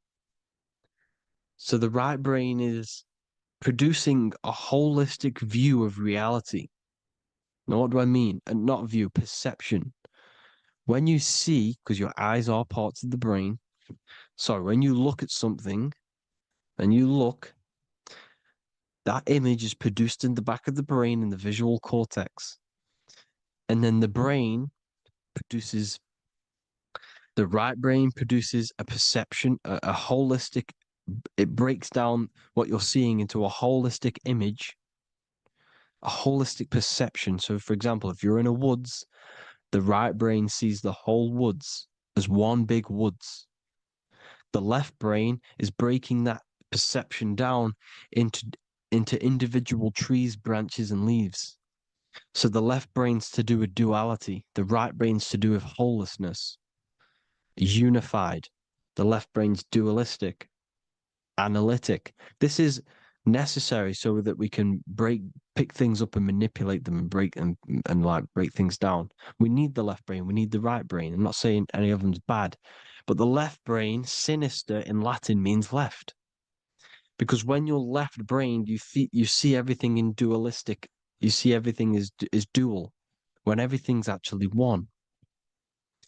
We need to be focusing and strengthening our right hemisphere. I'm not saying sit in the right hemisphere all the time, but we need to be strengthening our right hemisphere. And this is why left is sin and right is right. Because when you focus on the right hemisphere, you see the holistic perception of creation.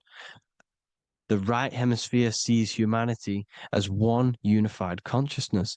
The left hemisphere sees everyone as individual persons and egos. Because the left hemisphere is dualistic. And this is why the Bible says, cast the net onto the right side of the ship and ye shall find. John 21:6. What does that mean?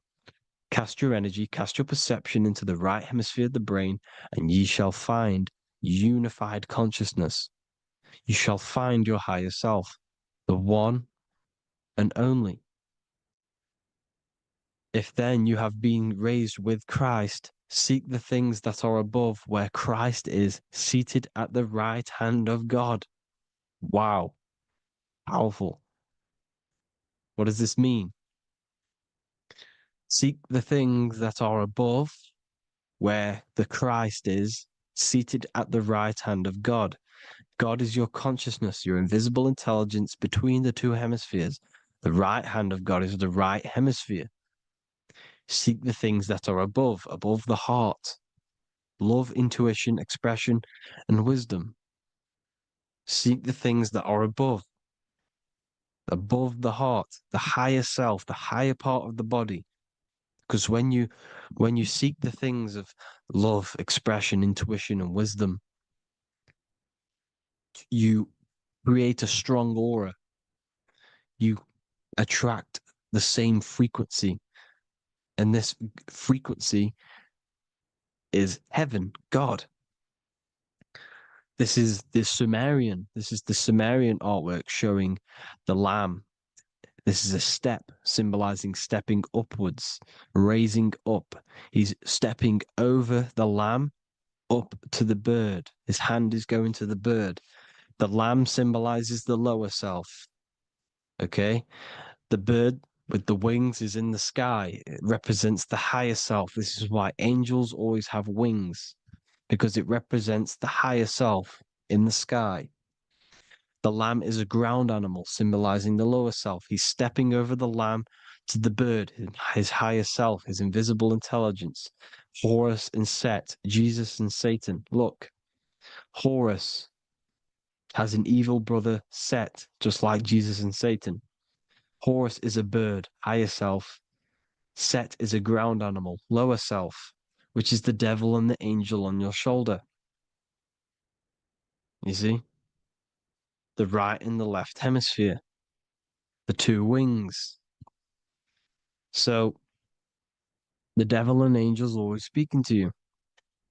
The higher and the lower self. It's the battle between the higher and the lower self, between the invisible intelligence and the physical body, because the body's the one that wants the sugar, it wants the pleasure, it wants the sex, it wants the porn, it wants all of the materialistic things, it wants the 7 deadly things. Okay, it wants this. There's a battle between the higher and the lower self, your intelligence and the body. This is why you need to become balanced, so that there's a deep connection between the body and the invisible intelligence that I am. You need to master your mind with discipline, and you gain a connection between the brain, the body, and the intelligence. Resurrection, transmuting sexual energy. Okay, this is important. Res is resh, which is Hebrew. The early Hebrew resh symbol is the head. This is the head. Resh, erection. Erection is a sexual stimulation. Resurrection is rise erection. You got to raise your sexual energy up the base from the spine to the head. This is the Christ, the Christos. There's a psychophysical psychophysical oil produced in the brain every month. Go and watch my other video on raising the chrism. Okay? And every month there's this fluid produced in the brain, which takes 2 trips, because one's produced by the pituitary, one's produced by the pineal, magnetic female, magnetic and electric charge. And it takes 2 trips down the spine to the solar plexus, the bread of life in the Bible, or Bethlehem in the Bible, because the River Jordan's your spine. Goes down to Bethlehem. It gets born in Bethlehem, just like Jesus.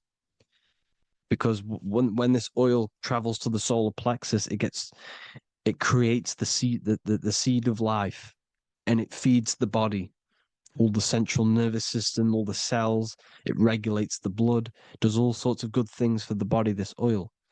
Now, when you save your sexual energy and you raise your resurrection, you awake the Christ, you raise it from the solar plexus or the sacrum bone up to the brain, you activate 100% of the brain, and this is the true resurrection of Christ. Instead of wasting the energy and giving away your sexual fluids, because behind the fluids is the energy. So when you release that fluid, the energy is out there. You've released the energy. Your sexual energy is the most potent emotional force a human could possibly feel. Same with any animal or anything. The sexual urge, the sexual emotion is the most powerful, potent emotion that you can feel. It takes over the whole body. When you feel sexually aroused, it takes over everything because it's so potent.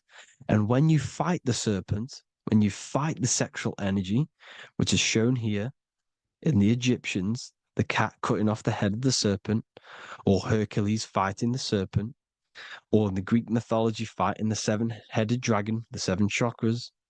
The serpent is your sexual energy because it symbolizes your kundalini. When you fight it and you transmute this energy, instead of releasing it, instead of acting sexually on it, you can transmute the energy, transfer it from the solar plexus up to the brain. You can also do this with other tasks. Instead of releasing it, instead of raising it from the solar plexus to the brain, you can use it for other things. So, for example, you want to think critically.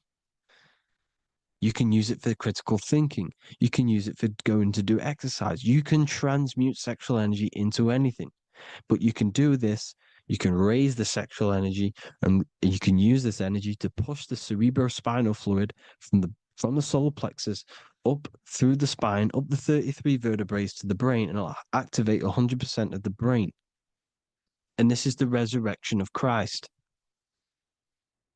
Jesus was never dead. Jesus was never rose from the dead. It symbolizes the Christ, Jesus Christ. Christ is Christos, which means oil in Greek.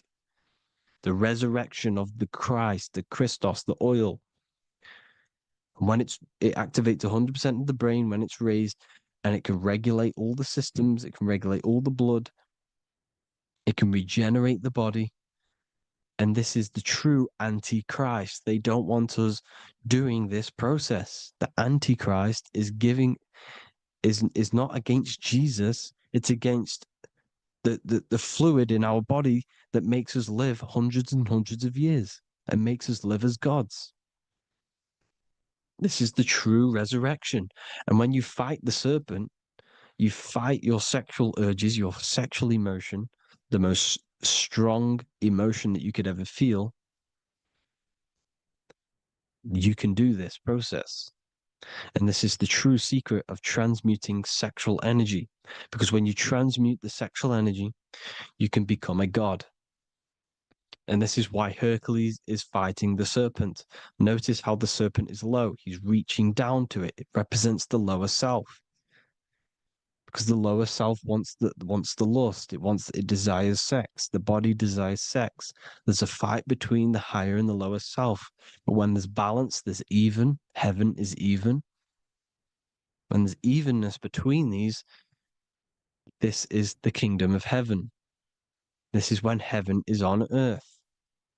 So at our highest levels of ourselves, the highest level of our intelligence, this is God. God is something that we manifest. We need to achieve Christ consciousness by battling the body. There is no battle outside of the physical body. It's an internal battle. Jesus and Satan have been externalized. Nothing exists outside of you, because I explained in the beginning how you are the consciousness experiencing the central nervous system. Therefore, there is nothing outside of you. It's all internal. Jesus and Satan have been externalized. Why?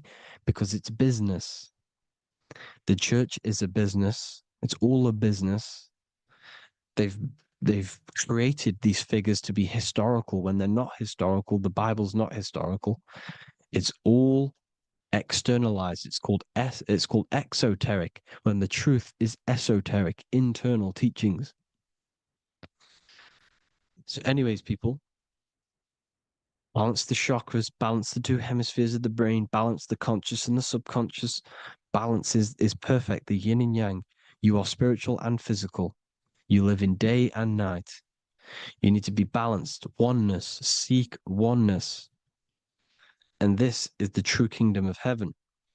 And when we all realize that we are all the same intelligence, the same consciousness expressed in different bodies, when we all realize this, we all realize we're all one. Doesn't matter what race you are. It doesn't matter what race you are, where you're from, your nationality, because none of you are actually from here. None of you are from the physical world. You're manipulating the physical world through the physical body. You are the I am. We all have a soul. Every single one of you has a soul. We all have souls. The reason why they say some people don't have souls is because they're trying to suppress your mind. They don't want you to know that you have a mind. That sounds crazy, I know. But a lot of people haven't realized that they have an infinite intelligence called a mind. And behind that mind, if you can observe your thoughts, the person who is observing the thoughts, you have a soul. Everyone has a soul. Don't listen to all these people saying some people don't have a soul, some people do. We all have a soul. Every single one of us. So anyway, you need to break the lower nature of yourself. At our highest levels, we are gods. Our intelligence, our universal intelligence, the I am, the intelligence that's inside of the brain, is God. Our minds are being corrupted within believing that you are the body, and the result of this is a society like today, because everyone thinks they're the body, and everyone's living in the lower nature of self, where everyone only cares about themselves. But when we realize we're all one big consciousness ball, we're all the same consciousness expressed in different bodies, there will be peace. So thank you all, people. If you do want to learn more, if you do want to read my book, it's called The Book of Wisdom. I'll put it in the description. It's an amazing book, people. It's going to give you the best understanding possible about creation, yourself, and the world. It's amazing. The Bible, everything. I I have just launched a new cymatic library. A friend of mine has just added this to the website. He creates beats and he creates the purest beats. So they are actually the frequency that it tells you. Most of the stuff on YouTube and Spotify and Apple Music is all, it says it's a certain frequency, but we know these major platforms are all playing with the frequencies of the app. So if you want a real binaural beats, solfeggio scale frequencies to meditate on or listen to throughout the day, join the Occult Library. You can get a 2-day free trial. I'll put the link in the description. Thank you all, people. Hope you all enjoyed this video. God bless you all.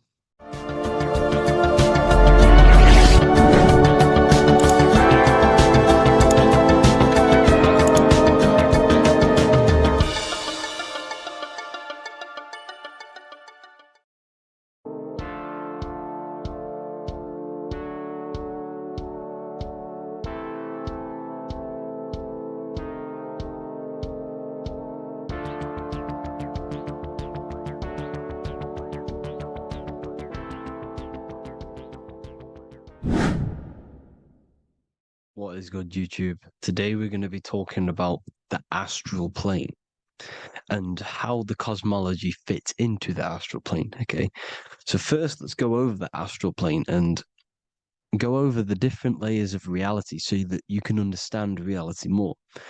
You are a multi-dimensional being. You are not in these, you are in all of these realities at the same time. They all interweave into one big reality. But there are different planes. They are different vibrational dimensions. There are different dimensions of reality.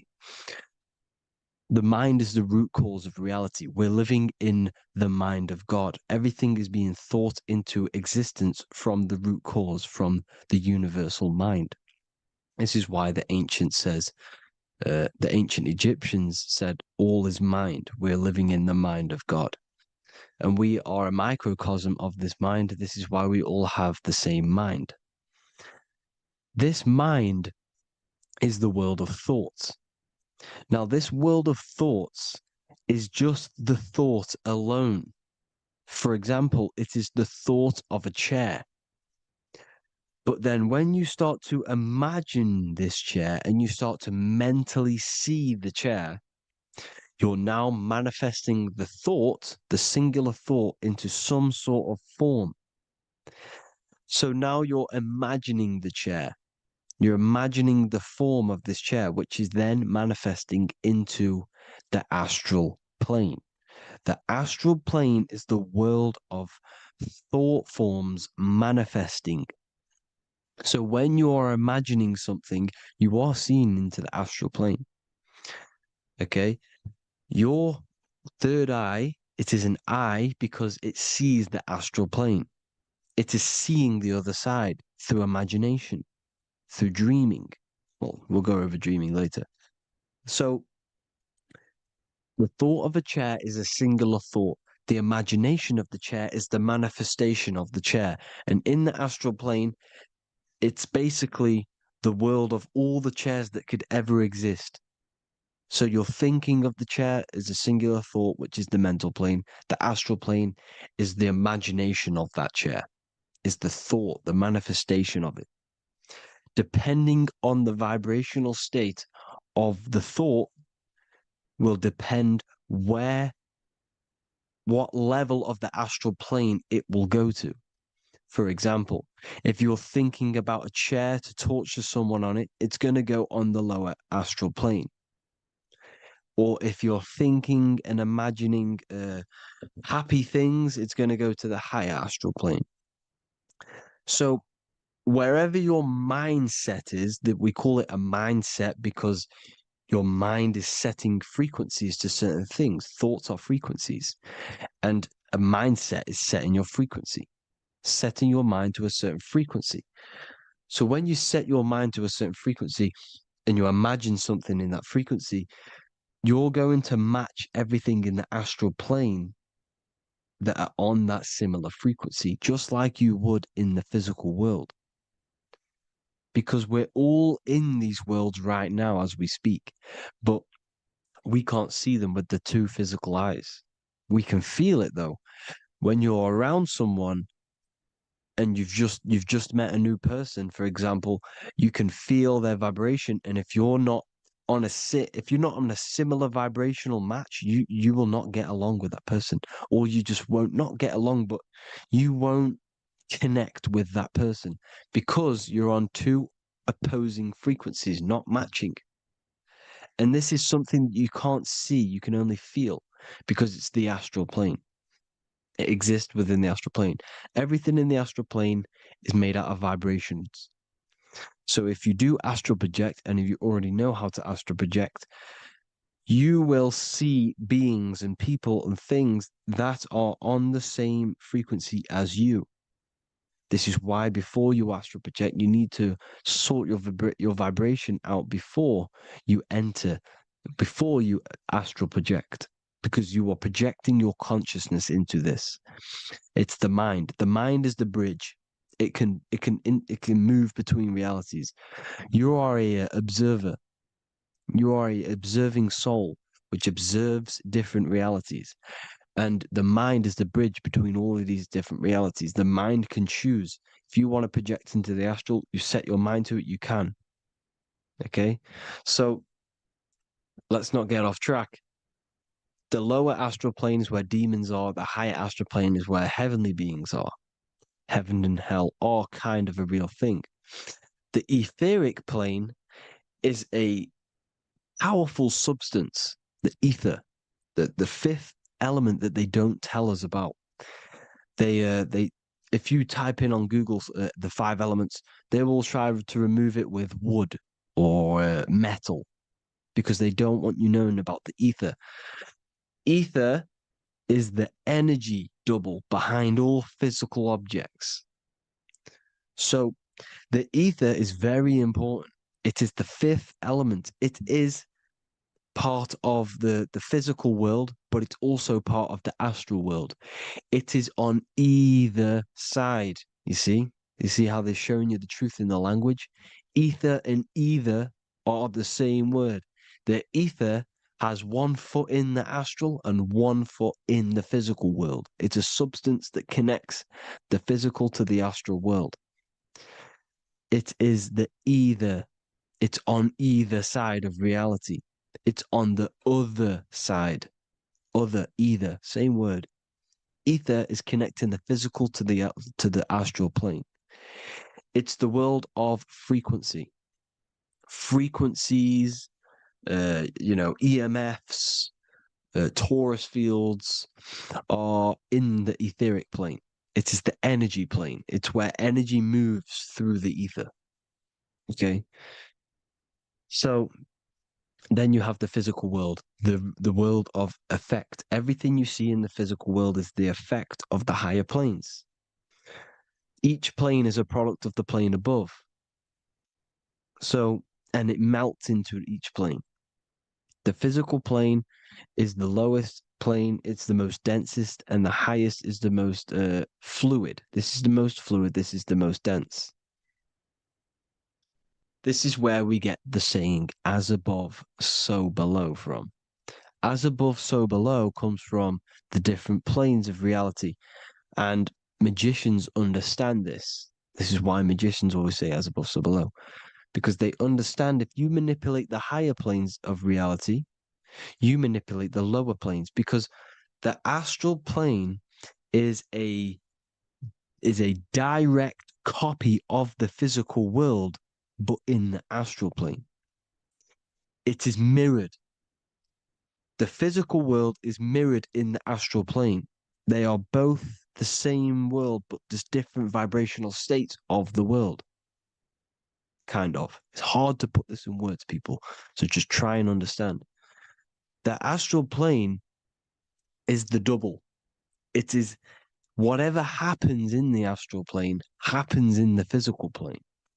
This is why magic works. This is why demons work. This is why spirit communication works. Because if you manipulate the higher planes, you manipulate the lower planes. As above in the astral, so below. Leonardo da Vinci showing you to look up, pointing up. You got to look up. It's telling you to change the mind, you change the physical world. You change your emotions, you're on the astral plane, you change the physical world. You change your reality by changing the higher planes. This is the Masonic 11, the two pillars. This is the 11, also symbolizing the two hemispheres of the brain here. But the 11 symbolizes the two mirrors. 11. 11. 9, 11. 9, 11 adds to 11. 9 plus 1 plus 1 equals 11. The Twin Towers were in 11. Flight 11 was hijacked because it's a mass ritual within the astral plane. Now, we're going to go deep into that later, and I'll show you these rituals they do in order to manipulate the astral plane. So, this is what the 11 is. It's the mirroring of reality. If you contact spirits and conjure spirits, you can either summon or attract demons and spirits. Summoning is creating a spirit. You create demons. Okay? Like I said here, the mind is the root cause of reality. If you think of if you think of a traumatic event that happened in your life over and over and over and over again for years and years and years, where attention goes, energy flows. The mind is the director of energy. If you are directing energy into the specific emotion, the specific thing that is torturing you in your mind, that will manifest as some sort of being in the astral plane, which is called an elemental. And this elemental being that you have created through your thought forms and emotions will latch onto you and feed off this energy. So it's important that you get your mind right, okay? It's important that you sort that you file the mind and you discipline the mind. Make sure it's only entertaining positive things, because you are quite literally creating your own demons. The word demon has the word mon in it. And if you've watched my videos to know, mon means moon. The moon is your mind, the sun is your soul, the earth is your physical body. Demon is mon means mind, moon is mind. You create demons with your mind. Summoning. Now, this is where the rituals come in. 9/11 was a ritual because everyone was thinking about this big fearing, the death of 9/11. Everyone was thinking about it. And all of their minds thinking about this horrific thing will manifest and summon a negative energy spirit elemental within the astral plane. That's how all of this works. This is why it was a mass ritual. Okay, Chris Brown, new album name 11/11, release date on the 11/11. This will be my 11th album and contain 11 songs. All of these people know the occult. This is Hermes Trismegistus with the star of Saturn, the six-pointed star, as above, so below. The mirroring of reality, physical and astral, the two Masonic pillars. So as above, so below. What's above us? The stars. The stars are connected to the astral plane. This is why we call them stargates. When we dream, we are experiencing these different realities.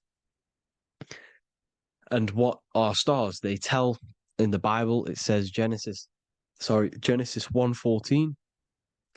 And God said, "Let there be lights in the firmament of the heaven to divide the day from the night, and let them be for signs." Signs translates to things to come. Why things to come? The stars tell the future. Why? And why do we say as above, so below? As above us is the astral plane and the etheric plane. As above, so below. Whatever happens in the stars happens on Earth. The stars are connected to the astral plane. Above us is the astral plane.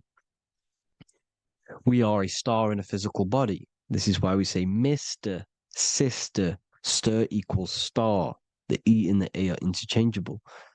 We are stars, and the stars are the start of our incarnation. We start in the stars, same root word, and we descend through the 7 energies, which are our 7 chakras. Then we enter the heart of the soul system. The heart rearranged spells earth. And this is the true cosmology. Here's the Masonic cosmology. This is Masonic now. Here's the firmament. Let there be a firmament in the midst of the waters to divide the waters from above, from the waters that below. Genesis 1:6. The firmament, firmament comes from the word firma, Latin, I'm pretty sure, which means firm. When something is firm, meaning it's stable, it does not move, it is firm. The firmament is firm. So, is the firmament Genesis 1:6. What does he say? Genesis 1:3, sorry. Let there be light. This is before the sun and the moon was created. Let there be light. Before the sun and the moon was created, light was appeared. So what's that tell you? This is a holographic projection from some sort of light being, some sort of projector. And that projector is the all-seeing eye you see in the Masonic cosmology. This is the all-seeing eye projecting the light beams. Let there be light. Everything is made out of light. The universe is created out of light waves. The torus field is one unit of light. The light projecting this reality is Polaris. Okay, the famous all-seeing eye. Now, what else? Then we have after let there be light in Genesis 1:16, and God made the 2 great lights. This is the sun and the moon, electric, magnetic, male and female. Then we have the Masonic checkered board, the black and white symbolizing dualities within the dualistic reality we're in, spirit and matter, light and matter, rest and motion, positive and negative, good and evil. Everything's dualistic here. Okay? And it's a dance. The universe is a dance between flickering of white and black light, which is the torus field. We're not going to go over that, but this is all connected to the astral plane. This is the true cosmology. The astral plane cannot work on a spinning monkey ball in the middle of space. Does not work. Cannot work. It's impossible. Okay? Impossible. So, even in the Quran, it says, Allah has made the earth for you as a carpet, flat. Quran 15:19. And the earth we have spread out like a carpet, set there on mountains, firm and immovable. It is immovable. In the Quran, it also says 65:12, it is Allah who has created the 7 heavens of the earth. The 7 heavens, meaning the 7 layers of heaven, the 7 planets. And Psalms 104:5, he set the earth on its foundations and it can never be moved. Never. So here you see in Isaiah 40:22, he sits enthroned above the circle of the earth and its people are like grasshoppers. He stretches out the heavens like a canopy and spreads them out like a tent to live in. We live in a tent. This is the tent. The projection of light. Here you see an ancient picture here. Here you see the ethereal barrier, meaning the firmament, the etheric barrier. And here you see his head popping out. Why is his head popping out? Because your head is heaven. Your heel is hell. Your head has access to the astral plane. This is why your head is heaven. The pineal gland, when stimulated, has access to project itself, project consciousness into the astral plane. Here you see another ancient picture here with the Masonic Royal Arch, with the zodiac here, the zodiac on the top, arching because there's a firmament above us. Here's God in the brain. Consciousness is God. Here you see the Masonic Royal Arch, symbolizing the firmament.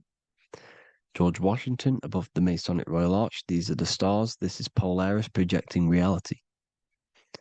Here's ancient churches with the dome. Polaris projecting reality with Jesus. Disney World is under the dome. The Seven Layers of Heaven, ancient paintings, all depict if you go and look at the ancient paintings, they'll all depict the firmament, the arch above us. This is where we get interesting. The Masonic Royal Arch has the 6-9, which is Cancer.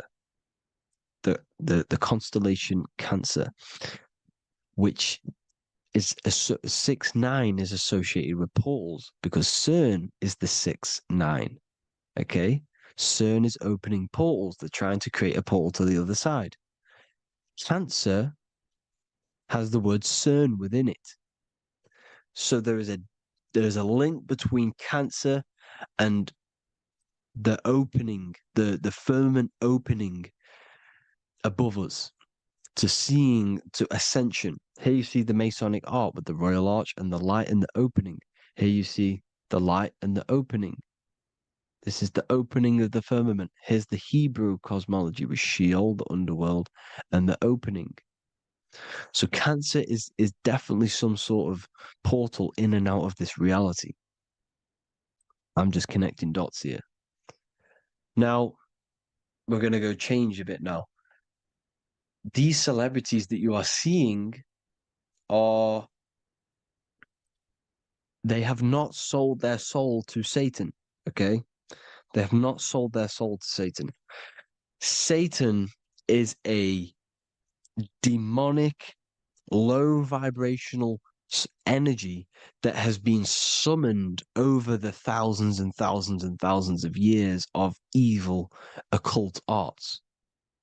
So since Babylon was summoning this demonic energy, and this demonic energy in the astral plane will grow and grow and grow.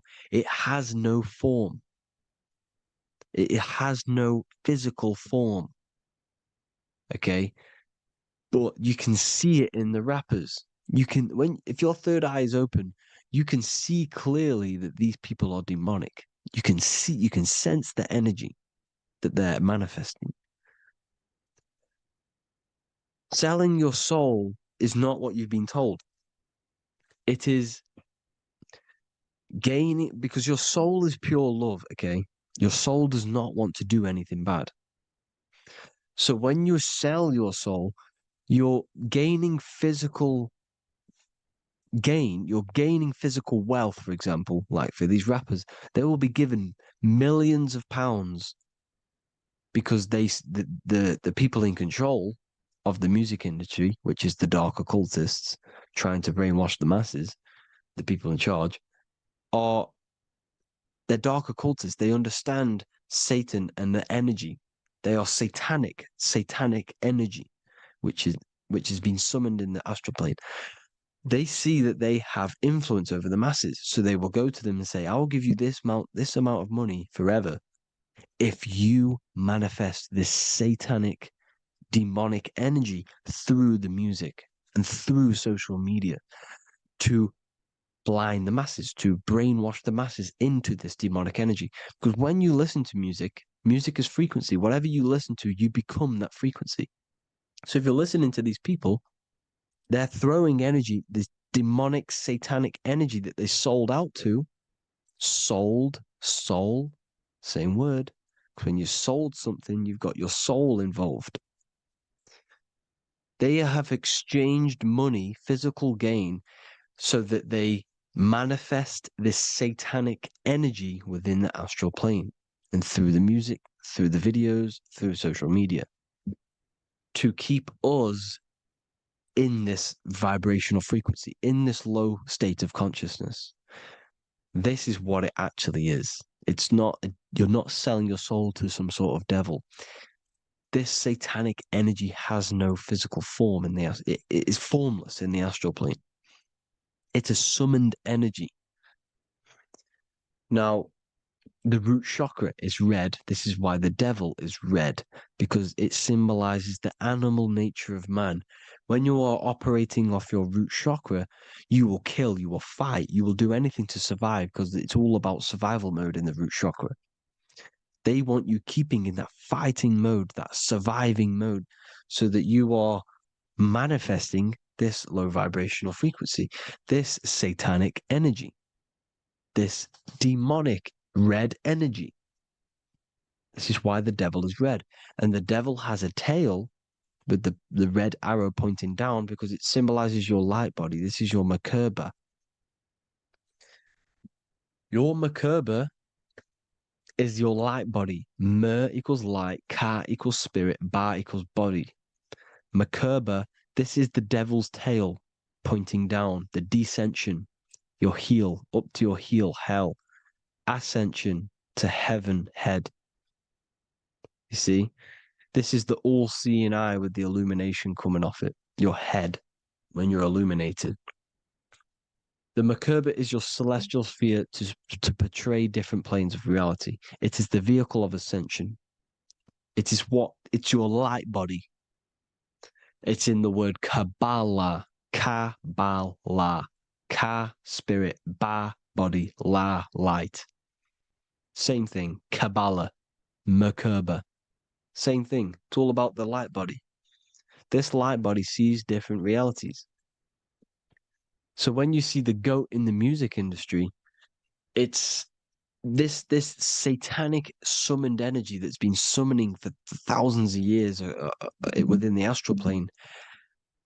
When it becomes to the physical plane, it will manifest through different things. A goat, an owl, Satan, Moloch, Baal, same deity, same demonic energy that's been summoning in the astral plane. And this is why the Baphomet has a goat head. Drake's new album is the goat. The Polo G, the Masonic G, with the goat. And here's Ryla Rodriguez in the mirror with the goat in the mirror and him in his physical body. It symbolizes, the mirror symbolizes the astral plane because he's manifesting the goat, the demonic energy. He's sold out to the demonic energy. And in the physical plane, he's his physical body. The mirroring, the Masonic 11, the mirroring of reality, the astral and the physical. And what do you call them when they're an amazing rapper, the best rapper? You call them the goat. Because the goat, you're the goat because you're manifesting the goat energy, this satanic, demonic energy within the astral plane. So Baal, Moloch, all the same thing. Because in the astral plane, if you want to gain spirits to come to you and communicate you in the physical world, if you want to communicate with spirits, you have to gain their attention. You can either gain their attention or come together and agree to create some sort of being, which is Satan. Okay. You can, like I said earlier, you can create these beings, you can summon them or attract them. One way to attract them is sacrificing. In order for you to become God, man, to turn to God, you have to sacrifice your life. You have to sacrifice, not drinking, not doing things, not doing anything demonic, not doing anything bad, not eating meat. You have to sacrifice yourself to become the light. However, if you want quick, instant gains in the physical world, you can sacrifice something else to communicate with these spirits because these demonic energies feed off demonic energy, your demonic energy. So these dark occultists will give away babies, they'll sacrifice, torture babies so that they gain, so that they can communicate with these spirits for physical exchange. Yes, you can do this. These powerful spirits, these powerful demons can give you powers. They can give you certain things. And this is what they are doing. They're summoning and attracting these demonic energy. This is why, trafficking is one of the most, Balenciaga. Baal is the demonic energy in the astral plane, which requires child sacrifice for his presence. Balenciaga, and they were trafficking children. They were trafficking, killing them, and offering them to the spirits. This is what they are doing. Balenciaga. It's in the name. Here you see, you can see here a stick man with two horns. The goat, obviously, it's all the same deity. Baal, the goat, Moloch, is Moloch the owl, the Egyptian owl? Because it comes from the owl of Moloch, which is Baal, which is Satan, all the same demonic energy. And it's on the dollar bill, a tiny dollar bill, tiny on the $1 bill. All the same thing. Bohemian Grove, they worship the big owl, Moloch. It's all the same thing. It's all one big demonic energy which has been summoning in the astral plane. And it's trying to take over Earth, the physical plane. That's what it's doing. So I hope you all gained a deeper understanding of the astral plane and what's actually going on in the world. Please leave a comment if you can to help the algorithm. Drop a like if you like this content. And hope you all learned something today. And God bless you all. Thank you all.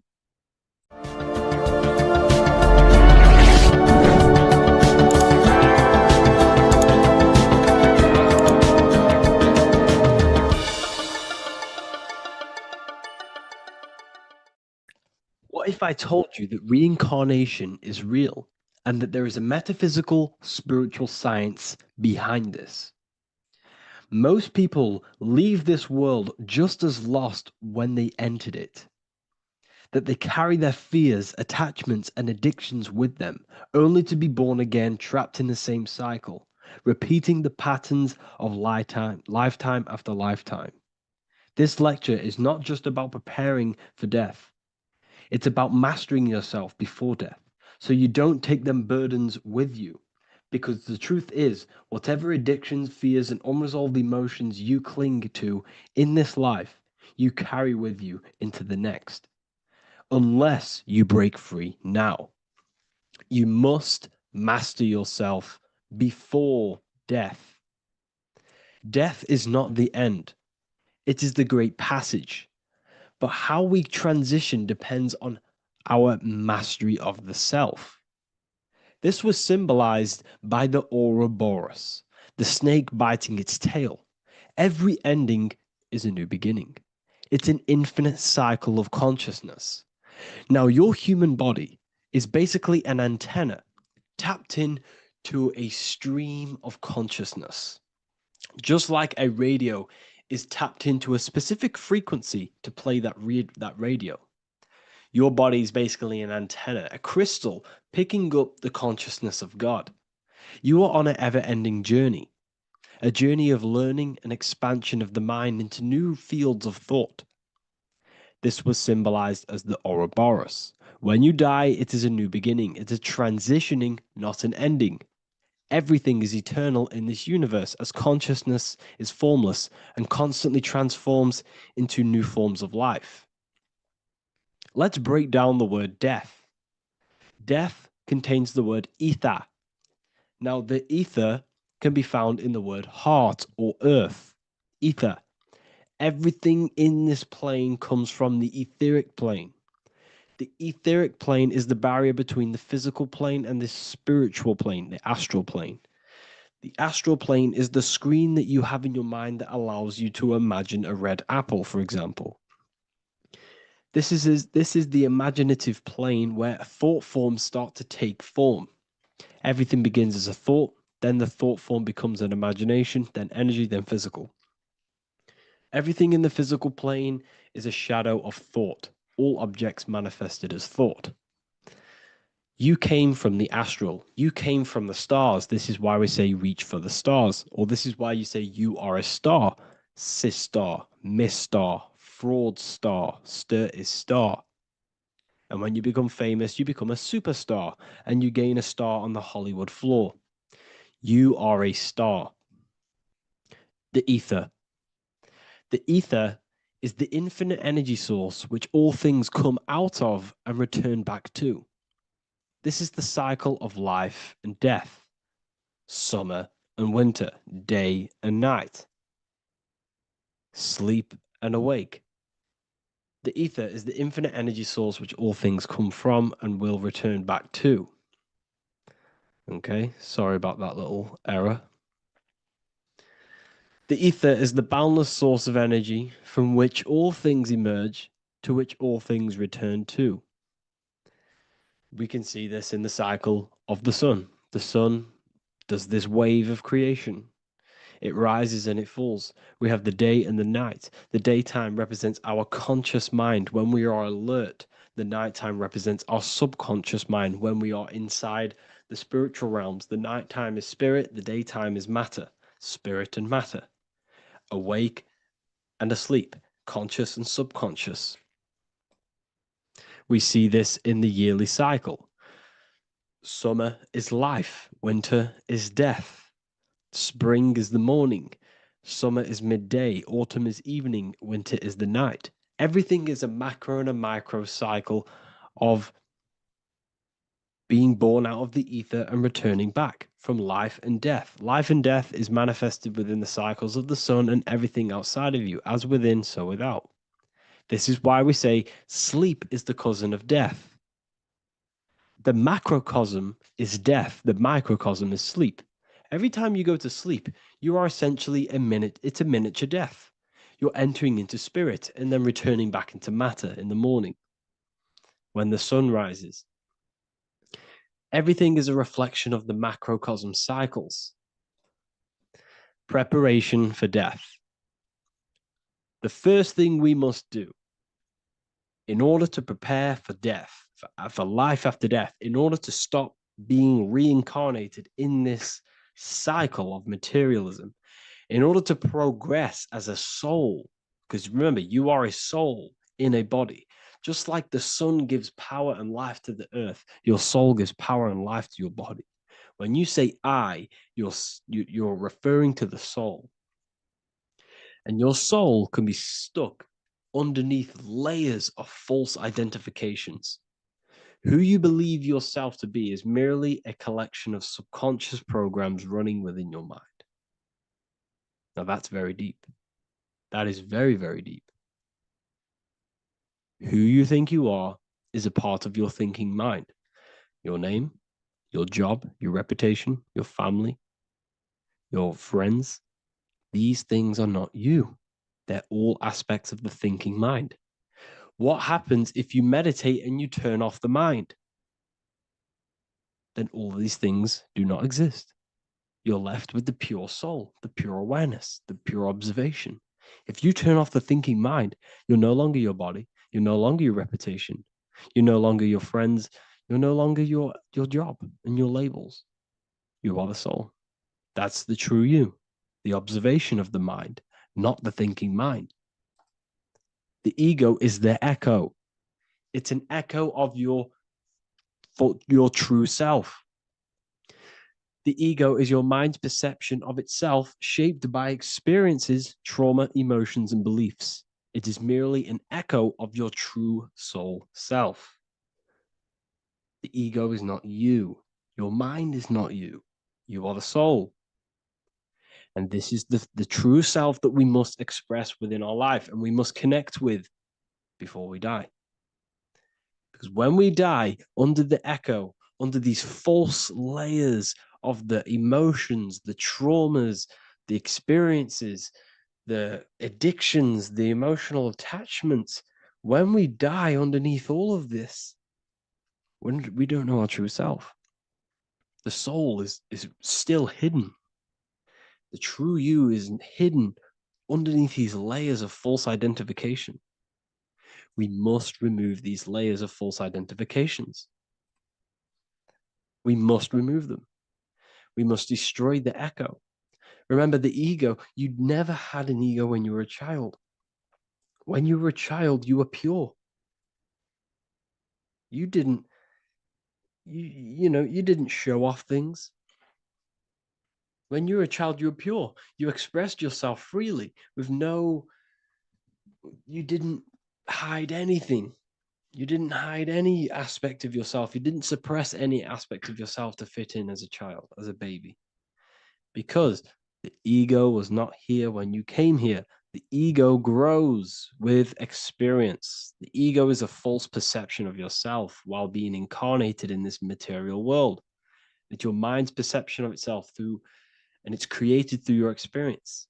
Remember, you are unconditioned consciousness, and your experiences, thoughts, traumas, emotions, and beliefs have conditioned your consciousness. into believing you're only a physical body, but you are the soul. We have to remove these layers. How do we remove these layers? Like I said, the best thing, meditation. Meditation. There is a great meditation that you can do every single morning and every single night time. You can sit there and repeat over and over before you meditate.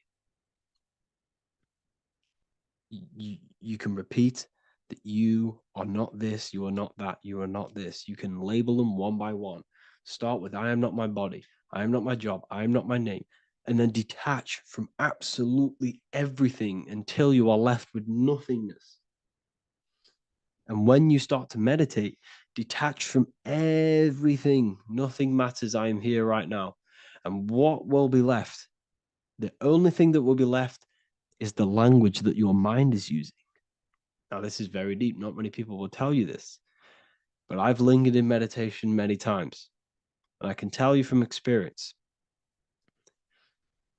that the only thing left once you detach from everything is the language that your mind is attached to. So whether that's English, Italian, French. Once you detach the language of the mind that that little voice in your head's using, you're left with the soul. Once the mind is switched off, you're left with the soul, and you have detached from all of these external things. You're left with the soul. That's you. That's the power. That's the source of all creation, where everything you've ever done has come from. Every thought, every idea has come from your soul. Number two, that's meant to say number two. Sorry about that. Mental addictions and emotional addictions.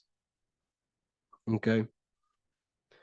These two are very important. Mental addictions, this could be thought patterns, this could be the labels that we've just been talking about. Then you have emotional attachments, which is maybe you're too attached to an external thing. Maybe you're too attached to your phone. Maybe you're too attached to family. Maybe you're too attached to loved ones. Yes, I'm not saying don't love them, but what I'm saying is do not rely on anything in this world to make you happy, to fulfill your emotional needs. Everything is found within you. You must look within, and if you're looking without, if you're trying to find yourself in the outer world, you'll never find yourself. You'll constantly be looking around in loops. Because nothing, you cannot find yourself in the outer world. Nothing will long-term give you long-term validation. Seeking validation in the outer world will leave you soulless, leave you feeling empty inside and sad and depressed. You have to find yourself within. You have to detach from everything you are relying on to give you emotional stableness. You have to detach from all. Yes, love your children. Yes, love these people, but do not rely on them. Because everything in this world is temporary.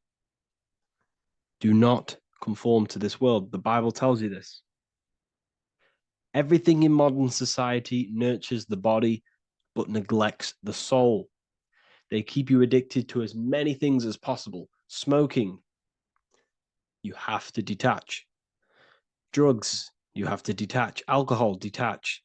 You cannot rely on anything. This is why this path is very, very difficult to walk. But I'm showing you the way. These are the things you must do before death. You have to detach from absolutely everything.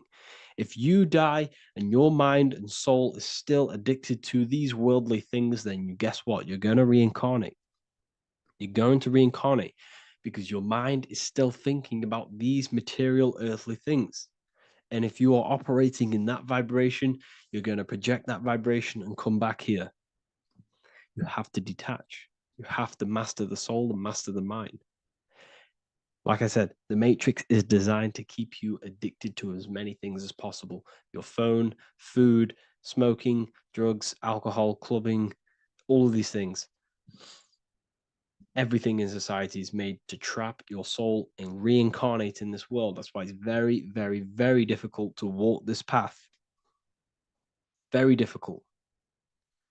Matrix, matter tricks. John 2:15 to 17. Do not love this world, nor the things it offers you. For when you love the world, you will lose God. Do not love this world, nor the things it offers you. Do not conform to the pattern of this world, but be transformed by the renewing of your mind. Great quote. Do not conform to the pattern of this world, but be transformed. Let this world transform you. Learn from this, expand from this, but do not be mentally and emotionally attached. Okay? What good will it be for someone to gain the whole world yet forfeit their soul? Like I said, everything in the Bible is telling you the truth. You just got to read it correctly. This is spirituality. This is spirituality. The Bible is spiritual. It's a spiritual text. We must disconnect from everything outside of us and connect with the true soul. Here we have the Egyptians showing you the soul leaving the body. Here we have the soul here. Here we have the Masons showing you the soul coming out. The soul is real. You are the soul. And when you leave this physical plane, you will go into the astral plane. That's where you came from. You came from the astral. You came from the stars. You incarnated into this physical body. Your consciousness fell into this material form to experience limitation, to experience a 3D world. So in order to ascend properly before we die, we have to let go of all the attachments. Every addiction you have, write them down. And one by one, tackle them. Before you die, you have to, or else you will reincarnate.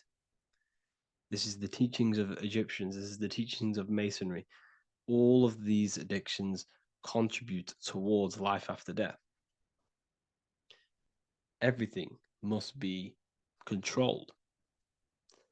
And we must be attached to the soul. I'm not saying I'm perfect. I'm not saying I'm perfect, people.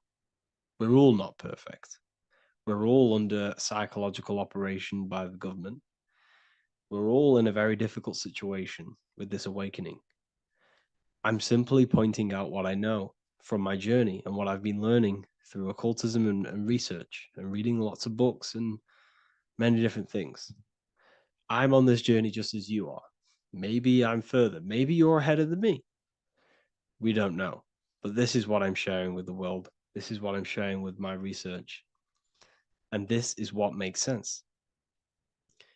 It's common sense. Look at everything around you.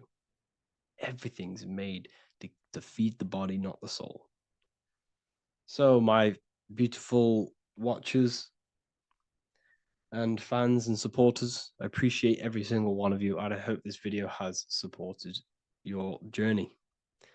If you're feeling lost in life, if you're searching for deeper answers, whether you're seeking clarity, looking to expand your studies, or ready for personalized mentoring, this is your chance to connect with me live and receive insights tailored just for you.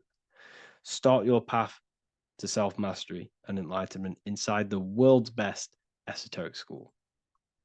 Your journey starts now. Tap the link in the description if you want to join Ethereal University, or feel free to check out my books. I thank you all, and I really appreciate for 100,000 subscribers on YouTube. I love every single one of you. Make sure to drop a like, a comment, and subscribe to the channel if you're new. Let me know some ideas for, lectures, anything that you want to know. I can make lectures on them. Just drop it in the comments. I appreciate every single one of you. Take care.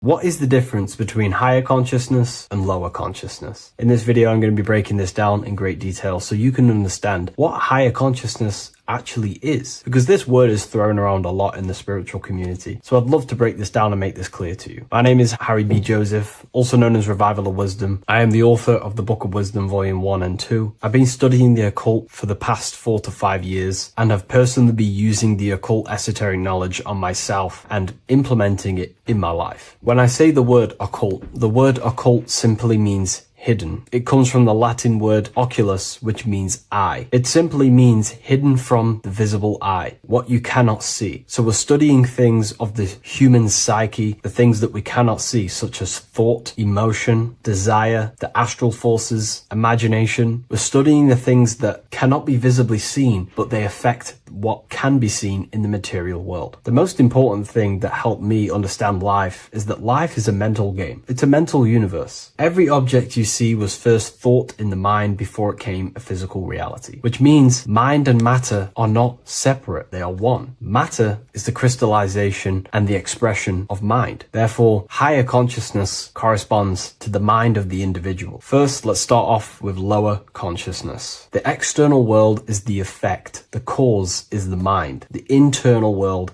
expresses the external world. Reality is created from the inside out. Lower consciousness simply means they're not aware of their internal world. They have no connection with their internal world. They act unconsciously. They are unconscious to their thoughts, what's going on inside their mind. They are unconscious of their hidden desires that drive their physical actions. They are unconscious. This is what in the occult they say spiritually dead, symbolized as a grave or a casket. Someone who is not aware of their internal world and they exist within the darkness. They think, feel, and act unconsciously. They have no awareness of their internal self. They think imagination is just a fantasy, which I don't blame them, because imagination in the modern world is painted to be some fantasy thing. Oh, you're just imagining things. But in the occult, this is a very powerful faculty of the mind. The imagination is the dimension that sits just above the physical plane, that pretty much all thoughts manifest there before it materializes in the material reality. Low consciousness simply means they are in reactive consciousness. The individual reacts to the effects that they have created through the cause of their mind, thoughts, emotions, and actions. If something bad happens in their external reality, their mind starts to think about reacting, complaining,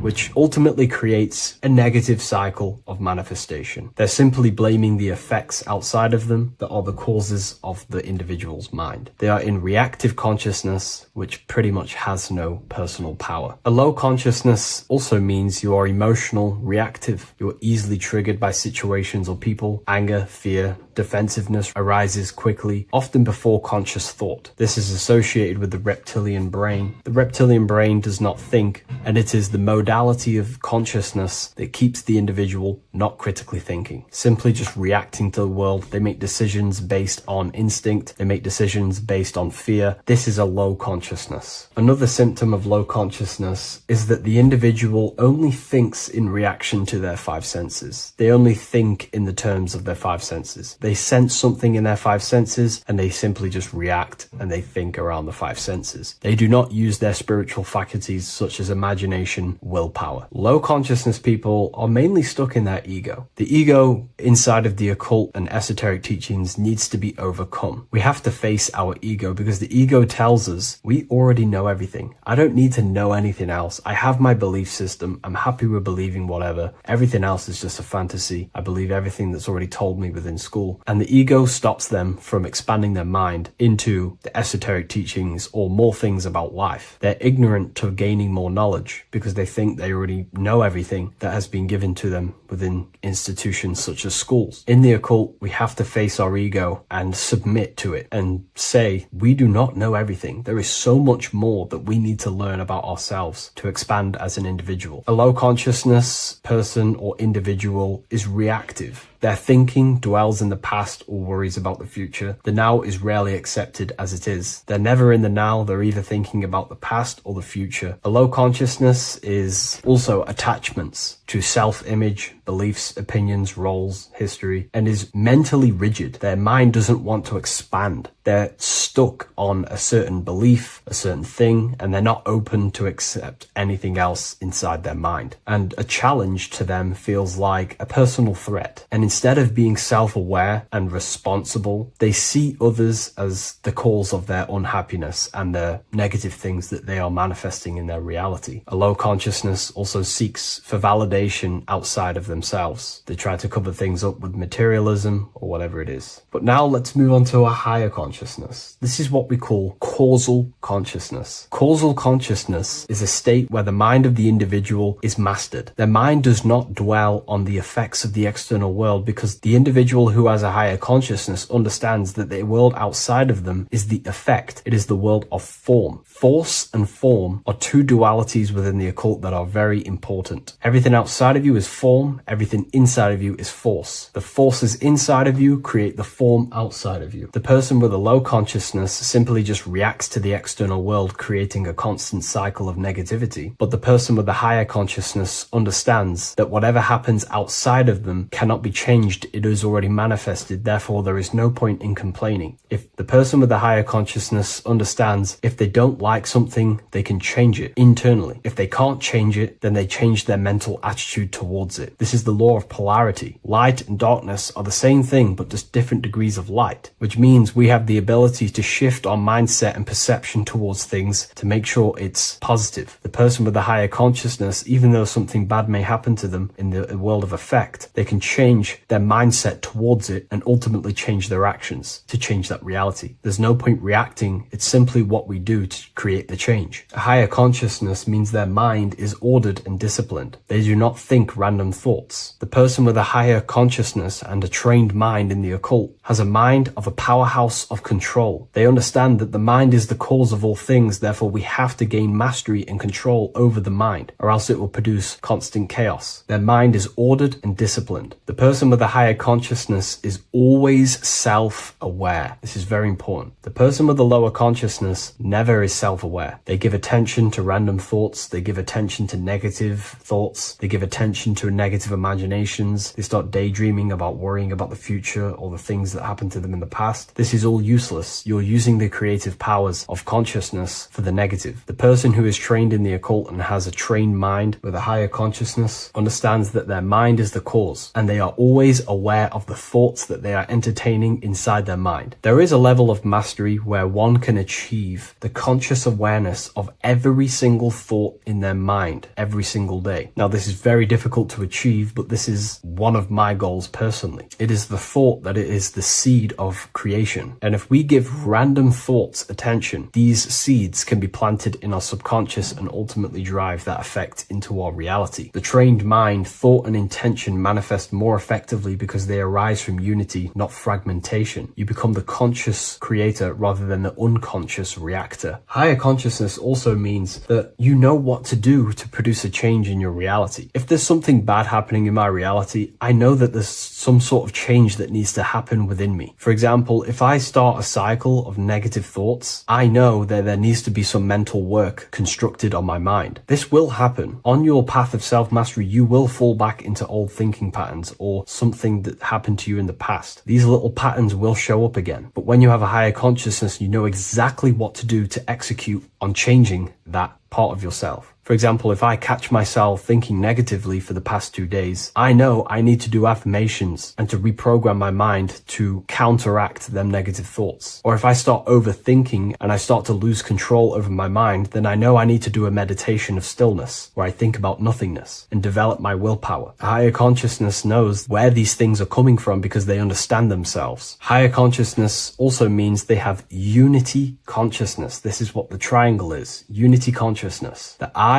within the triangle. The I in the triangle is the number 1. The triangle is the number 3. These are the 3 expressions of consciousness: thinking, feeling, and acting. And they are one force. If they have a goal in mind that they want to create, a desire in their heart to manifest, they unify all 3 forces of consciousness towards that goal. They think, feel, and act. A person with low consciousness is divided within their own consciousness. They think about creating a business, they feel like they're hungry, and they act scrolling on TikTok. This is what you call divided consciousness. And this is what creates chaos in reality. Their 3 forces and 3 expressions of consciousness are not working together. When we align thinking, feeling, and acting all towards one thing, you can quickly start to generate realities and create worlds. So a person with a higher consciousness will be working. They may get the thought of playing video games, but then they remind themselves of think, feeling, and acting and get back focused on whatever they're trying to create. A person with a higher consciousness will pause before reacting. There is a stillness between stimulus and action where awareness chooses rather than reflex response. A person with a higher consciousness consciousness has no fear inside their consciousness, inside their mind, because they understand that fear is the mind killer. It kills the creative powers and forces of the mind. Fear is an illusion, and again, going back to the law of polarity, the person with a higher consciousness understands the laws. That if there is fear, then there is ultimately an opposite of that, which they can transmute their mind from fear into the opposite, which would be strength. They start to fear something, they instantly shift their consciousness into the polar opposite of that, instead of dwelling on fear, which destroys the creative power of the mind. A person with higher consciousness understands they will never die, because they have truly access to mystical experiences, which proves to them that they will not die. The person with the higher consciousness does not identify with the ego, the name, the job, the reputation, because they understand these are constructs of the mind. When you turn off the mind, you are left with the observer. You are no longer the mind, you are the observer of the mind. The person with the higher consciousness seeks to be the observer of their life, looking over their thoughts, emotions, and never dwelling in them too much, because when you get caught up in your emotions, you will be moved by the wind of the emotions. They are the observer of them, and they are connected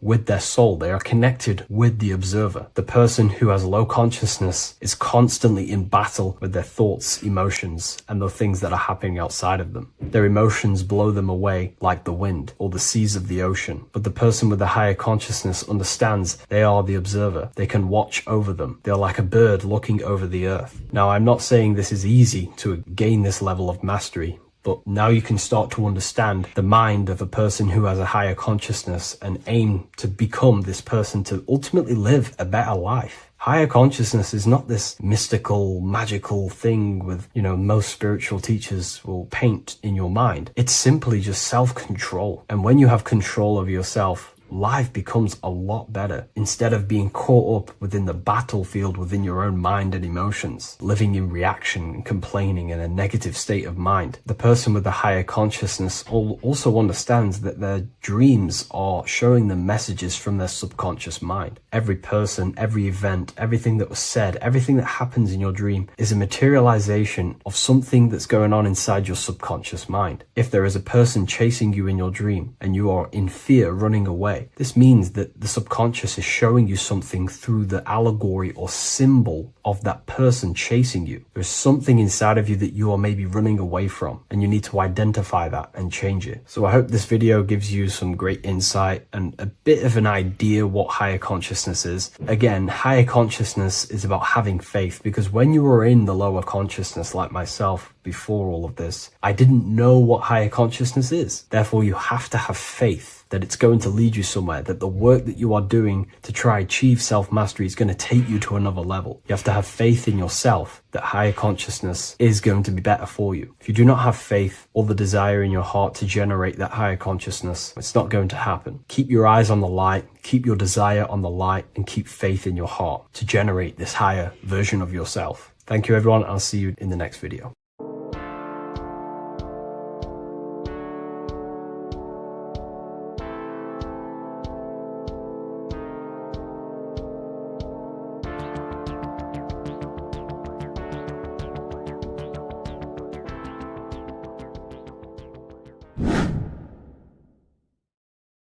What is up, people? How are we all doing? Today, we're talking about the flat earth cosmology. So let's jump straight into this. Please drop a follow and leave a like to help the algorithm. So we live in a torus field. Everything's made out of torus fields. And every torus field has motion. It's what it is. It's the motion of energy. And every torus field has a center, which is the black hole. It's a womb of creation. It's counter space. Now, this is why the North Pole is magnetic, because the center of this torus field is the most magnetic part, the strongest part of the field. So this is why all compasses will point you to the center. And the Earth's magnetic field is spread across the whole of the Earth. And it's spinning, as you can see here. It's like a tornado at the center. And this tornado is the force which is spinning the sun and the moon around us.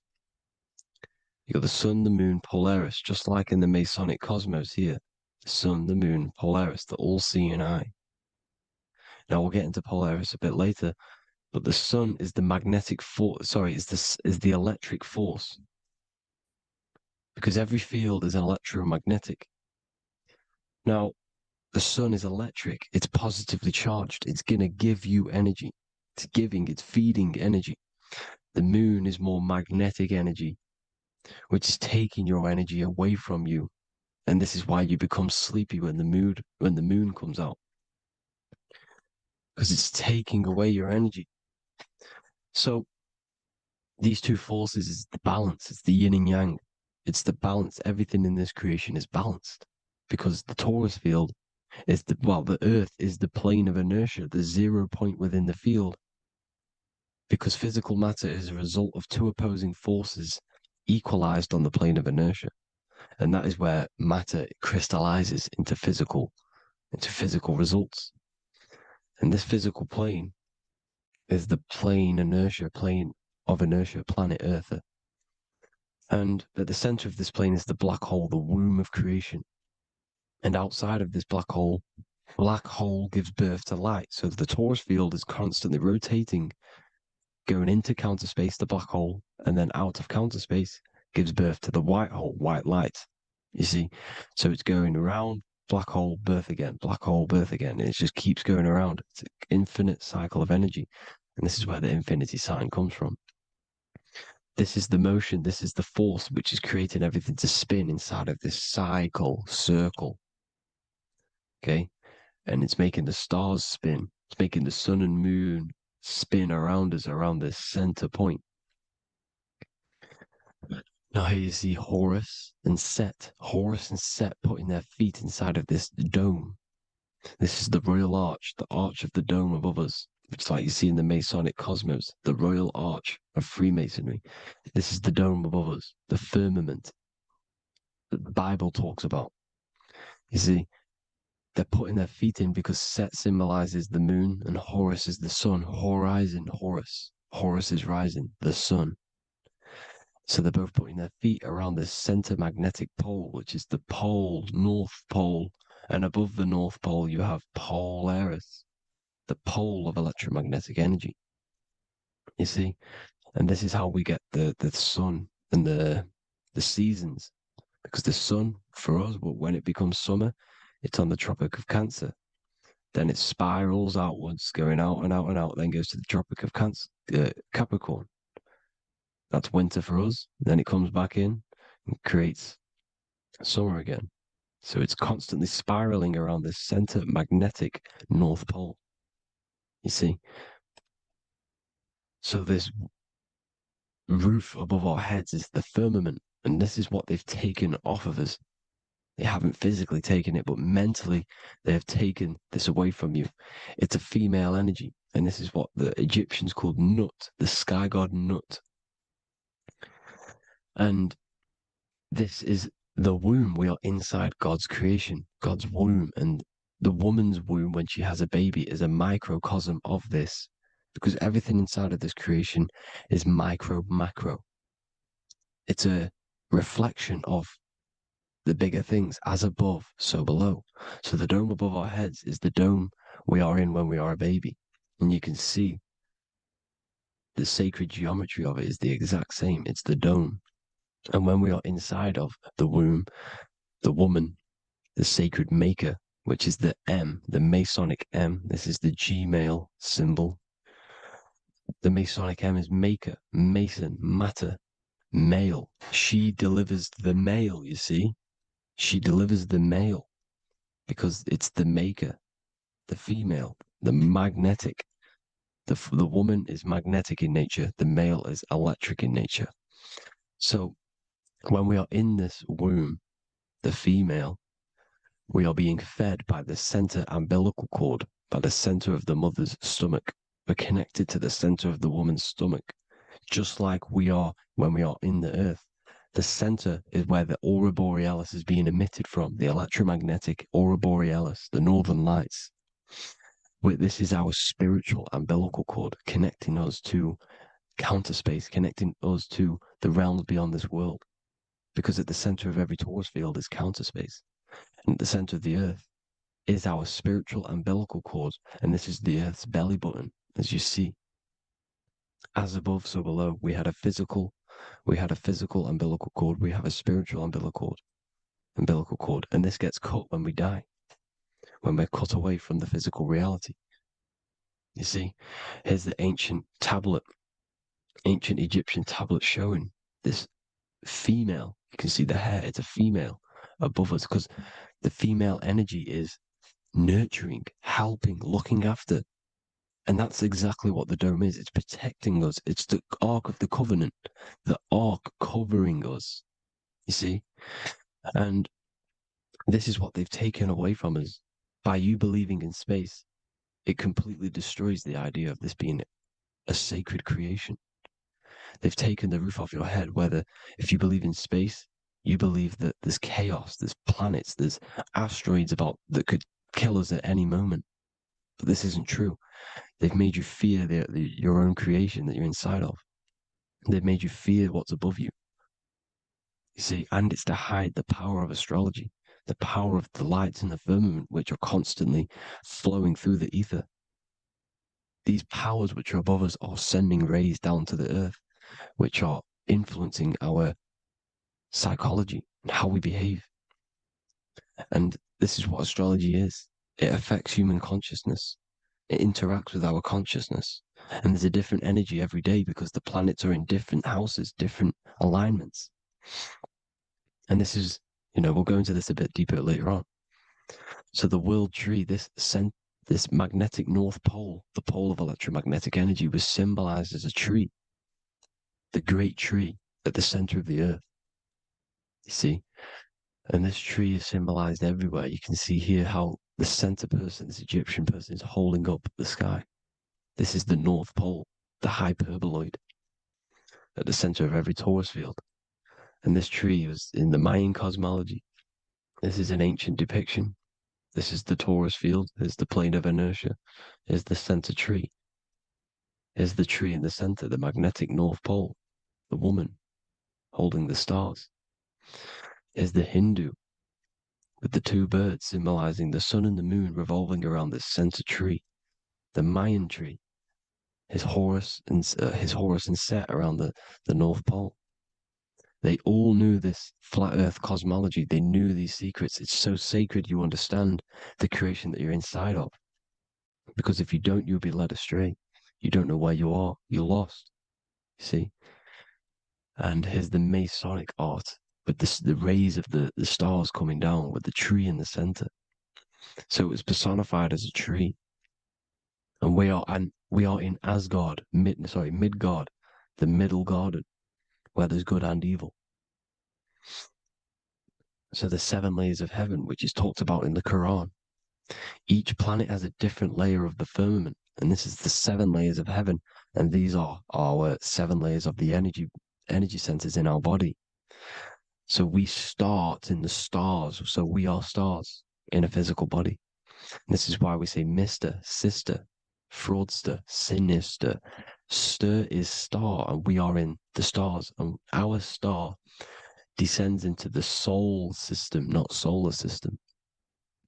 And as we descend into the soul system, we enter Satan's kingdom, Satan's world. As it says in the Bible, Satan is the god of this world.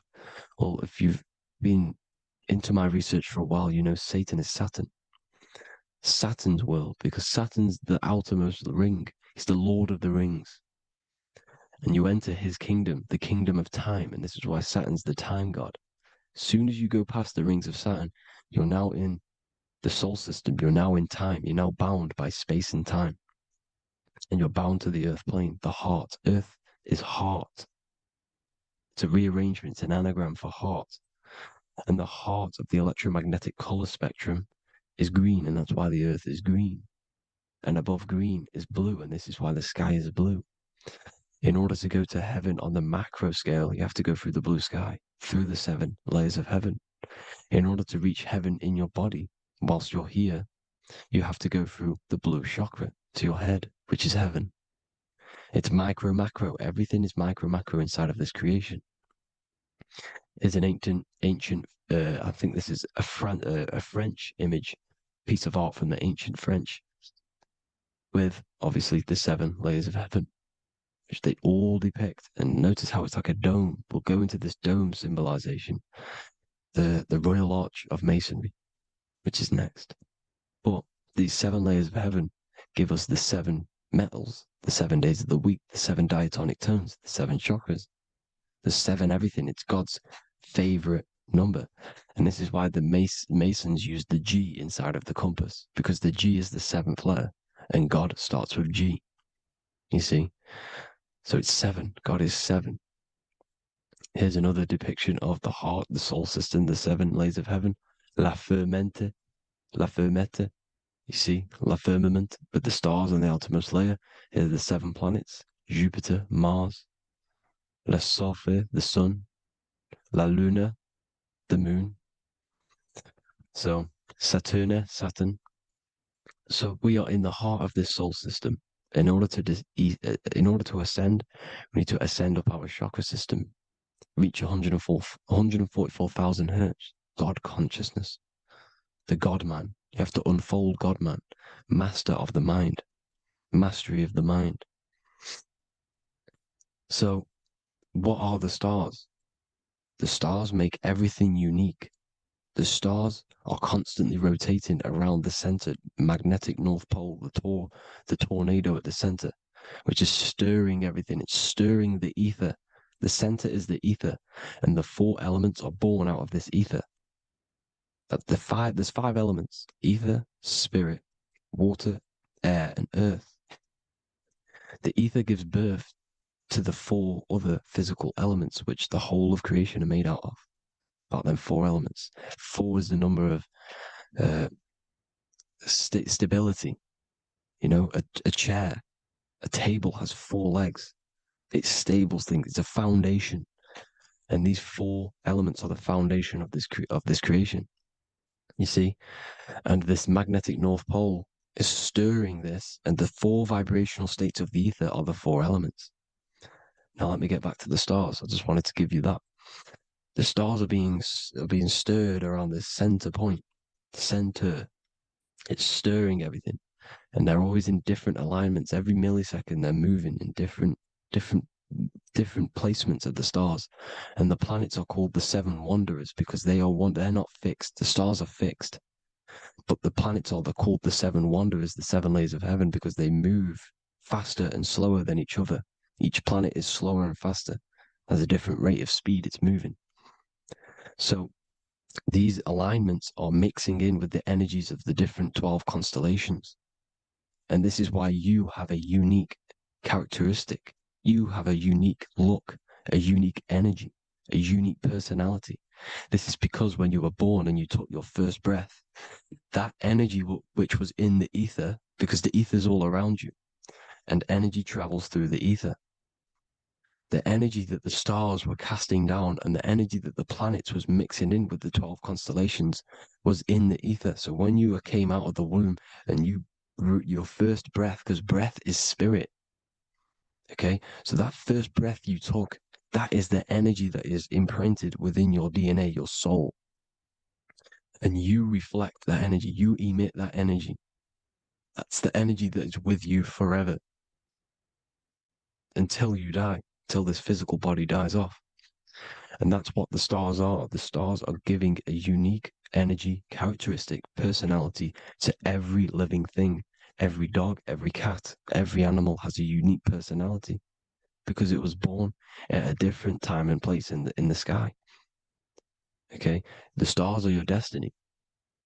Now, the stars are constantly changing as well.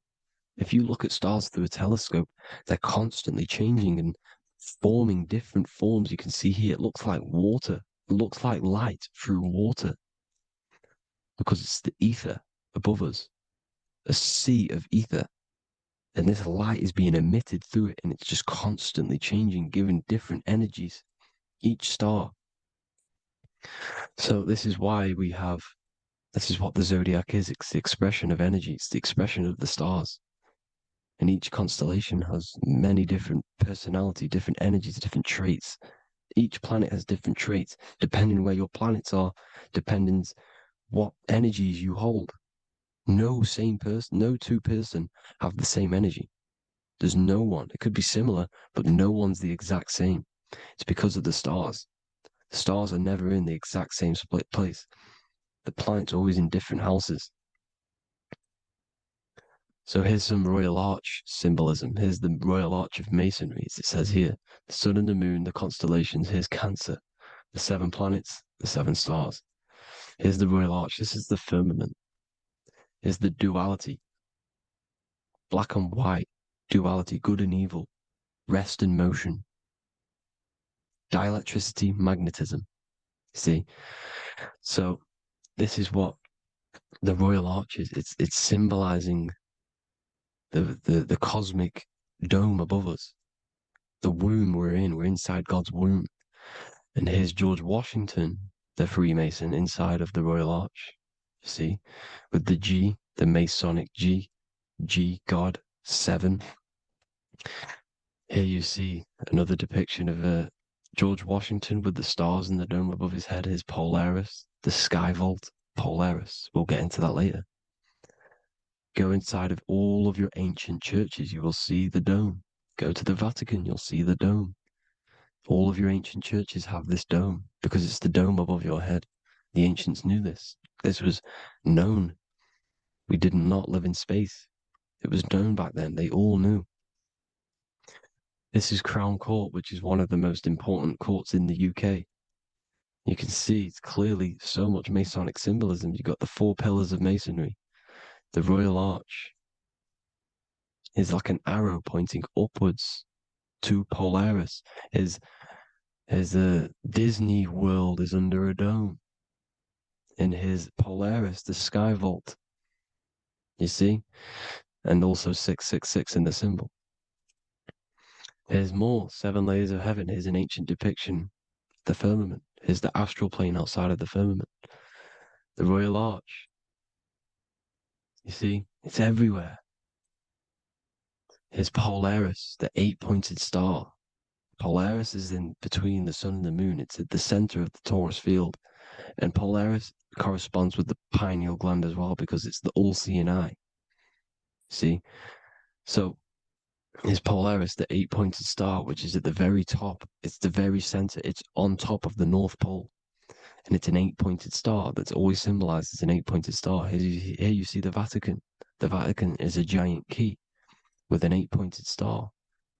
See, it's a key. Here's the dome. Here's the Space Delta, the USA Space Delta logos.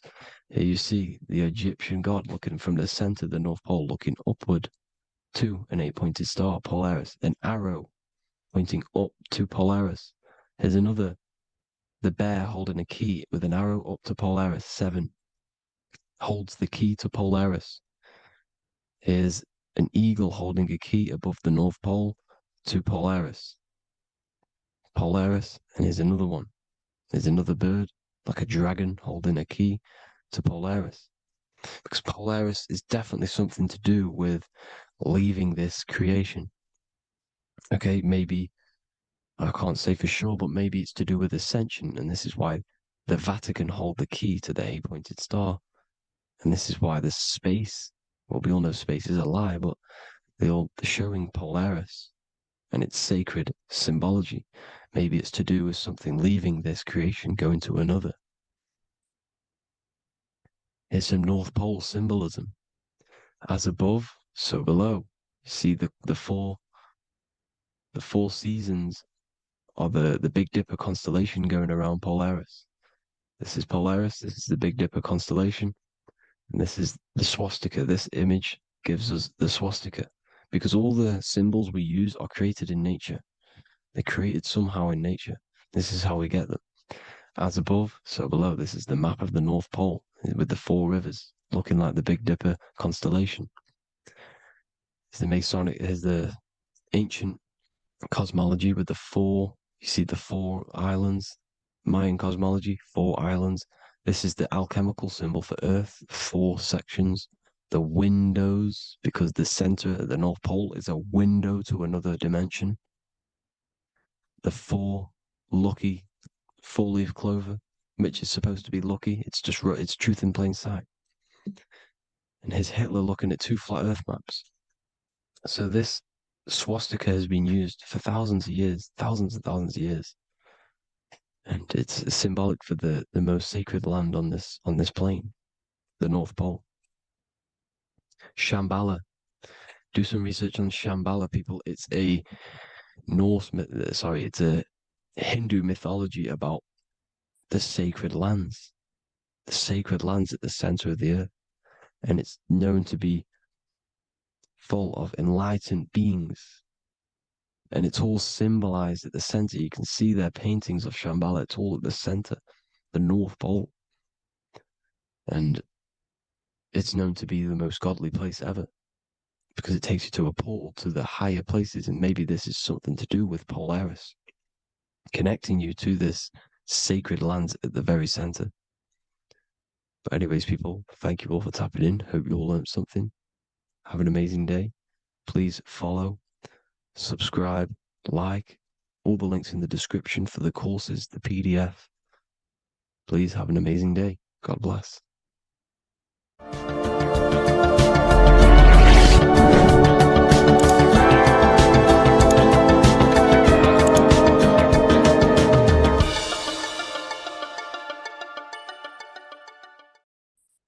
The Pope is supposedly opening 5 portals on Christmas Day. Now, I know this video is a bit late, but I'm going to be commenting on what I think this symbolism and this ritual truly means and what they are trying to do to society with this symbolic ritual. So the first thing we must understand is that everything these people do on a mass scale, all of these major events that they take place on, are all symbolic. They're all ritual. They all have purpose. Okay, so when we look at the locations of these 5 doors that are in Rome, we actually see the sigil of Lucifer when we connect the dots of all of the 5 door locations. This is the sigil of Lucifer. Lucifer is not what you think. Lucifer, sigil of Lucifer, represents the outline of the human brain and our visual perception field. Now, the human perception field is how our brain interacts with the external reality.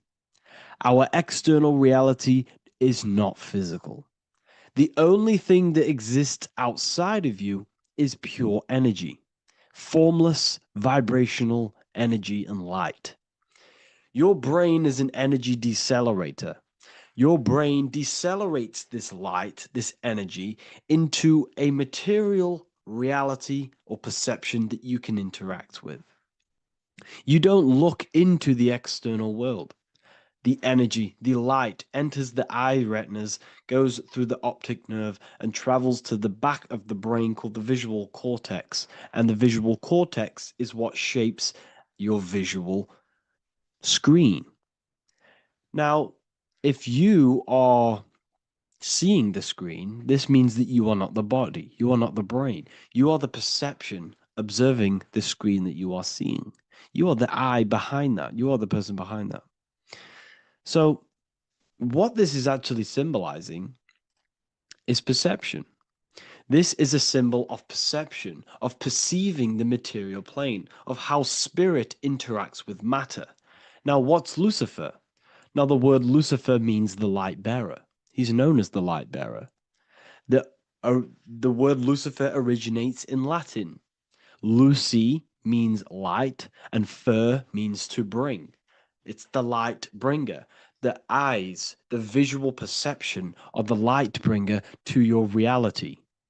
You see, everything outside of you is light. You are made of light. The word hue, man, means light. Hue means color, which is a form of light. And man means manifest. We're light manifested into material form. Every single one of us is Lucifer. When we fall for the material world, the external world, is an illusion. It is the false world. It can elude you. It can make you fall in love with the material things, material pleasures, lust, money, fame. These things make you fall. This is the fall of Lucifer. This is the mythological story. This is the symbolism behind Lucifer. It's you.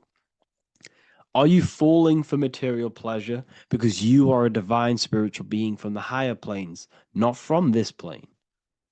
Now, if you let your divine being fall for this material plane and fall for the evil that can take place in this plane, then you are Lucifer. It represents the false light, the false reality. This symbol, the sigil of Lucifer, it symbolizes the interplay between light, consciousness, and the perceptual experience of the physical reality. The external world is truly internal. What we visually perceive is essentially light waves carrying information, which then gets processed by our brain, the central computer of our nervous system. Okay? So, how many doors are open? 5 doors. So 5 is the number of perception as well. 5 fingers on each hand, 5 points on the human body, 5 toes on each foot. We have 5 senses. 1, 2, 3, and 4, they're spiritual numbers. 6, 7, 8, and 9, they're material numbers. 5's the gateway. 5 is the middle bridge of how our spiritual self interacts with the physical self, how spirit interacts with matter. So this ritual is symbolic of perception. This is maybe bringing in a new perception. A new event will happen after this, a new perception of the world. Or personally, I think this ritual was to obviously shape the collective consciousness, because your reality is an externalization of your inner consciousness. It's simply just a mirror. Your material life, your material world outside of you is simply a mirror reflecting with mathematical and geometric precision of your internal consciousness. Your consciousness is creating and causing the effect called reality, physical reality. Your life is a result of every thought you thought in the past. Therefore, with that being said, everyone who perceives this ritual of, the Pope's opening 5 spiritual portals, who's letting in demonic energy into the world, they're going to let demonic energies and demonic spirits all in the world. Well, what if I told you the only portal they're opening is a portal in your own mind for negativity? By you believing in negative forces coming into the world and going to possess everyone, that's opening up your own mind. The collective spiritual community has been brainwashed in thinking there's going to be demonic energy. Therefore, what will happen? There will be demonic energy. Not because the Pope opened up a portal to the demonic energy, it's because everyone opened up their own minds to the demonic energy. Therefore, we as a collective consciousness shape the external world on a macrocosm scale. For example, the microcosm is your personal life. Your personal life. You have created it through consciousness. Your belief system is just externalized in your world. But on a collective scale, we all believe in money, for example. And because we all believe in money, and we believe that this piece of paper holds value in our minds, okay, in the mental plane, this has an effect on the physical plane by shaping the physical plane by being ruled by this belief as on a macrocosm scale. Yes, I know that money doesn't exist. It's just a belief in my mind. But that doesn't have an effect because the collective consciousness believes that money has effect, has power. When it doesn't, it's just a piece of paper with the belief behind it. If the collective consciousness stopped stopped believing in money, then the collective consciousness would have broke the spell and we would have no longer had a material plane ruled by money. You see, our beliefs is ruling and shaping our physical plane. This physical world outside of you is truly just an effect of the mind, an effect of our consciousness, our inner world. So I believe this ritual was done to change our perception, to make us think the Pope is bringing this spiritual energy and negative forces into the world. And it's just simply us creating the negativity in the world by believing in this, by thinking this. Remember, they have the power to send messages into millions of people's minds through media. And them messages are then believed, and that belief is shaping our world. What have I told you? That the New World Order is not manifested by the elite, it's manifested by you and us. We're all manifesting the New World Order. They can't manifest it. We can, because we are the ones believing it. We believe it. It is reality. It shapes our own prison. We're all shaping our own prison by believing in the prison, by believing in money.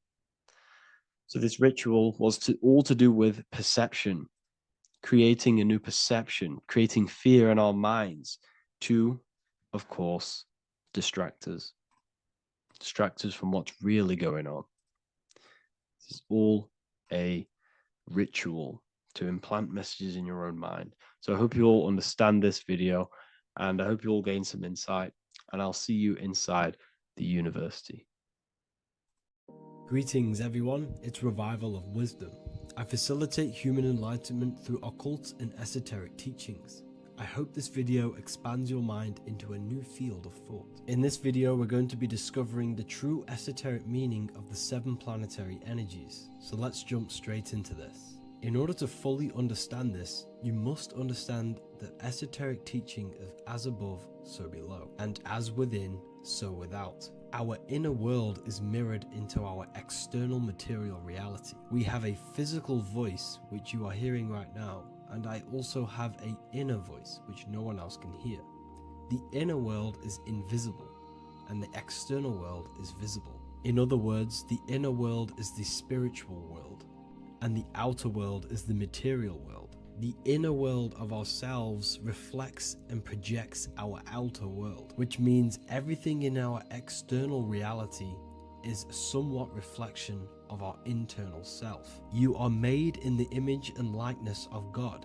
You yourself are the universe experiencing itself in a 3-dimensional physical form. The Newtonian science has programmed you to believe that you are a physical being inside of a physical universe. They did this to limit your mind to only believing there is a physical universe and that you are separate from the universe or God. But you yourself are the divine essence of the universe, experiencing itself in a physical plane, which means everything you see is inside of you, including the stars, the planets, and the elements. As above, so below. As within, so without. An example of this is the 4 physical elements: fire, earth, water, and air. In the external world, these are physical elements. In our internal world, they represent the 4 bodies of consciousness. We have 4 different bodies. We have a material body, we have a spiritual body, an emotional body, and a mental body. The mind is not made out of the same substance as the body.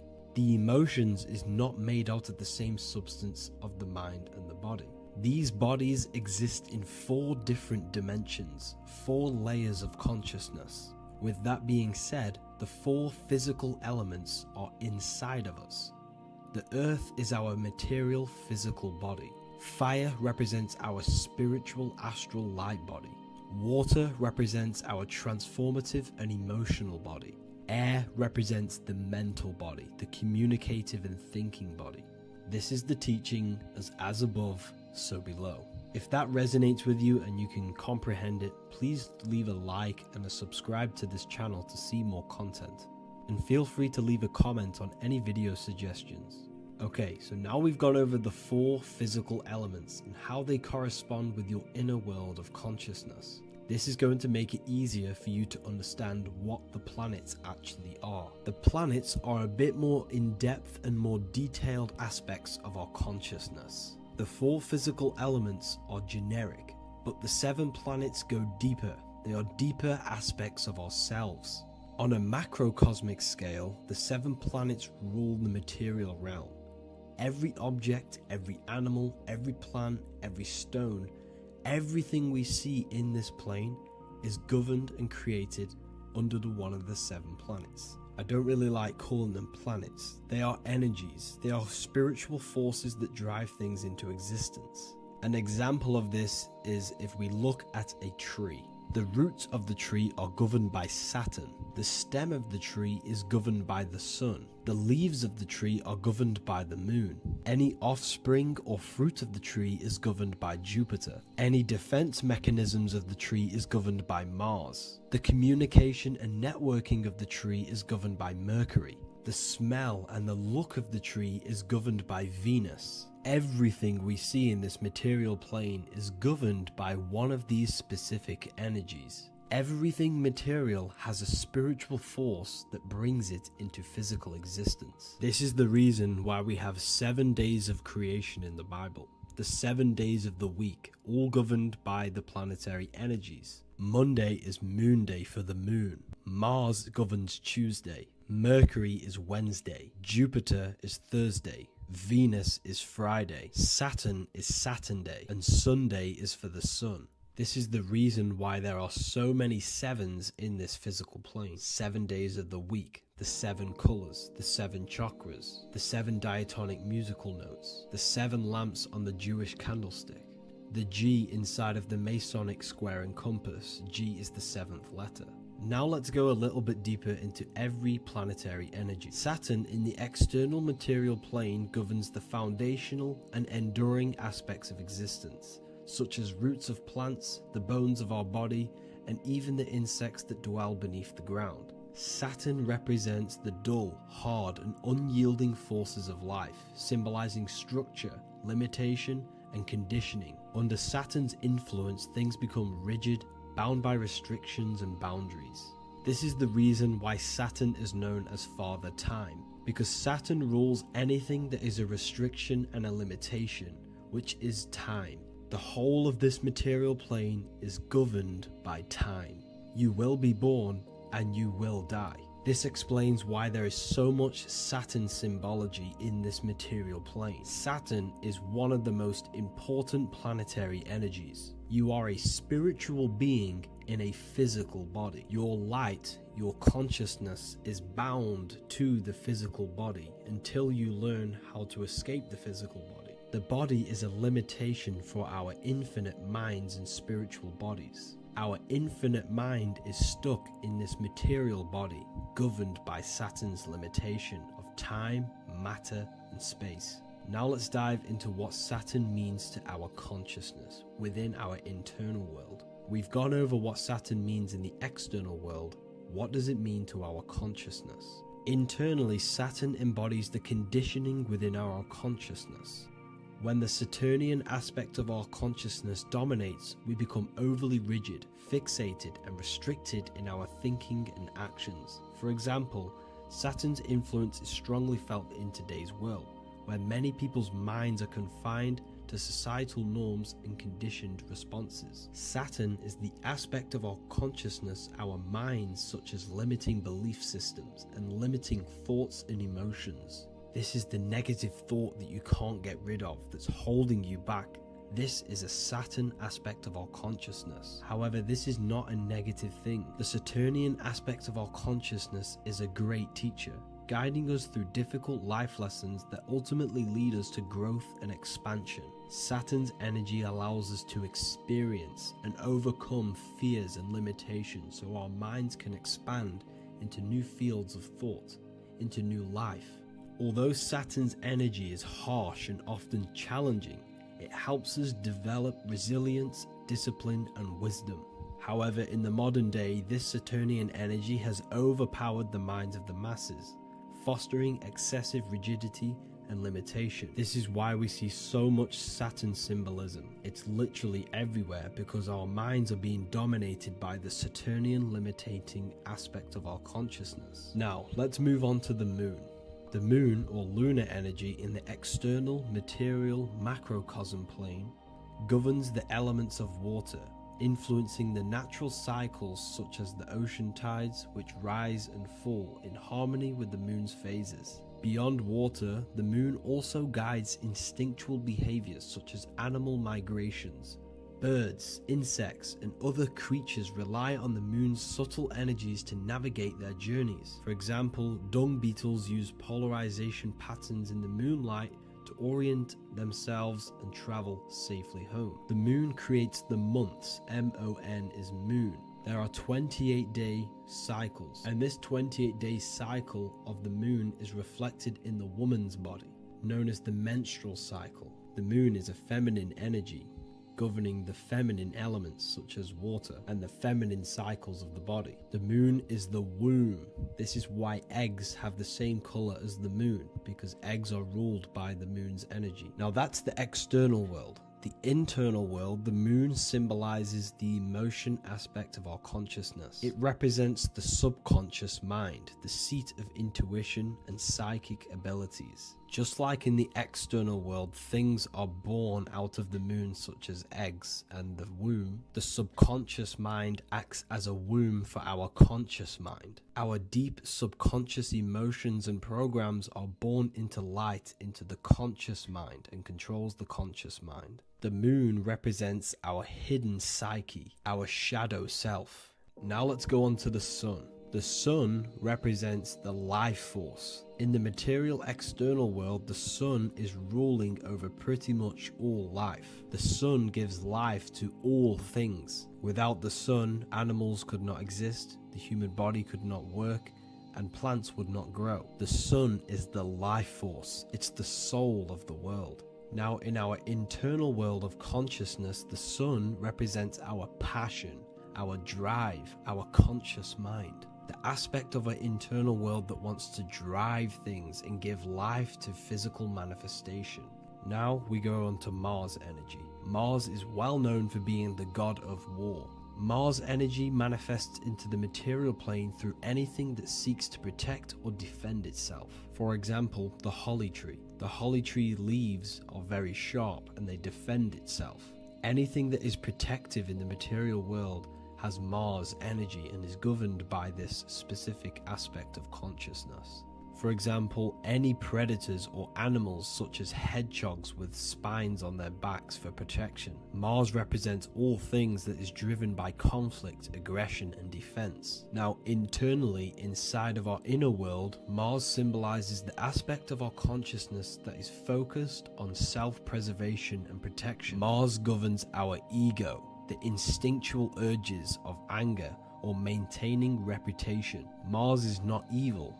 It's necessary. Sometimes it's necessary for us to protect ourselves. Mars is the aspect of our consciousness that is anger, rage, the desire to fight or conquer. When this energy is activated within our consciousness, we become defensive, assertive, and even combative, ready to dominate others and destroy obstacles in our way. Now let's move on to Venus energy. Venus in the external material world manifests its energy through the aesthetics of creation. This planet governs the beauty and harmony found in nature, including the nurturing environment of a mother's womb where life begins. Venus embodies the essential love, not only in romantic relationships, but also in the bonds between family members and all living beings. Venus represents relationships. We have relationships between plants, animals. They all depend on each other to give life. Plants provide food and medicine, while living creatures contribute to their own growth and pollination. Internally, Venus represents the aspect of our consciousness that yearns for relationships and connections with others. This is an aspect of our consciousness that encourages to care for our physical appearance and embracing beauty. Aesthetics play a role in our interactions and self-expression. This is why there is a beauty brand called Venus. Now let's move to Jupiter energy. Jupiter in the material plane manifests its energy as forces of fortune, abundance, and wealth. This energy manifests itself as plants, as fruits that we can consume and eat in abundance. Anything that is nourishing and cultivated by the earth for humanity and animals. Jupiter embodies the giving energy that provides for and sustains life, fostering growth and ensuring that resources are available to all. Its influence is seen in the natural cycles of abundance, where fruits must grow and ripen before they are enjoyed, symbolizing the importance of effort and patience.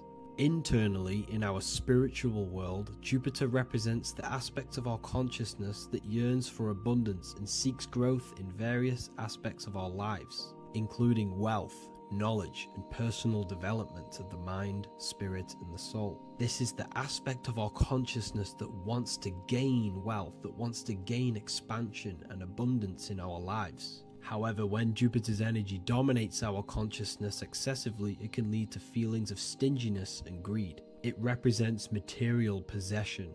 The last planet is Mercury. Mercury in the external world governs the vital elements such as seeds, air, communication, education, and electricity. Known as the messenger of the gods, Mercury rules over intellect, communication, and the transmission of knowledge. Mercury's states of consciousness manifests itself in the material plane as the network between trees and plants, how they all communicate together. It represents the intelligence behind all physical things. It's the intelligence behind the seed that allows it to grow into a plant. Mercury's creative energy is manifested in the nervous system of the human body and all living animals. The intricate messenger that transmits signals from the body to the brain and then to the mind. This intelligence within us allows us to facilitate thought and movement. Internally, in our spiritual aspects of consciousness, Mercury is the state of consciousness that seeks knowledge, understanding, and intellectual growth and expansion. This part of us is curious, eager to learn, and driven to communicate ideas and information. It represents our mental body. The Roman god Mercury is often depicting flying because this symbolizes the air. Air represents our mental body. When the Mercury aspect of our consciousness dominates, we become highly intellectual, constantly seeking information, analyzing situation, and communicating our ideas. While this can enhance our understanding and ability to interact with the world, an excess of Mercury's influence can lead to overthinking, excessive analysis, and focus on intellect over emotions or intuition.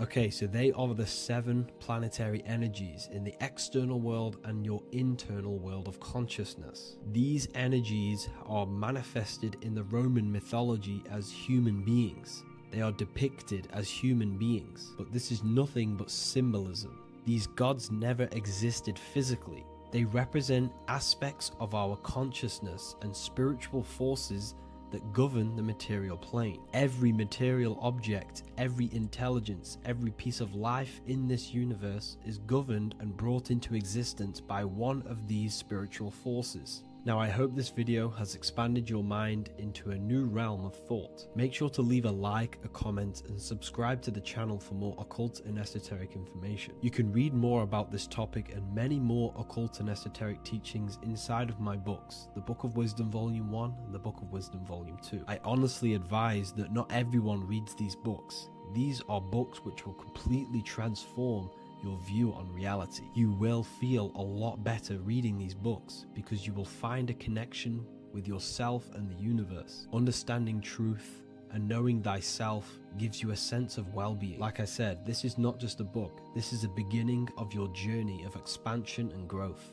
Reading them can be life-changing. Inside my university, I host live calls where you can ask me questions, and you can watch all the pre-recorded live calls. You also gain the ability to manifest your own reality through the Manifestation Mastery course. There is also a library with all of the PDFs that I've read in the past of occultism, symbolism, and esotericism that you can gain access to.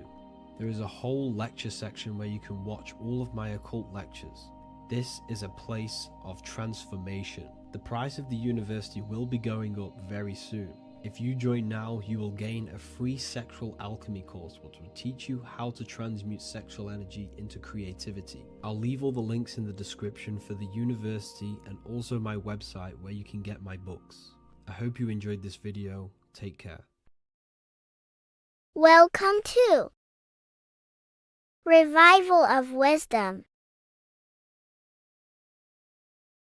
This video is going to be about the flat earth and the breakdown of the whole cosmology.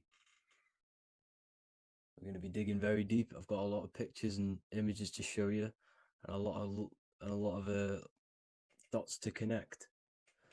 So let's start with the Freemasonry art. So this artwork we have here is the Freemasonic cosmology, as they know and believe. So what is it symbolizing?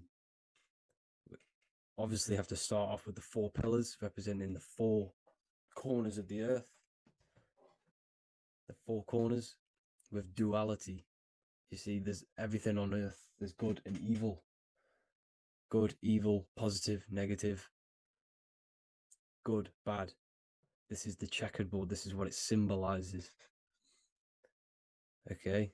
Obviously, we have the sun, the moon. The sun gives you energy. It's the anode.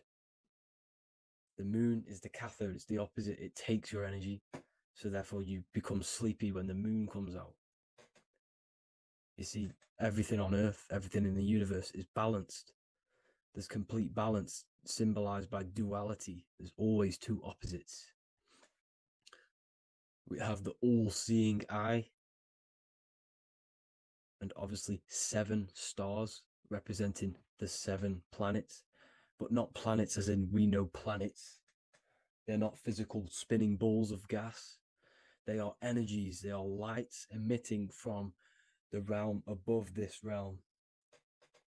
They are lights through the firmament, through the electromagnetic field. So let's go through that again. The 4 corners, duality, positive and negative, cold, dry. Everyone on earth has an opposite. Everyone, there's 2. Okay, and then we have the sun, the moon, the 7 planets with a 5-pointed star. What's the 5-pointed star? Of course, it's the 5 elements: spirit, water, earth, fire, and air. Okay, that's what the 5-pointed stars symbolizing, the 5 elements of earth. And then most importantly, we have the compass. The compass is very, very important, hence why it's in the center. The compass is symbolizing many, many things. And one of the most important things, but we'll get into that after. We have a boat with water outside of the earth. So we have a boat on water, symbolizing the waters separated by the firmament, the waters above, separated by the firmament from the waters within the firmament, the earth. So this is what it's symbolizing. So the compass, what's the compass? This is where the compass comes from. The Polaris, the most important star there is, because it's in the center of Earth, the sun, the moon, and the black hole, black sun. Because all creation comes from center, the seed center. Okay, but we'll get into this after. But also, this is a very important Masonic symbol because they use this symbol a lot. This is one of their main symbols, hence why Neil Armstrong has the Masonic ring with the compass on it. The people who supposedly went to the moon, which obviously they faked to push this globe model, because the globe model is based upon fear. Because the globe model, if they can sell you the globe model, they can sell you anything then. You don't know where you actually are. The globe model is to push fear upon the masses, because the globe model means there's not enough resources. There's also risks of asteroids hitting the planet. There's also risks of space extraterrestrial invasions, global warming, asteroids. You see, this is all the fear that they can gain off selling you the globe model. Okay, because they don't want you to know that this is an intelligent design. And also, they're hiding God, the creator, the source. This is why they are satanic. They are opposites. They are lefty, Lucifer, right, righteous, godly. Hence why they do the symbolism on their eyes. 666. This is another famous, what's it called? Sorry, famous astrologer, astronaut. This is another famous astronaut doing 666, showing that he's in the alliance of the occult. But even look at their 10th anniversary stamps. They have a Masonic compass on there. Also, the Order Out of Chaos. Order Out of Chaos, double-headed eagle. Okay, the Order Out of Chaos ring, which they wear. So all of these astronauts are in the occult. They are lying to you. They are in with this order, this Masonic New World Order, whatever you want to call it. So let's break this compass down a lot more. Because as I showed you here, the center, okay, this is what the compass is symbolizing. Let's go into the North Pole map. This is from 1595. This is a rough estimate of where this map came from. It's from around the 1500s to the 1600s, maybe 1400s. There's not an actual set date on this map because obviously our history has been tampered with. But let's break down this map and the symbolism that they use towards this map, because this map is the map of the North Pole. Okay, so in the center, we have the black rock symbolizing the tower, the pole, North Pole. And what's on top of the North Pole?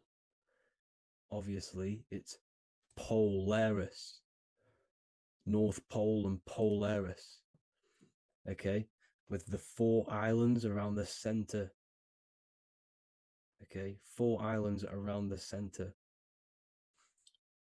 And this is what blew my mind, right? They say that Santa sounds similar. And if you look at this pole that's pointing to the North Pole, you see this line here. So this is obviously from the 1600s. What color is Santa? He's red and white. Just like this map pointing to the center is red and white. And Santa comes from the North Pole. So it's not a coincidence that they use red and white. They're mocking this map because obviously they took over after the 1500s, 1600s. They took over around the 1800s. So they're mocking this map with Santa coming from the North Pole with this red and white line to the North Pole. Notice the 4 islands. Okay. Like windows, their symbol, they obviously in the occult, they're part of the New World Order, is symbolizing these 4 islands with the blue behind it for the water. Okay, so this is another occult logo. They're symbolizing this center because the center is so important. Okay, we'll get into that. Also, we have the Mayan cosmology. This is the Mayan cosmology. This is what they created. This is their artwork, with also 4 major lands around the center. You see this 4 with green in between them all. 4 major lands with the underworld. You see this underworld is also symbolized by the Masons with the coffin of the skull and bones, the deceased, the dead. Okay, so this is also mentioned in the book of Enoch. Okay, and it's called Sheol. Sheol, the underworld. Okay, and in the book of Enoch, it says all spirits of the dead go to these hollow places, that they are wait until their appointed time of judgment. And it also says in the book of Enoch, there are 4 hollow places underneath. 4 as above, so below, representing the 4 islands. As above, so below. That's where that could link in. Okay. The book of Enoch is very important because it was found in a cave thousands of years ago, and has a lot of truths about this realm and about this world we live in. So let's go back to the Mayan cosmology. So the ancient cosmology, they all must have had some sort of communication. They must all be at peace with each other, because all of their cosmologies link together. See, the Greek, Babylonian, Indian, the Celtic, okay, they're all linked in together. They all knew that they were in an enclosed system with an underworld and obviously a firmament. Okay, so this is what they all knew. They all must have had some sort of communication. They were a lot more advanced than us. They knew the center of the realm. Okay, and obviously the United Nations flag also symbolizes their center. You see how it has like a grid with a circle around the center. It's symbolizing that center of the realm, because that center of Earth is so important. The United Nations flag, they all have it. See, some different ones will have that circle around the center, because the center is the seed. All things come from a center. So the torus field is so important because it is the spark of life. It's the building blocks of the universe, this creation, because all things have a torus field. Just like an apple with what's in the center of an apple, a seed, because the center is where the energies hold, is where the energies meet, and it creates that spark of life. Just like your heart is the center of your body, and it has an electromagnetic field, because the center, all things come from the center. So this is why the North Pole is so important, because this is why it's so important, because this is where the creation sparked from, the center. This is where the most electromagnetic energy is stored. So this is why the northern lights come from the center. It's electromagnetic energy. This is what the northern lights are. It's being emitted from this black hole in the center. Okay, and obviously what else is on the center? Polaris.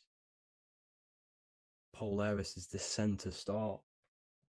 Okay, so the center star is what sits on top of this North Pole, Polaris, because it's a pole of electromagnetic energy, symbolized as a black rock, a black hole, pole. You see, because all creation comes from void. Light is born from darkness. Without light, darkness can't be born from light. You see, but light can be born from darkness. This is why darkness is so important. And this is why there's a black hole in the center of our realm, like the black sun. The black sun, the Polaris star, the North Star. You see, so this is this North Pole, Polaris. This is what they're talking about. And this is why compasses are an 8-pointed star, because Polaris is symbolized as an 8-pointed star. This is where a compass will point you to. It will point you to that center. So notice how a compass has this black hole in the middle, you see, and it will point you to this meeting point, the north, because in the center is the center of the torus field of the earth. This is where the most electromagnetic energy is. You see, everything gets sucked into the black hole. Okay, this whole reality is being projected from that center point, just like your eyes suck in light. It's a black hole. Your eyes suck in the light of this light being emitted from this center place, this electromagnetic energy at the center, which is the seed of everything, of everyone. You see, just like an apple has the seed in the center in darkness, because in the center of the apple, it's dark. It's black. It's pitch black. But that's where the seeds are. That's where the life is. But Polaris is so important because it's that center star which lines up. It is the pole. It's the top of the pole of the torus field. So Polaris would be here at the very, very top. And this is where the compasses point you to. And this is why the star of Ishtar, the 8-pointed star of the Sumerians, also talked about this 8-pointed star, and it's called the star of Ishtar. Okay, and who is Ishtar? Ishtar is the goddess. Okay, so she's not a male, she's a female, because every creation is brought through a female, a womb. Every single human on earth is brought through the womb, the sacred feminine energy, and the womb is pure darkness. There's no light in a womb, just like the center of our realm. It's a black hole. Okay, and guess what? She's the god of fertility and sexuality. She is responsible for all life. Okay, so the star of Ishtar is the star of Polaris, which is symbolizing the responsibility for all life, the center of our realm, the black sun, the black hole. Okay, so this is what that god of Ishtar of the Sumerians is talking about, the goddess, the womb, the seed of creation. So this would be the portal, more than likely the portal in and out of our realm, because it's the top of the torus field. And what's above this realm is the heavens. So this is where you get sucked in from the heavens. Your soul gets sucked in and brought onto this plane of existence called Earth. These are some space NASA symbols. Look how much Polaris symbolism there is. And notice how it's at the center. You see this circle? This is like a half circle. And at the center is an 8-pointed star of Ishtar. It's the same thing. It's Polaris. It's at the center. And notice on some of these, look, this one is a bear holding the key and an arrow pointing to the Polaris star, so that they hold the key to Polaris. And another one with like a demon holding a key to the what? Polaris on top of him. Also an eagle, which is a Masonic symbol, the eagle holding a key on top of the center, you see. And notice how there's an arrow going up to the Polaris and an arrow down, as above, so below. to earth, so you can go out of earth and into earth through Polaris, and the eagle holds the key. You see? The eagle holds the key, just like this. This demon dragon holds the key to Polaris. And look at this one, earth, with an arrow up to Polaris, the 8-pointed star. So Polaris is more than likely that portal which the Anunnaki used, the Sumerian gods used, because the Anunnaki symbol is also an 8-pointed star. Okay, and like I said, that center is the seed of creation. The center is the black hole. Okay, just like your pineal gland is at the center of your brain. The pineal gland is at the center of your brain, and that's what connects you to that spirit realm, to the source. That's it for this video, guys. Thank you all for tuning in.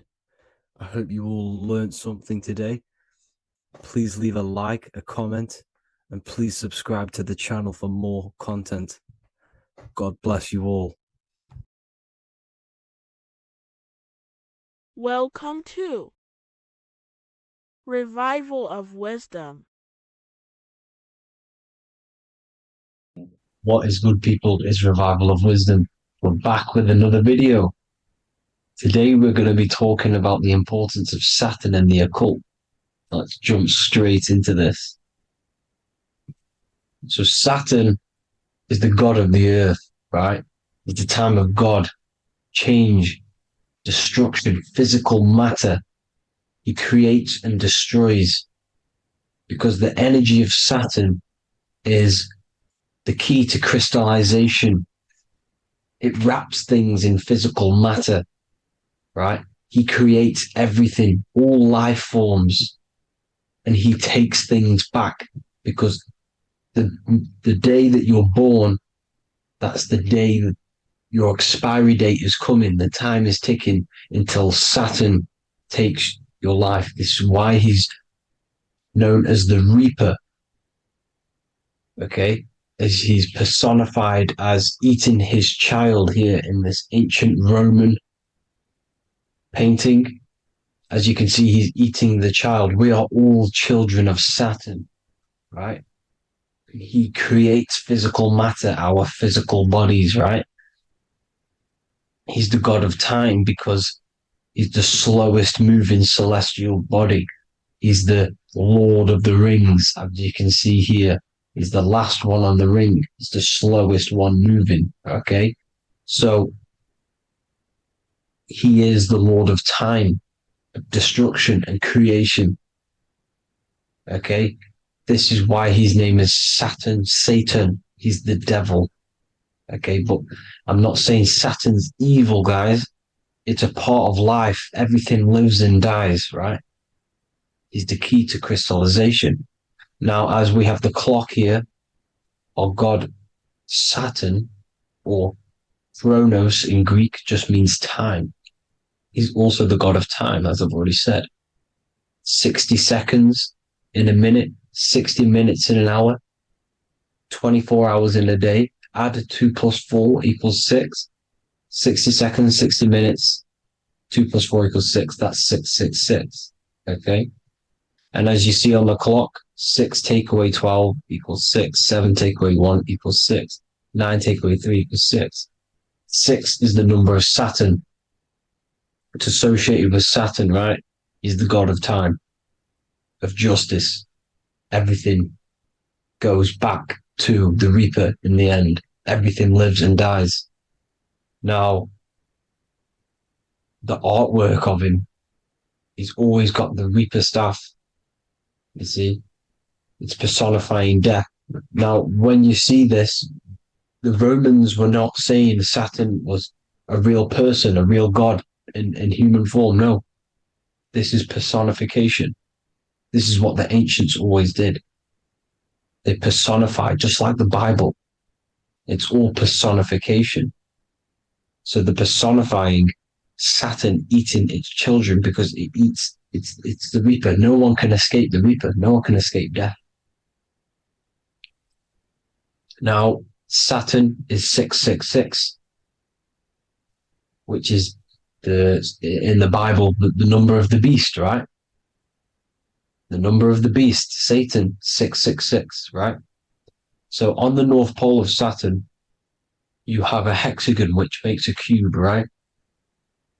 Now this hexagon, when you join up all the corners, creates the six-pointed star known as the Star of David, right? In the Jewish religion. Now, as you can see, the six-pointed star has 6 points, 6 mini triangles, and a six-sided hexagon. That makes 666. And also, you have Saturday is named after Saturn, the sixth planet, the sixth day of the week, and has a six-sided polygon on its north pole. That's also 666. Now, this Star of David, this symbol goes back thousands of years, and it originates from Saturn. It's not the Star of David, right? It originates from Saturn. It symbolizes the physical and spiritual aspect combined into one, which makes us humans, right? Also symbolizes the male and female combined into one. These two sacred energies create the human. We consist of both male and female energy, also known as the Seal of Solomon.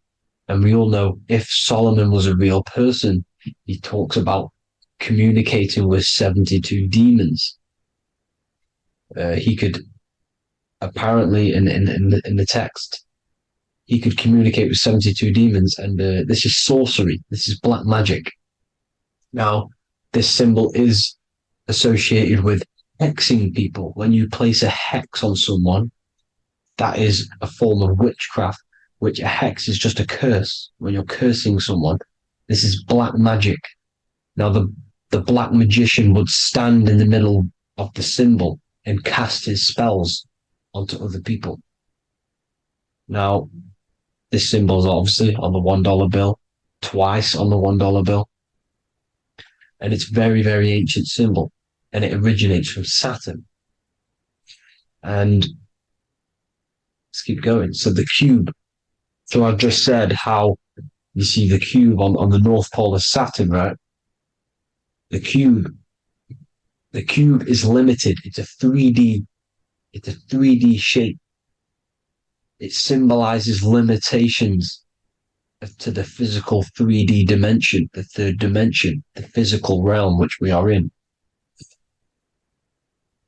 Now, as you can see, the color associated with Saturn is black, right?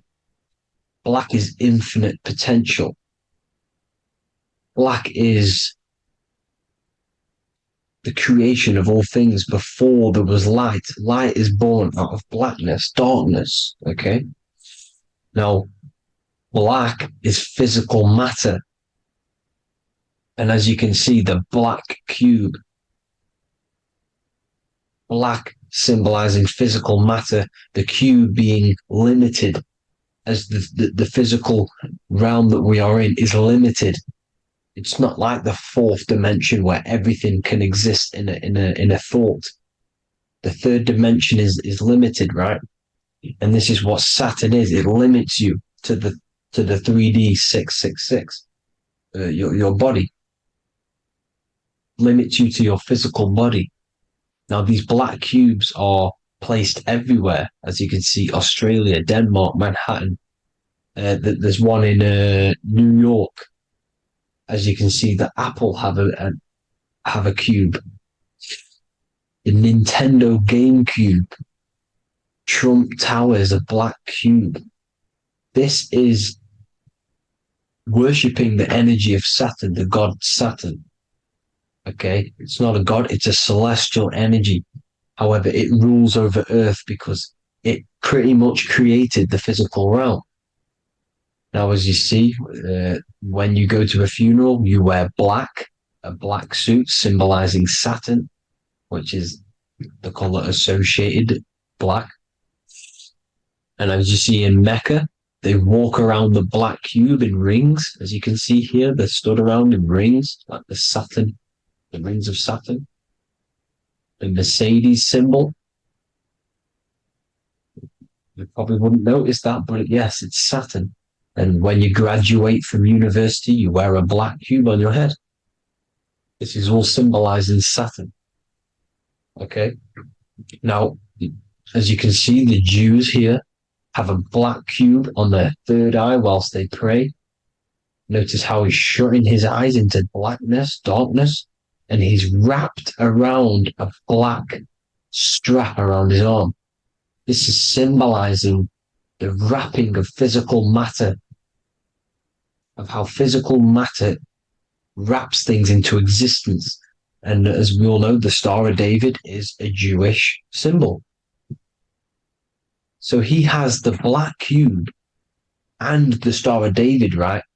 So all of these religions are secretly worshipping Saturn.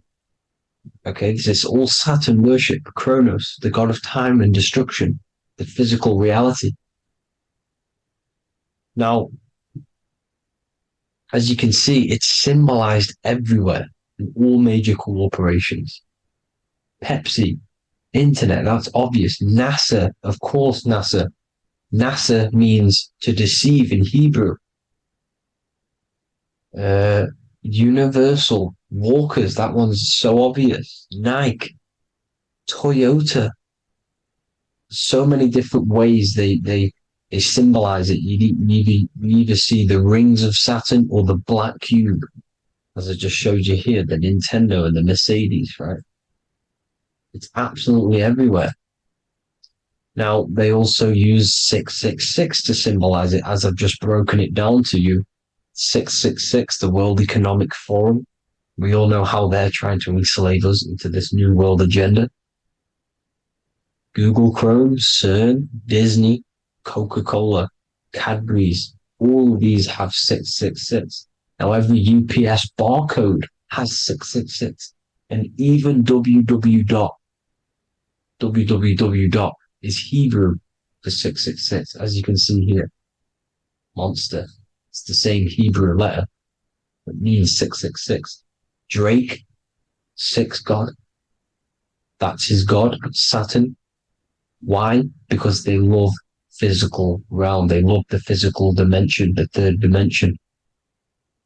Because they can rule here through riches.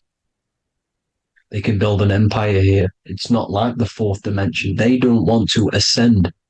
They want to stay down here in the physical realm. Okay?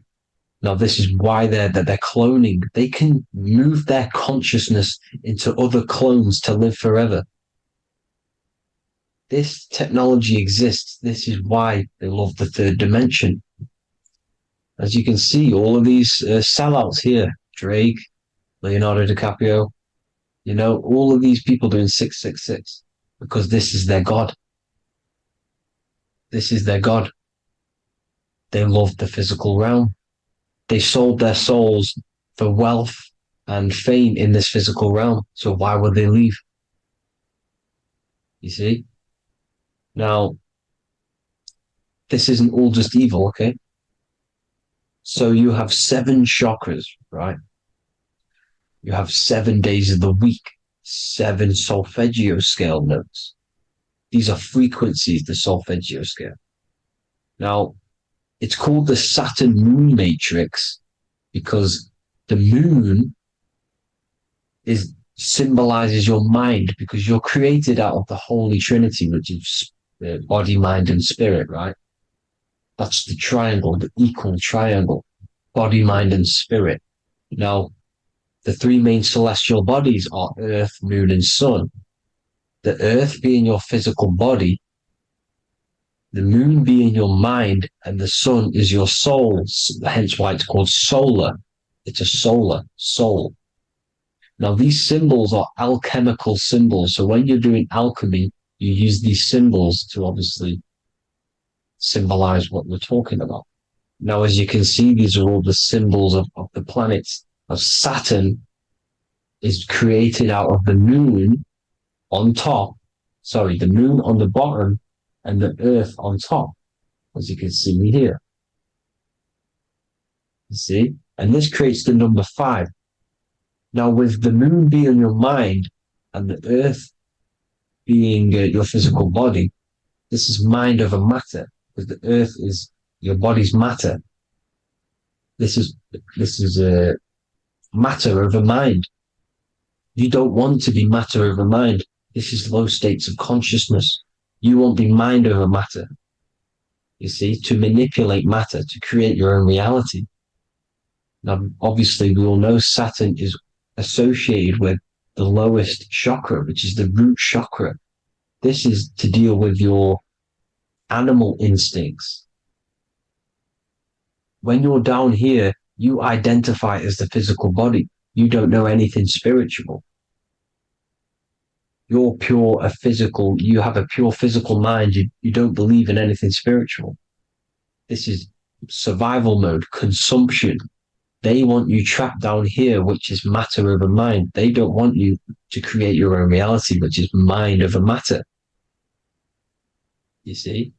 Now, that's what Jupiter is. Saturn is the moon on the bottom and the earth on top. But Jupiter is the moon on top with the earth on the bottom. That's mind over matter, you see? So, these chakras are an ascension process from matter, physical matter to spiritual. This is the ascension. This is the stairway to heaven. This is Jacob's ladder. You see? Now, the number 5, which is obviously associated with Saturn as well, which create the symbol for Saturn, created the number 5. You have 5 senses, 5 elements, 5 physical elements. As we all know, Saturn crystallizes everything into physical matter out of the 4 elements. 5 fingers and toes, 5 points of man. Okay, the number 5 is the number of justice. Saturn holds things back. He restrains things from you, makes you learn the lesson. Now, 666 is not all evil. 666 is the atomic structure of the carbon atom. 6 protons, 6 electrons, 6 neutrons, right? We are carbon-based life forms. All life forms are based on the bonding properties of the element carbon. Because Saturn crystallizes everything into physical matter. Now, the Masons symbolize this with the checkered boards. They have the black square, which is obviously matter. As I just said, the black cube. And spirit is the white square. Because white is eternal light. White and light. You see? Black is physical matter. Now, this is what we are. The point of our soul is to transmute from matter to spirit. But these are interchangeable. This is the constant cycle between spirit and matter, spirit and matter. High vibrational matter turns into spirit. Low vibrational spirit turns into physical matter. You see? Now, we are carbon-based life forms. This is what 666 is, the number of the beast. When I say we, the physical body is the beast. It's the animal. It's just the carbon suit to operate in this physical dimension, in this physical realm. See? It's the vehicle used to operate in this physical realm. But your mind isn't from this physical realm, you see? The brain is the physical manifestation of the soul. Okay? So, as you can see here, the spine is an extension of the brain. Everything goes back to the brain. This is literally what your physical body is. You see, this is the nervous system, and everything reports back to the brain, and everything's controlled from this control center. And this spinal column, at the top of the spinal column is your third eye, which is known as the pineal gland. And this is the seat of consciousness. It's the center of consciousness. That is your true self, pure consciousness. This body is just a physical body. This body is mortal. This body runs out, but your consciousness lives forever. They don't want you knowing this. This is why they keep you down here in your lower chakra. They want you to believe everything is just physical. They don't want you to believe in the spiritual side of reality. Because this way they can manipulate you, right? They want you matter over mind because they know your mind creates reality. They know your mind is the root cause of reality. You manifest your own reality from the inside out. So this is why they control your perception of reality. They control your information in order to manifest their new world order. You, who are ignorant to knowledge and wisdom, you who are ignorant are manifesting their agenda because you accept their information and their perception of this reality. Now, this is why they tell you the globe model, the heliocentric model, to trap you into physical matter. Now, if you understood about this true form of this realm, you'd understand that there's a spiritual side behind everything. The spiritual side, something has to exist. The root cause of reality is higher planes of existence. It happens in the mind before it happens on the physical plane. You see? They don't want you knowing this. They want you matter over mind, which is the symbol for Saturn. Moon over Earth. The Holy Trinity.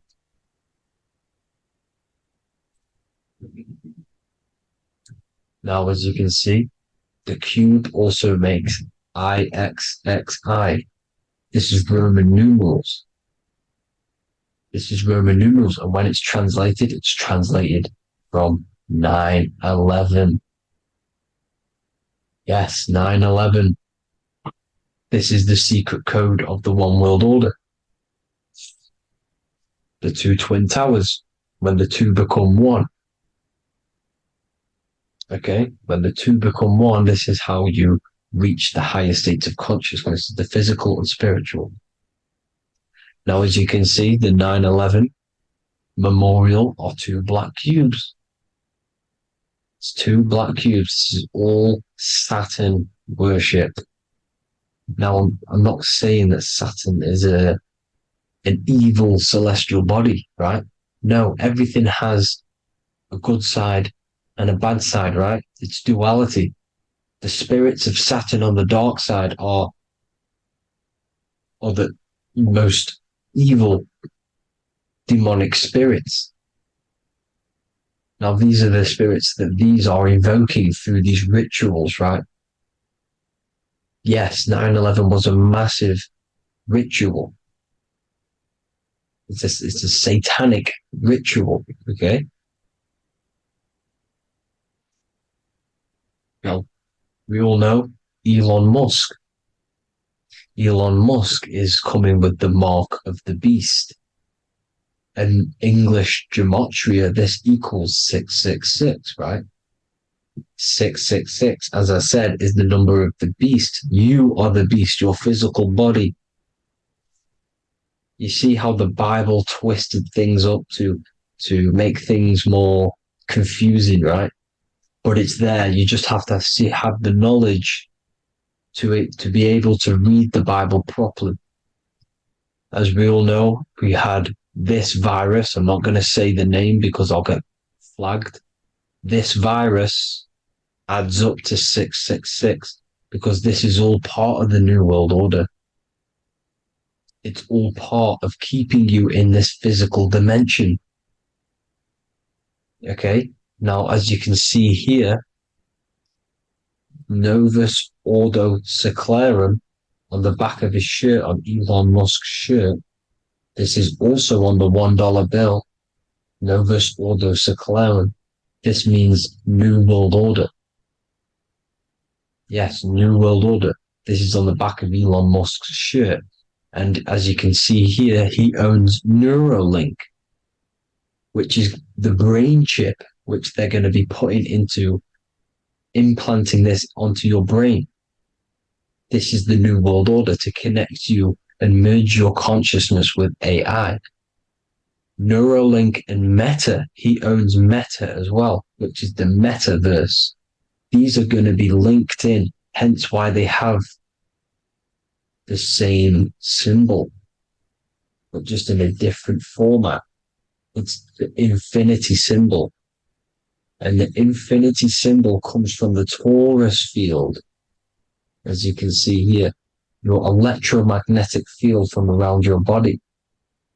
Now, the end goal is for this New World Order is to trap your consciousness inside of an alternative reality being projected from the metaverse. Because the metaverse will be the reality, Neuralink will be the brain chip inside of your brain, projecting your consciousness into an alternative reality while they harness your energy of your physical 666 body. Now, this stuff gets real deep, people. Now, this is the end goal of the New World Order, is to connect you with AI.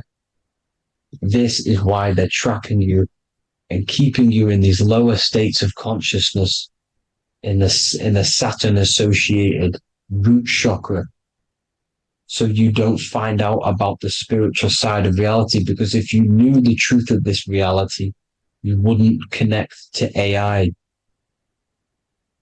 You see, you have the power within you to travel to other worlds, the astral plane, for example. You travel to different worlds when you are sleeping. Okay? They want you to know it's just a dream. However, their end goal is to trap your consciousness and feed off your energy, spiritually and physically. Okay? I don't know why these people are just pure evil. As I said, evil love bondage. They love the physical dimension. They don't want to ascend to other realms. These evil love the third dimension. This is why evil spirits will inhabit bodies, exorcisms, because they miss being in the physical realm. They miss it. Evil love bondage. So this is why they're cloning and putting their consciousness in clones to stay in this third dimension, to stay as further away from the source as possible. Okay? This is why they're doing it. And this is how it's all linked in. So I hope you all enjoyed this video. Hope you gained some wisdom. Please feel free to join the Telegram. And please leave a like and a subscribe. Thank you all, people. God bless.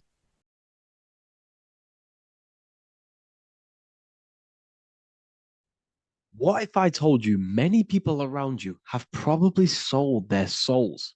It's more popular than you think, and it's very easy to do. Selling your soul is not something that you can just go and meet the devil and do it. It doesn't work like that. But before I tell you exactly how you can sell your soul and how not to sell your soul, what is the soul? So looking at Jesus, we always see two lights surrounding his head, one surrounding the heart. And as of course, if you've been watching my channel, you know Jesus represents you. He represents the divine essence of the universe made in human form. Each one of us possess a fractal of God's infinite consciousness. We are all God. We are all God experiencing himself in a three-dimensional divided form, separated from his oneness. God wanted to experience himself, so he made this world. So each one of us possess a soul, and the soul is the spark of God's infinite loving consciousness, filled with God's loving moral law. So the reason why Jesus is always have a light above his head and a light on his heart is because this represents the brain and the heart. The brain is not the mind. The heart is not the soul. The brain is the physical manifestation of the mind. It is the physical mechanical computer for the spiritual mind. The heart is the physical manifestation of the soul. The heart is a brain. In fact, it contains 40,000 specialized cells, which are the exact same cells found in your cranial brain. Yes, your heart is an emotional brain. Your cranial brain is a thought brain. It's a computer. Okay? Everything that exists physically exists non-physically. This is what the ancients called spirit, just means invisible force.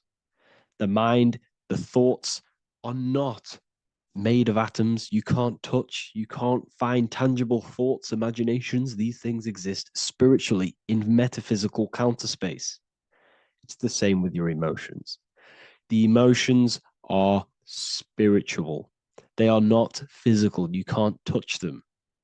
So thoughts are the language of the mind. Emotions are the language of the soul. Sometimes we can become eluded by thought and we can become eluded by emotion. If we are led purely by emotion, we can create illusions in our perception. The same if we rely only on thought. We must balance these two. Okay? So the mind is the creator. The soul is the operator. Every thought we think is being judged by our soul. The soul is the judge. The soul tells you what is right, what is wrong. And even the Freemasons depict this spirit and matter in their black and white checkered boards. White is spirit, black is matter. Matter is dead, spirit is life. This is what this represents. Physical reality is not just physical. For every physical object, for every physical manifestation, there is a spiritual force bringing it into existence. Consciousness brings everything into existence. Before you kick a football, there is a change in your inner consciousness before you take that action of kicking the football. Everything exists in spirit before matter. You existed in spirit before you were physical. We also see this in alchemical Freemasonic artwork. This represents the clouds. This is the mind. This is the heavens. And then coming down into the heart, which represents the earth. The light entering the mind into the heart, because every thought we think is being judged by the heart. The heart speaks to you through emotion. The soul speaks to you through emotion. Every thought you think, your heart is telling you that is right, or it's telling you that is wrong. Why? Why is this? Emotions can guide us, okay? Emotions are the language of our soul. Our soul guides us to our soul purpose. Each one of us contains a purpose in this physical life. There is a reason you are alive. There is a reason why you came from spirit into a material reality. Your jealousy reveals where you need to be in life. If you are jealous of someone, this is your soul saying you need to be there. That's where you need to be. Your fear reveals your greatest growth in order for you to reach your life's purpose. If you fear something, this is your soul telling you you need to overcome this in order to reach your life purpose. This is the next obstacle. The soul, your life purpose is not found in your passion. It's found on the other side of your greatest fear. The soul's always seeking, it's always seeking truth. It's always seeking to expand, to learn. The soul must go through pain in order to overcome, in order to grow. That's why we are here, to grow and expand and create. We also see this in alchemical artwork. Again, the mind in the clouds. the heart, and the soul. They must work in unity. Each one of us contains the spark of the divine, which is the soul. Okay? Which is the soul. This is the operator. God, generator, operator, destroyer. The generator is the mind. The operator is the soul. The destroyer is the body. Everything will generate, everything will operate, and everything will die. That's the Trinity, the Father, the Son, the Holy Spirit. There's always a Trinity, Brahma, Vishnu, Shiva. Okay, so each one of us contains God's law, and it's encoded within our consciousness, within our soul, within our heart. That is what's judging everything you do. Every time you hurt someone, you can feel it. If you've ever punched someone, you can feel it. You know it's wrong. If you've ever stole something from someone, it doesn't matter what you've learned in the past. If you steal something, you know deep down within your soul it's wrong.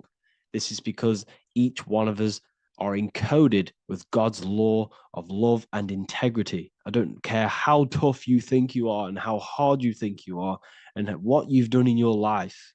I don't care. You know what is right, what is wrong, because you are encoded with love. Does not matter how far your mind can take you away, how corrupt your mind can become. There is always a spark of love and empathy in your heart, in your soul. You know this when a child. When you're a child, you're not racist. You don't want to hurt anyone. You don't want to steal. As a child, you're pure love, you're pure awareness, you're pure. You would never think about being racist. It's the corruption of the mind that leads us to corruption. Our soul always wants to do good. So the soul is encoded with God's law. And when we go against this law, this destroys our body. Yes, because your body is electromagnetic, and that's being casted from your heart. So every time you go against the heart's guidance, moral law, we weaken our electromagnetic field, which weakens our body. If you've ever looked at someone who's very negative, you can see them. You can see that they are aging quicker. You look at Scrooge, for example. If you ever watched Scrooge, look at how corrupt he looks. That's his heart. You can see the people's hearts on their face. People who do negative things and have negative thoughts, negative emotions, you can see it in their eyes and their face. It's because it corrupts you. It corrupts the body. It ages the body. Goodness is life. Okay? So can you sell your soul? You cannot sell your soul physically. But what you can sell is your conscience. What you can go against is that moral law. And you can exchange physical material things such as money, fame, cars, houses, business, in order for you can exchange that to go against your inner dialogue. For example, these rappers, celebrities, what are they doing? They're not selling their soul. You can't sell your soul to some entity on the astral plane. But what you can do, you can take money to say, I'm going to go against my heart. I'm going to go against my inner moral law. I'm going to take that money and I'm going to do something wrong. It's basically going against your soul. It's selling your soul's guidance of moral law. That's what selling your soul is. And that's what these rappers are doing. That's why they're so sad. You know, this is why all these rappers are on drugs, doing all sorts of things to escape, to short-term escape what they've done. They're going against their inner guidance for money. And yes, short-term pleasure may be happy for now, but in the long run, it will leave you feeling voidless because nothing material can ever satisfy your soul. Nothing. You could gain £1 million tomorrow, guaranteed within 2 weeks, you'll be back to the exact same position mentally, emotionally as before, because nothing physical can ever satisfy you. Guaranteed, if you received a million if you received a million now, in a week's time, you'd be hunting for the next million because it does not satisfy you. There's a reason why these billionaires don't stop working, because they're so addicted to earning and earning and earning. It doesn't satisfy you. The only way you can satisfy yourself is through Christ consciousness, is through self-love, is through loving thyself, knowing thyself, and becoming balanced internally in consciousness, instead of seeking external validation through material things, which end up leaving you feeling voidless, empty inside, and sad and depressed and anxiety. Everyone's looking outside of themselves for validation, when true validation comes from within. True satisfaction, true happiness comes from within, reaching Christ. Christ is a state of being, a state of consciousness that we must cultivate within ourselves, so we can live a happy, balanced life. You can have all these material things when you're satisfied inside, but don't rely on them. Me, I enjoy material things, but I don't desire them. I don't chase them. I don't rely on them for happiness, for validation. You can have big cars. You could have your favorite watches. You could have Lamborghinis. Yes, it's fun, but don't let it give you your happiness. As long as you're happy on the inside, it's okay to have these things. You should seek balance with your inner world and outer world. Okay, so this is what they are doing. Rappers, celebrities, actors, Hollywood. This is what they've done. They've exchanged their inner integrity, their inner law, their inner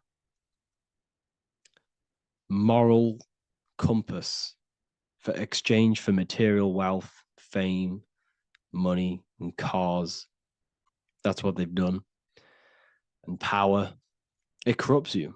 They slowly corrupt you. So yes, you cannot sell your soul.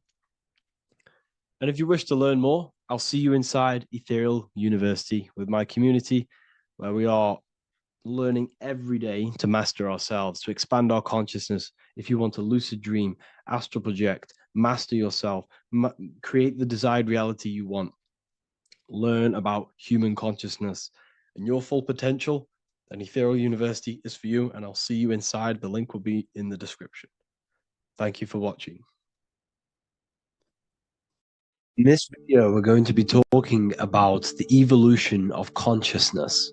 You are born human, however, you possess consciousness, which is the awareness behind your being, the awareness behind your thoughts, the experiencer behind your five senses, the experiencer, the observer behind your thought, emotions, and senses.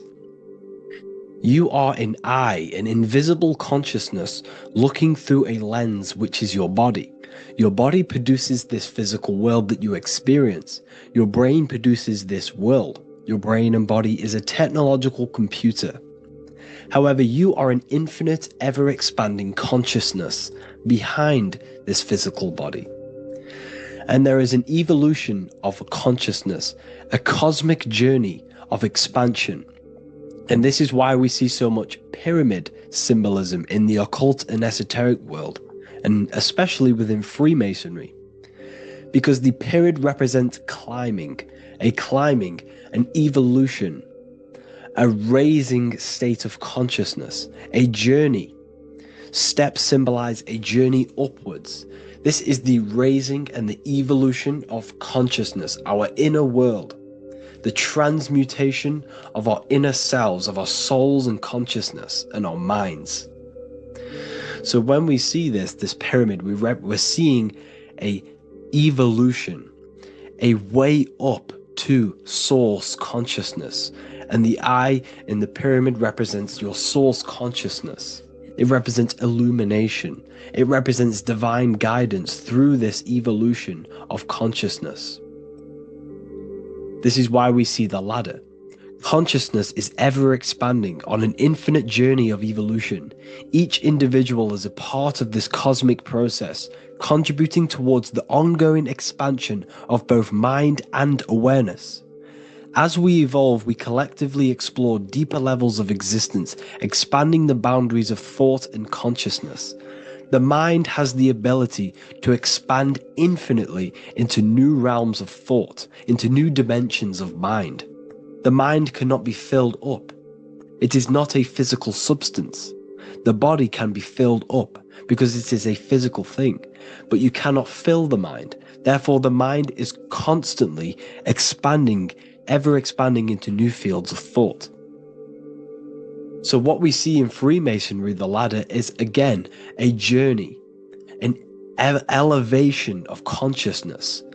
When we are born with an infant consciousness, and as we gain older, we gain an adult consciousness. Our inner world, our inner mind, and our emotional intellect changes and evolves. We are significantly different from when we were very young as an infant. It's because our consciousness evolutes, it changes, it alters like water. So, just like this evolution of your own consciousness as growing up, there is consciousness of beings existing in cycles beyond our own. And their consciousness is unimaginably different from ours. They operate on a higher level of understanding and knowing, experiencing reality in ways that transcend our current comprehension. Our minds right now cannot comprehend the highest states of consciousness. There are entities, there are beings beyond our own, existing in higher dimensions of consciousness that we cannot comprehend because they have expanded. They are on a further way up the ladder of consciousness. However, we are all on the same journey. None of us can take the same journey. There is one ultimate goal, reaching source consciousness. However, this is always ever expanding. However, we are all on a different journey. There is one truth, one source, one goal. However, there are billions in different ways of reaching it, and we are all on these different paths to source consciousness, to this ladder, this evolution of universal evolution. Okay? Their awareness is attuned to new dimensions of existence, reflecting a more advanced stage in the cosmic journey of consciousness evolution. So when you take DMT, you are shot into these higher realms of consciousness where you meet these beings who look similar to these images. They are not speaking to you physically. They don't speak to you three-dimensionally through vibration and words. They speak to you mentally. If you have done DMT, then you know this. And if you have met these beings, then you know this. You might have even met some of these types of beings on mushrooms or any psychedelic drugs. Because ultimately, when you take these mind-altering substances, it's altering your consciousness. It's merging your consciousness with the spirit of that substance. And you are essentially attuning your mind to higher dimensions of consciousness. That's why we say we're getting high when we take these substances. Therefore, when you meet these beings on DMT, you are essentially meeting beings who are attuned to higher dimensions of consciousness, and they speak to you mentally. They speak to you telepathically through thought, because the universe is mental. Everything exists within the mind. The way you are now, your physical existence, is a state of mind. Mind, thought creates matter. Spirit and matter are two opposing ways of thinking. If we have a very spiritual mind, we have an expanded mind, we are a spiritual person through the mind. However, if we have a very low state of consciousness where we think about food, sex, lust, and all physical things, then we have a physical consciousness. Matter and spirit are two opposing forces, two ways of thinking. The mind attunes itself to different levels of understanding in different dimensions. So, essentially, this is what we're looking at. The body is a vessel for the fluidic, formless consciousness, a temple that houses the essence of our awareness. While the five senses are limited to perceiving only the physical plane, The mind transcends these limitations, capable of perceiving the full scope of reality. It is through the mind that we access deeper truths beyond the material, tapping into boundless nature of existence. Physical existence is a thin band, a thin layer of reality. It's like 0.001% of reality. And your five senses are only tuned into this layer of reality. But the five senses are, by design, only allowed to perceive physicality. But the mind has the power to expand beyond this physical five sense state. The mind has the power to expand and evolute. It is a conscious decision whether you want to take this path or not. You can stay in a three-dimensional way of thinking, or you can expand your consciousness from within. It's not an external journey. There is no God going to save you. You must save yourself. Therefore, behind every single one of these eyes is the same source consciousness. However, we are all different cells in a different journey. The organs in your body, the cells in your body are all alive. They all possess same consciousness, universal consciousness. However, we are all on a different journey of evolution. As above, so below. As the baby is in the mother's womb, when the baby becomes conscious, there is a world outside of its mother. What does it do? It presses and seeks a way out to be born in the other world outside of its mother. It is the same with your consciousness, your mind. When your mind becomes